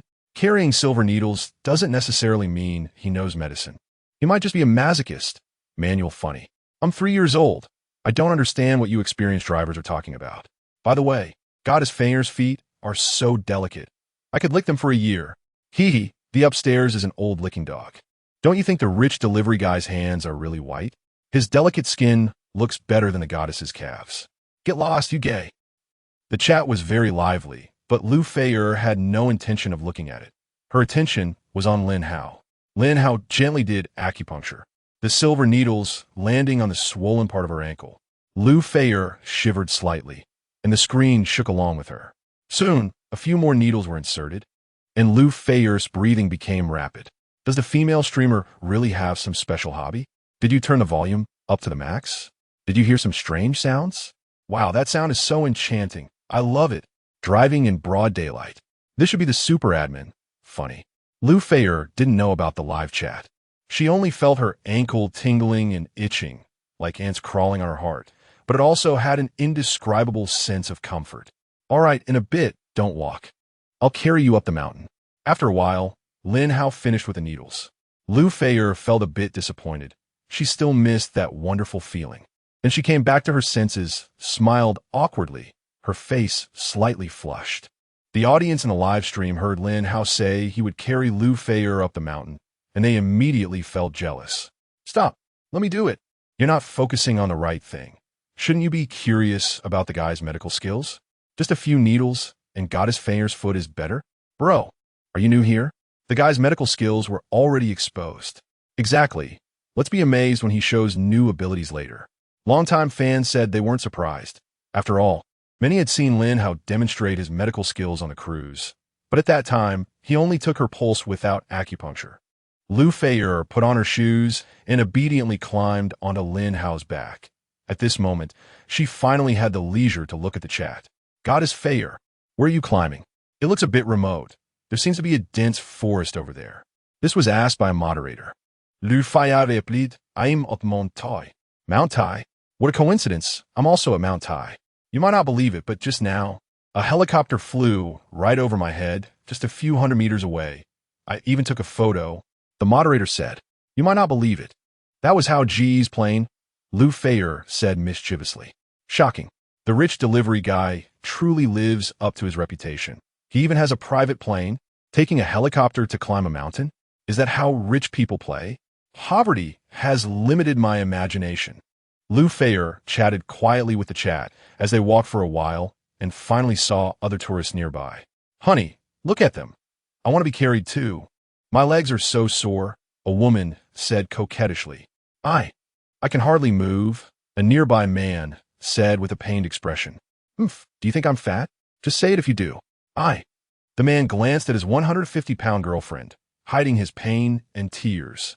Helpless, the man had no choice but to carry his girlfriend. But as soon as he stood up, he stumbled forward, and the two fell over. Very coincidentally, Lu Feier's camera captured this scene in the live stream. Let's take 3 seconds of silence for this brother, but after 3 seconds, I couldn't help but laugh out loud. The rich delivery guy really has good stamina. He has been carrying Feier for so long, and his breathing is still so steady. Let me carry the goddess. I could do better than him. As they climbed higher, there were more and more tourists around. Seeing Lu Feier constantly holding a selfie stick, many people looked over. A few college students were quietly discussing. This beauty looks a bit familiar. Could she be a female streamer? Just because you see a beauty, you think she looks familiar. Maybe she's just taking selfies. Don't you think the guy looks familiar too? You think everyone looks familiar. It's normal to like beautiful women, but you think the guy looks familiar too. Is there something wrong with your sexual orientation? Ha ha ha. His companions laughed. That person immediately fell silent. Lu Feier felt shy under the gaze of many people and softly said, "How good? I want to get down and walk." "Your foot isn't healed yet. Be careful," Lin Hao reminded her as he let her down. "Okay."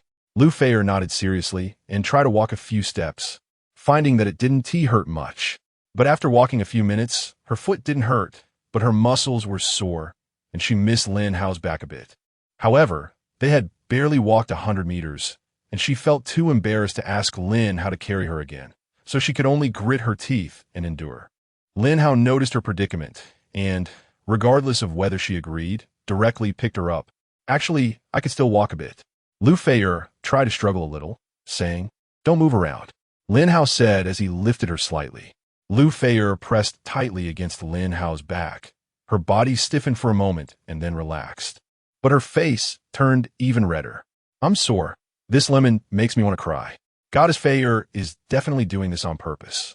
She has a tea stream for a few days, and as soon as she starts, she begins feeding dog food. How many waves of dog food is this now? My mouth is full of dog food. Those who say the rich delivery guy is a scumbag can roll out. Is your scumbag so warm? I also want to be on the rich guy's back. Blindly guessing the upstairs is 180 pounds. You would crush the rich guy, funny. The chat was filled with envy, jealousy, and hatred. Male fans wanted to be Lin Hao, while female fans envied Lu Feier because they also hoped to become Lin Hao's girlfriend. Chapter 60. This group of water friends is not up to standard. Although Lin Hao was carrying someone, his steps were quick. After walking for a while, they arrived at one of the most famous scenic spots on Mount Tai, the 18 Bends. The 18 Bends is known for its steepness and narrow paths, and many tourists stopped to rest after a short walk. However, Lin Hao continued to carry Lu Feier all the way without stopping. The endurance of the god-level delivery guy is truly impressive. He hasn't taken a break for over half an hour. Climbing the mountain isn't the most critical part. What's crucial is that he is carrying the goddess Feier. Suddenly, it made sense why Feier liked the god-level delivery guy so much. Automatic color change. Why did the color of the comments change? I suddenly don't understand a bit. Lu Feier glanced at the comments and suddenly thought of something regarding Lin Hao's physique and endurance. She had deep experience with it.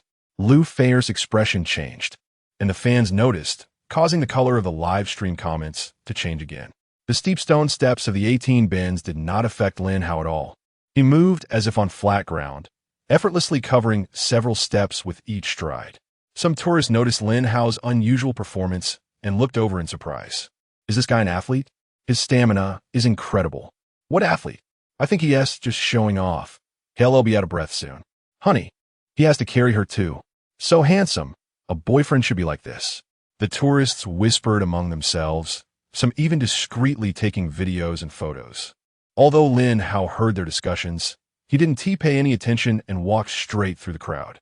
In less than 10 minutes, he climbed the over 1,000-meter-long 18 bends and reached the peak of Yuangding. Lu Feier got down from his back again and adjusted the camera to let the fans enjoy the beautiful scenery together. Am I the only one who noticed? The God-level delivery guy climbed the 18 bends in just 10 minutes. That's really terrifying. I've climbed it a few times, and the fastest I managed was half an hour. Once I took my girlfriend, and it took us 2 whole hours. You just want to show off that you have a girlfriend, right? Standing atop the peak, looking down at the other mountains. Watching is as good as doing it. Today I climbed again, and it was a fulfilling day. It's easy to understand. I watched my teacher's class today. The speed is too fast. I can't keep up with the nutrition. Looking at these chaotic comments, Lu Feier frowned slightly. Recently, she had become much more popular, but the number of trolls was increasing as well. Thinking of this, Lu Feier directly set up restrictions on fan comments, allowing only those who had given her gifts and earned a fan badge to speak. In an instant, the comments became much clearer, but correspondingly, fewer people could comment, and the heat of the live stream decreased significantly. However, Lu Feier didn't mind. She used to stream for money, but now that she had no financial burden, she just wanted to be happy. While Lin Hao and Lu Feier were enjoying the scenery, several young women appeared beside them. One of the women took out her phone and checked it several times before nervously asking, "Hello, are you the God-level delivery guy? I'm your fan. I'm your fan. Can I get your autograph?" My fan? Lin Hao was taken aback. He didn't know he had fans. "Yeah, God-level delivery guy. I really like you. Can you sign for me?" The woman said with a smile. Okay. Although Lin Hao felt it was strange, he still signed for her. The other women also took turns asking Lin Hao for autographs before excitedly leaving, chattering about him as they went. The God-level delivery guy is so handsome, much more so than in videos and photos. What a pity he has a girlfriend. You silly girl. Even if the guy didn't have a girlfriend, he wouldn't look at you. What does it matter? Even though I'm not good looking, I have a heart that pursues love. You're quite self-aware. Hearing the girls' discussions, Lin Hao had a strange expression. Am I really famous online? He asked Lu Feier. Lu Feier nodded seriously. Very famous. You often trend online, and you're either number 1 or number 2. Lin Hao was somewhat amused to hear this. It turned out he had really become an internet celebrity, but he just didn't know it. Shocking. The God-level delivery guy doesn't even know he is famous. I've said before that the God-level delivery guy is a true celebrity, and he probably rarely goes online, not even realizing his fame. The comments in a live stream were also lively, but with fewer trolls. The atmosphere was very harmonious. Shortly after Lin Hao's fans left, a few of Lu Feier's fans arrived. 4 college boys approached Lin Hao and Lu Feier, looking excited. "Feier goddess, I'm your fan. I've been following you for 2 years, and this is the first time I've seen you in person," one of the boys with acne said excitedly. "We're his roommates, and also your fans. We often watch your live streams," the other 3 chimed in. "Hello. Thank you for your continued support and encouragement." Lu Feier smiled. The acne boy suddenly became shy and rubbed his hands, chuckling awkwardly. You want to take a photo with me, right?" "No problem," Lu Feier interrupted. She had encountered fans before and understood their requests, but she still secretly glanced at Lin Hao. Seeing that he wasn't angry, she secretly breathed a sigh of relief. No, I'm gonna want to take a photo with the God-level delivery guy." The acne boy quickly shook his head. Lu Feier was stunned. Could it be that she, a beautiful woman, wasn't as appealing as Lin Hao? LOL, Feier goddess is so awkward. I want a close-up of the God-level delivery guy. I want to see his expression right now. This group of water friends is not up to standard.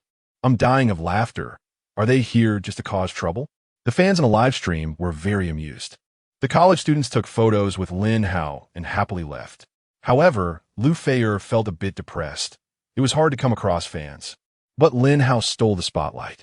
"How good. I feel like they're not my fans, but you're die-hard fans," Lu Feier suddenly said with a hint of grievance.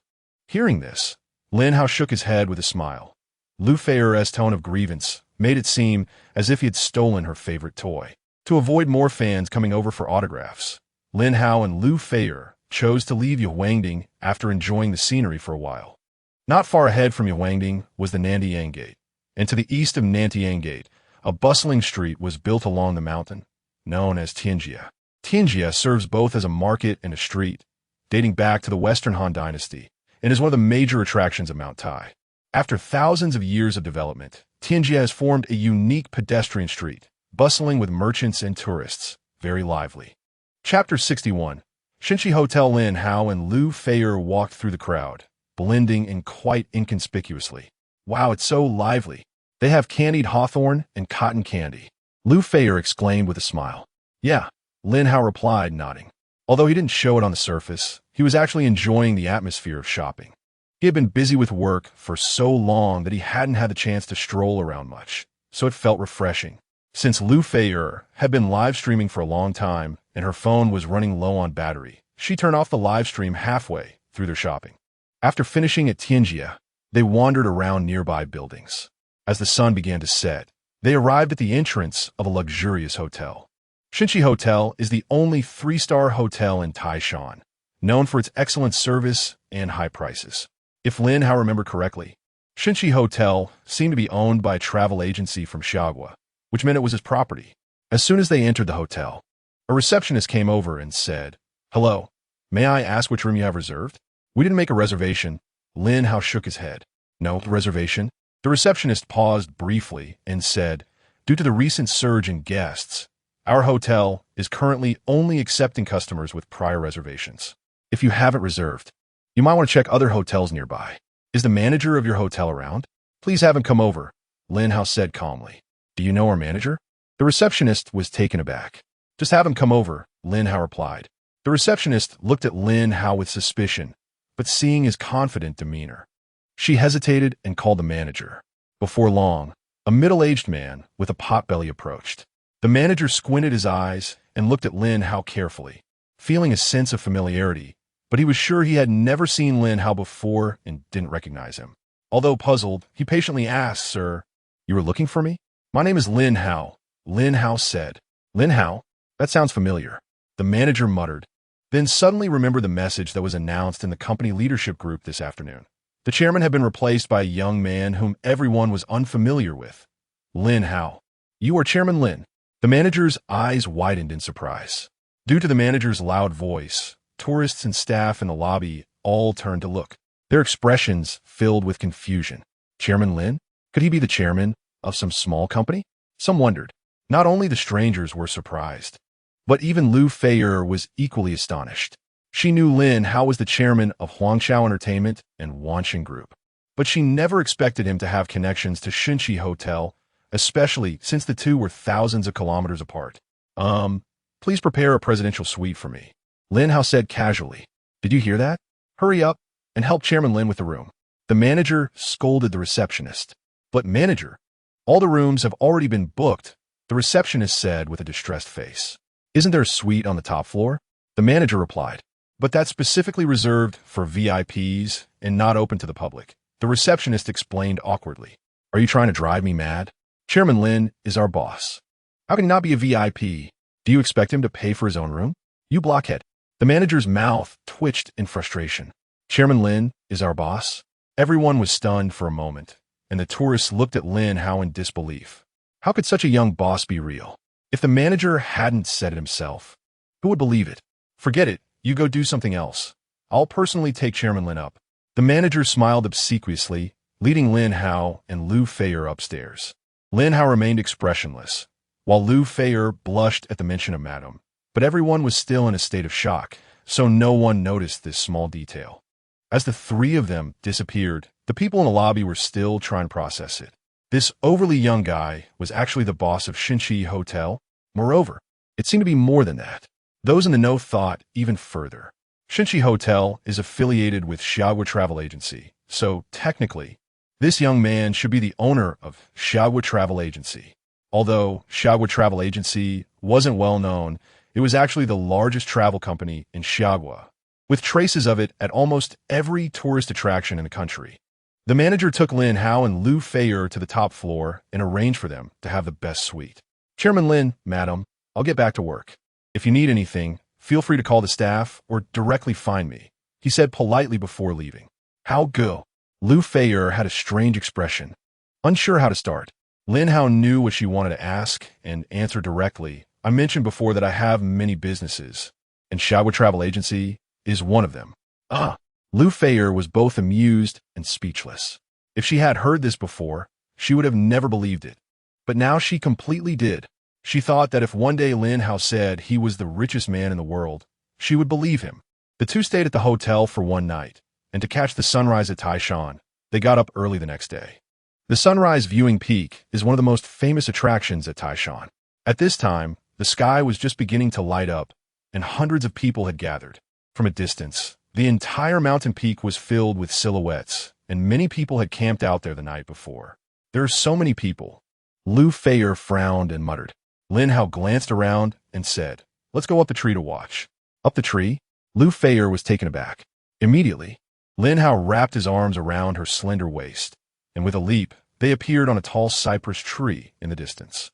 Although they had a similar experience the previous day, Lu Feier nearly screamed again. But she managed to hold it in. If the tourists noticed, who knew what kind of commotion it would cause?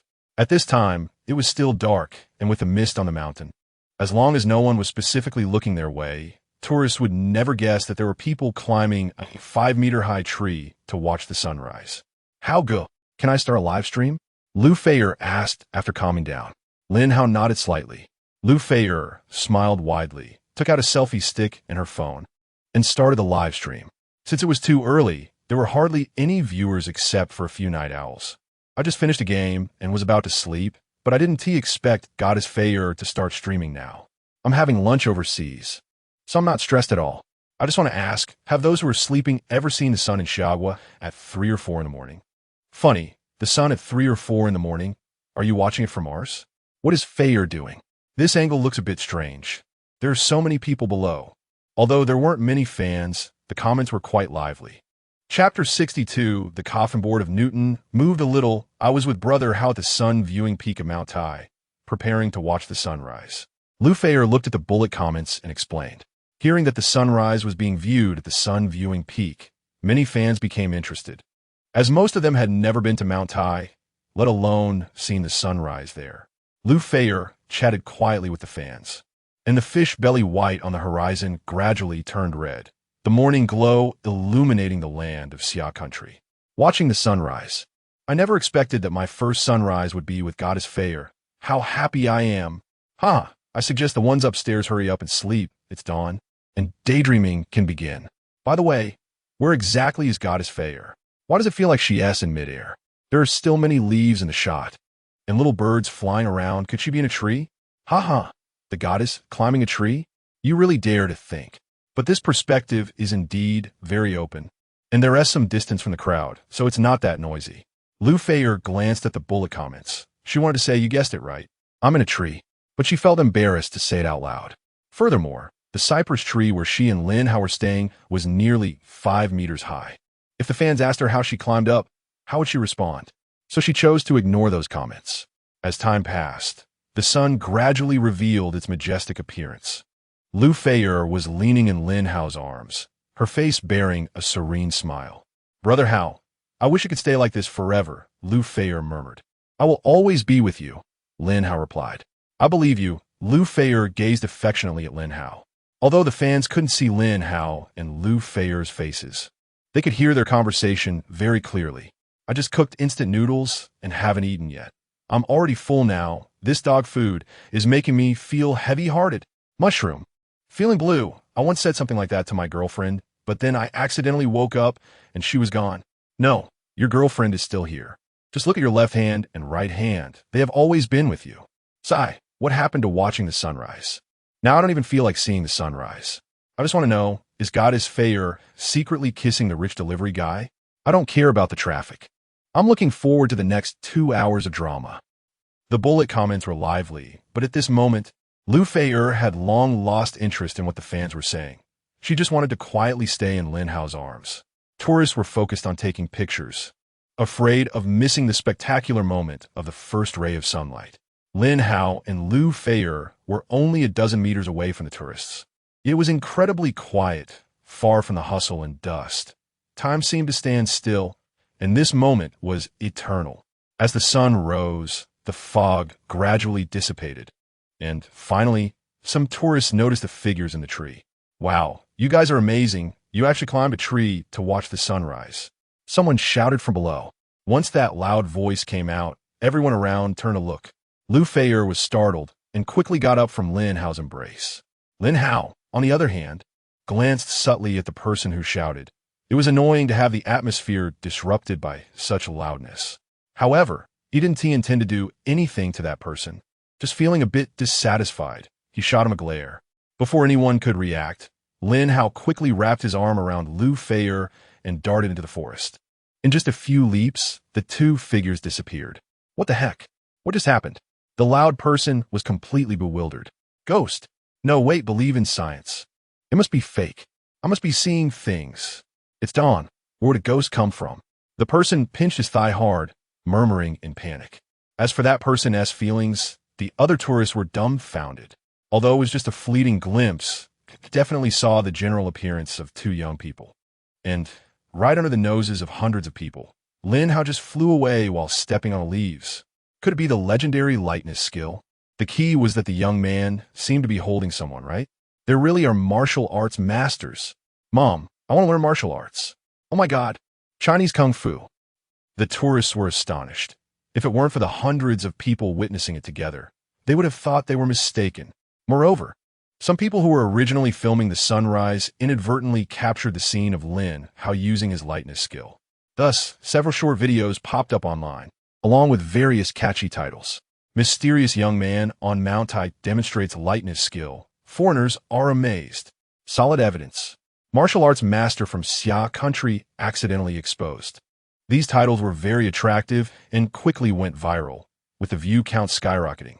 But despite the hype, the audience's recognition of the content was not high. Most of them treated it as entertainment videos. If anyone believed it, they would probably be considered foolish by others. And not to mention martial arts experts. Even if so-called cultivators appeared, people would just watch for fun. The short videos caused a sensation, and at the same time, Lu Feier's live stream was also in a frenzy. Did I see that right? The rich delivery guy is using lightness skill to travel? The perspective was still in midair. If this isn't lightness skill, I'll do a handstand in front of a fan while live streaming. Doghead. Everyone should believe in science. Oh, by the way, I think I just saw Newton's coffin board move a little. If the rich delivery guy can even do lightness skill, what can't he do? All-rounder delivery guy. You deserve it.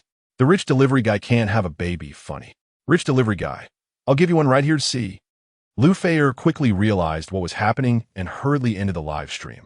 The screen went black, which made the fans more convinced, because if they were discussing something fake, why would Lu Feier shut down the live stream?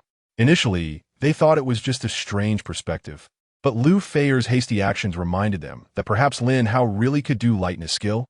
Moreover, more cleverly, a fan edited the live stream clips and combined them with the viral lightness skill video online, thereby proving the conclusion that the rich delivery guy was a martial arts master.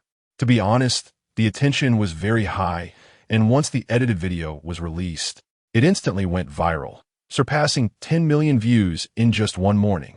Lin Hao was unaware of everything happening online. To avoid being surrounded by tourists, he used his lightness skill and hid with Lu Feier in a secluded mountain path. Brother Hao, I'm sorry. I think I exposed your lightness skill. Lu Feier said a bit nervously. It's fine. Unless seen with one's own eyes, no one will believe it. Lin Hao waved his hand dismissively. Lu Feier pondered for a moment, having experienced Lin Hao's incredible abilities. She wouldn't believe it just by watching those short videos online if she hadn't seen it with her own eyes. Thinking about it, her heart felt a bit more settled. Chapter 63. Return. Once again, there was a surge of excitement online about the wealthy delivery guy. While Lin Hao was strolling slowly on the path of Mount Tai, holding Lu Feier's hand. After walking for more than an hour, the two arrived at another famous scenic spot on Mount Tai, the Zhongtian Gate. Brother Hao, can I start a live stream again? Lu Feier asked cautiously. As long as you don't mind twisting your ankle, Lin Hao replied with a sideways glance. Lu Feier smiled awkwardly at his words. Lu Feier's live stream was reopened, and many fans rushed in. Woo! I almost fell asleep, but I didn't expect Goddess Fayer to start streaming so soon, said a viewer who had been watching the stream. On a weekend, Goddess Fayer is streaming so early. By the way, did something happen just now? A new viewer asked, is the wealthy delivery guy still around? I just want to know if he really knows how to perform lightness skills. Please show us. Same request for the camera. Due to the awkward time slot, the night owls had already gone to sleep, and most normal fans had not yet woken up, so the number of viewers in the live stream was not very high. However, thanks to some fans gifting rewards, the stream's popularity quickly rose, surpassing 1 million in no time. Brother Hao, the fans want to see you, Lu Fayer said, patting Lin Hao's shoulder. What's so interesting about me? Lin Hao tilted his head and glanced at the camera, half of his face appearing in the live stream. Although it was just a brief glance, it excited the fans greatly. This is the first time seeing the wealthy delivery guy up close. Ozzel. His skin is so good. You can tell Fayer didn't use beauty filters, but the effect looks amazing, much better than many beauty streamers. Please give us another shot of the guy. I forgot to take a screenshot. I got a screenshot. I'm making my wallpaper. Wealthy delivery guy, I'm definitely a fan. Lin Hao saw the comments and spoke up. The person who said they wanted to lick me must be a guy, right? Ha ha ha. I didn't expect the guy to be so handsome and have such a humorous personality. Definitely a guy. While everyone was having a great time, the person who claimed they wanted to lick Lin Hao sent another message. I didn't expect to be found out. I am indeed a guy. But so what if I like the wealthy delivery guy? Am I being proud? As soon as this was said, the comments paused for a second. Lin Hao was stunned and didn't speak again, fearing it would attract more guys with ulterior motives. Goddess Fayer, you have a lot of pressure. Not only having to guard against female rivals, but also male ones. Funny. This is the first time I've seen such a shameless gay. Stop joking. I know that fan. She's a girl, just kidding. Is this the legendary cross-dressing, pretending to be a guy online to get closer to the guy? You all have wild imaginations. The comments were very lively, and even Lin Hao couldn't help but look a few more times. If it weren't for the occasional trolls ruining the mood, watching a live stream would have been very relaxing. However, Lu Fayer had learned to be smart. As soon as she saw a troll comment, she immediately set the permissions for fans to comment, leaving the trolls with no chance to speak. Although some accused her of being arrogant, Lu Fayer didn't care at all. Before long, another fan brought up the topic of lightness skills. Lin Hao's face appeared in the live stream again, and he said lightly, actually, I not only know lightness skills, but I'm also the #1 master in the martial world. As soon as Lin Hao said this, the viewers in the live stream burst into laughter. The wealthy delivery guy admitted it himself. He is the #1 master in the martial world. Impossible, impossible? Does anyone really believe this? Abba, doghead. Actually, I'm a cultivator. Do you all remember the thunder last night? I was injured during my tribulation, and now I have no money for food. Please lend me 10 yuan for takeout, and once I recover my magic power, I'll take you all to cultivate. Thunder? Purple lightning, that level of cultivation. Clearly, no one believed Lin Hao's words. The truth is often the least credible. Lin Hao and Lu Fayer stayed on the mountain for half a day, walking and stopping, occasionally interacting with fans, until they descended in the afternoon. The two returned to the Wanxing Hotel at the foot of the mountain. As soon as the staff saw Lin Hao, they immediately informed the manager. Soon, the manager, along with the staff, rushed over. Mr. Lin, Madam Chairwoman, you're back. I prepared a banquet. Please follow me, the manager said enthusiastically. Lin Hao nodded to the manager and entered the hotel with Lu Fayer. Lu Fayer felt a bit nervous. This wasn't her first time in such a scene, but previously she was just an ordinary member of the crowd, while now she was a very important supporting character. Such a grand gesture from Wanxing Hotel naturally did not escape the notice of nearby tourists and passersby. Some frequent internet users recognized that this young man was the wealthy delivery guy who had gone viral online. However, they were also puzzled. Wasn't the wealthy delivery guy just an internet celebrity? Why was the manager treating him with such courtesy? Was this part of a publicity stunt? But if this was a stunt, the cost was too high. In a private room. Fayer, do you want to go anywhere else? Lin Hao asked. As long as I'm with Brother Hao, I can go anywhere, Lu Fayer said, snuggling into Lin Hao's arms. Lin Hao frowned slightly. When girls say they're okay with anything, it's usually the hardest to please because you have no idea what they want. Seeing Lin Hao frown, Lu Feier couldn't help but chuckle. Brother Hao, actually, I don't want to go anywhere. I just want to stay by your side. Lin Hao understood a bit. Nodded. Then we'll go back tomorrow. How about you stay at my place for a few days? Upon hearing this, Lu Feier suddenly blushed, lowering her head and agreeing softly. Lin Hao found it both funny and helpless. He noticed that although Lu Feier had a lively personality, she seemed to get shy easily, blushing at the drop of a hat. But it was nice. It was quite interesting. The next morning, the two took a helicopter back to Zhongzhou City.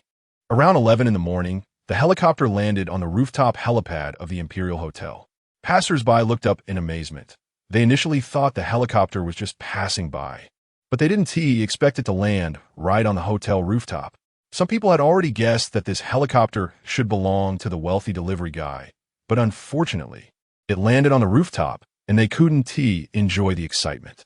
Lin Hao and Lu Feier got off the helicopter, and standing in two neat rows on the rooftop were hotel staff and Lin Hao's bodyguards, led by Su Weiwei. "Welcome back, Mr. Lin," everyone shouted in unison. Lin Hao nodded calmly, holding Lu Feier's hand as they passed through the crowd and headed downstairs. Su Weiwei watched the two from behind, frowning slightly. She felt a bit disheartened. She was just a small secretary. Dreaming of becoming the chairwoman was a bit unrealistic. But she had completely given up. As long as she continued to earn Lin Hao's trust, there would eventually come a day when she could rise to the occasion. As Lin Hao was holding Lu Feier and returning to his room, the door across the hall suddenly opened, and Zhu Xiaojing and Wang Xiaoling happened to walk out. Their eyes met, and the atmosphere became a bit awkward. Chapter 64. The proactive Zhu Xiaojing. Good morning, Director Lin. Wang Xiaoling was the first to speak, breaking the deadlock. Hello, Zhu Xiaojing also called out softly. Hello. Lin Hao nodded lightly. We have some things to attend to, so we won't disturb you any longer, Director Lin. Wang Xiaoling said cleverly. After saying that, she hurriedly pulled Zhu Xiaojing away. Brother Hao, was that Zhu Xiaojing just now? Lu Feier asked in disbelief. Yes, what's wrong? Lin Hao responded. Nothing, just curious that I could see her here, Lu Feier said, showing a nonchalant expression as she shook her head. The most beautiful female star in the entertainment industry actually lives right across from Lin Hao. Lu Feier felt the pressure. At the same time, Zhu Xiaojing felt a pang of sadness in her heart. Clearly, she had no relationship with Lin Hao, but seeing him holding another girl's hand made her feel uncomfortable. Xiaojing, do you like Director Lin? Wang Xiaoling suddenly asked. Why are you asking this all of a sudden? Zhu Xiaojing, being a talented actress, managed to keep her face neutral, though her eyes flickered. I just suddenly thought you and Director Lin seemed quite compatible, Wang Xiaoling said with a half-smile. What nonsense are you talking about? Director Lin already has. Zhu Xiaojing's eyes flashed with disappointment, but halfway through her words, she suddenly realized something was off and put on a straight face. All right. Xiaoling, how dare you set me up? That's not true. I was just saying it casually. Wang Xiaoling hurriedly waved her hand, but then she straightened her expression and said, However, Xiaojing, if you really like Director Lin, you should seize the opportunity quickly.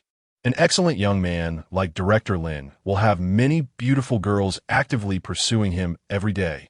Zhu Xiaojing's heart tightened at those words, thinking of Lu Feier, and then recalling Wu Qian and Yiru, who had sat with Lin Hao at the concert. Each of these girls had their own strengths and were very charming. Seeing Zhu Xiaojing silent, Wang Xiaoling suggested, Xiaojing, aren't you going to a charity gala tomorrow night? Why not invite Director Lin to attend with you? But will Director Lin agree? Zhu Xiaojing frowned. That's something you need to handle personally. If Director Lin agrees, that would be great. If not, it's fine too. At least Director Lin will have a deeper impression of you. There is no harm in trying, Wang Xiaoling pondered. Okay, then I'll ask Director Lin tomorrow. Zhu Xiaojing said, no longer hesitating and nodding quickly. Wang Xiaoling smiled slyly at this. In Lin Hao's room, Lu Feier lay on the sofa, not wanting to move. Although Lin Hao had carried her up the mountain for most of the time yesterday, she had also walked a fair bit herself, and, with her body not feeling well, she was even more exhausted. You should take a shower, Lin Hao said. Huh, a shower? I'm still a bit sore, Lu Feier said, her face turning a bit red as she spoke softly. Lin Hao was momentarily stunned, then helplessly said, Is your mind filled with colorful thoughts? I just wanted to take a shower, so it's convenient for your acupuncture. Upon hearing this, Lu Feier's face turned even redder as she realized her misunderstanding. Then, thinking of something else, she spoke even more softly. Will acupuncture even work for my condition? What condition? I just want to help you relieve fatigue. Didn't you walk too much and your legs are sore? Acupuncture and massage can help alleviate that a bit, Lin Hao said seriously. Oh, I see. Lu Feier smiled awkwardly. Though she didn't know why, she felt a bit down. Lu Feier followed his advice and took a shower. Afterward, Lin Hao did acupuncture and massage for her. After the massage, Lu Feier felt a bit unsatisfied, exclaiming, Brother Hao, your massage technique is even more professional than a professional masseur. Massage is just one method of traditional Chinese medicine treatment. There's nothing strange about it, Lin Hao explained. Lu Feier nodded repeatedly, then her heart stirred. Teach me how to massage. Why do I want to learn that? Lin Hao asked in confusion. So I can help you with massages. Lu Feier said matter-of-factly. All right, I can teach you, but you need to memorize the human acupoint chart first. Lin Hao nodded. Lu Feier suspiciously agreed and took out her phone to search for the acupoint chart. After glancing at it, she panicked, thinking, is it too late to say I regret this? She just wanted to learn how to massage, but Lin Hao wanted her to memorize the human acupoint chart. The densely packed acupoints made her scalp tingle. Seeing her strange expression, Lin Hao couldn't help but smile. Learning just the massage technique didn't require memorizing so much. But since he was going to teach, he might as well teach more. If Lu Feier could memorize the human acupoint chart, it would be nice for her to learn some simple acupuncture knowledge too. Of course, this thought could wait until Lu Feier had memorized the chart. Afternoon slowly passed, and the next day, Lu Feier woke up in Lin Hao's arms. Reflecting on it, she realized she had fallen asleep while reading last night, and she couldn't help but smile wryly. The two got up, and Lin Hao called for room service to bring breakfast. I'll be going out to deliver food later. You can stay in the hotel or go for a walk nearby, Lin Hao said. Then I'll go live outdoors. Lu Feier thought for a moment and said, okay, just be careful when you go out, or you can have a bodyguard follow you, Lin Hao reminded her. Feeling Lin Hao's concern, Lu Feier nodded seriously. After reminding Lu Feier, Lin Hao left the hotel. Zhu Xiaojing had been waiting at the elevator for Lin Hao. As soon as she saw him, she approached eagerly. Good morning, Director Lin, Zhu Xiaojing greeted with a smile. Good morning, Lin Hao replied. Director Lin, are you free tonight? Zhu Xiaojing asked hesitantly. I'm not sure yet. Do you have something to say? Lin Hao looked at her suspiciously.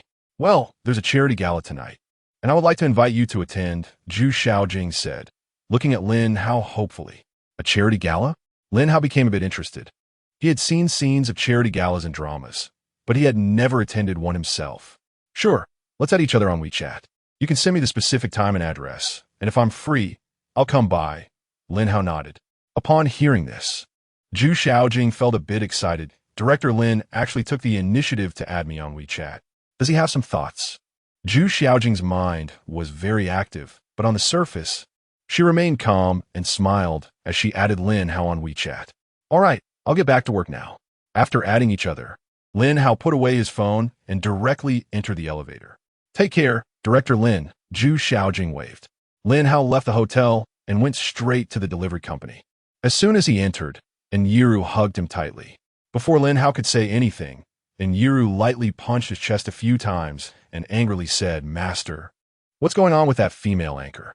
She's another girlfriend of mine, Lin Hao admitted.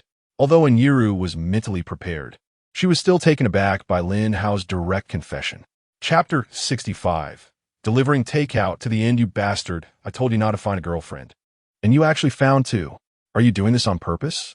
Yiru angrily pounded Lin Hao's chest, her face full of frustration. Come on, you're at best my apprentice. What does it matter to you if I have a few girlfriends? Lin Hao shrugged and rolled his eyes. Yiru's expression changed, and she said, No, you must break up with them. Only I can be your girlfriend. Stop messing around. I still have takeout to deliver. Lin Hao pulled her away and shook his head. Yiru suddenly grabbed his hand and bit it. Hiss, are you a dog? Lin Hao pulled her away, noticing a row of bright red bite marks on his hand. Ever since he had undergone his training, the toughness of his skin had increased several levels. Yet Inyiru was able to leave such obvious marks, proving she had used all her strength. If you don't break up with them, I won't let this go. Inyiru glared fiercely at Lin Hao. Lin Hao ignored her and, after clocking out, tried to leave, but Inyiru grabbed his hand again. Master. Inyiru's expression suddenly changed to one of desperation as she looked at Lin Hao. What now? Lin Hao said helplessly. I want to be your girlfriend too. I want to be the main one. Inyiru compromised, but her tone remained proud. Let's not talk about my lack of interest in you, and besides, how are you the main one? Lin Hao shook his head with a smile. Inyiru was momentarily stunned by his words, then quickly reacted, her face turning crimson. Lin Hao took the opportunity while she was dazed to walk straight out the door. Inyiru quickly snapped back to reality and followed him out. The colleagues in the company were already dumbfounded. The information in this conversation was a bit overwhelming, and they needed time to digest it. Around 10 o'clock, after Lin Hao delivered a few orders, he stopped by the roadside to rest when several fire trucks passed by with sirens blaring. Master, there might be a fire somewhere. Let's go help. Inyiru said as she approached. What can you help with? Cheer the firefighters on? Lin Hao replied nonchalantly. Inyiru chuckled awkwardly and said, I can't help, but you can. Lin Hao rolled his eyes at her and continued delivering takeout, but unexpectedly, this order's destination was right in the neighborhood where the incident occurred. Firefighters were putting out the fire and saving people, while a crowd had gathered at the entrance of the neighborhood to watch. Bro, which house is on fire? It's 1102 in Building A. I live on the 10th floor. I reported the fire, hoping the firefighters can put out quickly. I hope it doesn't burn my home. Hearing the murmurs in the crowd, Lin Hao frowned, realizing that the customer whose takeout he was delivering was the one whose house was on fire. No wonder no one answered when he called a few times. Lin Hao found a corner where no one was paying attention and directly climbed over the wall into the neighborhood. Inyiru had just gotten out of the car and wanted to talk to Lin Hao, but she saw him climbing the wall and her eyes lit up. How cool. After climbing in, Lin Hao quickly reached the bottom of Building A. As he went upstairs, he encountered fully equipped firefighters on the 10th floor. One of the firefighters noticed Lin Hao and quickly asked, How did you get up here? Get down. It's dangerous. The fire could spread at any moment. I'm a delivery guy. Is the resident of 1102 still there? I need to deliver takeout. Lin Hao casually replied, Delivery guy? Don't you know that 1102 is on fire? The firefighters were momentarily stunned, looking at him strangely. Young man, don't cause trouble. Don't come back until the fire's out, the fire chief said. Trust me, I can actually help with this. Lin Hao waved his hand. What can you help with? The fire chief was at a loss for words. I can save people, Lin Hao said. Hearing this, several firefighters twitched their lips. Chief, the security grill in the bathroom of 1002 has been removed. We can go up to 1102 now. One firefighter reported. Okay, prepare the rescue rope and chainsaw. I'll go up and save the people. The fire chief ordered immediately. Let me do it. I'm a better climber. A nearby firefighter said. I'll do it. I'm even better. Stop arguing. That's an order. Just follow it. Do you understand? The fire chief snapped, his temper flaring. The firefighters immediately fell silent, but looked at the chief with red eyes. He was already a family man, yet he always rushed to the front lines, which was why they respected him so much. However, while they were discussing, Lin Hao had already walked over. Chief, oh no, that delivery guy has climbed out, suddenly shouted a firefighter. Get him back. The fire chief panicked and shouted. We haven't saved anyone yet. We can't have another accident. Two firefighters approached, trying to pull Lin Hao back, but the next moment, they were stunned. Chief, what do you mean he? Did he fall? The fire chief asked. No, he climbed up. Climbed up? The fire chief was momentarily stunned and quickly walked over, peering out to see Lin Hao already at the bathroom of 1102, gripping the window with both hands and stepping on the wall in a very precarious situation. What is he trying to get himself killed? The fire chief panicked. This was the 11th floor, and the delivery guy had no protective measures. Falling down would be fatal. Chief, what do we do? A firefighter asked. What else can we do? Quickly set up the rescue airbag on the first floor. The fire chief sighed helplessly. Due to the high floor, even with the airbag, the survival chances were low, but they had no choice but to proceed. However, before the firefighters could take action, a loud crash came from above. The fire chief quickly leaned out again, and what he saw was an unforgettable scene. Lin Hao grabbed the security grill and forcefully pulled it to the side, ripping open a large hole in the aluminum grill. The fire chief was stunned. "Chief, what is wrong?"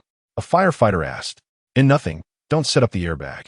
Bring the rescue rope over. Prepare to catch him." The fire chief took a deep breath, still shocked. Lin Hao entered the bathroom, where a man in pajamas with glasses was completely stunned. "Dude, cough, cough, cough." He wanted to speak, but the thick smoke choked him, leaving him speechless. "Mr. Ding, right? I'm the delivery guy. Your takeout has arrived," Lin Hao said calmly. The man with glasses was bewildered. The delivery guy? He still vividly remembered the scene of Lin Hao tearing the security grill apart with his bare hands. "Let us get you out of here. It's a bit dangerous," Lin Hao murmured to himself. Saying this, he tore down the curtains, soaked them in a bucket of water, and draped them over the man's shoulders. Then, he picked up the man and opened the bathroom door, running straight through the flames. Bang! Lin Hao kicked open the door to 1102. The firefighters outside, who were preparing to forcibly enter to extinguish the fire and rescue, were startled and quickly dodged. Chapter 66. Buying a house for Wu Qian Captain. The person has been rescued. The delivery guy saved someone. A firefighter shouted excitedly. "I saw it. Stop dawdling. Hurry in and put out the fire." The fire chief responded. The firefighters got busy, while the fire chief focused his attention on Lin Hao and the glasses-wearing man. "Little brother, how did you do that just now?" The fire chief asked. "Nothing much. I'm just naturally strong," Lin Hao casually explained. The fire chief twitched his mouth a few times, clearly not believing it. Can being naturally strong really allow someone to pry open a security grill with bare hands? Nonsense. Lin Hao didn't care about the fire chief's strange gaze and handed the delivery bag he brought over to the glasses-wearing man, saying, "Mr. Ding, here's your delivery. I'm off now. Remember to give me a 5-star review." And he actually left just like that. The fire chief and the glasses-wearing man exchanged a glance, both somewhat confused. He really came to deliver food? The fire chief looked at the glasses-wearing man, asking incredulously, Maybe. I ordered takeaway about half an hour ago." The glasses-wearing man hesitated as he looked at the delivery bag in his hand. "All right, about the fire, I want to ask what caused it." The fire chief nodded and continued asking. "Well, I was playing a chicken game, and the console caught fire, so I tried to put it out with water, but the flames got bigger." The glasses-wearing man scratched his head awkwardly. Fire chief. As soon as Lin Hao stepped outside the community, Yiru rushed over. "Master, did you just go save someone?" Yiru asked eagerly. "Yeah, the person has been rescued, and the firefighters are putting out the fire now," Lin Hao replied. Yiru really wanted to know the details, but Lin Hao looked like he had no intention of explaining, and after speaking, he directly rode away. Half an hour after Lin Hao left, the firefighters finally extinguished the flames. "Does anyone know the delivery guy who rescued the person just now?" the fire chief asked. "Captain, isn't that guy here to deliver food to this brother? His delivery app should have a record," one firefighter said. "Yeah, we can't overlook this civilian hero. Let's prepare a banner to send to him later," the fire chief said solemnly. "Yes, Captain." Several firefighters nodded seriously. "I want to personally deliver it to the guy. He is my lifesaver," the glasses-wearing man also said earnestly. Lin Hao was unaware of all this as he was busy delivering food. While Lin Hao was resting by the roadside, Yiru approached him again. "Master, teach me lightness skill," Yiru said playfully. "What lightness skill? Don't talk nonsense." Lin Hao shook his head. "Stop pretending I saw it. Your wall-climbing move is definitely a lightness skill. That was a 2-meter-high fence, and you jumped over it in one go," Yiru pouted. "Even if you saw it, it doesn't matter. Your physique isn't suitable for martial arts, let alone lightness skill." Lin Hao continued, shaking his head. "What's wrong with my physique? I exercise every day, and I'm about to get 6-pack. Yiru retorted with a pout. "Huh. Well, let us talk when you actually get it." Lin Hao shook his head and chuckled. Yiru threw a few playful punches at the air, but couldn't do anything to Lin Hao. Around 11 o'clock, Wu Qian sent a WeChat message to Lin Hao, asking if he wanted to have dinner together. Lin Hao naturally agreed, and after finishing his current delivery, he sent Yiru away and then went straight to the 4S store. After picking up Wu Qian, the two found a restaurant nearby. "Lin Hao, did you have fun over the weekend?" Wu Qian asked nonchalantly during the meal. "Yeah, it was all right. Do you want to go out too?" Lin Hao nodded and asked back. I do, but I'm too busy. Whenever I have a holiday, I just want to sleep in at home. Wu Qian sighed and shook her head. Don't shortchange yourself. If you feel busy, take more rest. It's not like I can't support you, Lin Hao said. No, I just want to find something to do when I have free time. Don't worry, my job isn't too tiring. Wu Qian shook her head and smiled. Lin Hao nodded again and didn't bring up the topic anymore. Wu Qian's eyes flickered uncertainly. After hesitating for a long time, she ultimately didn't mention Lu Feier. Actually, when Lin Hao was sending gifts to Lu Feier, she had her suspicions, but she had always been afraid and unwilling to break through that barrier. Once it was broken, she might never be able to go back, so it was better to pretend not to know. Lin Hao noticed the changes in her expression and easily guessed what she was thinking, but since Wu Qian didn't mention it, he naturally wouldn't bring it up either. In this regard, they both had a mutual understanding. After lunch, the two found a hotel nearby to take a nap. Qian, have you considered buying a house nearby? Lin Hao asked. Buying a house nearby? Wu Qian looked at Lin Hao hesitantly. That's right. Your rented place is too far from the 4S store. Lin Hao nodded. But the housing prices here are quite high, and I haven't saved enough money. Wu Qian smiled awkwardly. No problem. Just pick out a house. And I'll give you the money when the time comes. Lin Hao waved his hand. That's not okay. No work, no reward. We're just dating, and we're not married. I can't take your money. Wu Qian immediately shook her head. I remember your birthday is in half a month, right? Buying a house as a birthday gift for you isn't too much, is it? Lin Hao said. Wu Qian hesitated for a moment and shook her head again. Still not okay, it's too expensive. Tens of millions is just a few days' pocket money for me. Why are you being polite? If you don't want it, I'll just give it to someone else. Lin Hao chuckled as he put his arm around her shoulder. No, you can't give it to someone else. Wu Qian panicked and said quickly, how about this? Let's agree first. The house will be in your name, and I'll help you live in it and do some cleaning and stuff. Okay, let's do it your way. You can go look at houses whenever you have time. Don't worry about the price. I should also come over often to stay, so don't buy anything bad just to save money. Lin Hao nodded. At this moment, Wu Qian also realized that she had been tricked by Lin Hao again, but she was still quite happy, as it at least proved that Lin Hao cared about her. Got it. You are the chairman of Wanxing Group. Am I supposed to let you live in a village? Wu Qian rolled her eyes playfully and smiled. Auf der Tenop. Wu Qian went back to work, and Lin Hao continued delivering food. By evening, after finishing his deliveries, Lin Hao happened to be near Wanxing Square. He initially planned to return and have dinner with Lu Feier, but suddenly remembered that Zhu Xiaojing mentioned a charity gala that morning, and it seemed the venue was at Wanxing Square. Thinking about it, Lin Hao called Lu Feier, telling her to eat first, and he would return later. Then he went straight to the charity gala venue. Chapter 67, blocked at the door at the entrance of a venue. 20 stars of second tier and above stood in 2 lines, respectfully waiting. Mr. Lu, isn't the charity gala about to start?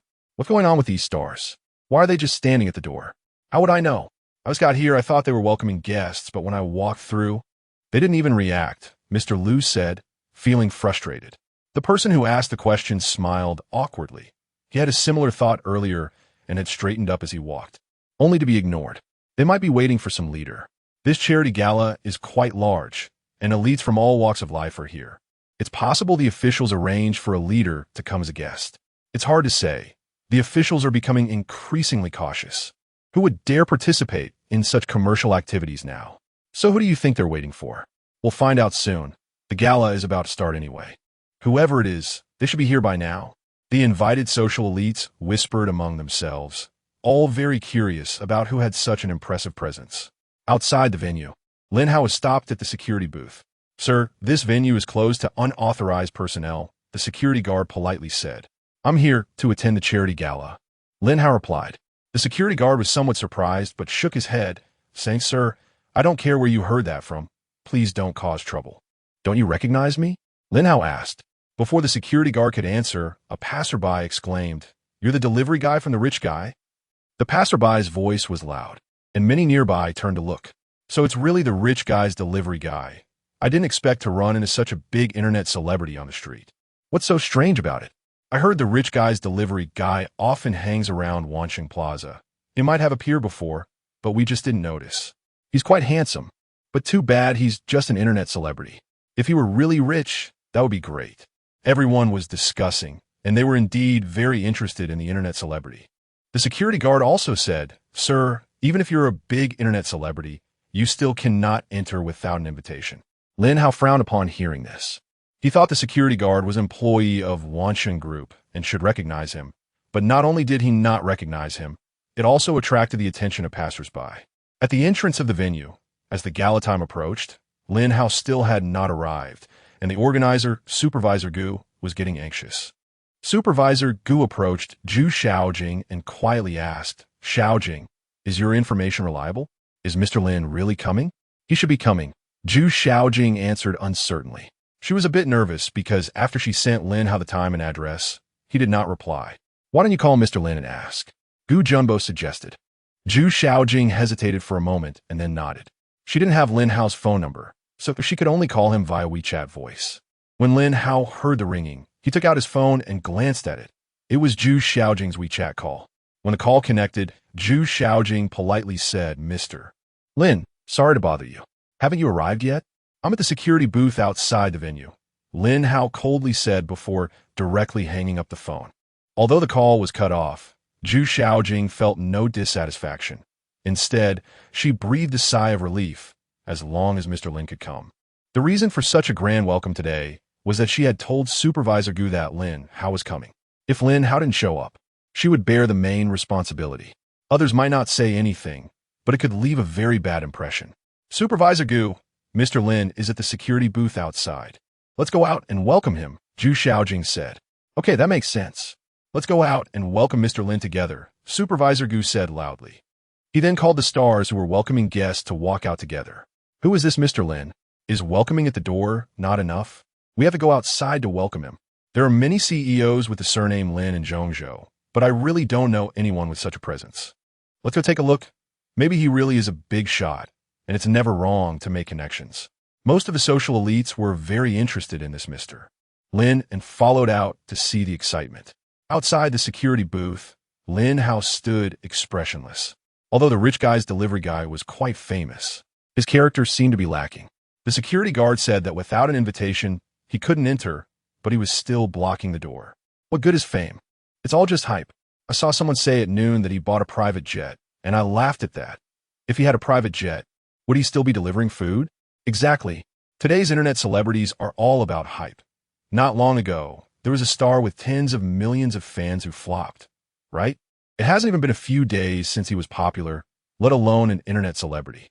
Passersby whispered among themselves, not optimistic about Lin Hao.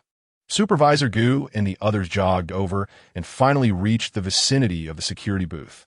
So many stars. Xiaojing, Ouyang Mi, and Peng Yuyan. Someone suddenly exclaimed. Others looked up, instantly excited.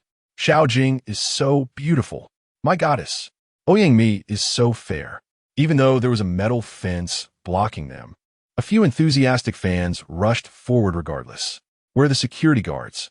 Why aren't you out here doing your job? Supervisor Gu shouted. The security guards quickly moved to form a human wall to block the fans. Among the crowd, several tabloid reporters were especially excited. They had long heard through the grapevine that there would be a charity gala at this venue today. They had waited for several hours and finally saw the stars. Xiaojing, where's Mr. Lin? Supervisor Gu looked at the eager fans, feeling a bit overwhelmed. Over there, Zhu Xiaojing pointed at Lin Hao. Supervisor Gu followed her gaze and saw an exceptionally handsome delivery guy. He instantly realized that he had heard before that his boss's hobby was delivering food. And it turned out to be true. Supervisor Gu hurriedly walked over. "Supervisor," shouted the security guard at the door. However, Supervisor Gu ignored the security guard and approached Lin Hao with a flattering smile. Bowing respectfully, "Mr. Lin, you have arrived." After speaking, Supervisor Gu scolded the security guard. "Are you blind? Mr. Lin is here, and you still haven't opened the door? Do you not want to work anymore? Mr. Lin?" The security guard swallowed hard, looking at Lin Hao in disbelief. The security guard nervously opened the door, and the fans at this moment also forgot about chasing after the stars, all looking at Lin Hao in shock. A few tabloid reporters were the quickest to react, quickly taking photos. This was big news. They were somewhat familiar with the rich guy's delivery guy and even enjoyed watching Lin Hao's short videos, but they had always thought he was just an internet celebrity. Until this moment, they completely overturned their previous assumptions. The rich guy's delivery guy was actually the chairman of the Imperial Dynasty Entertainment. Chapter 68 Charity Gala. Mr. Lin, please. Supervisor Gu bent over and gestured for him to enter. Lin Hao walked in with a blank expression. Hello, Mr. Lin. The stars did not forget their task and greeted him in unison. Lin Hao gave them a faint nod and walked through the row of stars. Zhu Xiaojing reacted quickly, stepping out of the crowd to follow Lin Hao closely behind. The other stars regretted missing their chance, as Zhu Xiaojing had gotten ahead. However, they quickly followed suit. Onlookers outside the security booth were dumbfounded. Isn't the delivery guy an internet celebrity? Why are so many stars trying to ingratiate themselves with him? Have you noticed that these stars belong to the same company? Someone suddenly spoke up. What company? Aren't many of them running their own studios? Well, studios still have to be affiliated with entertainment companies. So which company do they belong to? Dynasty Entertainment. Are you saying that the delivery guy is the chairman of Dynasty Entertainment? I'm stunned. There were rumors online that the delivery guy was the chairman of Dynasty Entertainment, but I thought it was just hype. Not only were the onlookers shocked, but the social elites invited to the gala were equally astonished. One middle-aged man discreetly stopped Supervisor Gu and asked quietly, Supervisor Gu, could you share if this Mr. Lin is really the chairman of Dynasty Entertainment? It's Mr. Liu. As for Mr. Lin, I only know that he is the chairman of our Dynasty Entertainment, but I don't know much else, Supervisor Gu explained, glancing at the person beside him. What about the rumors saying Mr. Lin is an internet celebrity? Mr. Liu asked again.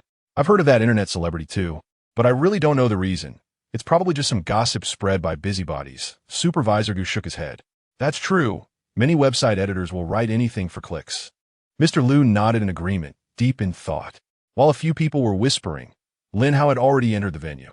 At this point, many people were already seated in the venue, most of whom did not belong to Wansheng Group or Dynasty Entertainment and were not interested in the spectacle. So they had arrived early. Although these people did not like to join the commotion, they couldn't help but turn their heads when they saw a delivery guy leading the way in, especially when they noticed a group of big stars surrounding him, creating a sense of the moon surrounded by stars, which left everyone a bit stunned. Mr. Lin, this way please. Zhu Xiaojing guided Lin Hao to the middle seat in the front row of the guest area, and after some hesitation, she chose to sit next to Lin Hao. The other stars felt secretly annoyed. They all clearly saw Zhu Xiaojing's intentions. However, they were not familiar with Lin Hao, and the person who had spoken to him the most was Zhang Zhehan, who had greeted him at Zhu Xiaojing's concert last time. But Zhang Zhehan was just a second-tier star, and with so many first-tier stars around, he was too timid to act rashly. As a result, a peculiar scene unfolded. These stars chose to sit in the second row, continuing to surround Lin Hao, only now with Zhu Xiaojing beside him. Zhu Xiaojing observed quietly, feeling a bit anxious about whether she was being too high-profile. But after taking a deep breath, she quickly resolved to strengthen her connection with Lin Hao, believing that being a bit conspicuous was worth it. People from various fields in the venue were whispering among themselves, wondering who this delivery guy was that attracted so many stars. Before they could come to a conclusion, the gala officially began. Popular stars He Jiong and Ouyang stepped onto the stage as hosts. Hello, elites from all walks of life in Zhongzhou. I am He Jiong. He began his speech. Tonight, we gather here for the charity cause of our motherland, for a better tomorrow. Ouyang continued. Before the gala begins, I want to mention that this charity gala is jointly sponsored by Wansheng Group and Dynasty Entertainment, and all funds raised from the auction will be donated to the Summer Country Hope Project, He Jiong said. After addressing the main issue, He Jiong suddenly asked Ouyang, Sister Me, I heard we have a big shot attending tonight. Do you know who it is? That won't stump me. Let's welcome Mr. Lin with applause. We are very grateful to Mr. Lin for his support and help for the charitable cause. Ouyang smiled at Lin Hao. As Ouyang mentioned him, Lin Hao stood up gracefully and nodded to everyone. The audience, while applauding, looked at Lin Hao in shock. If at first they had doubts about Lin Hao's identity, now they were all convinced that he was indeed the chairman of Dynasty Entertainment. Thinking of this, many people began to stir, waiting for the gala to end so they could approach Lin Hao. However, they did not expect that Lin Hao was not only the chairman of Dynasty Entertainment, but also the chairman of Wansheng Group, and he had no interest in mingling with them. After thanking everyone, the gala finally got on track. Before we start the auction, I want to reiterate that all proceeds from tonight will be donated to the Ho Project. Now, let us present the first auction item. A pair of diamond earrings donated by Zhu Xiaojing. The starting bid is 100,000 summer dollars. Each bid must be at least 10,000 more. If you wish to bid, just press the number button on your armrest. He Jiong acted as the auctioneer, while Ouyangmi took out the auction item to show everyone. You may not know, but these earrings were worn by Zhu Xiaojing. For the sake of charity, Xiaojing has painfully donated her beloved jewelry. This spirit is something we all should learn from, He Jiong continued. As soon as he finished speaking, someone placed a bid, and the bid amount appeared on the big screen.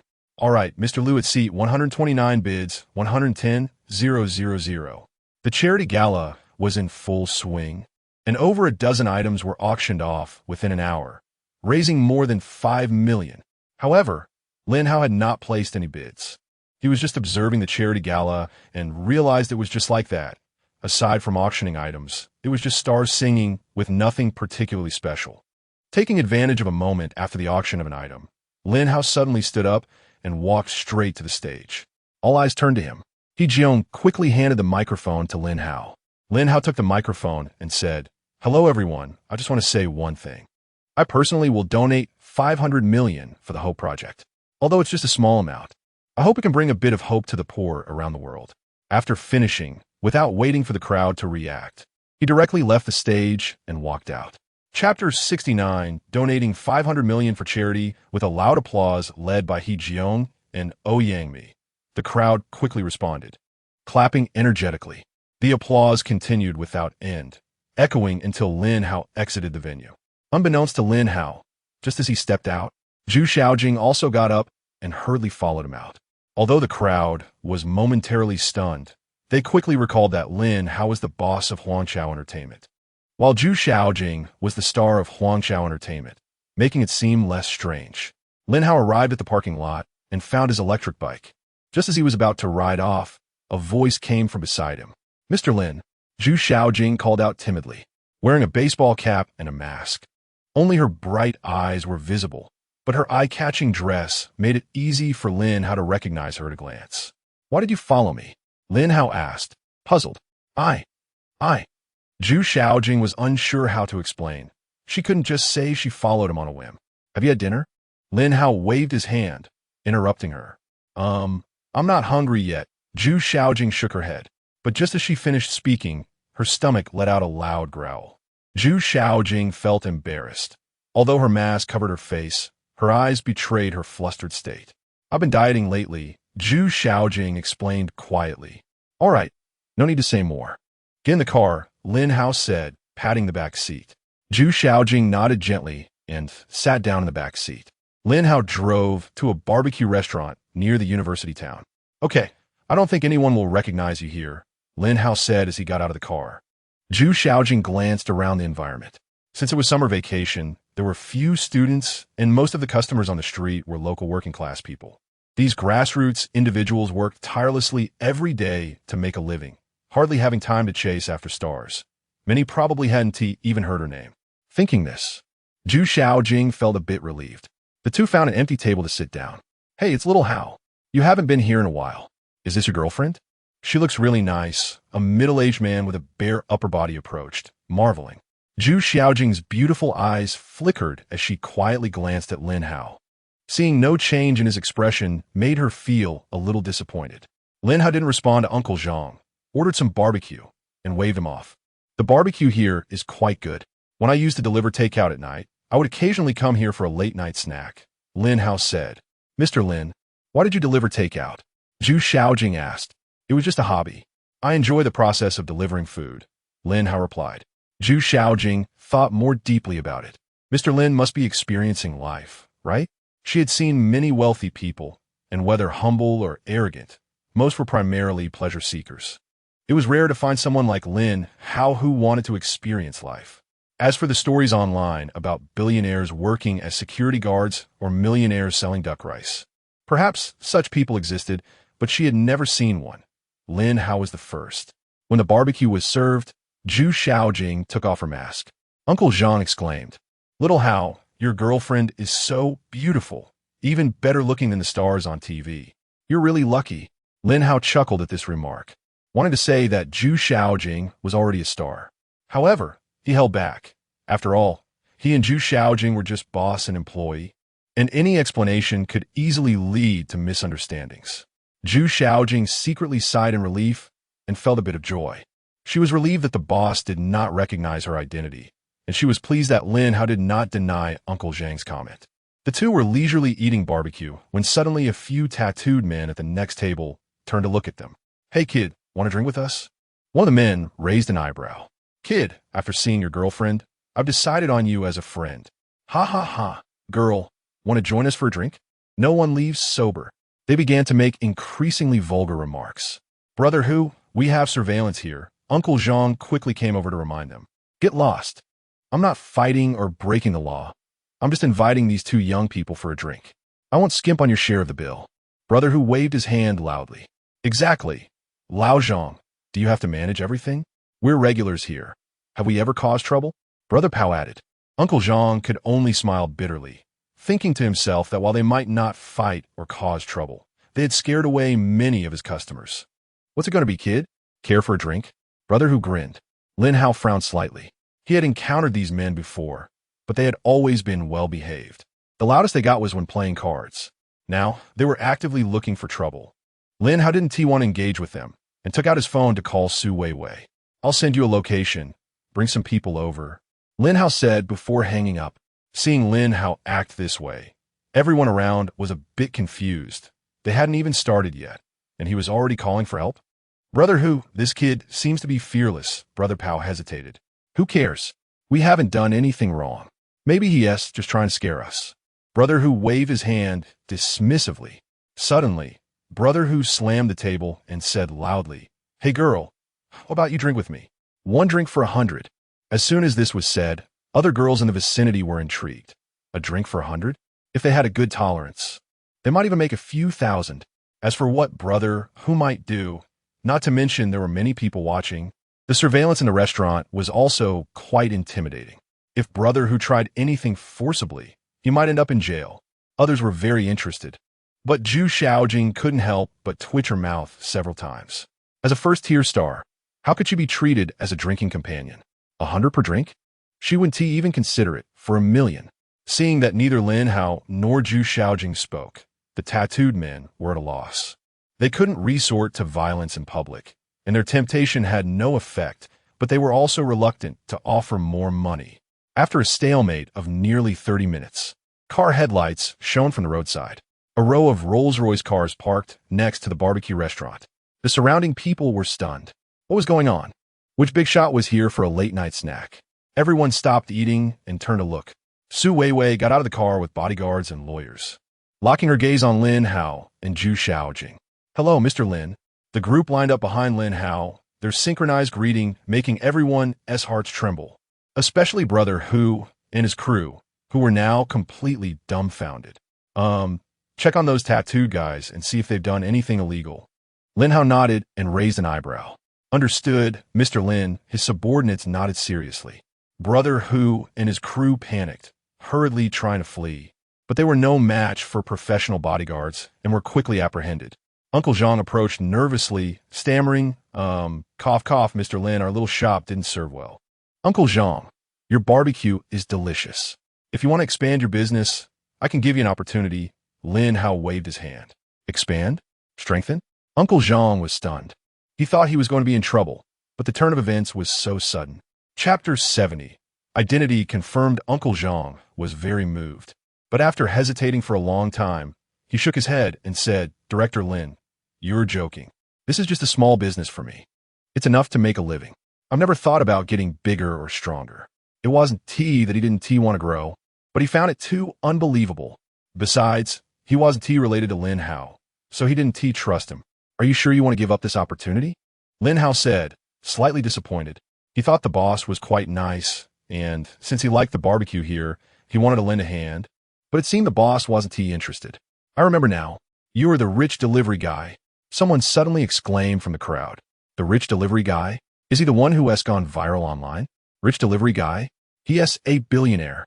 Didn't you see the latest headline? A reporter confirmed that he is the chairman of the Royal Dynasty Entertainment Company.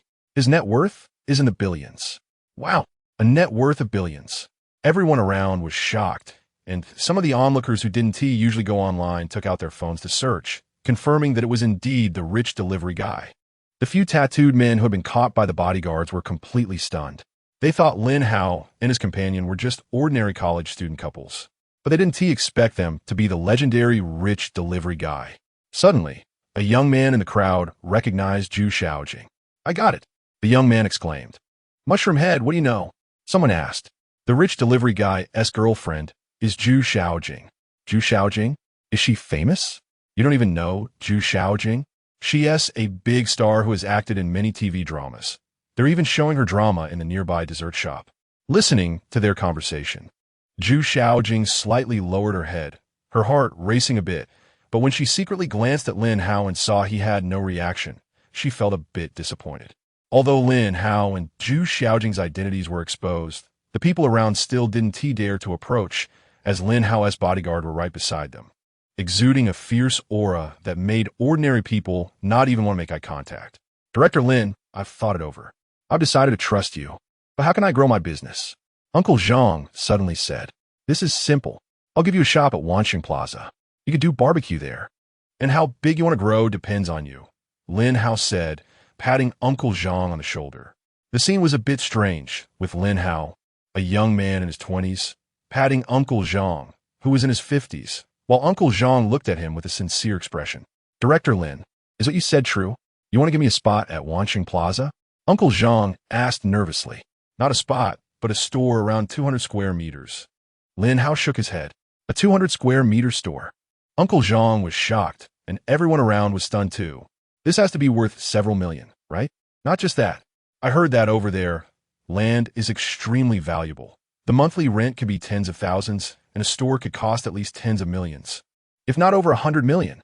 Wow, 100 million store. Uncle Zhang has met a noble person. He is going to get rich. Why doesn't he, the rich delivery guy, come to my shop for a midnight snack? My dessert is delicious too." The other shop owners around were enviously green with jealousy. This was like stepping straight into heaven, opening a shop at Wanxing Plaza, something they wouldn't even dare to dream about. Uncle Zhang was dazed for several seconds before he came back to his senses. "Director Lin, I didn't hear clearly just now. You said you want to give me a store, right?" Uncle Zhang asked, his voice trembling. Lin Hao didn't answer Uncle Zhang and waved his hand, saying to Su Weiwei, "Handle this matter. Go find Mr. Wang from Wanxing Group and arrange for Uncle Zhang to have a store over 200 square meters as soon as possible." Su Weiwei nodded seriously, taking out her notebook to jot down Lin Hao's instructions. Then Lin Hao looked at Uncle Zhang and said, "Uncle Zhang, I hope you can open your store at Wanxing Plaza soon. This place is a bit remote, and it's quite inconvenient to come here."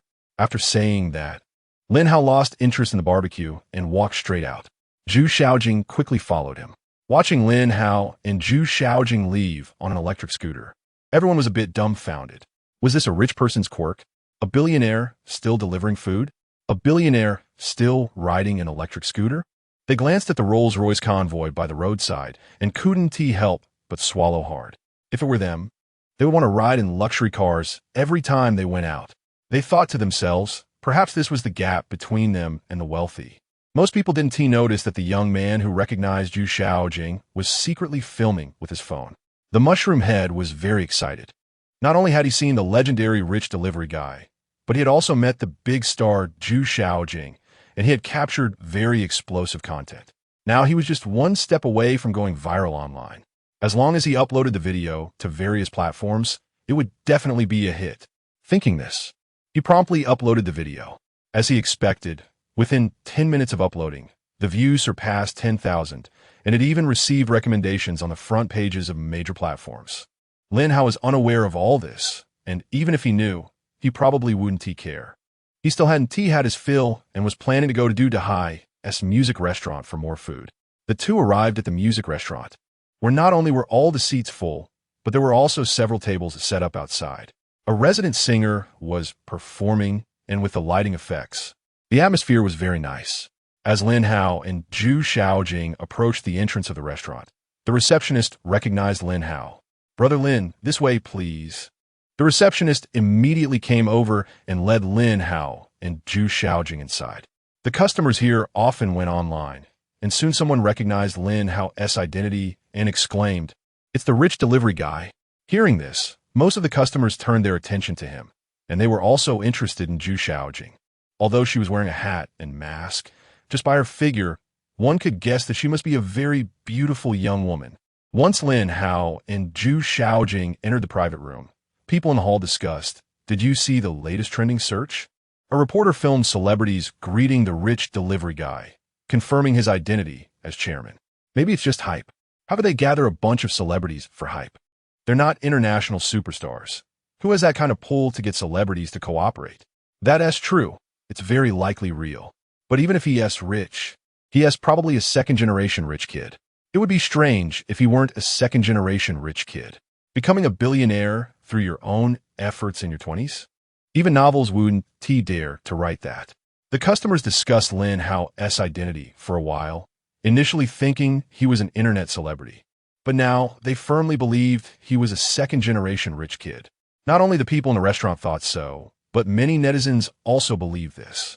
As time went on, the video of Lin Hao giving the barbecue shop owner a store also started to go viral. And more people were convinced that Lin Hao was a second-generation rich kid. Chapter 71, just to deliver takeout. Lin Hao and Zhu Xiaojing stayed at the music restaurant for over an hour, leaving only after they had eaten to their heart's content.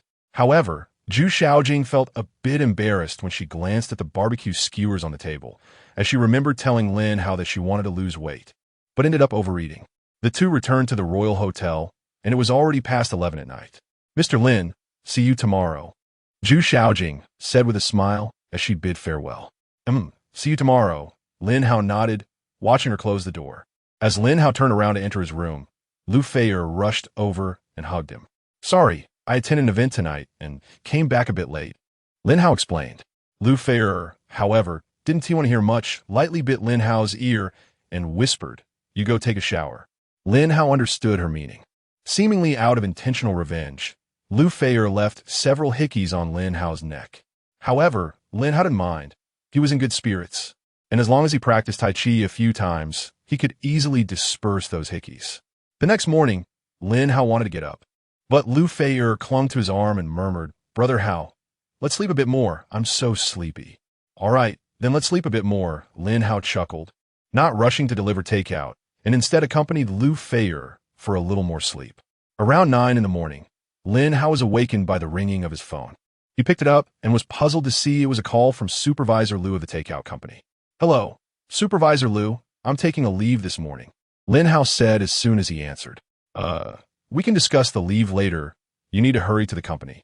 Someone is here to present you with a banner," Supervisor Liu said. "A banner?" Lin Hao was confused. "Yes. Didn't you go to the fire scene yesterday to save someone? The firefighters and the person you saved have come to give you a banner," Supervisor Liu explained. "Forget the banner. It was just a small effort," Lin Hao said. "Xiao Hao, let me put it this way. If you don't come over soon, our takeout station will be surrounded. There are a lot of people outside, including reporters from TV stations, and I can't handle it." Supervisor Liu took a deep breath and smiled wryly. "All right, I'll head over now," Lin Hao said and hung up the phone. "Brother Hao, what did you do yesterday? Why is someone giving you a banner?" Lu Feier, already awake, looked at Lin Hao with curiosity. "It's nothing, just delivering takeout. It just so happened that the person who ordered takeout had a fire at home, so I helped him out," Lin Hao explained casually. Lin Hao downplayed it, but Lu Feier could sense the danger involved. You shouldn't be so impulsive in the future. Saving people is the job of firefighters and police. You just need to take care of yourself, Lu Feier said with concern. "Don't worry, I know what I'm doing. I never take risks without confidence." Lin Hao waved his hand and smiled. Lu Feier could only silently roll her eyes at Lin Hao, unsure if he actually listened. "You keep sleeping, I'm going out. I might not be back until tonight," Lin Hao said as he got up. "Okay, be careful," Lu Feier nodded seriously. Lin Hao left and headed to the takeout company. Upon arriving near the company, he saw a crowd outside the security booth, including TV reporters and many onlookers. Among the crowd, Captain Kong and the bespectacled man from yesterday were talking with Supervisor Liu. Captain Kong, Mr. Ding, why don't you two go inside and have a cup of tea? I've already called Lin Hao. He is probably on his way. Supervisor Liu said kindly. No need to be so polite. We're not thirsty. Captain Kong waved his hand. We specifically came to thank our benefactor, so I'll wait here until he arrives, the bespectacled man said sincerely. Supervisor Liu could only helplessly arrange for someone to bring out 2 cups of tea for them to drink outside. A TV reporter approached, holding a microphone, and asked, Captain Kong, Mr. Ding, could you share the details from yesterday with us? The bespectacled man glanced at the camera, looking somewhat shy. I'll talk. Captain Kong, however, didn't shy away and looked at the camera, saying, Here's what happened yesterday. Captain Kong eloquently recounted the situation of the fire. And when he mentioned Lin Hao, his emotions became a bit excited, and he expressed admiration. The bespectacled man also showed an excited expression, evidently caught up in the emotion, emphasizing, he is the bravest and most composed person I have ever seen. Listening to their descriptions, the audience spontaneously began to applaud. Lin Hao stood at the back of the crowd, awkwardly scratching his nose. Hearing their recount, Lin Hao felt speechless. He really just helped out while delivering takeout. Lin Hao stood for a while when a bystander recognized him. It's the rich takeout guy. What garbage rich takeout guy? Compared to a firefighting hero. He.S. just a publicity stunt. A bystander retorted. Hey brother, keep your voice down, you might not know. But reporters have confirmed that the rich takeout guy is not only a takeout guy, but also really rich, worth billions. What? He's really rich? The bystander stepped back in shock. In fact, the rich takeout guy often appears around here. I've seen him several times. So you don't need to be so surprised. The crowd's discussion grew louder, and Captain Kong and others in the crowd also noticed Lin Hao's presence. It's that takeout guy from yesterday. Captain Kong exclaimed. It's really him. He carried me out of the fire yesterday. The bespectacled man, Mr. Ding, also said. As they spoke, everyone turned their attention to Lin Hao. What the heck? The rich takeout guy is a firefighting hero? Onlookers were somewhat bewildered. Who just said the rich takeout guy was trash? Come out and take a beating, someone shouted. Probably ran away long ago. People like that must have woken up this morning with their mouths dirty. ISNT the rich takeout guy, just too awesome. As a rich person, he delivers takeout every day and even played the role of a firefighting hero. Speaking of which, you might not believe it, but a video was exposed last night showing the guy having late-night snacks at a barbecue stall with Zhu Shaojing. The focus of the crowd's discussion remained on Lin Hao, but the tone had completely changed. Lin Hao ignored the crowd's gaze and walked straight towards Captain Kong and the bespectacled man. Lin Hao, here is a banner for you. Captain Kong handed over a banner solemnly. Lin Hao glanced at the words firefighting hero on it, and his lips couldn't help but twitch. Let's skip the banner. I really was just delivering takeout. Lin Hao shook his head. Lin Hao, you're being too polite. You should accept it. ISNT my life worth a banner? The bespectacled man urged. Lin Hao sighed lightly and accepted the banner. The TV camera captured this moment, and reporters gathered around, wanting to interview Lin Hao. However, Lin Hao directly ignored the reporters and walked straight into the company. Chapter 72. Dominating the top 3 on trending searches, Lin Hao entered the company, and the reporter wanted to follow him inside, but Supervisor Liu reached out to stop the reporter. The reporter was quite clever. Since he couldn't interview Lin Hao, he decided to interview Supervisor Liu instead. Supervisor Liu, may I ask a few questions about the rich delivery guy? The reporter inquired. Supervisor Liu nodded. Okay, first question, when did the rich delivery guy start working as a delivery person? The reporter asked. About a year ago. He must have just graduated from university at that time. Supervisor Liu pondered before answering. Second question, as we all know, the rich delivery guy is truly wealthy. How are his performance and work ethic? Does he work diligently every day, or is he just experiencing life? The reporter and Supervisor Liu continued their QA, and everyone present was very interested and listened attentively. Lin Hao ignored them, thinking that since he was at the company, he might as well clock in and then deliver food. He didn't deliberately avoid the reporter and directly walked out after clocking in. The rich delivery guy is out. Everyone exclaimed. The reporter, who was in the middle of interviewing Supervisor Liu, quickly approached Lin Hao, microphone in hand, and said, "Mr. Lin, may I ask you a few questions?" "Sorry, I have something to do," Lin Hao said, pushing the reporter away with one hand. The reporter wanted to struggle, but Lin Hao's grip was like a vice. He couldn't muster any strength at all. Lin Hao passed through the crowd and rode away on his electric bike. The delivery guy's gaze was too sharp. Just one look made the reporter too frightened to move. Was this the legendary aura of dominance? No, it was the aura of a tyrant. The reporter was at a loss for words. It wasn't that he didn't dare to move, but he genuinely couldn't. Once Lin Hao's figure completely disappeared, the reporter looked back at Supervisor Liu, who was now smiling, and said, "I have something to attend to as well. Excuse me." After saying that, he walked straight into the office. With no one left to interview, the reporter turned to Captain Kong and Mr. Glasses Ding. "Can you share your thoughts on the rich delivery guy?" the reporter asked. However, the two men completely ignored him, exchanged a glance, and left on their own. Seeing that there was no one to interview, the reporter felt helpless, but then had a thought. If he couldn't interview the main person, he could interview passers-by. With that in mind, he raised his microphone and approached a passerby. "Hello, sir, what are your thoughts on the rich delivery guy?" the reporter asked. "What else is there to say?" Of course, you watch with wide eyes. The passerby waved his hand and laughed. After saying that, the passerby walked away. The other onlookers saw that there was no excitement left and also dispersed. Thus, a brief interlude came to an end. However, the various rumors about Lin Hao began to heat up online.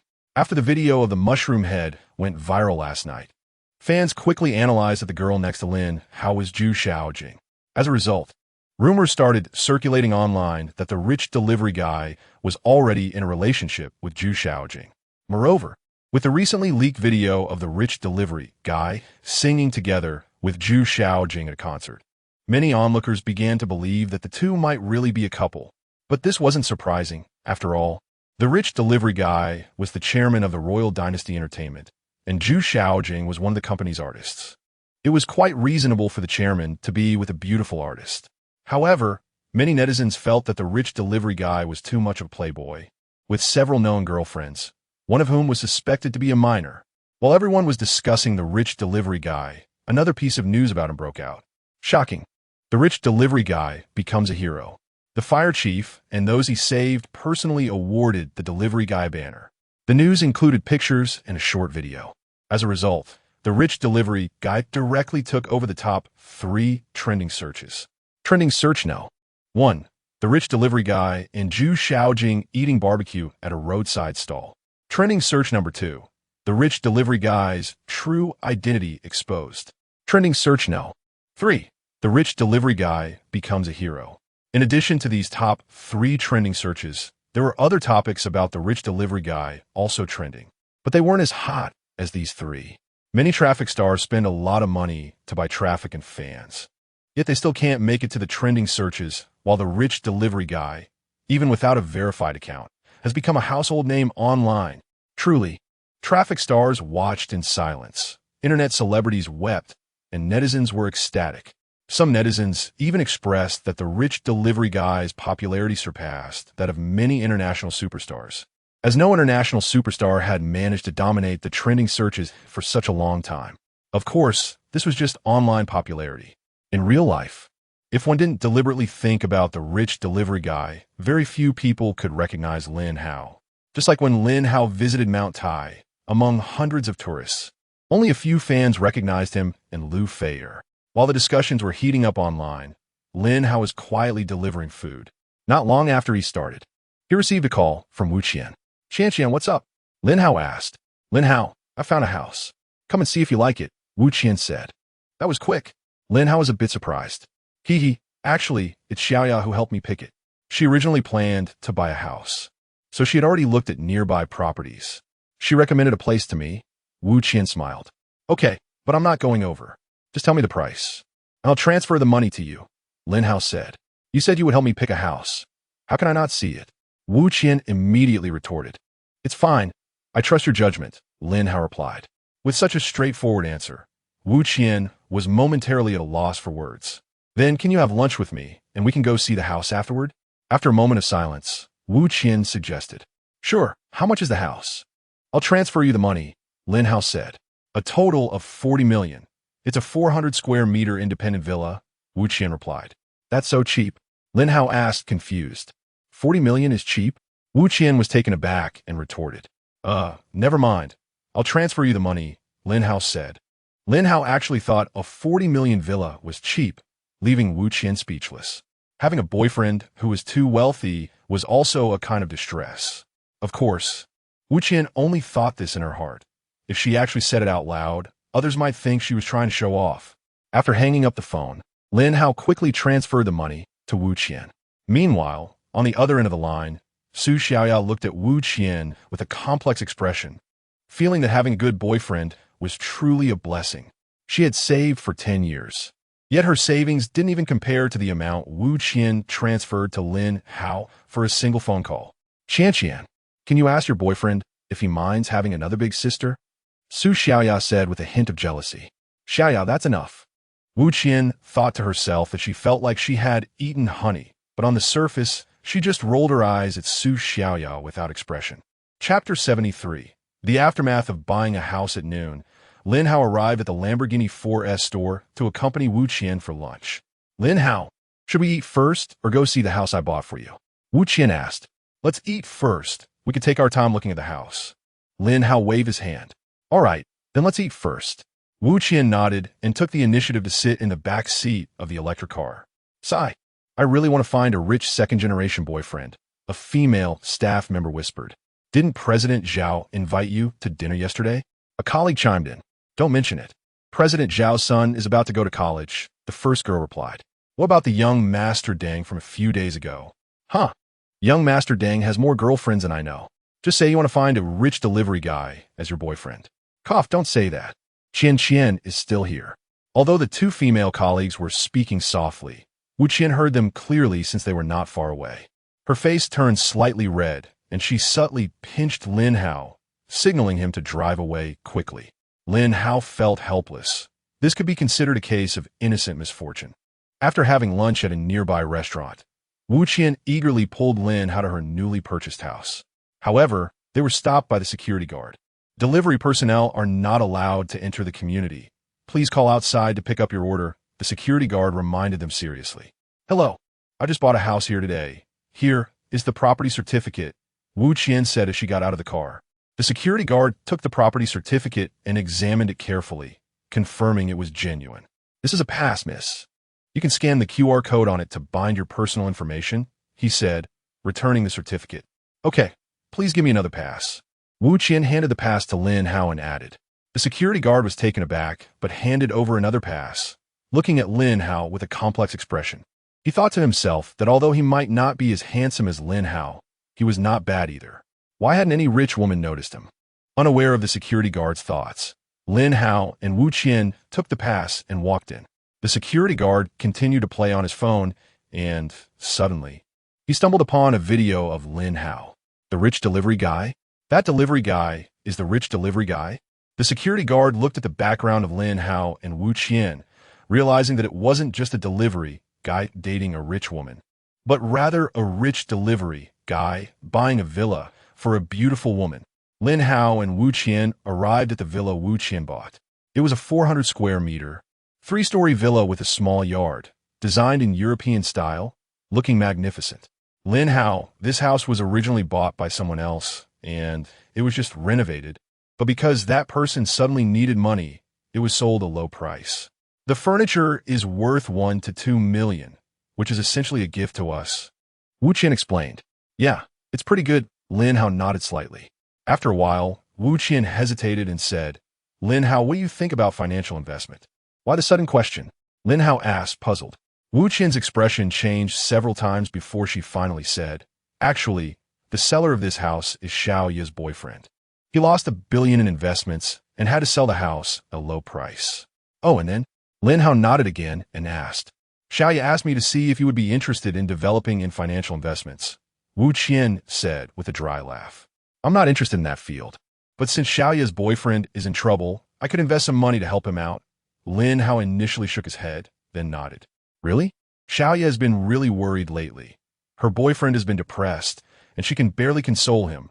Wu Qian sighed in relief. How about this? I don't know much about her boyfriend, nor do I understand that industry. You can have her boyfriend go to Wang Lisin at Wanxin Group. If Wang thinks the project is suitable and can invest, then I'll put in some money. Lin Hao thought for a moment and said, Okay, good. I'll tell Xiaoya right away. Wu Qian nodded, feeling relieved. She actually didn't understand much about financial investments. But since Su Xiaoya had a good relationship with her and sold her villa at a low price, she agreed to ask Lin Hao. Now, with Lin Hao's response, whether or not he ended up investing in Su Xiaoya's boyfriend, she could have an explanation. In the afternoon, Lin Hao left the villa feeling refreshed, while Wu Qian, feeling tired, needed to rest a bit longer. When a security guard saw Lin Hao coming out, he quickly approached, excitedly asking, Rich delivery guy, I'm your fan. Can we take a photo together? You know me? Lin Hao asked, puzzled. I didn't recognize you before. If I had known you were the rich delivery guy, I wouldn't have dared to stop you, the security guard said, rubbing his hands awkwardly. Lin Hao nodded and took a photo with the security guard. After Lin Hao left, the guard immediately excitedly posted the photo online, embellishing the story about Lin Hao buying a villa for a beautiful woman. As a result, Lin Hao sparked another heated discussion online. Someone created a forum titled Rich Delivery Guy Forum. One of the highlighted posts specifically discussed all the women in the rich delivery guy's life, with numerous comments following. The rich delivery guy is really impressive. He just had a scandal with Zhu Xiaojing, and then he bought a villa for another girl. A role model for us. I don't even have a down payment. And he is already buying villas for beautiful women. The rich delivery guy is cool, but his photography skills definitely can't compare to teacher Chun. Funny. This should be Chun happy. I'm Chun happy. Dog emoji. By the way, can you men not live without color? I just want to say 2 words to the rich delivery guy. Marry me. Various online platforms stirred up the excitement around the rich delivery guy, with mixed opinions. Some envied Lin Hao, some thought he was too much of a playboy, and others suspected he was deliberately creating hype. However, regardless of the opinions, netizens basically confirmed that the rich delivery guy was indeed a real tycoon. After all, if he wasn't a real tycoon, he wouldn't be able to buy a house for publicity, right? Of course, no matter how much discussion there was online, it did not affect Lin Hao's life. He was still focused on delivering food, unless someone specifically reminded them. It was hard for an average person to think that such an ordinary delivery guy was the internet-famous rich delivery guy. However, this was only true under normal circumstances, as Lin Hao unexpectedly encountered a special situation. When Lin Hao was picking up an order at a milk tea shop in Wanxing Plaza, a female streamer with an unusual face approached him. Rich brother, I'm your fan. My name is Xiao Xinxin. Can you have a cup of milk tea with me? The female streamer asked in a coy voice. As she spoke, Xiao Xinxin leaned closer to Lin Hao, and a strong scent of perfume wafted over, causing Lin Hao to instinctively take a step back. You see, I ordered 2 cups of milk tea, and I can't finish them. Xiao Xinxin seemed to not notice Lin Hao's discomfort and winked playfully at him. At that moment, her fans in the live stream were laughing, and even the moderators started a betting game, allowing viewers to bet fishballs on whether the female streamer could reel in the rich delivery guy. Chapter 74. The streamer banned for a century in order to attract viewers. Xiao Xinxin secretly changed the title of her live stream to Online Flirting with the Rich Takeout Guy.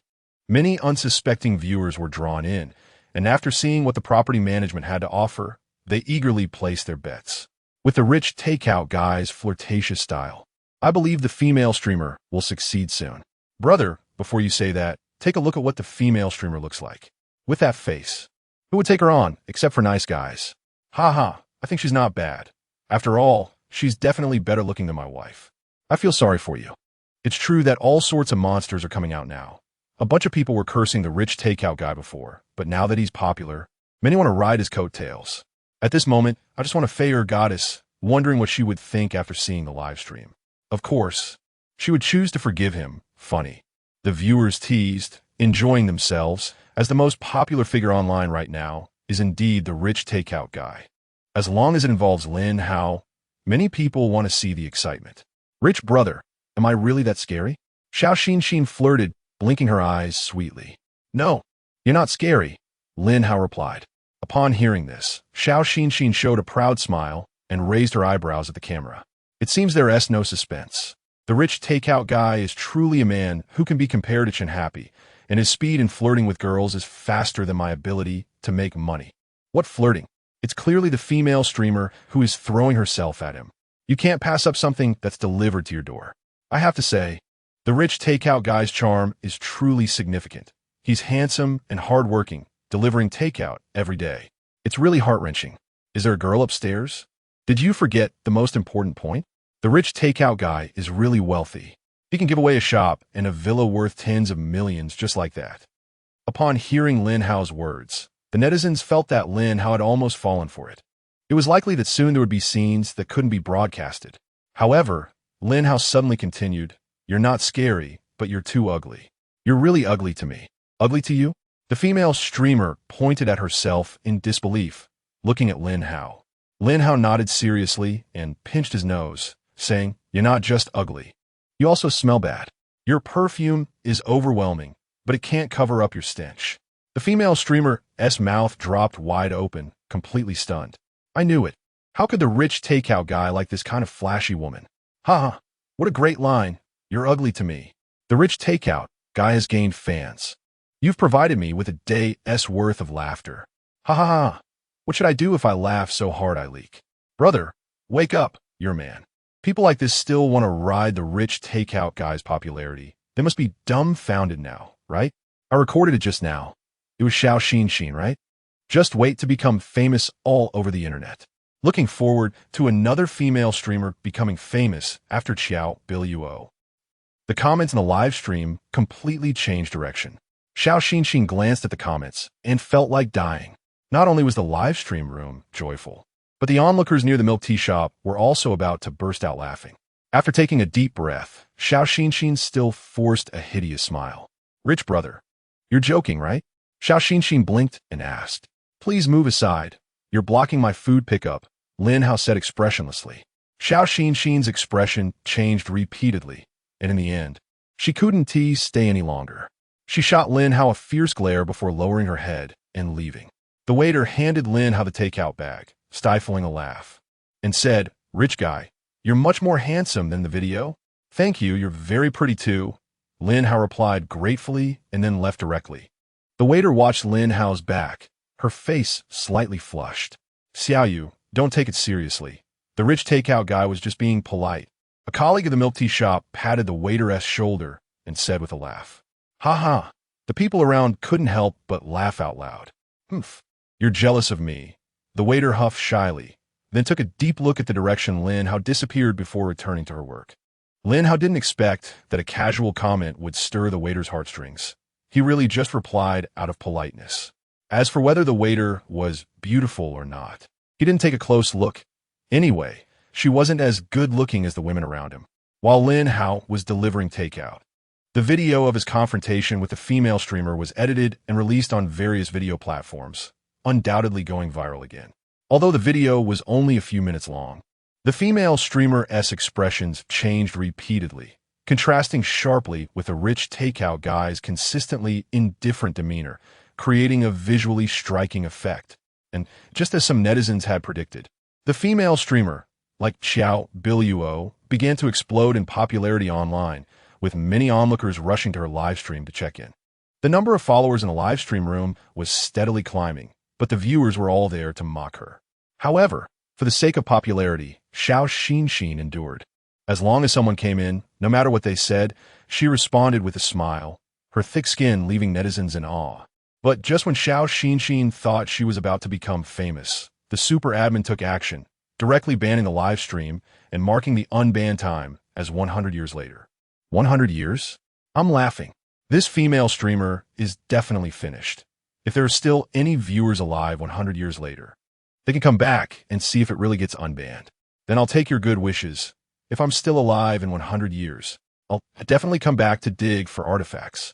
This is probably the first female streamer in history to be banned for 100 years, right? I propose the female streamer apply for a Guinness World Record.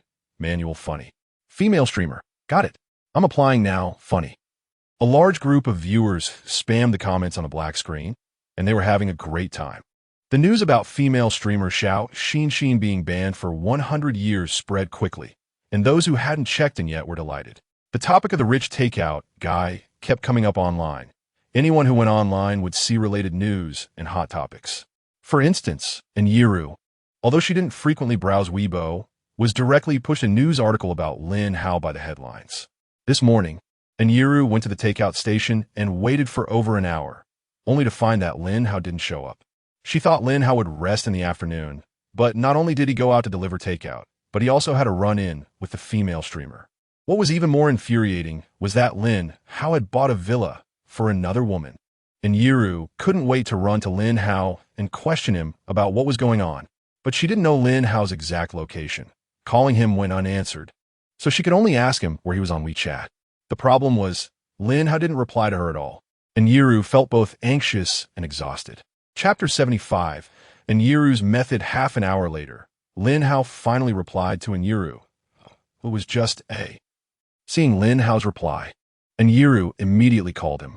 "Hello, master," Enyiru exclaimed excitedly as soon as the call connected. "What is it?" Lin Hao replied. "Where are you?" Enyiru asked. "I'm delivering takeout. Wherever the delivery address is, that's where I am," Lin Hao said. Upon hearing this, Enyiru fell silent for 2 seconds, but in reality, she was biting her teeth in frustration, waving her little pink fist, which Lin Hao couldn't see through the phone. "Who did you buy a villa for today? And what's up with that female streamer?" Enyiru questioned. "I bought a villa for my girlfriend. As for the female streamer you mentioned, which one are you talking about?" Lin Hao answered and then asked back. "Which one? Are there many?" Enyiru responded suspiciously. "You asked too many questions. I'm hanging up now. I have to deliver takeout," Lin Hao said and hung up the phone. Enyiru stomped her foot in anger but felt helpless against Lin Hao. Suddenly, she had a flash of inspiration and thought of Lin Hao mentioning the delivery address. Lin Hao was delivering takeout normally when he suddenly noticed something strange. The number of takeout orders to a certain high-end community surged suddenly, with hundreds of orders coming in just a few minutes. He picked a few orders that were on the way, but just after he finished accepting an order, he was stunned because the delivery address looked very familiar. "This is Enyiru's neighborhood?" Lin Hao murmured as he realized. Though he found it a bit amusing, since he had already accepted the order, he decided to deliver it anyway. Half an hour later, Lin Hao arrived at the entrance of the community. The security room was already piled up with takeout bags, and it was obvious that they were all orders made by Enyiru. Lin Hao sighed and called Enyiru. "Ha ha, master, you call me." Enyiru laughed as soon as the call connected. "Are you that bored? Come out to get your takeout," Lin Hao said, feeling frustrated. After saying that, he hung up the phone again. About 3 minutes later, Enyiru happily ran out. "Master," she called out with a hint of melancholy. The security guard was stunned. He recognized Enyiru, who was usually a spoiled and willful girl that no one dared to offend, but now she was sweetly calling someone master. "Here, as your takeout. Don't be so reckless in the future. How much food are you wasting?" Lin Hao glanced at the takeout bags in the security room and said, "I know. I didn't do it on purpose. Who told you not to meet me? I had to use this way to see you." Enyiru pouted and said with a dry laugh. After that, she added, "I won't waste this takeout. I'll have someone deliver it to the sanitation workers nearby." "All right, do as you like," Lin Hao nodded, his tone softening a bit. Enyiru took the takeout Lin Hao handed over and placed it back in the security room. Before Lin Hao could react, she directly sat on the back seat of his electric bike. "What are you doing again?" Lin Hao said, twitching his lips. "Nothing. I'm going with you to deliver takeout." Enyiru raised her eyebrows. "Weren't you the one who said you would never ride in my vehicle again?" Lin Hao asked. Did I say that?" "You must be mistaken, master," Enyiru pretended to be innocent. Lin Hao was speechless but couldn't do anything about her, so he had no choice but to take her along. The security guard was already dumbfounded. The hardest person to deal with in the community was actually following a delivery guy. When Lin Hao and Enyiru's figures disappeared, he finally came back to his senses and hurriedly called Enyiru's mother. Upon hearing that Enyiru had run off with a delivery guy, Enyiru's mother was not anxious at all. Instead, she laughed and said, "It's fine, I know about this." The security guard wanted to say, "Your daughter is about to be taken advantage of," but he didn't dare to say it out loud. Ignoring how the security guard felt, Lin Hao was quite annoyed at the moment. "Master, your vehicle is too hot. Master, the wind is so strong. Master, drive slower." Enyiru chirped like a little bird, chattering nonstop. Even if Lin Hao ignored her, she could talk to herself for a long time. "Master, I think it's more reliable for you to drive a car for deliveries. If not, at least get a tricycle. At least it has more space and can shield from the wind and rain, and Yiru said again, "If you keep talking, you can roll off the car by yourself." Lin Hao finally couldn't help but speak up. Upon hearing this, and Yiru awkwardly shut her mouth and finally stopped complaining. The afternoon passed without any incidents. But Yiru felt particularly satisfied because she had been in close contact with Lin Hao for a long time, and she even secretly touched Lin Hao's abs a few times. Lin Hao dropped Yiru back at her neighborhood and then headed straight back to the Huangqiao Hotel. When Lin Hao returned to his room, he found Zhu Xiaojing there, and she was live streaming with Lu Feier, looking quite happy and laughing. "Brother Hao, Lin Dong, you're back." Both girls looked over and greeted him as they heard the door open. "What are you two doing?" Lin Hao asked in confusion. "I'm live streaming with Feier," Zhu Xiaojing replied with a smile. Lin Hao knew they were live streaming. He wanted to ask why they suddenly decided to do it together. "Dear viewers, we have something to discuss. See you later," Lu Feier said to the screen before shutting down the live stream. "Lin Dong, it was Mr. Su who arranged for me to live stream with Feier. He said the next few years would be a prosperous period for the live streaming industry, and he will gradually arrange for celebrity artists to open their own live streaming rooms. So he asked me to learn some live streaming skills from Feier first," Zhu Xiaojing explained. About this, even Zhu Xiaojing didn't know that this arrangement was not proposed by Su Chong, but suggested by her agent, Wang Xiaoling, to Su Chong. "That's right, Mr. Su called me at noon and asked me to take care of Xiaojing. I was shocked at the time." Lu Feier glanced at Zhu Xiaojing and said with a complicated expression, "All right, then you two follow Mr. Su's arrangements." Lin Hao thought for a moment, roughly understanding Su Chong's intentions, and nodded in agreement. While the three of them were talking, Lu Feier's live streaming room had gone black, but the barrage was exploding. Breaking news. The rich delivery guy actually lives in the same place as Goddess Xiaojing and Feier. This is probably the entertainment industry. Surely the rich delivery guy is forcing Zhu Xiaojing. "Brothers, we need to seek justice for Xiaojing. You guys are just jealous. The rich delivery guy is wealthy and handsome, and he is capable. What's the big deal about being a little flirtatious?" Funny. The barrage was spectacular, and various online platforms were once again brewing hot topics about the rich delivery guy. The online uproar was intense, with many fans of Zhu Xiaojing denouncing the rich delivery guy, while a few of Lin Hao's fans fought back, and more were just onlookers enjoying the drama. But none of this had anything to do with Lin Hao. He took a shower and then went down to the restaurant with the two girls to enjoy a delicious meal. Chapter 76. Rumors on the internet during dinner. Lu Feier had originally started a live stream, but there were always people stirring up trouble in the comments, making it a chaotic scene. She was too lazy to set up fan comments and simply ended the stream to enjoy dinner with Lin Hao. After dinner, Zhu Xiaojing reluctantly said goodbye. Lin Hao and Lu Feier returned to their room. "Bro, I need to tell you something." Lu Feier hesitated. "What is it?" Lin Hao asked. "Many people online are criticizing you." Lu Feier hesitated again. "Cursing me? Why would they do that?" Lin Hao asked, puzzled. They say you're too fickle. And some of them are even fans of Zhu Xiaojing," Lu Feier said with a dry laugh. "I'm fickle." Lin Hao was taken aback. He believed he had never actively pursued any girls. His relationship with Lu Feier and Wu Qian was purely coincidental, something he hadn't even anticipated. Moreover, he had no time to be fickle.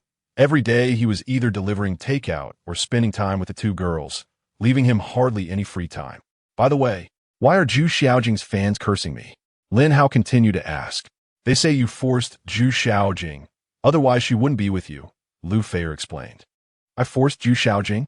And when exactly did I get together with her?" Lin Hao was astonished. Lu Feier was also taken aback.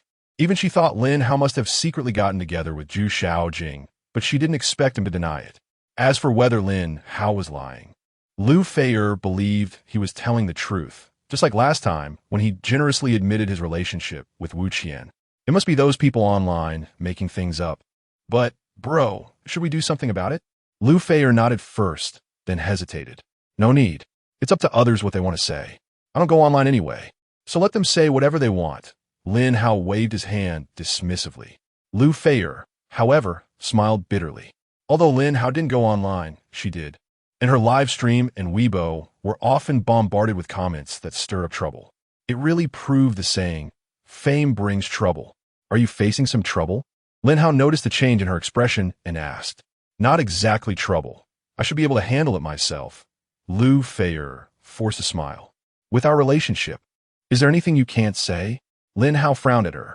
Well, some people just love to spam my live stream. Lu Feier sighed. After saying that, Lu Feier hesitated and continued with a bitter smile. Actually, it's not just the live stream. There are also Weibo and Douyin. As long as it's my verified account, there's always someone trying to attack it. But you don't need to worry. I've gotten used to it over the years. When I first became a streamer, I didn't have much popularity, and there were some big streamers who would intentionally suppress me. Later, as I gained fans, there were even more people trying to suppress me. I've gone through all of this. I just wanted to vent to you. As she spoke, Lu Feier let out a sigh. Personally, she didn't care much about these things. She didn't mind what others said about her. After all, as a streamer, maintaining a good mindset was the most important thing.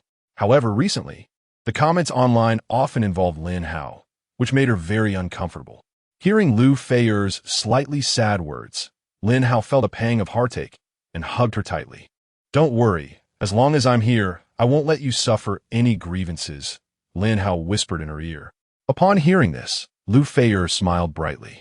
Lin Hao hadn't originally planned to address the comments online, but after listening to Lu Feier, he realized that while online violence was intangible, its harm to a person's spirit could be immense. While Lu Feier was taking a shower, he called Su Weiwei to investigate the rumors online.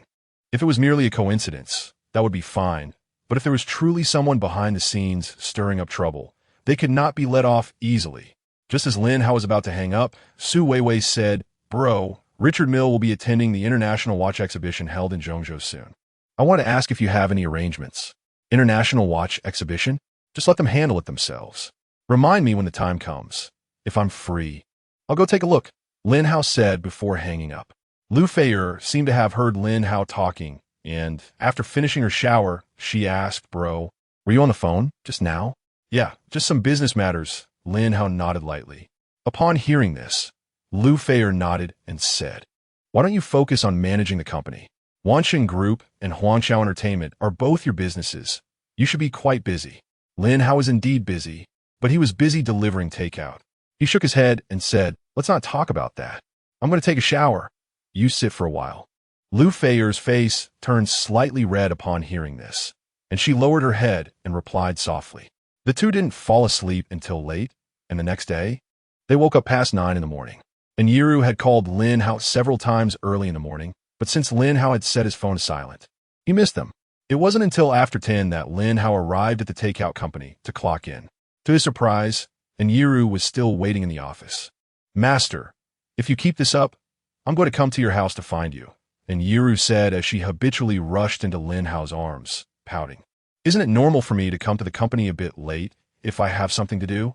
Lin Hao pulled her away and shrugged. "Then tell me what you have to do. I called you so many times, and you didn't answer," and Yiru rolled her eyes at him. "I was sleeping, and I slept until I woke up naturally. My work efficiency improves a lot that way," Lin Hao said with a faint smile. And Yiru was speechless upon hearing this. After a while, she said, "Then let's set a time. Are you going to come to the company around this time from now on?" "That's hard to say. I'll come whenever I wake up," Lin Hao shrugged. "Bad master, I'm not talking to you anymore," and Yiru pouted, looking angry. Though she said she wouldn't talk to Lin Hao, her clear eyes were still glancing sideways at him. After Lin Hao clocked out and went outside, and Yiru had already taken a seat on the back of Lin Hao's electric scooter. "What are you doing?" "Your Maserati is over there," Lin Hao said, twitching his mouth. "I just love riding in your car. If you're not happy about it, then go ride in my Maserati," and Yiru said, shaking her body and making a funny face. Lin Hao shook his head speechlessly and decided to let her be. Fortunately, and Yiru didn't cause any trouble and calmly accompanied him while delivering takeout. However, every time they delivered food, the people receiving the takeout would be stunned upon seeing in Yiru. Some would immediately think of the wealthy delivery guy combination. But before they could act, Lin Hao would leave directly. Chapter 77. The Enthusiastic and Family at noon. Lin Hao sent in Yiru back to the family. Philosopher Lu Shuren once said, "It's easy to come in, but hard to go out." Lin Hao was experiencing this firsthand as he was now entangled with the family. The elderly head of the family, and Dinghua, personally came out to greet him, warmly saying, Lin, my young friend, you have saved my life, healed my son-in-law, helped me arrange a nursing home, and taken such good care of my granddaughter. It wouldn't be too much to stay for a meal, right? And Fu and Relene also said, Mr. Lin, it's just a meal. Please don't refuse. Even Yiru blinked at him, saying, Master, you wouldn't refuse even a meal, would you? Seeing their enthusiasm, Lin Hao found it hard to refuse and had to stay for lunch. The Yin family seemed to be well prepared, with a large table full of sumptuous dishes already set in the dining room. Do you have something to say? If you do, just say it directly. I'm not one for beating around the bush, Lin Hao said, not rushing to pick up his chopsticks, but instead asking straightforwardly. And Dingwa and Enrulene exchanged glances. And finally, Enrulene spoke. Mr. Lin, it's like this. Although our family is doing quite well, we have always been limited to this small piece of land in Zhongzhou. Recently, we intend to expand to other provinces and even overseas, but we are struggling due to a lack of connections. Lin Hao understood and nodded. It's a small matter. You can find General Manager Wang from Wanxin Group. Just say you are my friend. He will arrange it for you. Thank you so much, Mr. Lin, and Relene said excitedly, nodding. No need to be so polite. It's just a small favor. Lin Hao waved his hand, and Relene chuckled awkwardly. Lin Hao's casualness left him unsure of how to respond.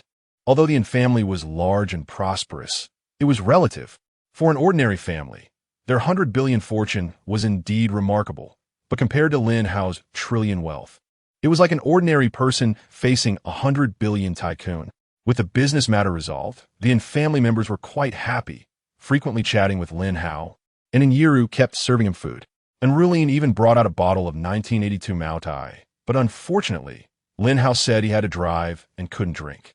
After lunch, without waiting for the Yin family to insist, Lin Hao headed straight out. Once outside the Yin family, realizing it was getting late, didn't he go over to Wu Qian's place? He called Wu Qian to explain and then continued with his deliveries. By evening, Lin Hao received a call from Wu Qian, asking him to come over for dinner. Lin Hao picked up Wu Qian at the 4S shop, where they were met with the envious and jealous gazes of the staff. Just as they were about to leave, Su Xiaoya hurried over. Mr. Lin, Qian, I'll treat you to dinner tonight, Su Xiaoya said. Seeing the two silent, Su Xiaoya smiled and added, What's wrong? Do you think I'm being a third wheel? No, it's just a bit surprising. Why are you suddenly treating us to dinner, Sister Xiaoya? Wu Qian shook her head. I thought you both already knew. My boyfriend talked to General Manager Wang from Wanxin Group, and they're willing to invest 200 million for him.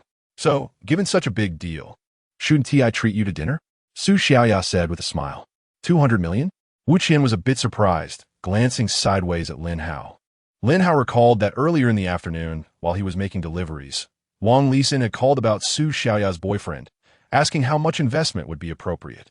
At that time, Lin Hao, busy with deliveries, casually replied to try investing 200 million to test the waters, and then hung up. At this moment, Lin Hao calmly nodded, saying nothing. Let us go. It's just right that you both haven't met my boyfriend yet. Today I'll take you to meet him. He has already booked a private room at the Shangri-La Hotel, Su Xiaoya said, pulling Wu Qian's hand and smiling.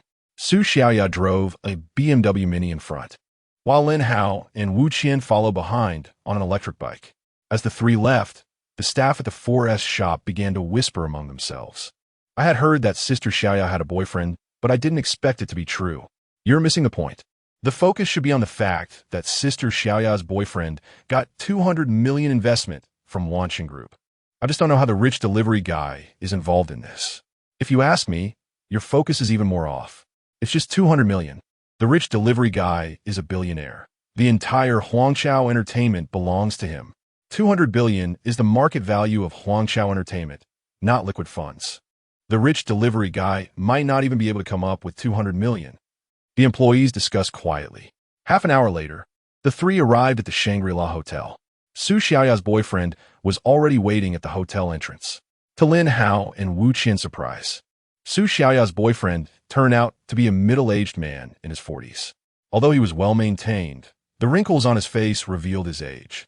However, they soon thought of Su Xiaoya's age, which was already 30, so they were not that surprised anymore. Let me introduce you. This is my fiancé, Guo Weikong, Su Xiaoya said. Fiancé? Sister Xiaoya, Your secrecy is impressive, Wu Qian exclaimed. Ms. Wu, and this must be Mr. Lin. Hello, I'm Guo Weikong, engaged in financial investment. Guo Weikong smiled and introduced himself. I worked on Wall Street in the beautiful country for a few years when I was young, then returned to start business. I've experienced peaks and valleys, and Xiaoya has been with me through all. Mr. Guo, hello. Wu Qian, having listened to his introduction, was somewhat surprised and quickly responded. Lin Hao merely nodded lightly, indicating he understood. All right, Weikong, we could discuss your glorious history later. Let us go inside first. It's not good to stand at the entrance talking, Su Xiaoya said, interrupting their conversation with a smile. My apologies, please come in, Guo Weikong gestured politely. The few walked into the private room, while the hotel lobby staff and customers exchanged glances. For some reason, as they listened to Guo Weikong's self-introduction, they felt he seemed quite impressive, yet he turned around and was deferential to a delivery guy, which created a somewhat awkward scene. Don't you think that delivery guy looks familiar? One of the front desk staff suddenly said suspiciously. Familiar? I know you have no immunity to handsome guys. Anyone good-looking looks familiar to you, her colleague laughed. No, I'm serious, the front desk frowned. After a moment, she exclaimed, I remember now. He asked the rich delivery guy. That's why he looks so familiar. The rich delivery guy? Is he the one who made you stop chasing stars and start chasing delivery guys? Oh, what are you talking about? I just think the rich delivery guy is better looking than those celebrities. Not only did that front desk staff recognize Lin Hao, but others in the lobby also began to identify him, whispering among themselves. Chapter 78, Guo Weikong, Lin Hao, and others entered the private room, and Su Xiaoya took the initiative to serve them tea and water, looking like a virtuous wife. Such behavior made Wu Qian secretly laugh. After all, Su Xiaoya had always interacted with everyone in her capacity as the store manager at the 4S shop. Even though her personality was easygoing, her every move often carried the authority of a manager. Sister Xiaoya, when did you get engaged to Mr. Guo? I never heard about it. Wu Qian asked softly while drinking tea. Actually, I've known Weikong for almost 10 years. We started dating when I was studying abroad in the beautiful country, and we made a marriage pact right before graduation, Su Xiaoya explained. Later, Weikong came back to start business with me, but we've been so busy with work, and neither of us was in a hurry. So we've just put off the wedding until now. Sister Xiaoya, your secrecy is impressive, Wu Qian responded quietly. All right, enough about me. By the way, Qian, you used to say you might end up alone, but look, you found Mr. Lin, Su Xiaoya laughed. Well, it's just fate, Wu Qian said, smiling shyly. The two women were chatting quietly while Guo Weikong was talking with Lin Hao. I heard Mr. Lin is in the entertainment industry. I'm quite interested in this field, Guo Weikong said. I'm involved in several industries, but I'm particularly interested in food delivery, Lin Hao replied calmly. I've met many prominent figures, but there are few as humorous as Mr. Lin, Guo Weikong laughed. Humorous? I'm just speaking plainly, Lin Hao shrugged. Guo Weikong found himself at a loss for words. After thinking for a moment, he continued, Mr. Lin, have you noticed that the stock of Huangchao Entertainment has been continuously dropping and is showing signs of a limit down? Meanwhile, your competitors have seen their stock prices soar, and their market values are climbing, seemingly on the verge of surpassing your company. Lin Hao waved his hand dismissively, just a few small bugs. No need to worry about them. It seems I was overthinking it. Mr. Lin must already have a strategy in place, Guo Weikong nodded. Lin Hao nodded calmly on the surface, but inside he was somewhat dazed, realizing that the online rumors might indeed be related to those few competitors. Guo Weikong found himself at a loss for words again. He discovered that his eloquence failed when facing Lin Hao. Fortunately, after a few minutes of awkward silence, the waiter began serving the dishes, which somewhat alleviated the tension. Mr. Lin, to thank you for helping me secure this 200 million investment, I'd like to propose a toast, Guo Weikong said as he stood up, holding his glass with both hands and speaking very politely. No need to be so formal. It's just a small amount of money, Lin Hao said with an indifferent expression, shaking his head. It may be a small amount to you, Mr. Lin, but to me it's enough to last a lifetime, Guo Weikong said with a wry smile. Mr. Lin, don't mind what Weikong said about experiencing peaks and valleys. In reality, his wealth has never exceeded 200 million. Su Xiaoya suddenly interjected with a smile. and that 40 million villa was bought on an installment plan. He didn't expect to encounter a downer right after finishing the renovation. Cough. At least she is my fiancée, E. Can you not expose my secrets like that? Guo Weikong said, feeling both amused and helpless. With your little secret, what is there to expose? Mr. Lin's sports car costs 100 million. Do you really want to compete with him? Su Xiaoya rolled her eyes. Guo Weikong was left speechless. He knew that what he considered a peak was indeed insignificant in Lin Hao's eyes. Sister Xiaoya, Mr. Guo, to be honest, is that villa meant to be your wedding house? Wu Qian suddenly asked. Hearing this, Guo Weikong and Su Xiaoya exchanged glances, both showing helplessness in their eyes. Indeed, as you said, we originally planned to get married at the end of the year. After all, we're not young anymore, and our families are urging us. It's just that we didn't expect. Guo Weikong sighed at this point. These are all small matters. Money can be earned again, as long as we are safe and sound, Su Xiaoya said thoughtfully. Wu Qian nodded thoughtfully. She actually wanted to suggest returning the house to Su Xiaoya. But it was obviously inappropriate since nothing had happened between Su Xiaoya and Guo Weikong. It was just that money had been lost. Given their pride, they would definitely not accept her assistance. Most importantly, the house was bought by Lin Hao, and he had originally said it was a birthday gift for her, so she was reluctant to give it away. Thus, after a mental struggle, Wu Qian ultimately said nothing. After dinner, the group left without lingering. Lin Hao drove Wu Qian back to her rented apartment. Since her lease had not ended and she hadn't moved her things to the villa, she usually only took a nap at the villa during lunchtime. Lin Hao, I drank a bit and I'm feeling unwell. Would you help me with acupuncture tonight? Wu Qian said hesitantly after getting out of the car. Sure, Lin Hao naturally agreed with a nod. While Wu Qian was taking a shower, Lin Hao sent a WeChat message to Lu Feier, indicating that he wouldn't be returning to the Huangqiao Hotel tonight. Lu Feier didn't ask where he was going, but only reminded him to pay attention to safety. As night deepened, Lin Hao did acupuncture and massage for Lu Feier, and then they fell asleep in each other's arms. The next morning, Lin Hao found several WeChat messages from Su Weiwei sent early in the morning. Brother Hao, we have some leads on the online rumors. The mastermind is Xinguang Entertainment, and several other companies are also involved. Their intention is to suppress the stock price of your company by smearing you, which has already had a certain impact on the stock price. Currently, the company's PR and legal teams are already taking action. Su Weiwei's message confirmed Lin Hao's thoughts from last night's dinner. Someone was indeed trying to spread rumors and suppress Huangqiao Entertainment. Lin Hao replied to Su Weiwei, go find Wanxin Group for help. Tell Su Chong and Wang Lisin that as long as they don't break the law, they can use any means to deal with these companies. Su Weiwei replied immediately, got it. When Wu Qian finished brushing her teeth and came out, she noticed Lin Hao's expression wasn't quite right and asked, Lin Hao, is something wrong? It's nothing, just a small matter already handled. Lin Hao shook his head and said lightly, Lin Hao, you're always like this. Since the first day I met you, no matter how big the issue is, it becomes a small matter when it comes out of your mouth. We're at least a couple. If you have something going on, just tell me. Although I might not be able to help, I can support you. Wu Qian complained softly. It really isn't a big deal. It's just that Huangqiao Entertainment is being targeted by a few competitor companies. And I've already sent someone to deal with it. Lin Hao shrugged.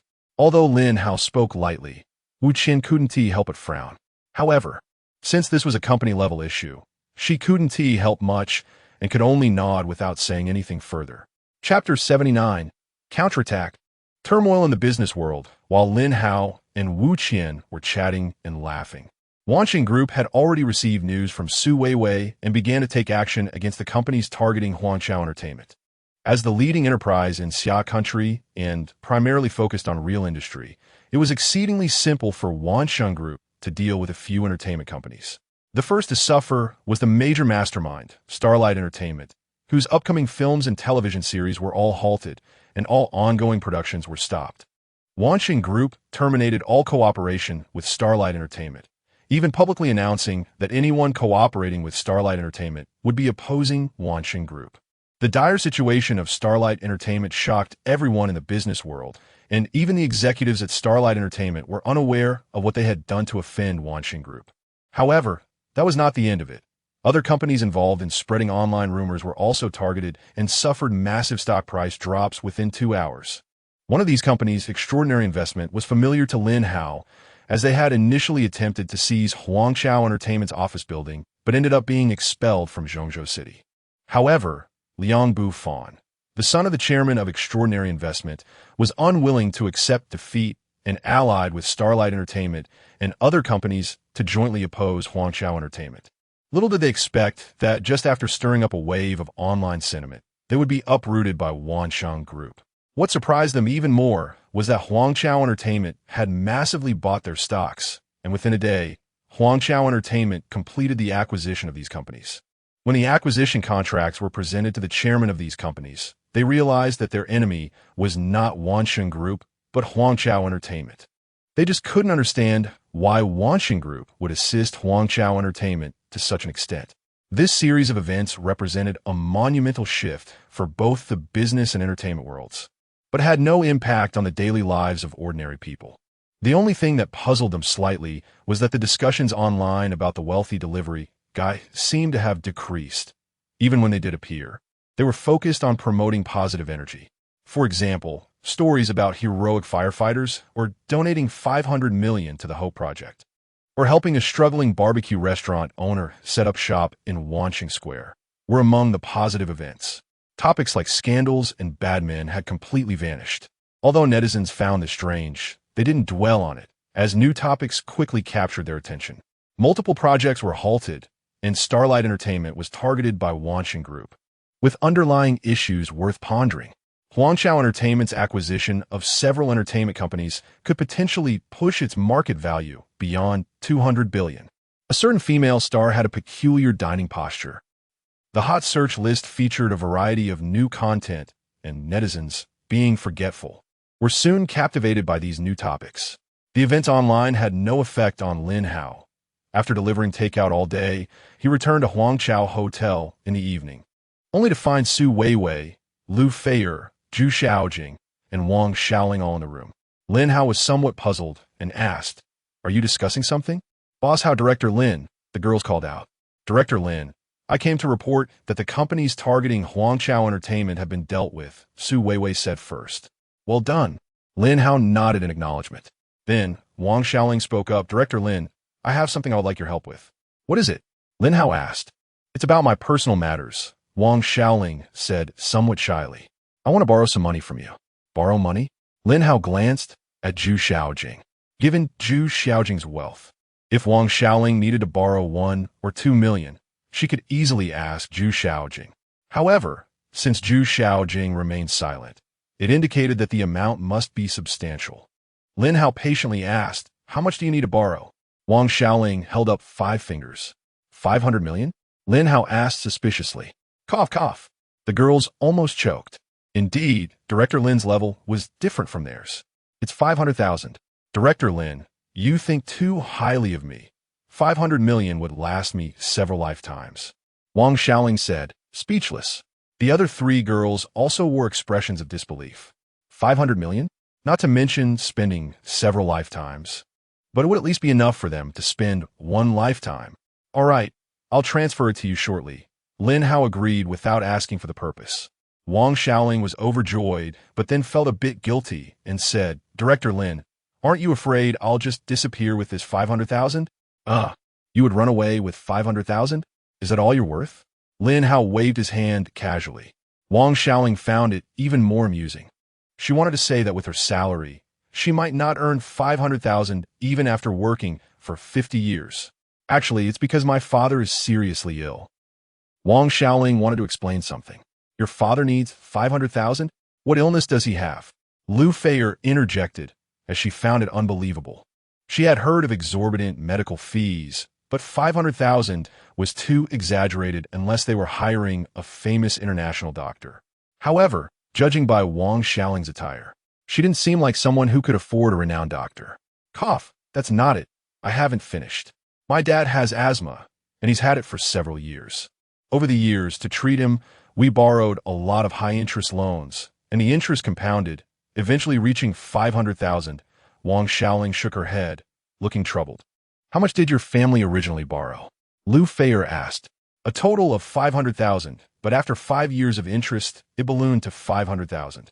If we don't pay it back soon, those people will take over our house and land.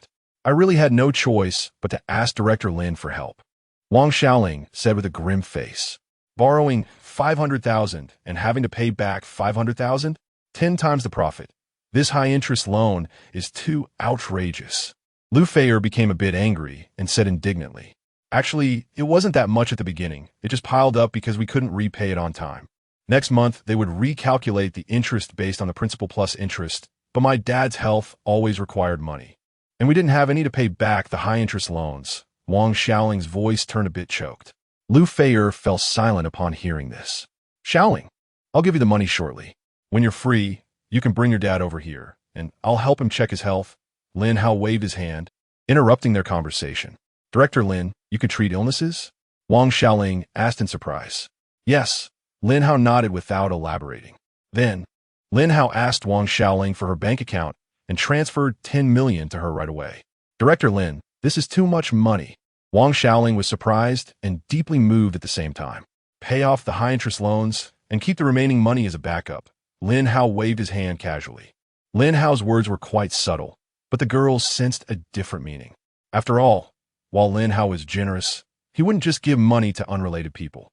Since Lin Hao gave Wang Xiaoling so much money, it implied there might be an undisclosed relationship between them. Although they had an inkling, they were all smart enough not to bring up this relationship directly. Chapter 80. Buying a house interlude. After discussing the matter of borrowing money, Wang Xiaoling and Zhu Xiaojing left one after the other. However, when Su Weiwei was about to leave, Lin Hao called out to her. "Weiwei, please find someone to investigate that loan shark company," Lin Hao said. "Okay, Chairman Lin," Su Weiwei nodded seriously. Although Lin Hao only mentioned investigating, Su Weiwei understood that after the investigation, there would be many other matters to handle, but that would not require her involvement. It could be left to the legal team. After saying this, Su Weiwei tactfully left, leaving only Lin Hao and Lu Feier in the room. Since Lin Hao had spent the night at Wu Qian's place, the two had not seen each other for almost 2 days. As the saying goes, absence makes the heart grow fonder, and Lu Feier was very enthusiastic. Late at night, Lu Feier lay in Lin Hao's arms and weakly said, "How good? I don't want to stay here anymore." "Is something wrong?" Lin Hao frowned and asked. "No, I just feel that staying in a hotel isn't good. My home has been empty for a long time, and I need to go back and take a look." Lu Feier shook her head. The speaker had no intention, but the listener took it to heart. Lu Feier's words reminded Lin Hao that, while living in a hotel was convenient, there were indeed many downsides, such as the constant flow of people coming and going every day. Lin Hao might not have felt much since he went out early and returned late each day. But Lu Feier had been staying in the hotel for these days, and every time she wanted to go out for a stroll, she would face many strange looks. Although the environment at your home is nice, the space is a bit small. "How about this? Tomorrow I will accompany you to buy a house nearby." Lin Hao pondered. "Buy a house? No need." Lu Feier immediately shook her head. "Your place is rented, right? Anyway, you'll have to buy a house in the future. So it's better to do it sooner rather than later." Lin Hao waved his hand. "All right, but I still have 3 months left on my lease," Lu Feier said. "It's okay. Decorating and furnishing a house also takes time," Lin Hao replied. Hearing this, Lu Feier hesitated but nodded, thinking that the money Lin Hao had previously given her had already arrived and could be used to buy a house. After discussing the house, the two embraced and fell asleep. The next day, Lin Hao did not go out to deliver food and slept in with Lu Feier. Just as he got up, he received a call from Yiru. "Master, why haven't you come to deliver food yet?" Yiru asked with a hint of grievance. Lin Hao simply replied, "I have something to do," and hung up the phone. "How go? Is someone looking for you?" Lu Feier asked.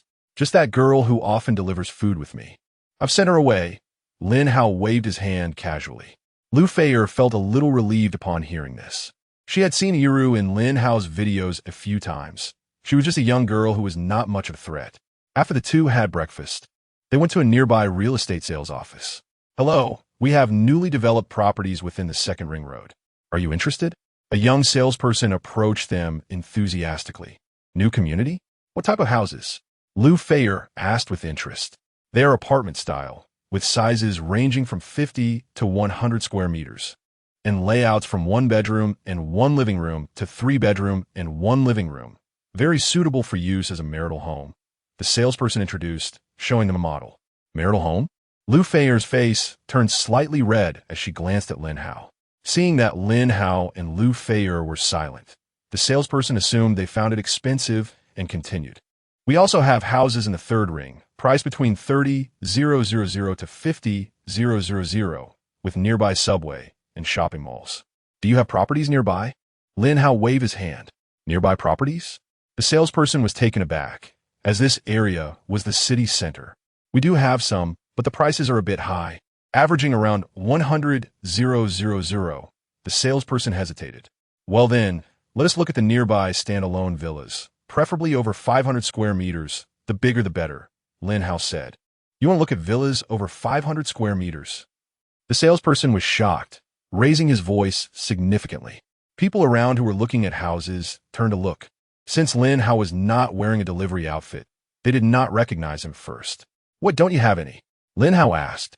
No, we do have some. The salesperson quickly replied. At that moment, a woman in uniform approached.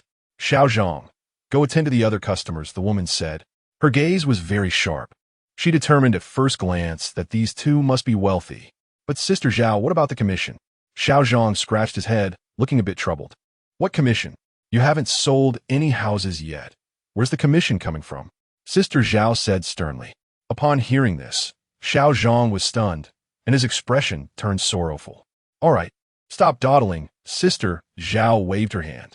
Xiao Zhang clenched his fists but felt helpless. Do you two want to look at high-end villas? We have many properties available. Would it be convenient to move to the reception room? I have prepared some fine tea for you, and we can chat while we drink. Sister Zhao turned to Lin Hao and Lu Feier with a flattering smile. Excuse me, ma'am, but please step aside. I'm talking to him, Lin Hao said expressionlessly. Hearing Lin Hao call her ma'am, Sister Zhao's expression changed several times, but she ultimately maintained a professional smile and said, Sir, I can offer you the best discounts. Can't you understand Mandarin? Lin Hao asked. Sister Zhao's face could no longer hold its composure, turning somewhat ugly. People around were astonished at Lin Hao's words. It was quite satisfying to hear. Xiao Zhang, why are you still standing there? Hurry up and attend to the customers. Sister Zhao took a deep breath and said. Xiao Zhang was overjoyed upon hearing this and quickly replied, Okay, Sister Zhao. Sister Zhao left in frustration, but before leaving, she shot a deep glance at Xiao Zhang. May I ask your surname, sir? Xiao Zhang asked cautiously. My surname is Lin, Lin Hao replied. Mr. Lin, we have standalone villas, but the number of properties is limited, and the size may not meet your standards. Let me first show you the models, and if you find them suitable, I can take you to see them in person. Xiao Zhang introduced. Isn't your approach to selling houses a bit too straightforward? Lu Feier laughed. I tend to be a bit rigid. I just say what I know. Honestly, I would still recommend you buy in the newly developed community in the third ring, where the prices are only 10,000 to 30,000, and the layouts are good. The houses in the city center are too expensive, Xiao Zhang said, scratching the back of his head in a silly manner. Don't worry about whether it's expensive or not. Just focus on introducing us to villas in the city center. Lin Hao waved his hand. All right, Xiao Zhang nodded eagerly.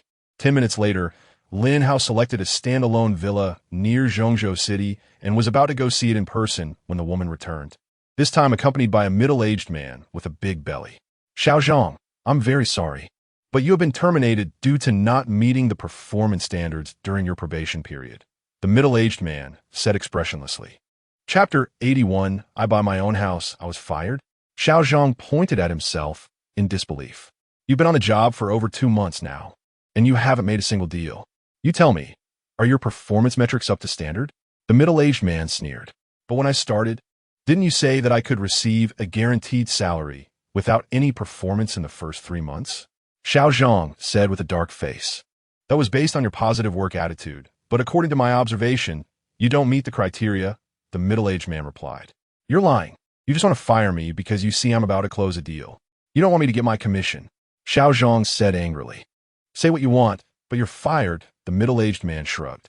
After saying that, he gave a knowing glance to a nearby young woman. The woman understood and walked over to Lin Hao, saying enthusiastically, Sir, miss, let me take you to see the houses. However, as soon as she finished speaking, Lin Hao coldly replied, no need. Please call your company's manager. I have something to ask him. Looking for the manager? The woman was taken aback. Sir, I am Sun Huapeng, the sales manager of the sales center. You can talk to me about anything. The middle-aged man said earnestly. I want to accompany yes, boss. Not you. Lin Hao shook his head, ignoring Sun Huapeng. Sun Huapeng quickly said, Sir, if you have any complaints, you can tell me. My biggest complaint is that you and her are fired. If you both are out, I will be satisfied, Lin Hao said, glancing at Sun Huapeng and the woman. Sir, are you joking? If you're here to buy a house, I'm very welcome. But if you're here to cause trouble, I can only say that New Century Real Estate does not welcome you, Sun Huapeng said coldly. Lin Hao ignored him and directly took out his phone to call Su Weiwei. Contact the manager of New Century Real Estate and have him come to the sales center near Huangshao Entertainment, Lin Hao said. New Century Real Estate? Mr. Lin, ISNT that your business? Su Weiwei was momentarily stunned, saying oddly, my business? I don't remember owning that. Lin Hao was also taken aback, responding, actually, New Century Real Estate is a subsidiary of Wanxin Group, Su Weiwei explained. Got it. Then have the manager of this real estate company come over, Lin Hao said before hanging up. Lin Hao's phone call was not deliberately hushed, and everyone around heard it. But because they heard it, they were all stunned. You are Mr. Lin? Sun Huapeng was somewhat dazed, unable to believe it. Since Lin Hao was not wearing a delivery uniform, he truly did not recognize him. But upon hearing Mr. Lin on the phone, he immediately realized. Lin Hao glanced at Sun Huapeng but did not respond. Mr. Lin, I was wrong. I didn't recognize a great person. I was really wrong. Smack! Smack! Sun Huapeng completely demonstrated what it meant to be able to bend and stretch. And as he spoke, he slapped his own face twice, the sound particularly crisp. Not enough. With another smack, he slapped the woman on the face. 5 bright, red handprints instantly appeared on the woman's fair face. Manager Sunday. The woman covered her face, looking at Sun Huapeng with a pitiful expression. What are you still stunned for? Hurry up and apologize to Mr. Lin. Sun Huapeng shouted angrily. Yes, I'm sorry, Mr. Lin, the woman said, startled, her voice trembling. Mr. Lin, you see. Sun Huapeng shamelessly smiled flatteringly. However, Lin Hao still completely ignored Sun Huapeng and turned to Xiao Zhang, saying, Take us to see the house. If it's suitable, I'll buy that villa. And Mr. Lin, are we really going to see the house now? Xiao Zhang was a bit nervous and stammered. Although he was unsure if this Mr. Lin was really the chairman of his own company, since Sun Huapeng was so frightened. He clearly wasn't an ordinary person. Is there a problem? Lin Hao asked. And no problem. I'll take you right away. Xiao Zhang forced a smile and said immediately. Then something even more shocking happened. Lin Hao and Lu Feier walked around the villa and made a decision just like that. All right, I'll take this villa. You go back and prepare the contract. The commission counts for you, Lin Hao said. But Mr. Lin, you haven't asked the specific price yet, Xiao Zhang said in astonishment. All right, then tell me the specific price now, Lin Hao shrugged. Xiao Zhang was both amused and distressed, but he was overjoyed inside. He suppressed his excitement and said, Mr. Lin, this villa has a total area of 850 square meters, including the front yard and the backyard. Stop. Just give me the price. Don't say anything unnecessary, Lin Hao interrupted.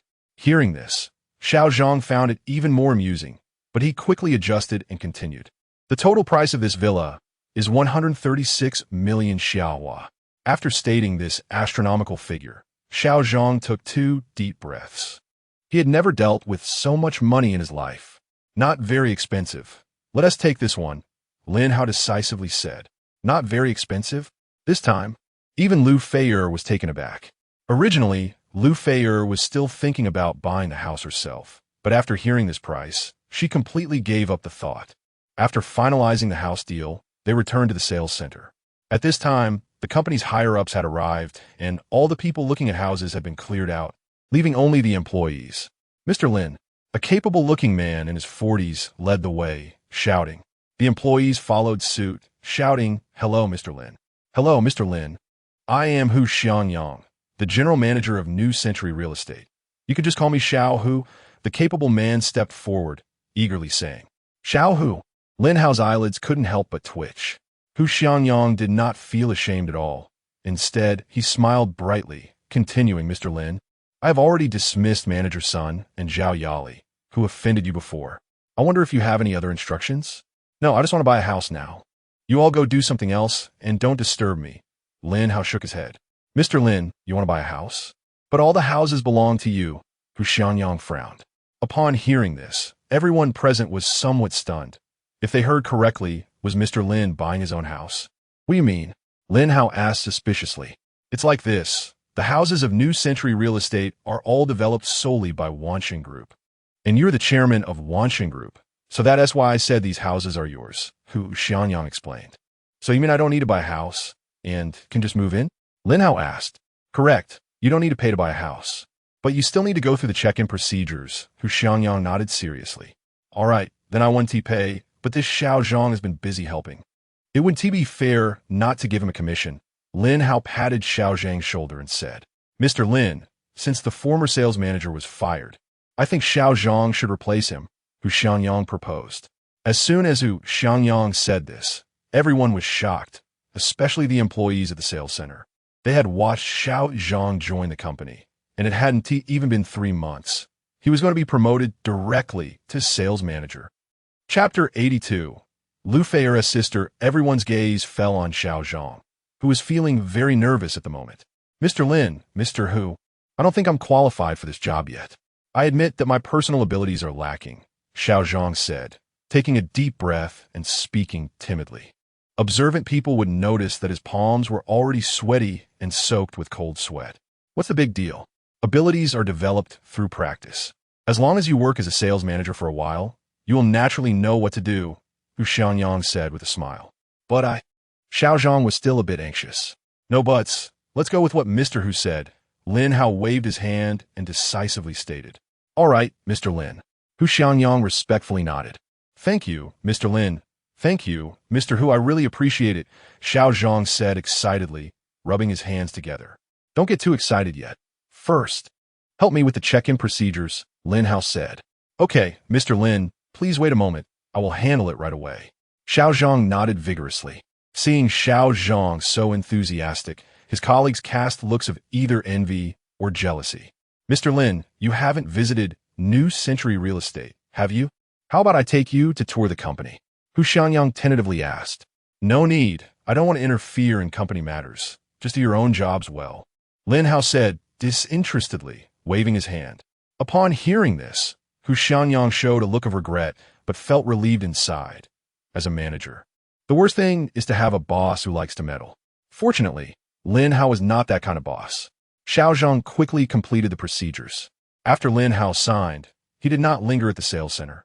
He was pulled by Lu Fei to the villa. Earlier, the house purchase had been so smooth that Lu Fei hadn't had the chance to carefully examine the villa's various details. Lu Fei observed the villa closely while Lin Hao waited for her on the sofa on the first floor.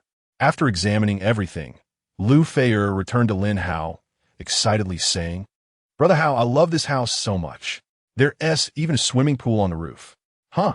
An outdoor swimming pool? Lin Hao glanced at the distant skyscrapers with some worry. Don't worry, it's not outdoor. The pool is surrounded by protective glass, like one-way mirrors.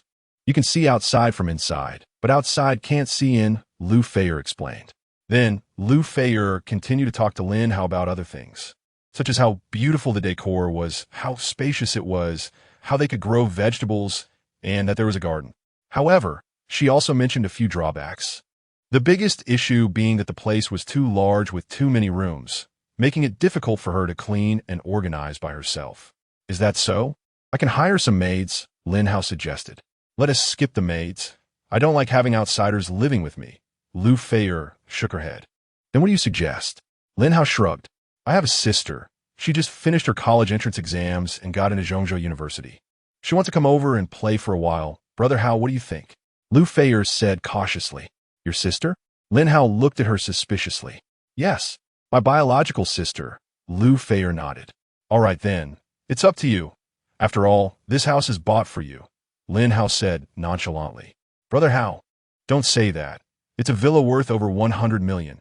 I can't just accept it, Lu Fei said, both amused and exasperated. What's there to hesitate about?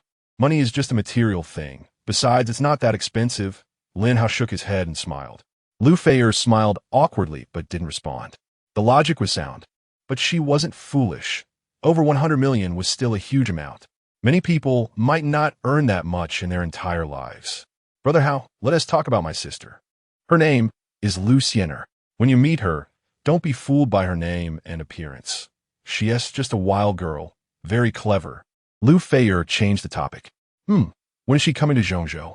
Lin Hao asked. She mentioned wanting to come over before, but I didn't agree. Now that I tell her about this, she'll definitely be eager to come over tomorrow, Lu Feier pondered. Lin Hao nodded again upon hearing this. After taking a nap in the afternoon, Lin Hao didn't stay at the villa any longer. He went out alone to deliver takeout while Lu Feier did a live stream. Time passed quickly amidst the busyness, and before he knew it, the whole afternoon had gone by. Lin Hao had dinner with Wu Qian, and then he went back directly to the Royal Hotel that night. As for why he didn't go to the newly purchased villa, Lin Hao had a simple thought. Because that was the house bought for Lu Feier, and he didn't plan to live there permanently. Visiting Lu Feier occasionally was enough. Lu Feier originally thought Lin Hao would stay with her in the villa, but after waiting for half the night, Lin Hao didn't come over. It wasn't until she called Lin Hao that he told her that it was indeed a house bought for her. Lu Feier felt touched, but also a bit speechless.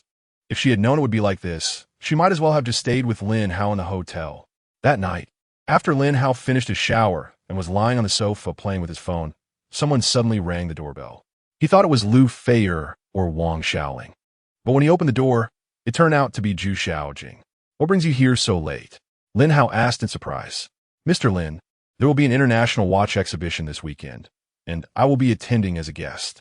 I wanted to ask if you would be available, Zhu Xiaojing said. Smiling at Lin Hao. I'm not sure. It will depend on the situation then, Lin Hao casually replied.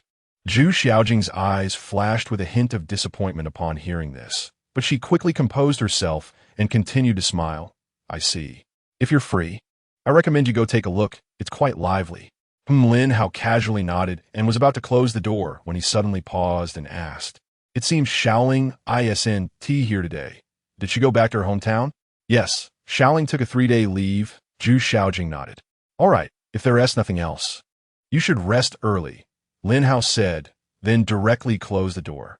Zhu Xiaojing looked at the closed door, her lips twitching slightly, feeling a bit wronged inside. Did she, a big star, actually rank lower than an assistant in Mr. Lin's eyes? Lin Hao was unaware of Zhu Xiaojing's thoughts. He had just happened to think of Wang Xiaoling, which was why he casually mentioned her. The next morning, as soon as Yiru saw Lin Hao, she excitedly rushed over. Although this was not the first time she had done such an action, this time was particularly thrilling. Master, I thought after you had dinner at my house, you would start to dislike me, the proud Yiru said with a hint of tears in her voice. No, why would you think that? Lin Hao asked, looking puzzled as he pulled her away. Yesterday morning, I called you, and you just answered one sentence before hanging up. Then I sent you a message on WeChat. But you didn't reply, and Yiru said, feeling wronged. Lin Hao recalled that he did receive Yiru's WeChat message, but he was busy looking at houses at the time, so he didn't respond. I was busy when you sent the message, and I forgot to reply afterward. It was my fault, all right? Lin Hao shrugged. No way. I want compensation. And Yiru looked up at his chin and said mischievously, compensation? Lin Hao frowned slightly. Chapter 83 Compensation. What kind of compensation do you want? Lin Hao frowned at Yiru. I want. And Yiru's big eyes rolled around, and suddenly she pointed at her flawless cheek, raising an eyebrow, and said, I want you to kiss me. In an instant, all the colleagues around turned to look. Don't make a fuss. Lin Hao pulled her away, his mouth twitching. Master, you're lying. You promised to give me compensation. And Yiru pouted. Lin Hao rolled his eyes and directly walked past her, ignoring her. Hey, master, don't run. Otherwise, I'll just kiss you. And Yiru immediately chased after him, shouting at the same time. Although the colleagues didn't say anything, they were all secretly cursing the beast. But they also wanted to be that beast. In the end, Lin Hao did not give Yiru any compensation. After clocking out, he went straight out the door. To prevent Yiru from causing trouble, Lin Hao simply didn't let her ride the electric bike and sent her back to the Maserati. After delivering a few orders, around 10 o'clock, Lu Feier called. How go? Sienner said, she's almost at the high-speed rail station. Can you go pick her up? Lu Feier said. So early? Lin Hao was surprised. Yes, that girl is crazy. She took the high-speed train at around 6 in the morning. Lu Feier explained helplessly. All right, I got it. I'll go over after I finish my current deliveries. Lin Hao said. Okay, how go? Be safe on the road. No need to rush too much. It's fine to let her wait at the station for a bit. Lu Feier reminded. All right, Lin Hao replied, and then hung up. Just after he hung up, and Yiru came over. Master, I think I heard you talking to a girl. And Yiru said suspiciously. What's strange about me talking to my girlfriend? Lin Hao said frankly. Why haven't you broken up with her yet? Didn't I tell you to break up long ago? And Yiru pouted. Lin Hao shot her a sideways glance, directly ignoring her words. Seeing that, Lin Hao didn't speak, and Yiru asked again. So, master, what did your girlfriend say to you? I'm going to pick someone up at the high-speed rail station. I'll need your car. Lin Hao said, Master, you're treating me like a tool, only thinking of me when you need me. And Yiru said gloomily, Then you don't have to be. Lin Hao said, It's just being a tool. I've already accepted it. Not even Jesus can stop me. And Yiru huffed, pouting and grumbling. Lin Hao looked at Yiru strangely, but didn't refuse. After finishing a few deliveries, he headed straight to the high-speed rail station. Meanwhile, Lucianer and her friend Xiaiqi had been waiting in the high-speed rail waiting room for over half an hour. Both were around 17 or 18 years old. Lucianer was dressed in a white dress. Although she hadn't done any makeup, she was indeed like her name, exuding an ethereal aura. Xiaiqi, on the other hand, was petite, wearing jeans and a t-shirt, radiating youthful energy. Lucianer, didn't you say your brother-in-law would come and pick us up? It's been almost an hour. Why hasn't he come yet? Xiaiqi complained in a low voice. Don't be anxious. After all, Zhongzhou is a provincial capital and a first-tier city.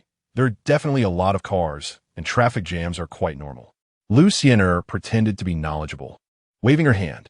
All right, I hope we can have a big meal later. And is it true that you said we stay in a villa? Xiaiqi nodded and said, Of course. Haven't you seen the videos and photos? My brother-in-law bought a villa for my sister, and it even has a swimming pool. Lucianer said proudly, puffing out her chest. It even has a swimming pool? I've never been to a swimming pool before. Xiaiqi showed a look of longing. Hee, just rest assured. I guarantee I'll take you around Zhongzhou. Lucianer said with a smile. Lucianer wanted to continue showing off, but at that moment, her phone rang. It's my sister's call. My brother-in-law must have arrived. Lucianer pointed at her phone. Saying that, she answered the call. Lucianer, the person picking you up has arrived. Remember to be polite. Lu Feier said. Got it. Is my brother-in-law coming? Why don't I see him? Lucianer stood up and scanned the area, frowning.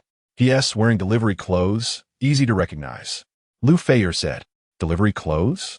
Is my brother-in-law a delivery guy? There's so many delivery people outside. Lucianer muttered. Just as she finished speaking, she saw a particularly handsome delivery guy walking towards her, accompanied by an extremely cute little girl. Brother-in-law is so handsome. Lucianer exclaimed in surprise. You see him now, right? Then I'll hang up. I'll explain to you later when we meet. Lu Feier said.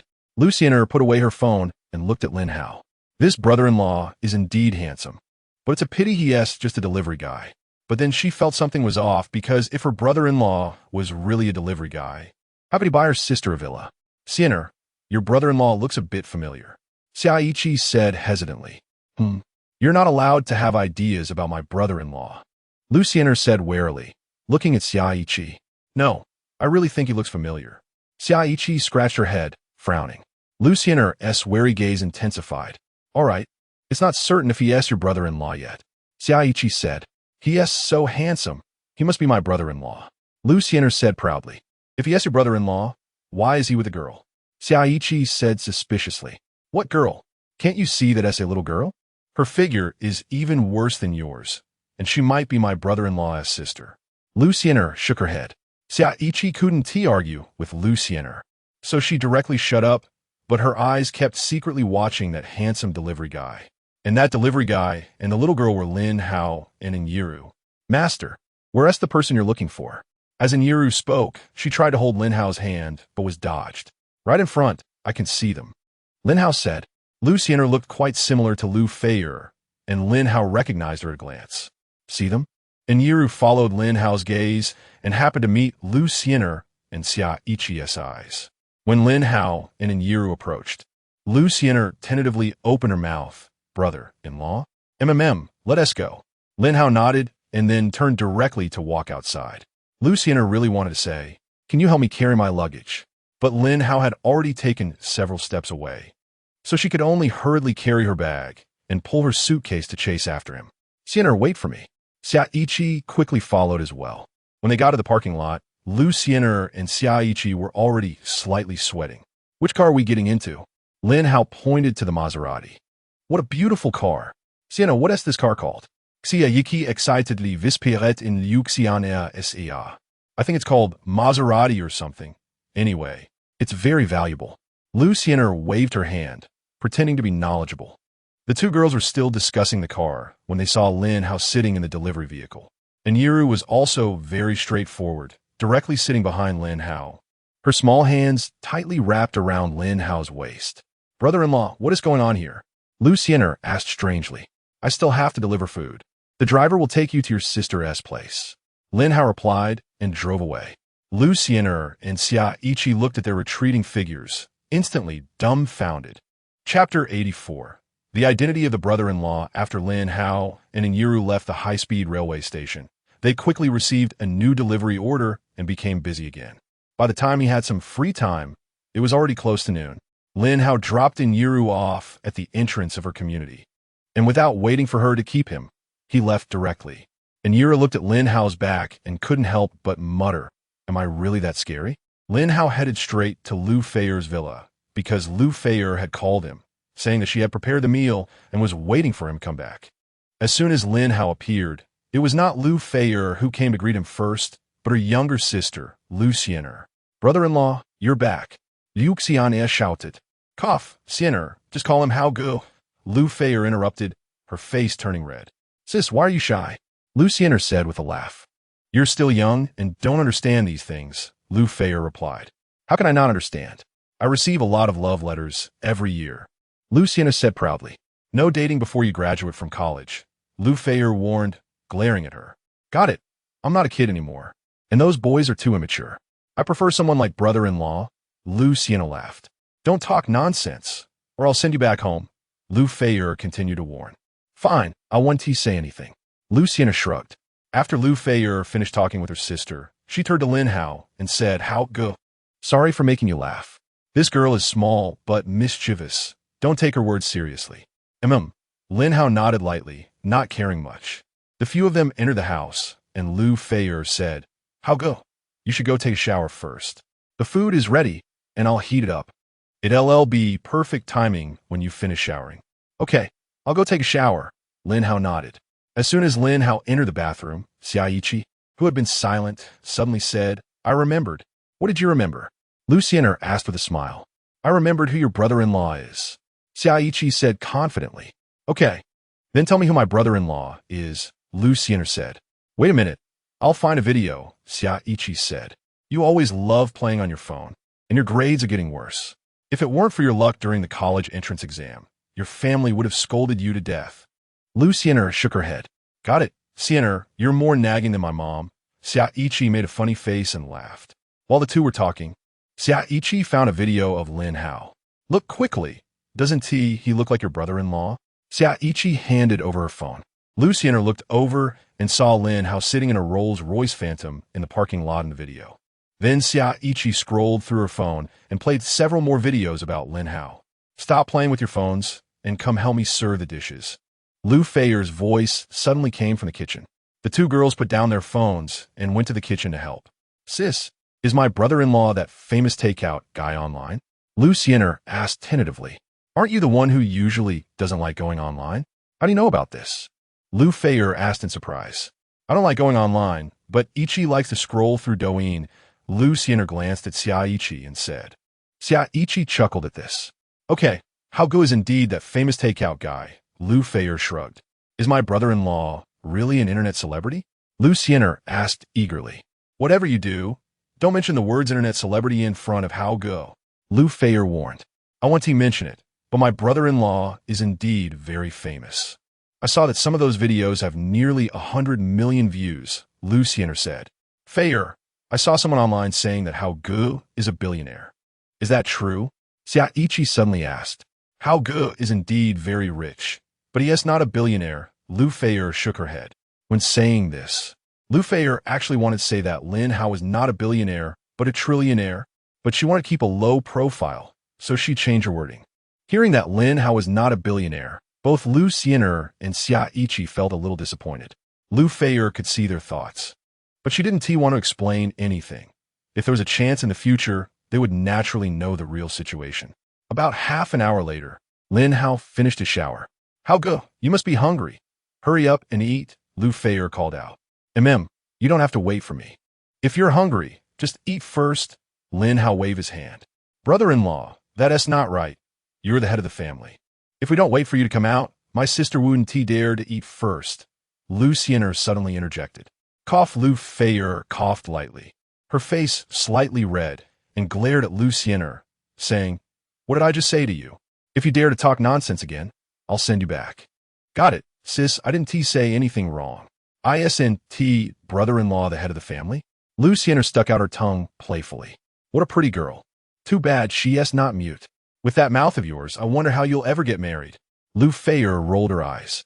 Upon hearing this, Lu Xianer rolled her eyes back and said, What is the big deal? Anyway, brother-in-law is so rich. It wouldn't be a problem for him to support one more person. You don't mind, do you, brother-in-law? Saying this, Lu Xianer smiled at Lin Hao. Oof.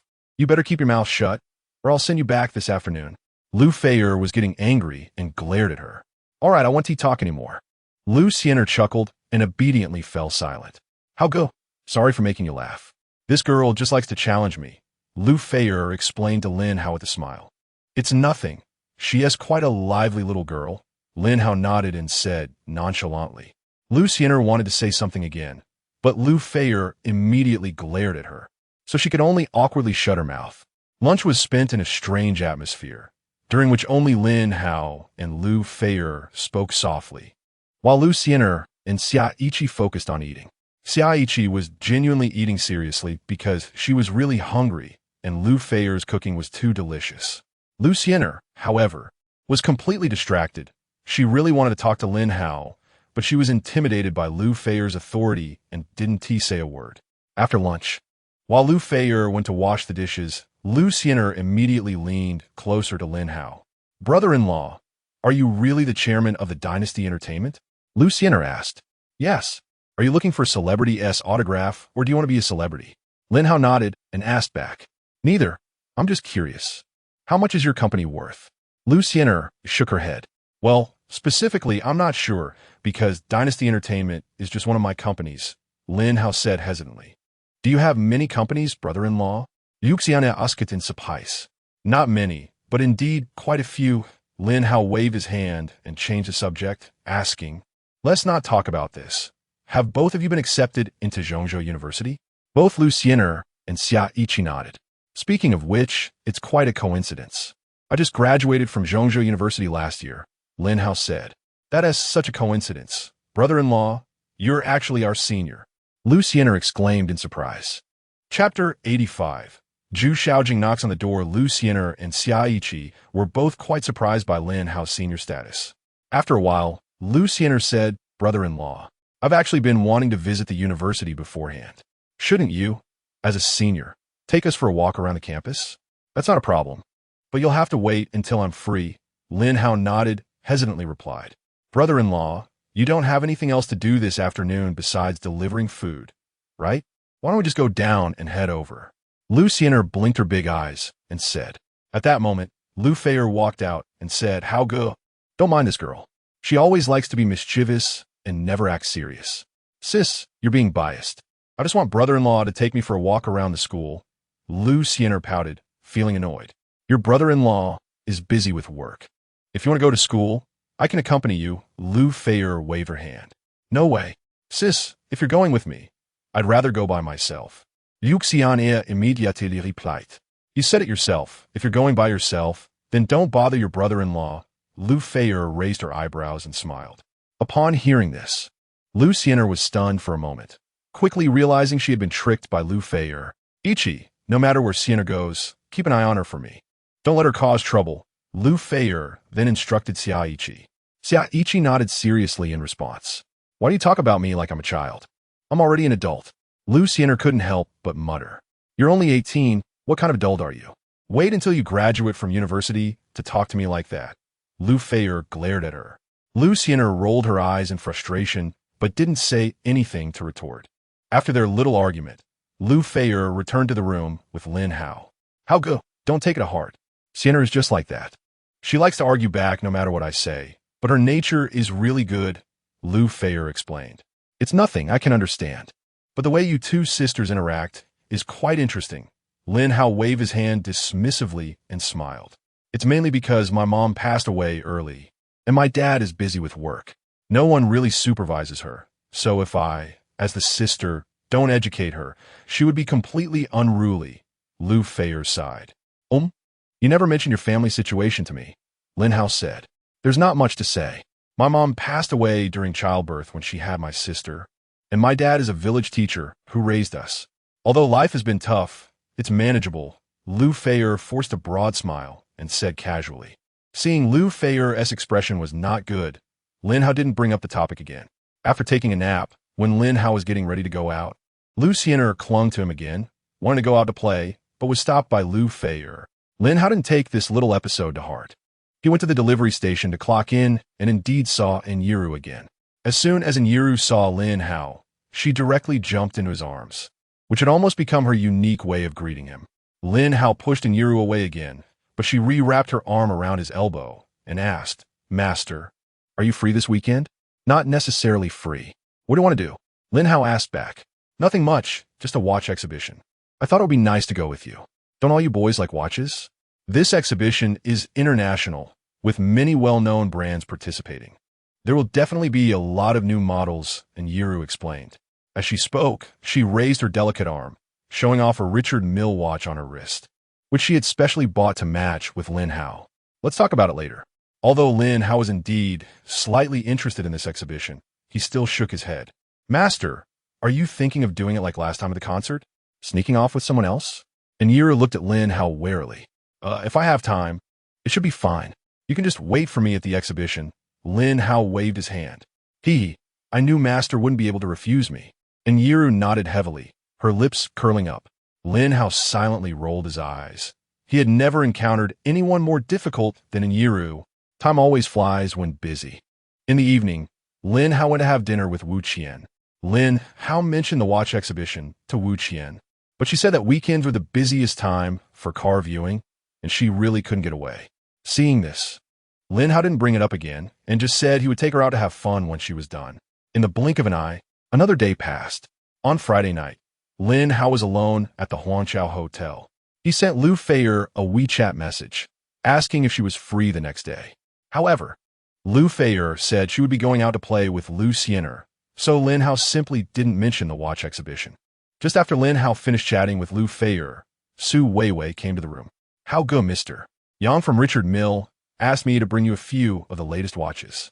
They are all limited edition products that will be showcased at the exhibition tomorrow. Su Weiwei said. That's thoughtful of him. Lin Hao glanced at the few exquisite watches on the table, not particularly concerned. Also, there's another matter. The loan shark company related to Wang Xiaoling's hometown has been involved in illegal profits and has already been sued by our legal team. We expect to win the case within 3 days, Su Weiwei added. Okay, I understand. Just remember to ensure Wang Xiaoling's safety in case those people get desperate. Lin Hao nodded and said, Got it. Su Weiwei nodded seriously. Is there anything else? Lin Hao asked. Not for now. Su Weiwei shook her head. She thought Lin Hao was dismissing her, preparing to take her leave on her own. However, Lin Hao said, Since there's nothing, you can go take a shower. You don't need to go back tonight. Su Weiwei's face lit up with joy at his words, and she quickly nodded. The next day, Saturday morning, Lin Hao and Su Weiwei were awakened by the doorbell. Su Weiwei instinctively wanted to get up to open the door, but Lin Hao stopped her. Don't get up. Sleep a little longer.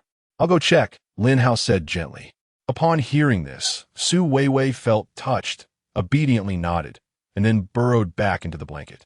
Lin Hao got up to open the door, and Zhu Xiaojing timidly stood outside. Mr. Lin, did I interrupt your sleep? Zhu Xiaojing noticed that Lin Hao seemed to have just woken up and immediately felt a bit awkward and anxious. "It's nothing. Do you have something to say?" Lin Hao waved his hand and asked. Zhu Xiaojing was taken aback for a moment and reminded him, "Mr. Lin, don't you remember? There's an international watch exhibition today." "I remember. What's wrong?"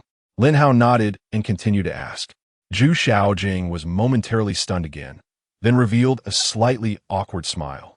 She originally thought Lin Hao would go with her to the exhibition, but it seems she had misunderstood. "And no, it's nothing.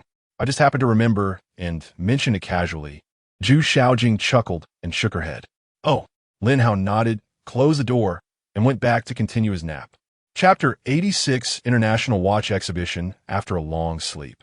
Lin Hao finally got up again after 9 in the morning. "Brother Hao, I'm sorry, I can sleep too much. The watch exhibition seems to have started at 9. Su Weiwei said apologetically as she was startled awake by Lin Hao's movements. "It's fine, we can go later. If you're tired, you can continue sleeping. I'll have someone bring breakfast up," Lin Hao said casually. No, I'll get up now. I've rested enough," Su Weiwei replied, feeling warm inside but still shaking her head. The two got up for breakfast, and Lin Hao noticed several missed calls on his phone, all from Yiru. He ignored them, and Yiru's purpose for calling was simply to ask him to attend the watch exhibition.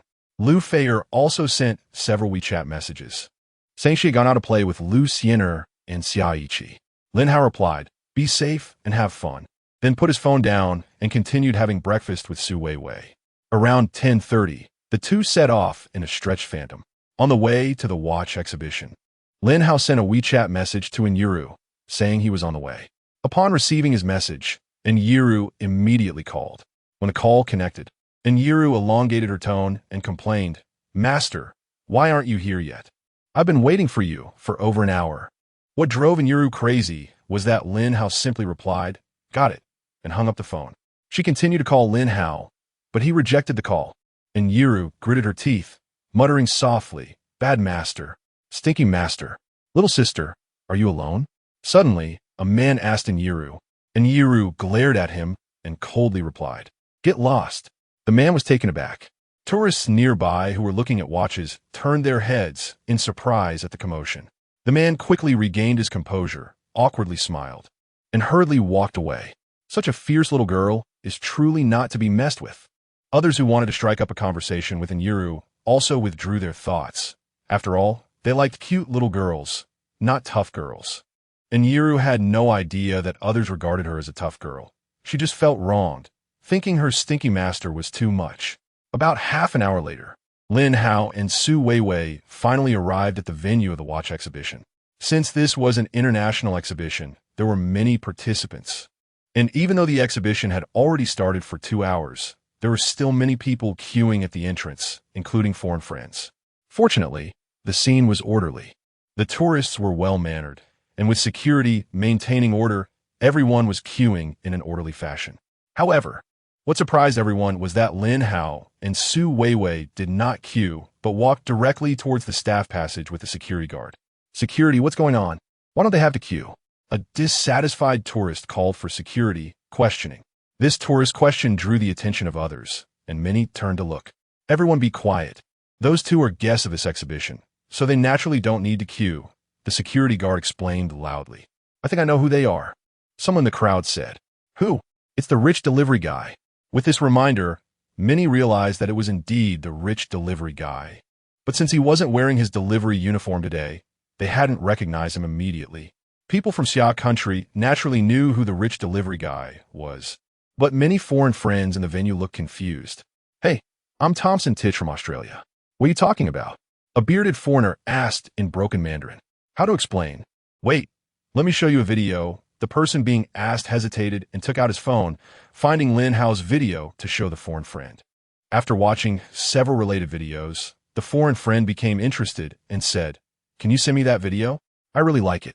Immediately, that person added the foreign friend on WeChat and forwarded Lin Hao's video to him. This situation was not an isolated case. Hearing Xia country people discussing the rich delivery guy, many foreign friends became interested and asked for related information. In a short period, many foreign friends had a preliminary understanding of this rich delivery guy, even though they didn't quite understand what the term meant. They generally knew that this guy was a low-key big shot. This exhibition was very grand. Basically, every participating brand had a booth of about 30 square meters. The booths were decorated with exquisite crystal display cases, showcasing the brand's exhibits inside the crystal cabinets. Richard Mille, as an internationally renowned brand, had its booth located in a conspicuous central area, and many tourists were already there admiring the exhibited products. Among them,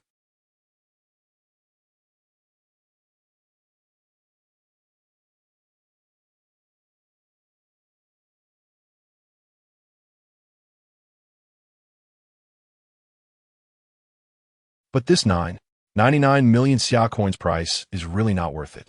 Can I think about it? While a few were quietly discussing, a childish voice suddenly rang out. I want this watch. Everyone around was startled and looked up. The speaker was Yuru. She had been waiting for over an hour, and since Lin Hao hadn't come, she had to wander around the venue first. She really liked this watch, and after hesitating for a long time, she finally made up her mind to buy it. Wow. Ran into a little rich girl in 99 million watch, and she just says she'll buy it.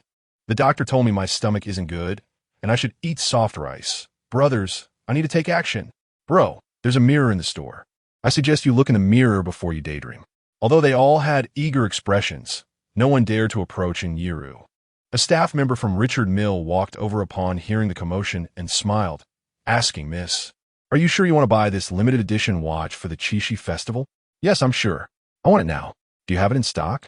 Yuru nodded and asked, yes, this limited edition watch for the Qixi festival will officially launch this year's Qixi festival with a price set at 14 million.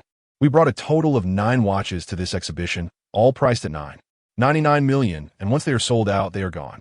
You are the first customer to purchase this watch, the staff explained while promoting it. After that, she added, additionally, we have a men's version of the same watch. Price the same. Would you like to buy it? Men's version? Yuru hesitated for a moment and then nodded. Let's buy it together. Chapter 87 Couple watches. As Yuru's words fell, the male attendees all displayed looks of envy or jealousy, while the female attendees wished they could turn into men. They also wanted to enjoy the soft life. At that moment, everyone in the venue had only one thought. Rich lady, soft life, so appealing. All right, please come over here to make the payment. Although 2 watches worth tens of millions had been sold, the staff were not surprised and maintained their smiles. Yuru nodded and paid promptly. After completing the payment, she immediately put on the women's watch, clearly reluctant to take it off. She then placed the men's watch into a bag and was about to leave the Richard Mille booth when she spotted Lin Hao and Su Weiwei walking straight toward her. Master! Yuru exclaimed joyfully as she looked at Lin Hao. However, she soon noticed Su Weiwei standing next to him and couldn't help but frown. Who is she? Yuru asked, pointing at Su Weiwei. Hello, Missin. I am Director Lin's secretary. As Lin Hao's private secretary, Su Weiwei naturally knew Yuru's identity and smiled in response. Secretary? Although Yuru was still a bit suspicious, her doubts were significantly reduced. She quickly walked up to Lin Hao, wanting to leap in his arms. With many eyes on them, Lin Hao wouldn't let her have her way and pressed one hand against her forehead to keep her at bay. Master, you're bullying me. I've waited for over an hour for you. Why did you only just arrive? Since being direct didn't work, Yuru decided to take a softer approach. She looked up at Lin Hao, her eyes full of grievance. I had some matters to attend to, so I arrived a bit late. Lin Hao casually explained as he pushed her away. He couldn't be bothered to elaborate on what he had been busy with. All right, I suppose you have a point. Yuru nodded in frustration and then took the men's watch out of the bag, handing it to Lin Hao. Master, this is the watch I bought for you. You bought me a watch? Lin Hao was somewhat surprised. Yes, it's a very beautiful diamond watch. Hurry up and try it on. Yuru said mischievously. Lin Hao noticed that Yuru was wearing the same model of watch, so he understood her intentions but chose not to expose her. He obediently put on the diamond watch she handed over. The surrounding crowd turned green with envy. A diamond watch worth 99 million yuan was just given away by a rich lady. At the same time, they were internally shouting about how outrageous it was that even a young and cute girl like her was making such moves. Of course, they all secretly wished to be that lucky guy. While Yuru and the couple watches drew attention, some people recognized Lin Hao's identity. I remember now. He's the wealthy delivery guy. That little rich lady often delivers food with him. As soon as this was said, many people took out their phones to check for pictures of Lin Hao. Wow, it really is the wealthy delivery guy. This is the first time I've seen him in person. So exciting. He looks much better than in photos and videos. Alas, it's a pity that the wealthy guy has a girlfriend. You think too much. Even if he didn't have a girlfriend, he wouldn't be interested in you. The crowd buzzed with discussion, not forgetting to quietly take photos and videos. At that moment, several people walked out of the office at the Richard Mill booth. Emir Young. The staff quickly called out. Yang Yongkong ignored the staff, his eyes fixed solely on Lin Hao.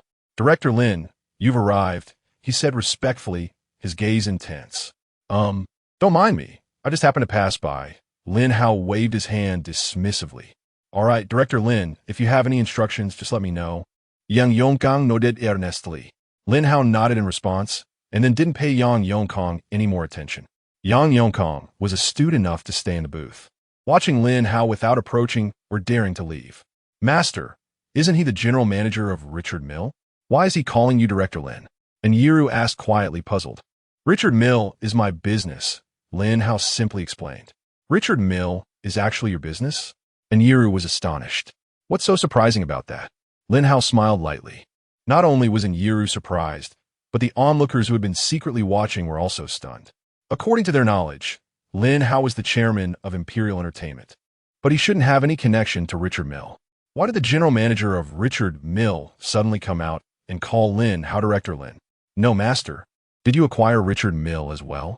And Yiru pressed on. What's strange about that? Lin Hao shrugged in response.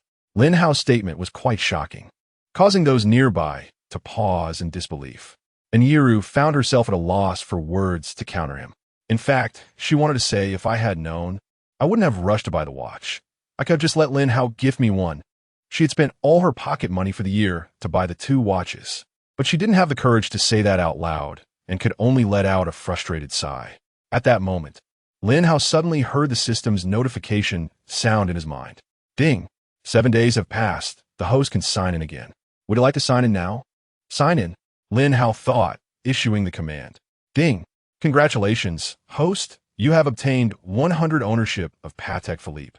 The relevant documents have been placed in your safe. Shares of Patek Philippe? Lin Hao was somewhat puzzled because he already had Richard Mill under his name and didn't tilak for watches. Theoretically, he shouldn't need another watch company as a reward. However, the system's rewards usually had some basis, and since it awarded him Patek Philippe, there should be some connection in the future. Seeing Lin Hao in silence, and Yiru shook his hand and asked, Master, what are you daydreaming about? Nothing. Just thinking about some things. Lin Hao shook his head, and Yiru frowned slightly upon hearing this. But seeing Lin Hao's expression showed no sign of wanting to explain further, she decided not to press the issue. While they were wandering around, the main stage of the exhibition became lively. A male and female host walked onto the stage. Hello everyone, I'm Hejiong. I'm Ouyang-mi. We are very happy to meet everyone. We are here to introduce a few representative works from this exhibition. Just a reminder, in addition to introducing the works, several well-known domestic and international stars will also appear as image ambassadors. All right, without further ado, let's welcome our first guest, the famous actress from England, Miss Emma Watson. Everyone, please look. She is wearing this year's latest conceptual watch from Patek Philippe, with only 99 pieces available worldwide. Priced at just 88 million summer coins, a very high cost-performance ratio. The exhibition reached a fever pitch, and many visitors stopped browsing and gathered by the main stage to get a closer look at the stars and the watches. Those further away could also see various details on a large screen, especially the stars' watches, which will be specially showcased on the big screen. Chapter 88. The Genius Designer? Lin Hao and Yiru had little interest in the stars and watches, so they didn't T-approach and just continued to stroll around after taking a distant glance. A foreign man in a tailcoat walked towards them, ignoring Lin Hao and looking at Yiru, saying, Hello, my name is George from Fairlin. I'm the chief designer of Patek Philippe. May I know this beautiful girl from Summer Country? As he spoke, George raised his eyebrows, thinking it was witty, and his lecherous eyes were fixated on Yiru. And Yiru's eyes flashed with disgust. She didn't respond but tugged at Lin Hao's arm. Get lost, Lin Hao said coldly. George was startled by Lin Hao, frowning at him. The tourists nearby, who had been watching the big screen, were suddenly drawn to the command "Get Lost" and turned to look. George took a deep breath, his face darkening. "Sir," George said coldly, wanting to say something. Lin Hao interrupted directly. "Your Mandarin is quite good. Can't you understand what I'm saying? This delivery guy is so domineering. You should definitely confront these foreign guys who think they can steal women from him. It's ridiculous. Don't act like you're not interested in that girl-esque youthful figure. This foreign guy is quite handsome. I hope they don't get into a conflict." The tourists whispered. "Sir, let me introduce myself again. My name is George from..." George took a deep breath, maintaining his calm. "You don't understand Mandarin? Do I need to hire a translator?" Lin Hao continued coldly. George's face darkened even more, while the onlookers couldn't help but cover their mouths and snicker. "Sir, I am the chief designer of Patek Philippe, Europe's most talented designer. I have designed custom watches for the English Queen, and the watch being introduced on stage is also designed by me." George took another deep breath and finally articulated everything he wanted to say. After speaking, he smirked slightly, feeling a bit proud. Someone as young and successful as him was indeed rare, and he believed he could win this girl's favor. The only thing that annoyed him was Lin Hao constantly interrupting him. "The chief designer of Patek Philippe designed a watch for the Queen? Is the watch worth 88 million also designed by him?" Many people showed surprised expressions, and some women's eyes sparkled as if they had discovered a treasure. Seeing the crowd's reaction, George felt even more self-satisfied, raising his neck and lifting the corners of his mouth, resembling a proud swan. His demeanor was quite infuriating. Yet many women seemed to like that type, their eyes filled with hearts.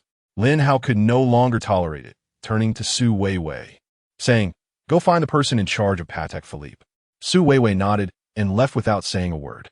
George heard Lin Hao's words and dismissively said, "Kid, even if you know the person in charge of Patek Philippe's Summer Country branch, it doesn't matter. As the chief designer, the people from the Summer Country branch have no authority to interfere with me." After saying that, he looked at Inyuru again. "Beautiful girl. You're the most beautiful girl I have ever seen, and I hope to have lunch with you. I know a very nice French restaurant, and I think you will love it." "Disgusting. Get lost." And Yiru replied, and even made a vomiting gesture. This made George uncomfortable. How could such an excellent man be rejected by a girl? Moreover, she rejected him harshly in front of so many people after he introduced himself. "Perhaps you don't know me well enough. I'm only 25 this year, but I have won several world-class design awards. My talent as a genius designer is not something this useless rich second generation can compare to." George looked at Lin Hao with disdain and then continued to gaze passionately at Inyuru. However, it became awkward for George as neither Lin Hao nor Inyuru responded, and the situation remained tense for 5 minutes. Su Weiwei returned with several people, all middle-aged men and women, including Yang Yongkong, the general manager of Richard Mille. "Mr. Lin," Yang Yongkong called out, and then quietly stood behind Lin Hao. The others who had just arrived were momentarily taken aback. They all recognized Yang Yongkong and understood what his address of Mr. Lin represented.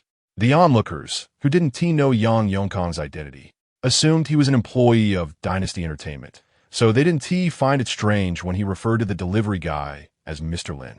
"Hello, Mr. Lin. I am Wang Zixing, the person in charge of Patek Philippe's Summer Country branch. May I ask what you need from me?"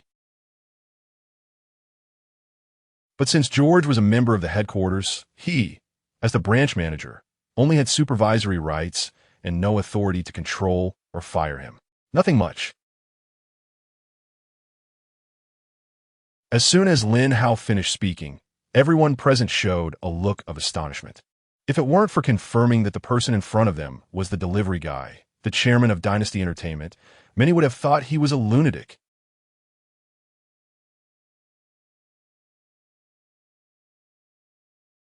Do you Summer Country people really like to show off this much? By the way, I recently learned a new phrase in Summer Country language. Are you teaching the leaders of Patek Philippe how to do their jobs? And firing me? Even if you fire this Mr. Wang, the headquarters would never fire this genius designer. George laughed heartily, clutching his stomach. Annoying, Lin Hao said coldly. George glared at Lin Hao, but ultimately stopped laughing. Lin Hao ignored George and continued looking at Wang Zixing. You should call Patek Philippe headquarters. Or you can let me take the call. After hesitating for a moment, Wang Zushing chose to call headquarters. At worst, he could just say he dialed the wrong number. Of course, he was more likely to speak the truth, saying that the chairman of Dynasty Entertainment wanted to talk to the senior leaders of Patek Philippe. Although Patek Philippe seemed to be world-renowned, their actual assets were about the same as Dynasty Entertainment. With that thought, Wang Zushing dialed the phone of the headquarters general manager, who was his direct superior. As soon as the call connected, an anxious voice came from the other end. Mr. Wang from the Summer Country branch? What can I do for you? I have something important to handle here, so if it's not urgent, I'll hang up. The person on the other end spoke Mandarin, but it wasn't very standard. Mr. Smith, I have a Mr. Lin here who wants to speak with you. Wang Zushing said. Mr. Lin? Smith sounded puzzled. His name is Lin Hao. Wang Zushing continued. What? Is it the new boss, Lin Hao? Smith's tone suddenly rose significantly. Chapter 89. You're fired, Mr. Smith. What did you say? Wang Zushing was stunned, unable to believe his ears. Just 10 minutes ago, a man named Lin Hao from Xia Country had acquired Patek Philippe. I just finished a high-level meeting and was about to contact Mr. Lin Hao, Mr. Smith explained. Lin Dong acquired Patek Philippe? Wang Zushing repeated in disbelief, his gaze falling on Lin Hao. All right, give me the phone, Lin Hao said. Wang Zushing dared not refuse and carefully handed over his phone. A flattering voice came from the other end. Is this Chairman Lin Hao? I am Smith, the general manager of Patek Philippe headquarters. Yes, I am Lin Hao, Lin Hao replied. Smith had no doubts and immediately said warmly, Hello, Chairman Lin. I was just about to call you. Is there anything you need? I really dislike a designer named George, Lin Hao said bluntly. George? He is the company's chief designer, a very talented designer. Smith started to say something, but Lin Hao interrupted directly. I don't want to hear nonsense. Fire this person immediately, and also check if he has done anything illegal. I don't want to see him again. Upon hearing this, Smith was momentarily stunned, but quickly realized that George must have offended the new chairman. Understanding Lin Hao's implied meaning, this was to ensure George had no chance of turning things around. Okay, Chairman Lin, rest assured, I will have someone investigate George immediately, Smith said respectfully. After hearing this, Lin Hao hung up the phone and returned it to Wang Zushing. You guys are deliberately putting on a show for me, aren't you? George, who had been watching the whole process, felt a bit panicked, but still held onto a final glimmer of hope. He feigned calmness and said, You see how people are like this, enjoying being in cahoots. I won't be fooled. I want to call Mr. Smith myself. However, before he could call Smith, his phone rang. Seeing the caller ID, George panicked. Hello, Mr. Smith. George forced a relaxed tone. But Smith did not bother with pleasantries, his tone icy. I'm very sorry, Mr. George. You're fired. Additionally, please return to the company headquarters immediately to cooperate with the investigation, or you will bear the consequences. George was completely panicked. Everything was real. The man in front of him had indeed acquired Patek Philippe and had truly fired him. Thinking of the numerous side jobs he had taken, all of which were prohibited by the company, and the times he had leaked the company's conceptual designs for profit, he realized these could lead to imprisonment. George said nothing, and the phone dropped to the ground without him noticing. After 2 seconds, he directly knelt at Lin Hao's feet. Boss, I was wrong. I was really wrong. Please don't sue me. I'll just leave smoothly, George pleaded. Security, there's someone causing commotion here, Lin Hao shouted, ignoring George. Several security guards around, who had been enjoying the spectacle, couldn't hold back any longer upon hearing Lin Hao's words and quickly came in to pull George away. Mr. Wang, please take this talented designer back to the company headquarters to cooperate with the investigation, Lin Hao said to Wang Zushing. Wang Zushing dared not refute and hurriedly nodded. As Wang Zushing and George left, the surrounding spectators were still reveling in the spectacle. The gossip they had just witnessed was truly shocking.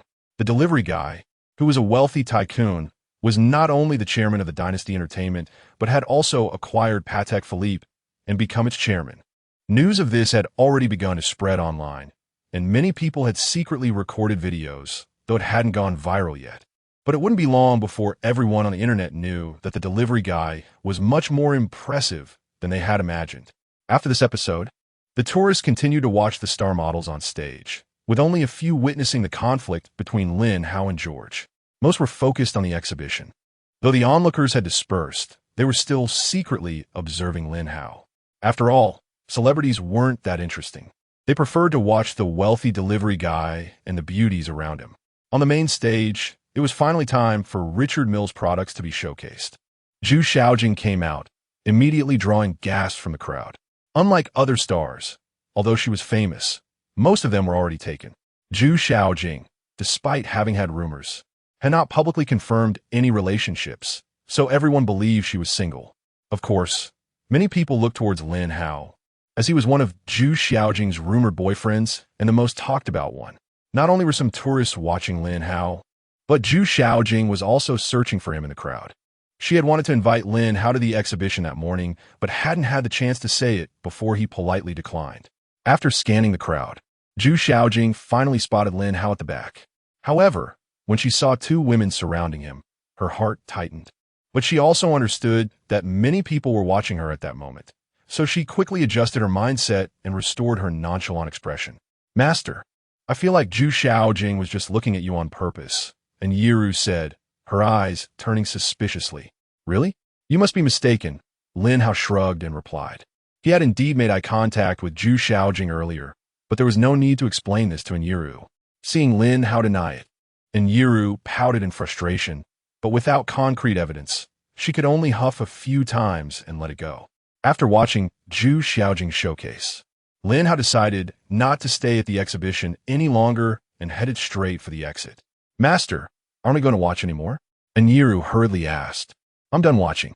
If you want to stay, go ahead. I'm leaving first." Lin Hao nodded and waved. "Then I won't watch either. I want to follow you." Yiru said. Lin Hao turned to Su Weiwei and said, "Weiwei, you go do your thing. I'm going to deliver food." Su Weiwei nodded obediently and reminded him, "Okay. Chairman Lin, please be careful." Lin Hao responded and headed straight out. Once outside the venue, Yiru suddenly had a clever idea and said mischievously, "Master, you didn't come out on the delivery bike, did you? Driving my Maserati to deliver food is fine too." Lin Hao didn't want to go back to the Dynasty Hotel to ride the delivery bike, as it would waste too much time, so he nodded, "All right, but you mustn't cause trouble." "Hee, don't worry, I promise not to say a word," Yiru said happily. Before getting in the car, Lin Hao casually accepted a few delivery orders and then drove the Maserati to the restaurant to pick up the food.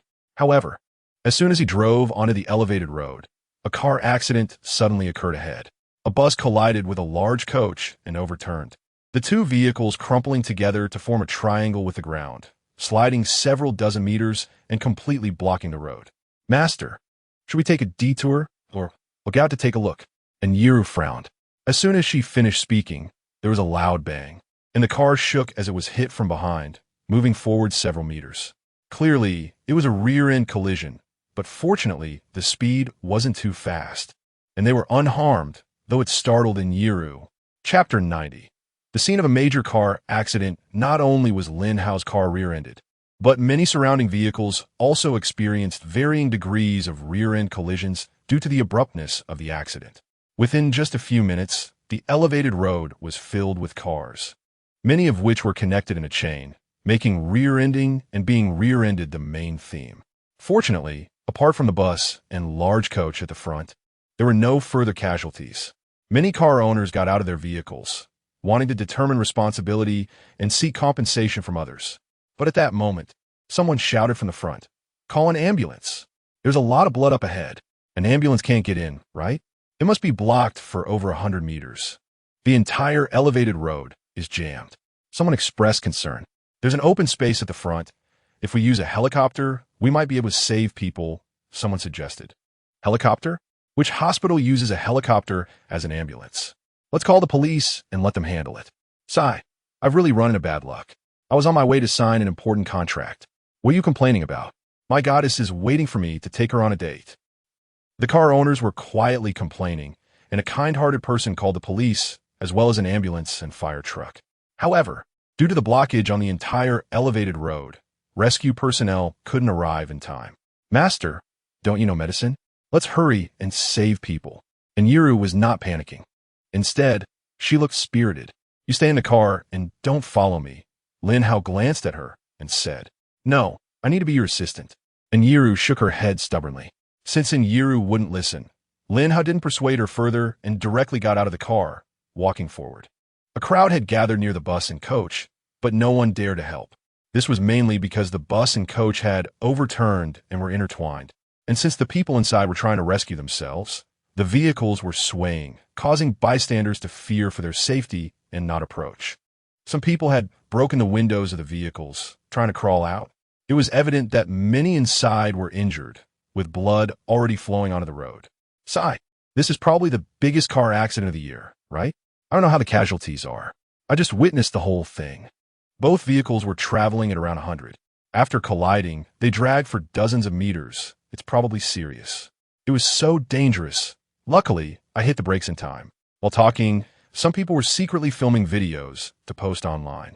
Once the video was released, it immediately attracted attention from all sides. But due to the graphic nature of the scene, it was quickly banned by the authorities and could only be spread through private channels like WeChat. The traces of the video on platforms like Moments and Weibo were completely erased. Lin Hao made his way through the crowd and reached the first scene of the accident. And Yiru followed closely behind, but after glancing at the blood on the ground, she felt a bit timid. However, after taking a deep breath, she resolved, I must impress my master. Don't act recklessly. It's too dangerous up ahead. Someone shouted. Yeah, come back quickly. Let's wait for the firefighters and doctors. These two vehicles could collapse at any moment. Little girl, is that your boyfriend? Hurry and persuade him not to go over there. Hearing the word boyfriend, and Yiru's cheeks flushed slightly, and she gathered her courage to say, Don't worry, my master, ahem.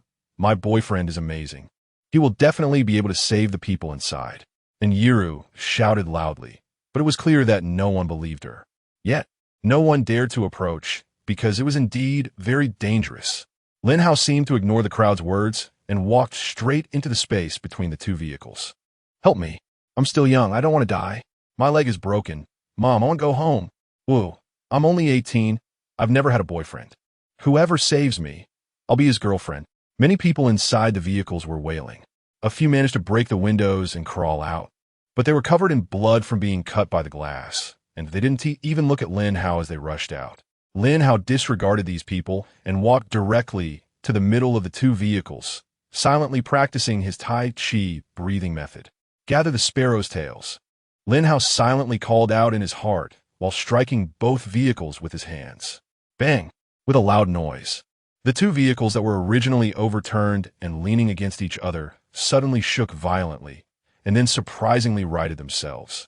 The people inside were startled and began to cry out, but soon they realized that the vehicle seemed to have stopped swaying and their view was no longer tilted. The onlookers behind were dumbfounded. Just like that, with 2 strikes, the overturned bus and coach had been righted.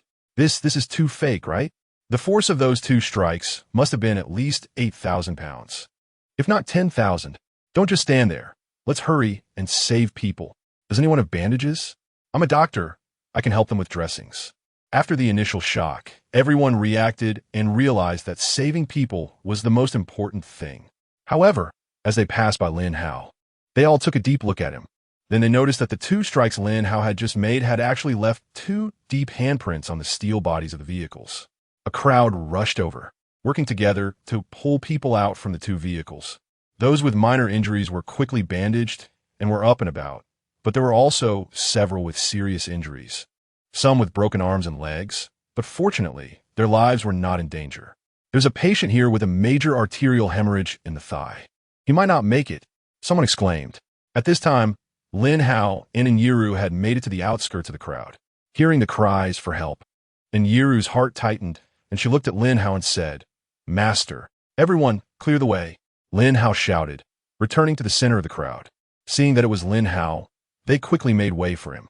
The situation was dire. The patient was on the verge of shock, and the bleeding wouldn't stop. Unfortunately, there was no professional equipment available. A middle-aged woman was trying to stop the bleeding, her clothes stained with blood. Lin Hao walked straight to the patient's side. What are you doing? Don't mess around, the middle-aged woman exclaimed. Dr. Miao, he's the one who just pushed the 2 vehicles apart, someone reminded. Even if it's him, it's useless. This patient is about to die. He can't handle any more commotion, Dr. Miao said anxiously. Don't worry, with me here he won't die. Lin Hao turned to look at Dr. Miao and said calmly. Seeing Lin Hao's composed face, Dr. Miao inexplicably felt a bit of trust, but she quickly shook her head, dismissing it as a delusion. After all, this young man looked too young to know anything about medicine. Lin Hao didn't speak to anyone else. He took out a silver needle and pierced it near the patient's bleeding artery. Silver needle? Isn't that for acupuncture? How could it possibly stop the bleeding? Dr. Miao frowned and muttered. Just as she finished speaking, something incredible happened. The artery that had been bleeding continuously for the patient suddenly stopped bleeding. Chapter 91. Medical miracle, how is this possible? Dr. Miao was stunned, unable to believe her eyes. Others were equally dumbfounded. Arterial bleeding, and it stopped with just one injection? A medical miracle? Even TV dramas wouldn't dare portray it like this. It was too unbelievable, but the fact was happening right in front of them, leaving them no choice but to believe. Could it be that this person's blood has run dry? Someone whispered. Impossible. The human body has 4 to 5 liters of blood. Even though this person has lost a lot of blood, they probably haven't lost even a liter. It's truly amazing. A medical miracle. If all doctors had this trick, saving lives in hospitals would be so simple. Just one injection would do. Yeah, if I hadn't seen it with my own eyes, I wouldn't have believed it even if you killed me. Listening to the discussions, Dr. Miao's expression was somewhat stiff. Not to mention ordinary people. Even as a doctor with over 20 years of experience, it was her first time witnessing something so miraculous. Lin Hao paid no attention to the crowd's chatter. After stopping the bleeding for the patient, he continued to administer several more injections. The patient's face, which had been a dark blue, had regained a hint of redness. Even that slight flush amazed everyone, as it was simply too miraculous. After finishing the injections, Lin Hao stood up and said to Dr. Miao, "Keep an eye on the silver needles on the patient. Don't let them fall out. I have to leave for a bit." Dr. Miao hurriedly nodded and asked, "Little miracle worker, could I have her contact information?" Lin Hao shook his head and walked out of the crowd. "I know who he is," someone in the crowd shouted. "I know too. He's the rich delivery guy. I recognized him at first glance. I just couldn't believe it. ISNT, the rich delivery guy, just an internet celebrity? How could he be so skilled? I'm a huge fan of him. I watched every one of his videos. No one knows the rich delivery guy better than I do." He had shown his medical skills before. As the discussions continued, they gradually learned about the miraculous abilities of the rich delivery guy. They had heard similar stories before, but never took them seriously. They just didn't expect it to be true. Hearing the crowd's discussion, Dr. Miao was both shocked and bewildered. If she hadn't seen it with her own eyes, she would never have believed that a wealthy internet celebrity was actually a miraculous doctor. After Lin Hao emerged from the crowd, he didn't return to the Maserati, but walked with Yiru to leave the overpass. Of course, he couldn't continue delivering food. He had already canceled the order.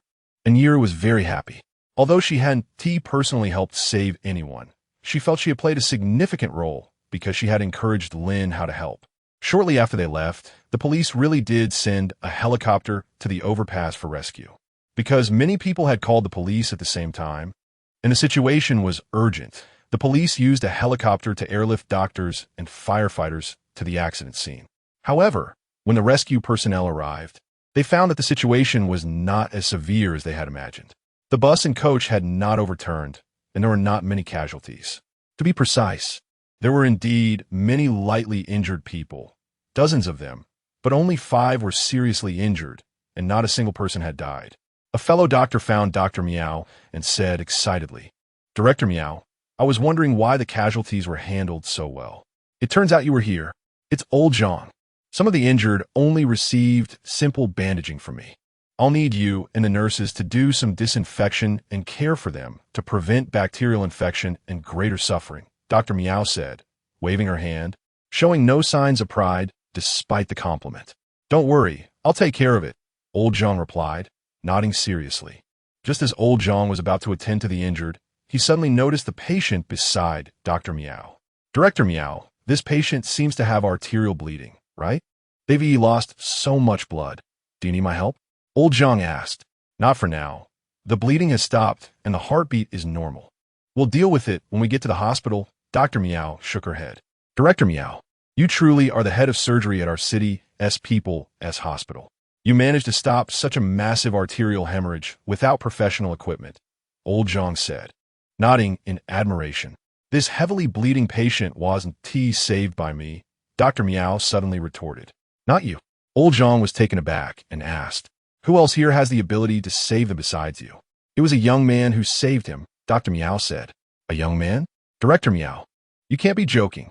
Old Zhang said, half laughing, half crying. No, it was indeed a young man who saved him. His name is the rich delivery guy.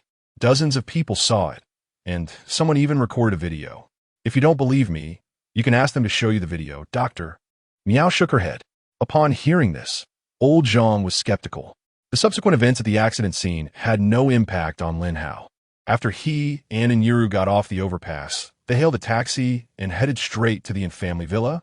Lin Hao hadn't originally intended to go to the in-family but Yiru mentioned that her family wanted to specially thank him for his earlier help. And judging by Yiru's demeanor, if he didn't go, she would keep pestering him. Lin Hao just happened to have nothing else to do, so he followed Yiru to the in-family. Lin Xiaoyu, welcome to our humble abode once again. It's truly an honor. The head of the in-family, and Dinghua, personally came out to greet him. Other members of the in-family, such as Yiru's father and younger aunt, were also present. And to Lin Hao's surprise, even El Jia and Old Man El were there. After the elders exchanged pleasantries, El Jia stepped forward and warmly called out, Brother Lin. Yeah, you all seem to be gathered here for a reason? Lin Hao nodded, suspiciously asking. Xiaoyu may not know, but today is my 75th birthday. I originally planned to have a simple meal with family and friends, but I didn't expect that Yiru would invite you as well. It's truly a great honor for me, and Dinghua said with a kind smile. Since it's Mr. and S' birthday, I didn't prepare a gift. But after we finish eating, I'll check your health as a birthday blessing, Lin Hao said after a moment of contemplation. Anyone who didn't know the situation would surely think it was inappropriate. Who checks the birthday person's health on their birthday? But everyone present knew Lin Hao's medical skills were exceptional. Usually, they would have to beg him to see them, and now, with the opportunity for a free health check, they couldn't wait for everyone to have Lin Hao check them out. Mr. Lin, it's a coincidence that you arrived just as the birthday banquet was ready. Please, take a seat over here, and Rulin said at this moment. Okay, Lin Hao nodded, not being polite, and Dinghua sat next to Lin Hao, while Yiru sat on the other side. As the banquet began, and Rulin and others who drank frequently raised their glasses to toast Lin Hao. Lin Hao didn't refuse. He downed more than half a bottle of 1982 Mao Tai without changing his expression. Chapter 92. You look good when you smile, mister. Lin has a great capacity for alcohol, and Rulin blushed and gave Lin Hao a thumbs up.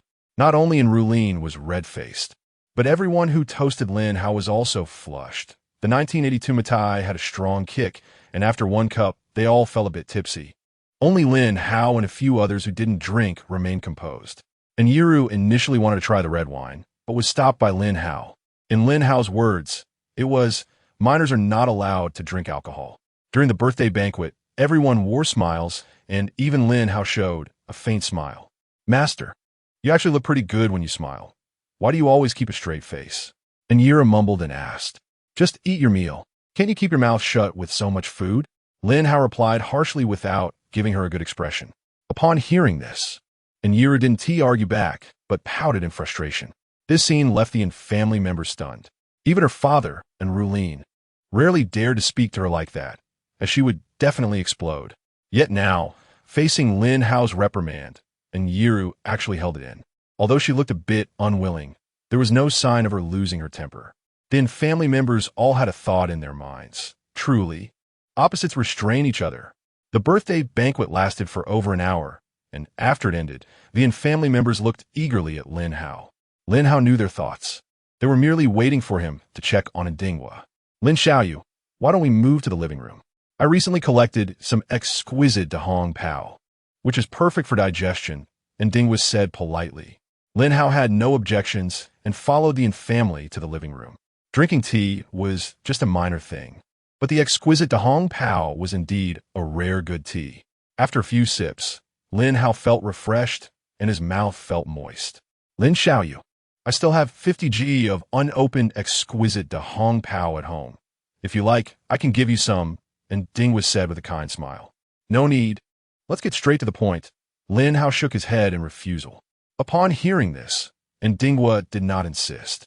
After all, with Lin Hao's wealth, if he wanted to drink exquisite tea, he could do so anytime. He had just been habitually polite. Lin Xiaoyu, you drank quite a bit just now. Will it have any effect? And Rulin asked hesitantly. Don't worry, do I look like a drunk person? Lin Hao waved his hand and shook his head. Everyone looked at Lin Hao, and seeing his normal complexion, they all felt relieved. However, and Rulin and the others felt a bit ashamed. Lin Hao drank several times more than they did, yet he showed no signs of being affected, while they were all red-faced and swaying, clearly having drunk too much. Then, Lin Hao checked Ndingwa's pulse. Mr. N, you haven't been resting well lately, have you? Your liver fire is strong, and your blood pressure is a bit high, Lin Hao said after finishing the pulse check.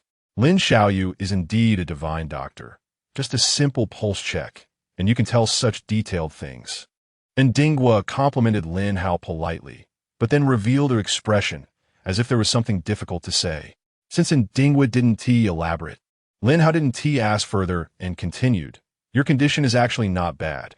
I'll prescribe you a calming and health-preserving medicine. You can get the medicine yourself. Okay, thank you so much, Lin Xiaoyu. Ndingwa nodded heavily, his expression filled with gratitude and respect. After Lin Hao wrote the prescription for Ndingwa, Lu Jie suddenly said, Linge, I always feel palpitations when I sleep. Can you help me see what's wrong? Xiao Jie, why didn't you tell me about this feeling earlier? Lu is grandfather interested. Grandpa, you're not a doctor. Telling you wouldn't help. Lu Jie chuckled awkwardly. You're still talking back. If you don't tell me, how can I help you find a doctor? If you wait until the condition worsens, it will be too late to regret. Lu Jie's grandfather glared at him. Grandpa, the experts you found aren't as good as Lin Ge.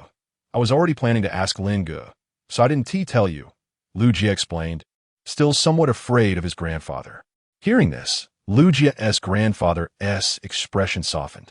He agreed with Lu Jie's words that those experts were indeed not as good as Lin Hao. Palpitations? Logically, your latent heart disease should be mostly healed. You shouldn't have such a phenomenon, Lin Hao muttered, ignoring their grandfather-grandson conversation. I don't know what is going on. It just started in the last 2 days. Lu Jie shook his head in confusion. Let me check your pulse, Lin Hao said.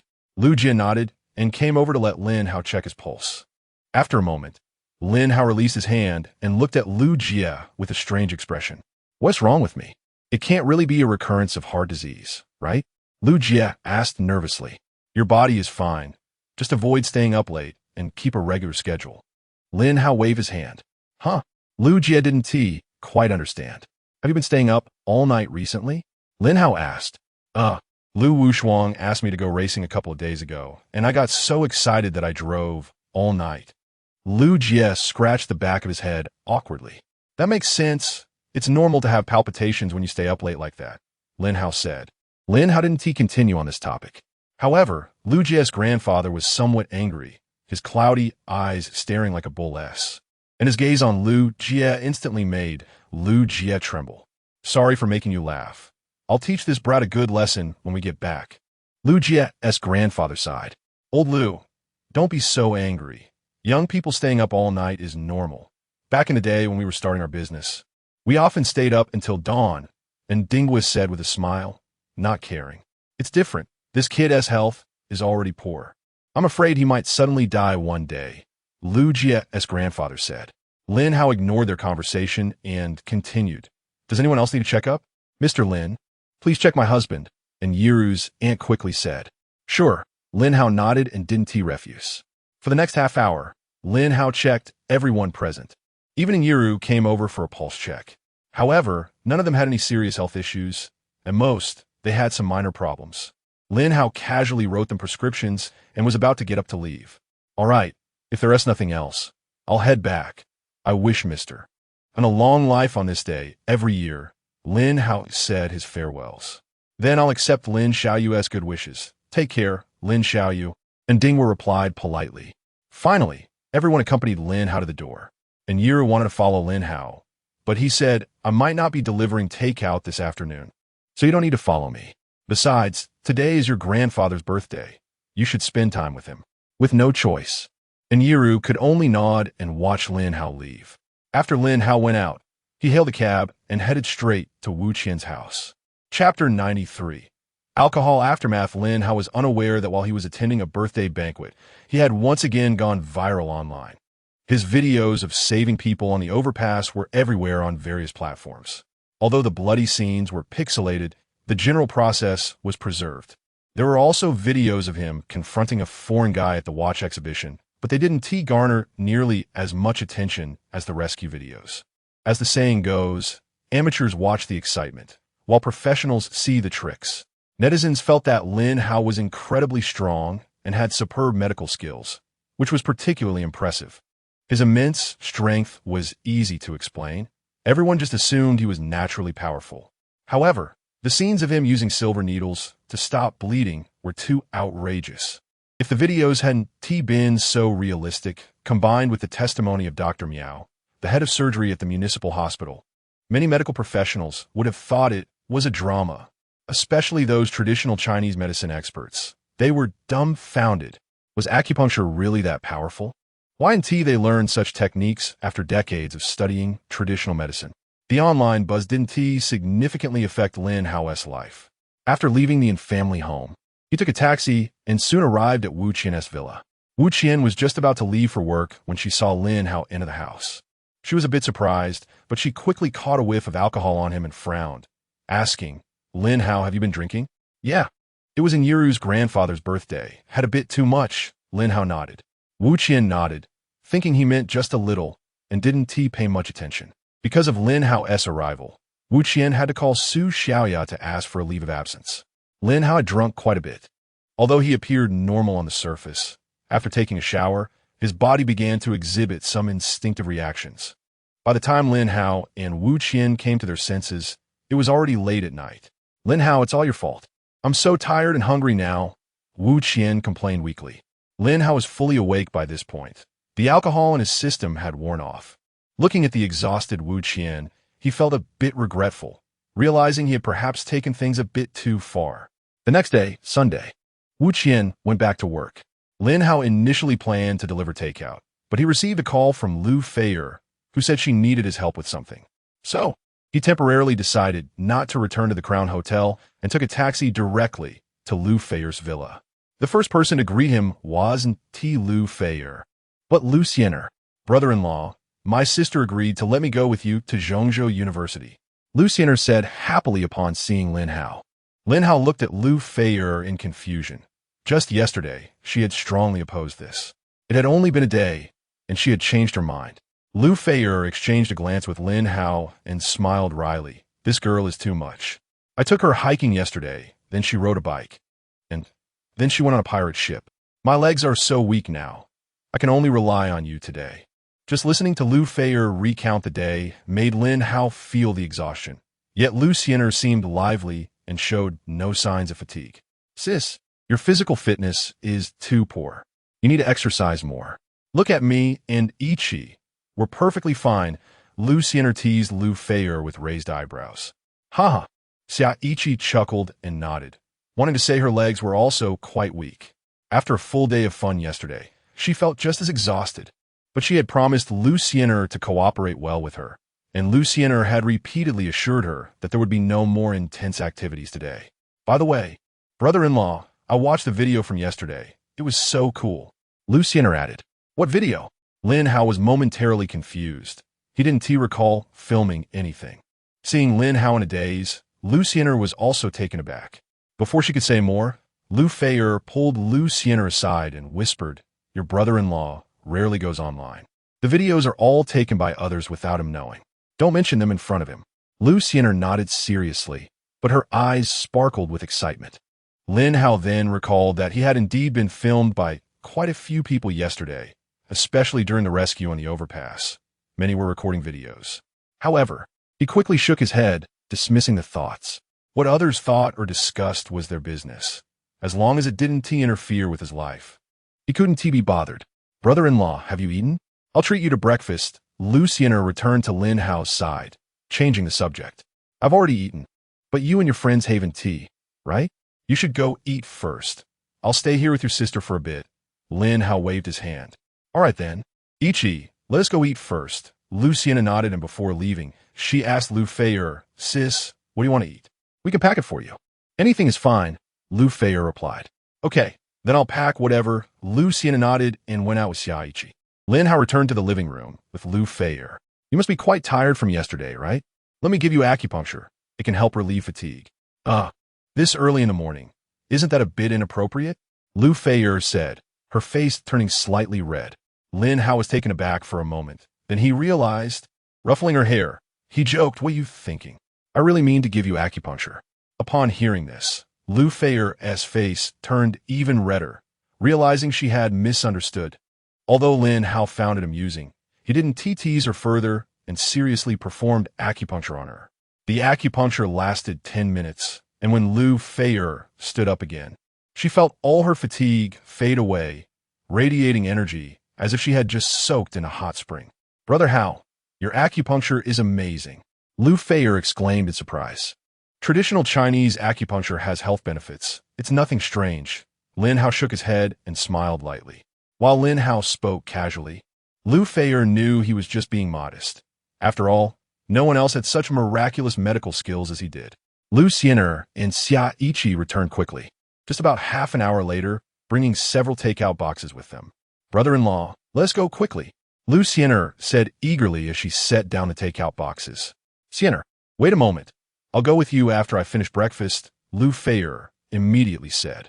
"Huh, sis, weren't you really tired? Why do you want to go too?" Lu Xianer asked in surprise. "I thought about it, and I'm still worried about you being out alone.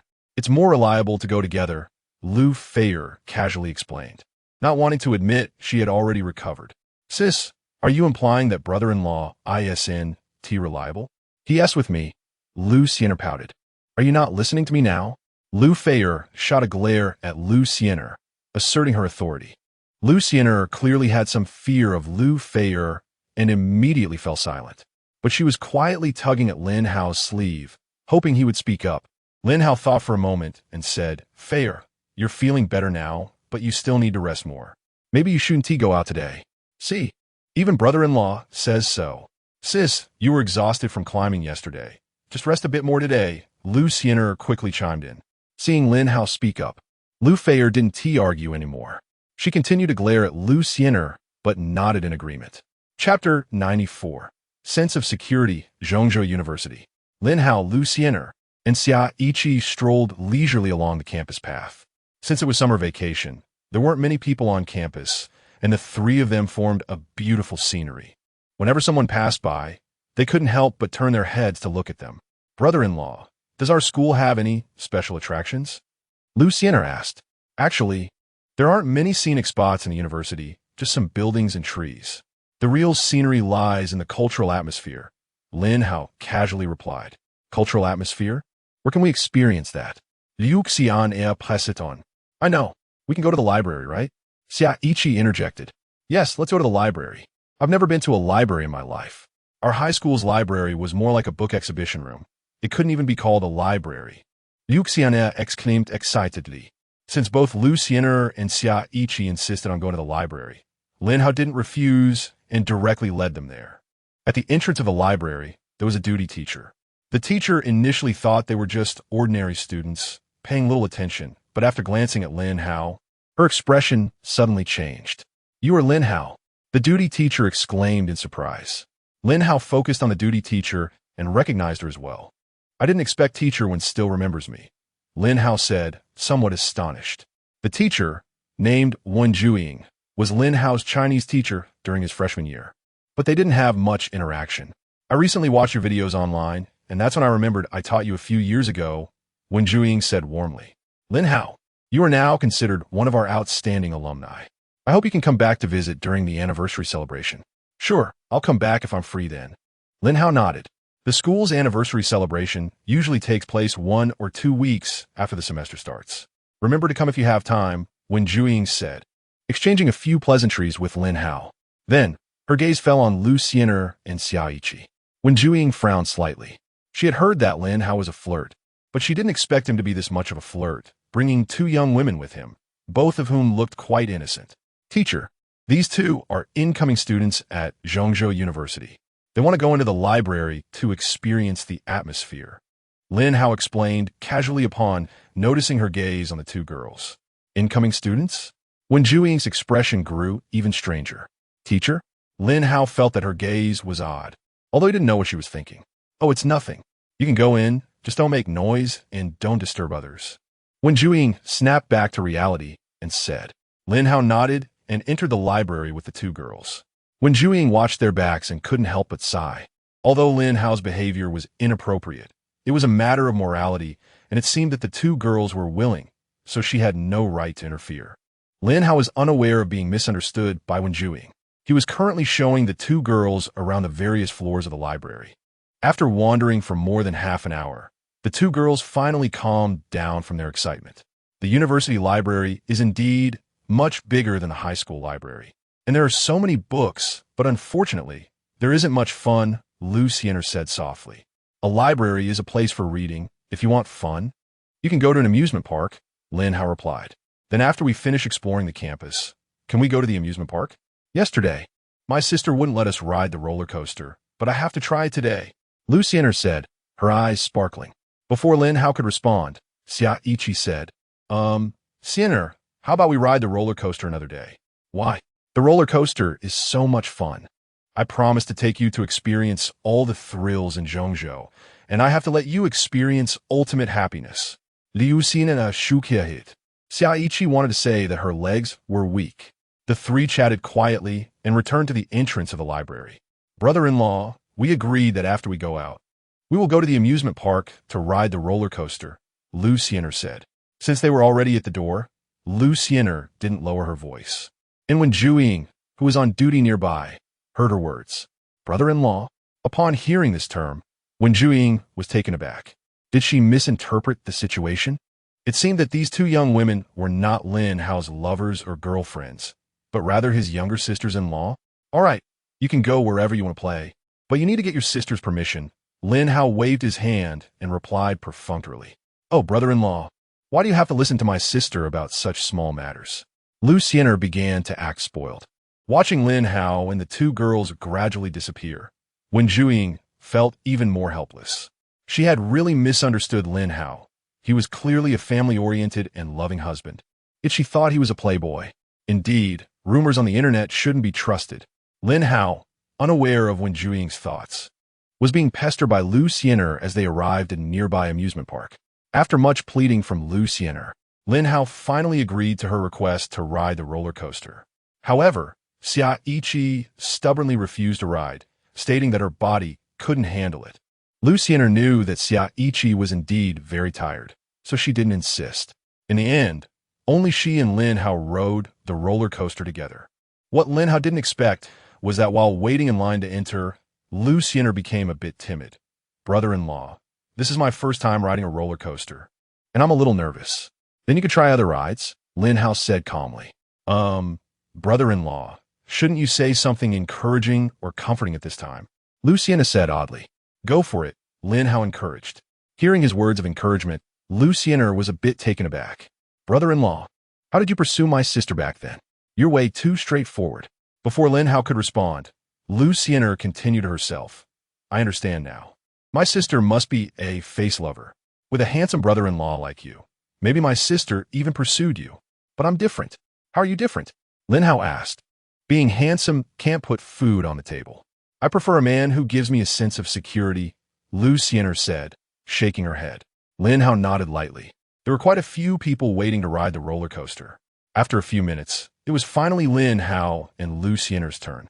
After securing the safety harness, Lu Xian'er glanced nervously at the roller coaster tunnel and said, Brother-in-law, please hold on to me a bit during the ride.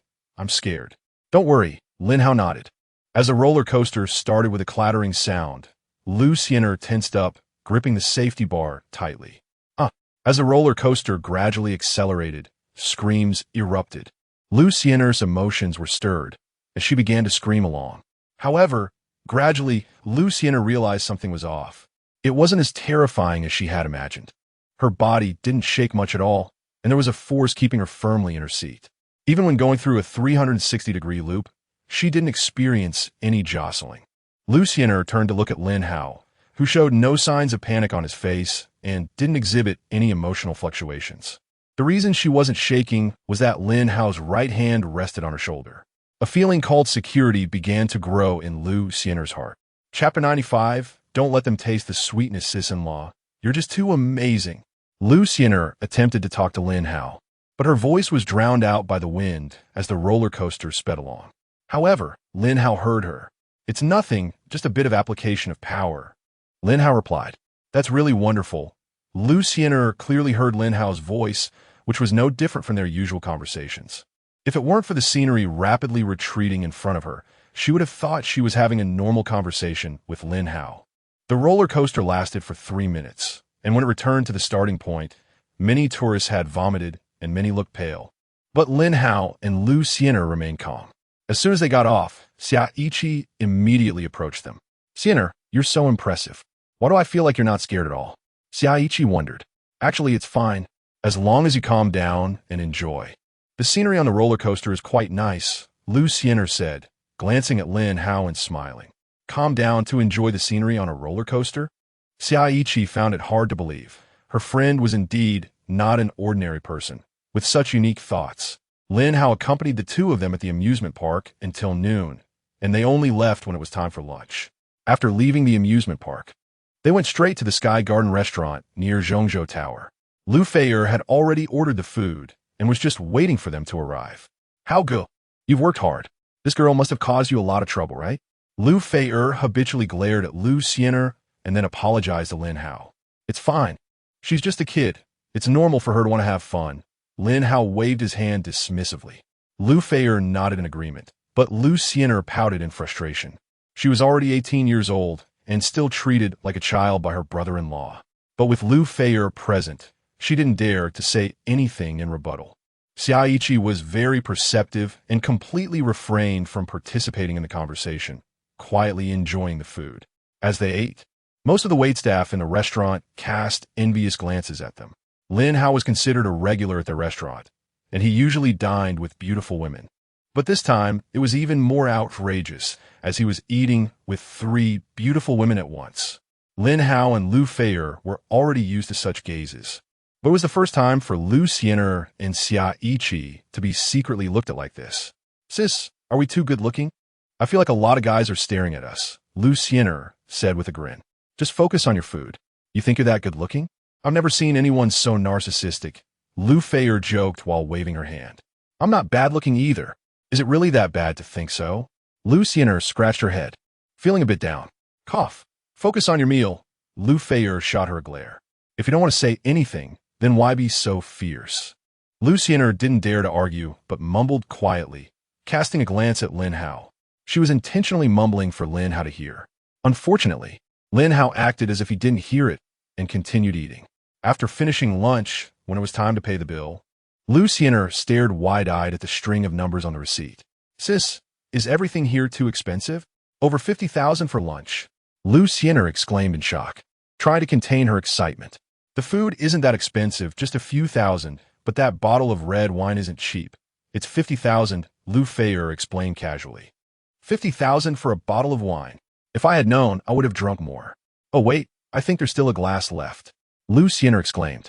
Come back. Don't embarrass Hao Ge. Lu Feier pulled Lu Xiener back with a stern face. Liu Xian erfrowed, feeling regretful. That glass of red wine was worth at least 1,000. After leaving the restaurant, they took a stroll near Zhongzhou River. Lu Feier took out her phone and selfie stick, starting an outdoor live stream. Thanks to the strong support of the Royal Dynasty Entertainment and Lu Feier's own understanding of live streaming, her popularity had significantly increased compared to before. As soon as she started the stream, the viewership quickly surpassed 2 million. Of course, the popularity was superficial. The actual number of viewers was about 100 times less. However, even so, she could already be considered one of the top streamers on the platform. Goddess Feier has finally started streaming. Sofa Barrage. Is Goddess streaming outdoors? I want to see her villa again. Just landed in Zhongzhou. Looking forward to a chance encounter. Hee doghead, rich delivery guy warning. As the screen came up, many bullet comments flew by. Those who entered the livestream first were all Lu Feier's loyal fans. Hello, water friends. I am indeed streaming outdoors. Lu Feier smiled and interacted with her fans. Lin Hao and the others didn't interrupt her livestream, just leisurely walking around nearby. However, after just a few minutes of walking, Lu Xian'er complained, "It's so hot. Why don't we go to the mall? Look, what did I discover? A wild little fairy." Just hearing her voice, you can tell she's definitely a fairy, drooling. Is she the goddess's best friend? Rewarding a plane, asking the goddess for a shot. Hey. The goddess already has a partner, but the goddess's best friend is still available. Lu Xian'er's voice was indeed very captivating, ethereal, crisp, and pleasant to hear, making many viewers eager to see her true face. "Everyone, stop it. That's my sister. She's here in Zhongzhou to visit me," Lu Fei'er explained to the viewers. Upon hearing that she was Lu Fei'er's sister, the viewers became even more excited. "Wow, it's actually my sister-in-law. Don't worry, everyone. I will take good care of my sister-in-law. What are you thinking? That's my wife. I've already reserved her. Everyone move aside. I'm bursting. Let me wake them up. Diabetic. Stay away. Don't let them taste the sweetness. I'm suffering from uremia. Let me poison them." Looking at these comments, Lu Fei'er couldn't help but smile. Her fans were still so adorable. Although Lu Fei'er didn't respond to Lu Xian'er, they soon arrived in a nearby mall while walking. The temperature outside was indeed too high. Only Lin Hao didn't sweat at all, while the three girls were slightly sweating on their foreheads. "Sis, can I buy some clothes?" Lu Xian'er looked at the clothing in the mall with bright eyes. She had previously been an ordinary high school student, with the most expensive clothes costing only a couple of hundred yuan. Now entering a large mall felt like stepping into a new world. Everything was very attractive. Buy what? It's not like you don't have clothes. Wait until school starts to buy new clothes, Lu Fei'er immediately opposed. Hearing this, Lu Xian'er didn't dare to argue and could only pout in frustration, but she didn't give up and quickly cast a pleading look at Lin Hao. "It's fine. I'll cover your expenses today. Buy whatever you want," Lin Hao said. Upon hearing Lin Hao's voice, the most excited were not Lu Xian'er, but the viewers in Lu Fei'er's livestream. "Woohoo, that's the voice of the rich delivery guy. After a week, I finally heard my husband's voice again. Wake up upstairs. That's my brother. My brother doesn't have a wife as infatuated as yours. You all stop it. Don't mess with my cousin. I'm back with uremia. Let me wake you all up." The bullet comments erupted.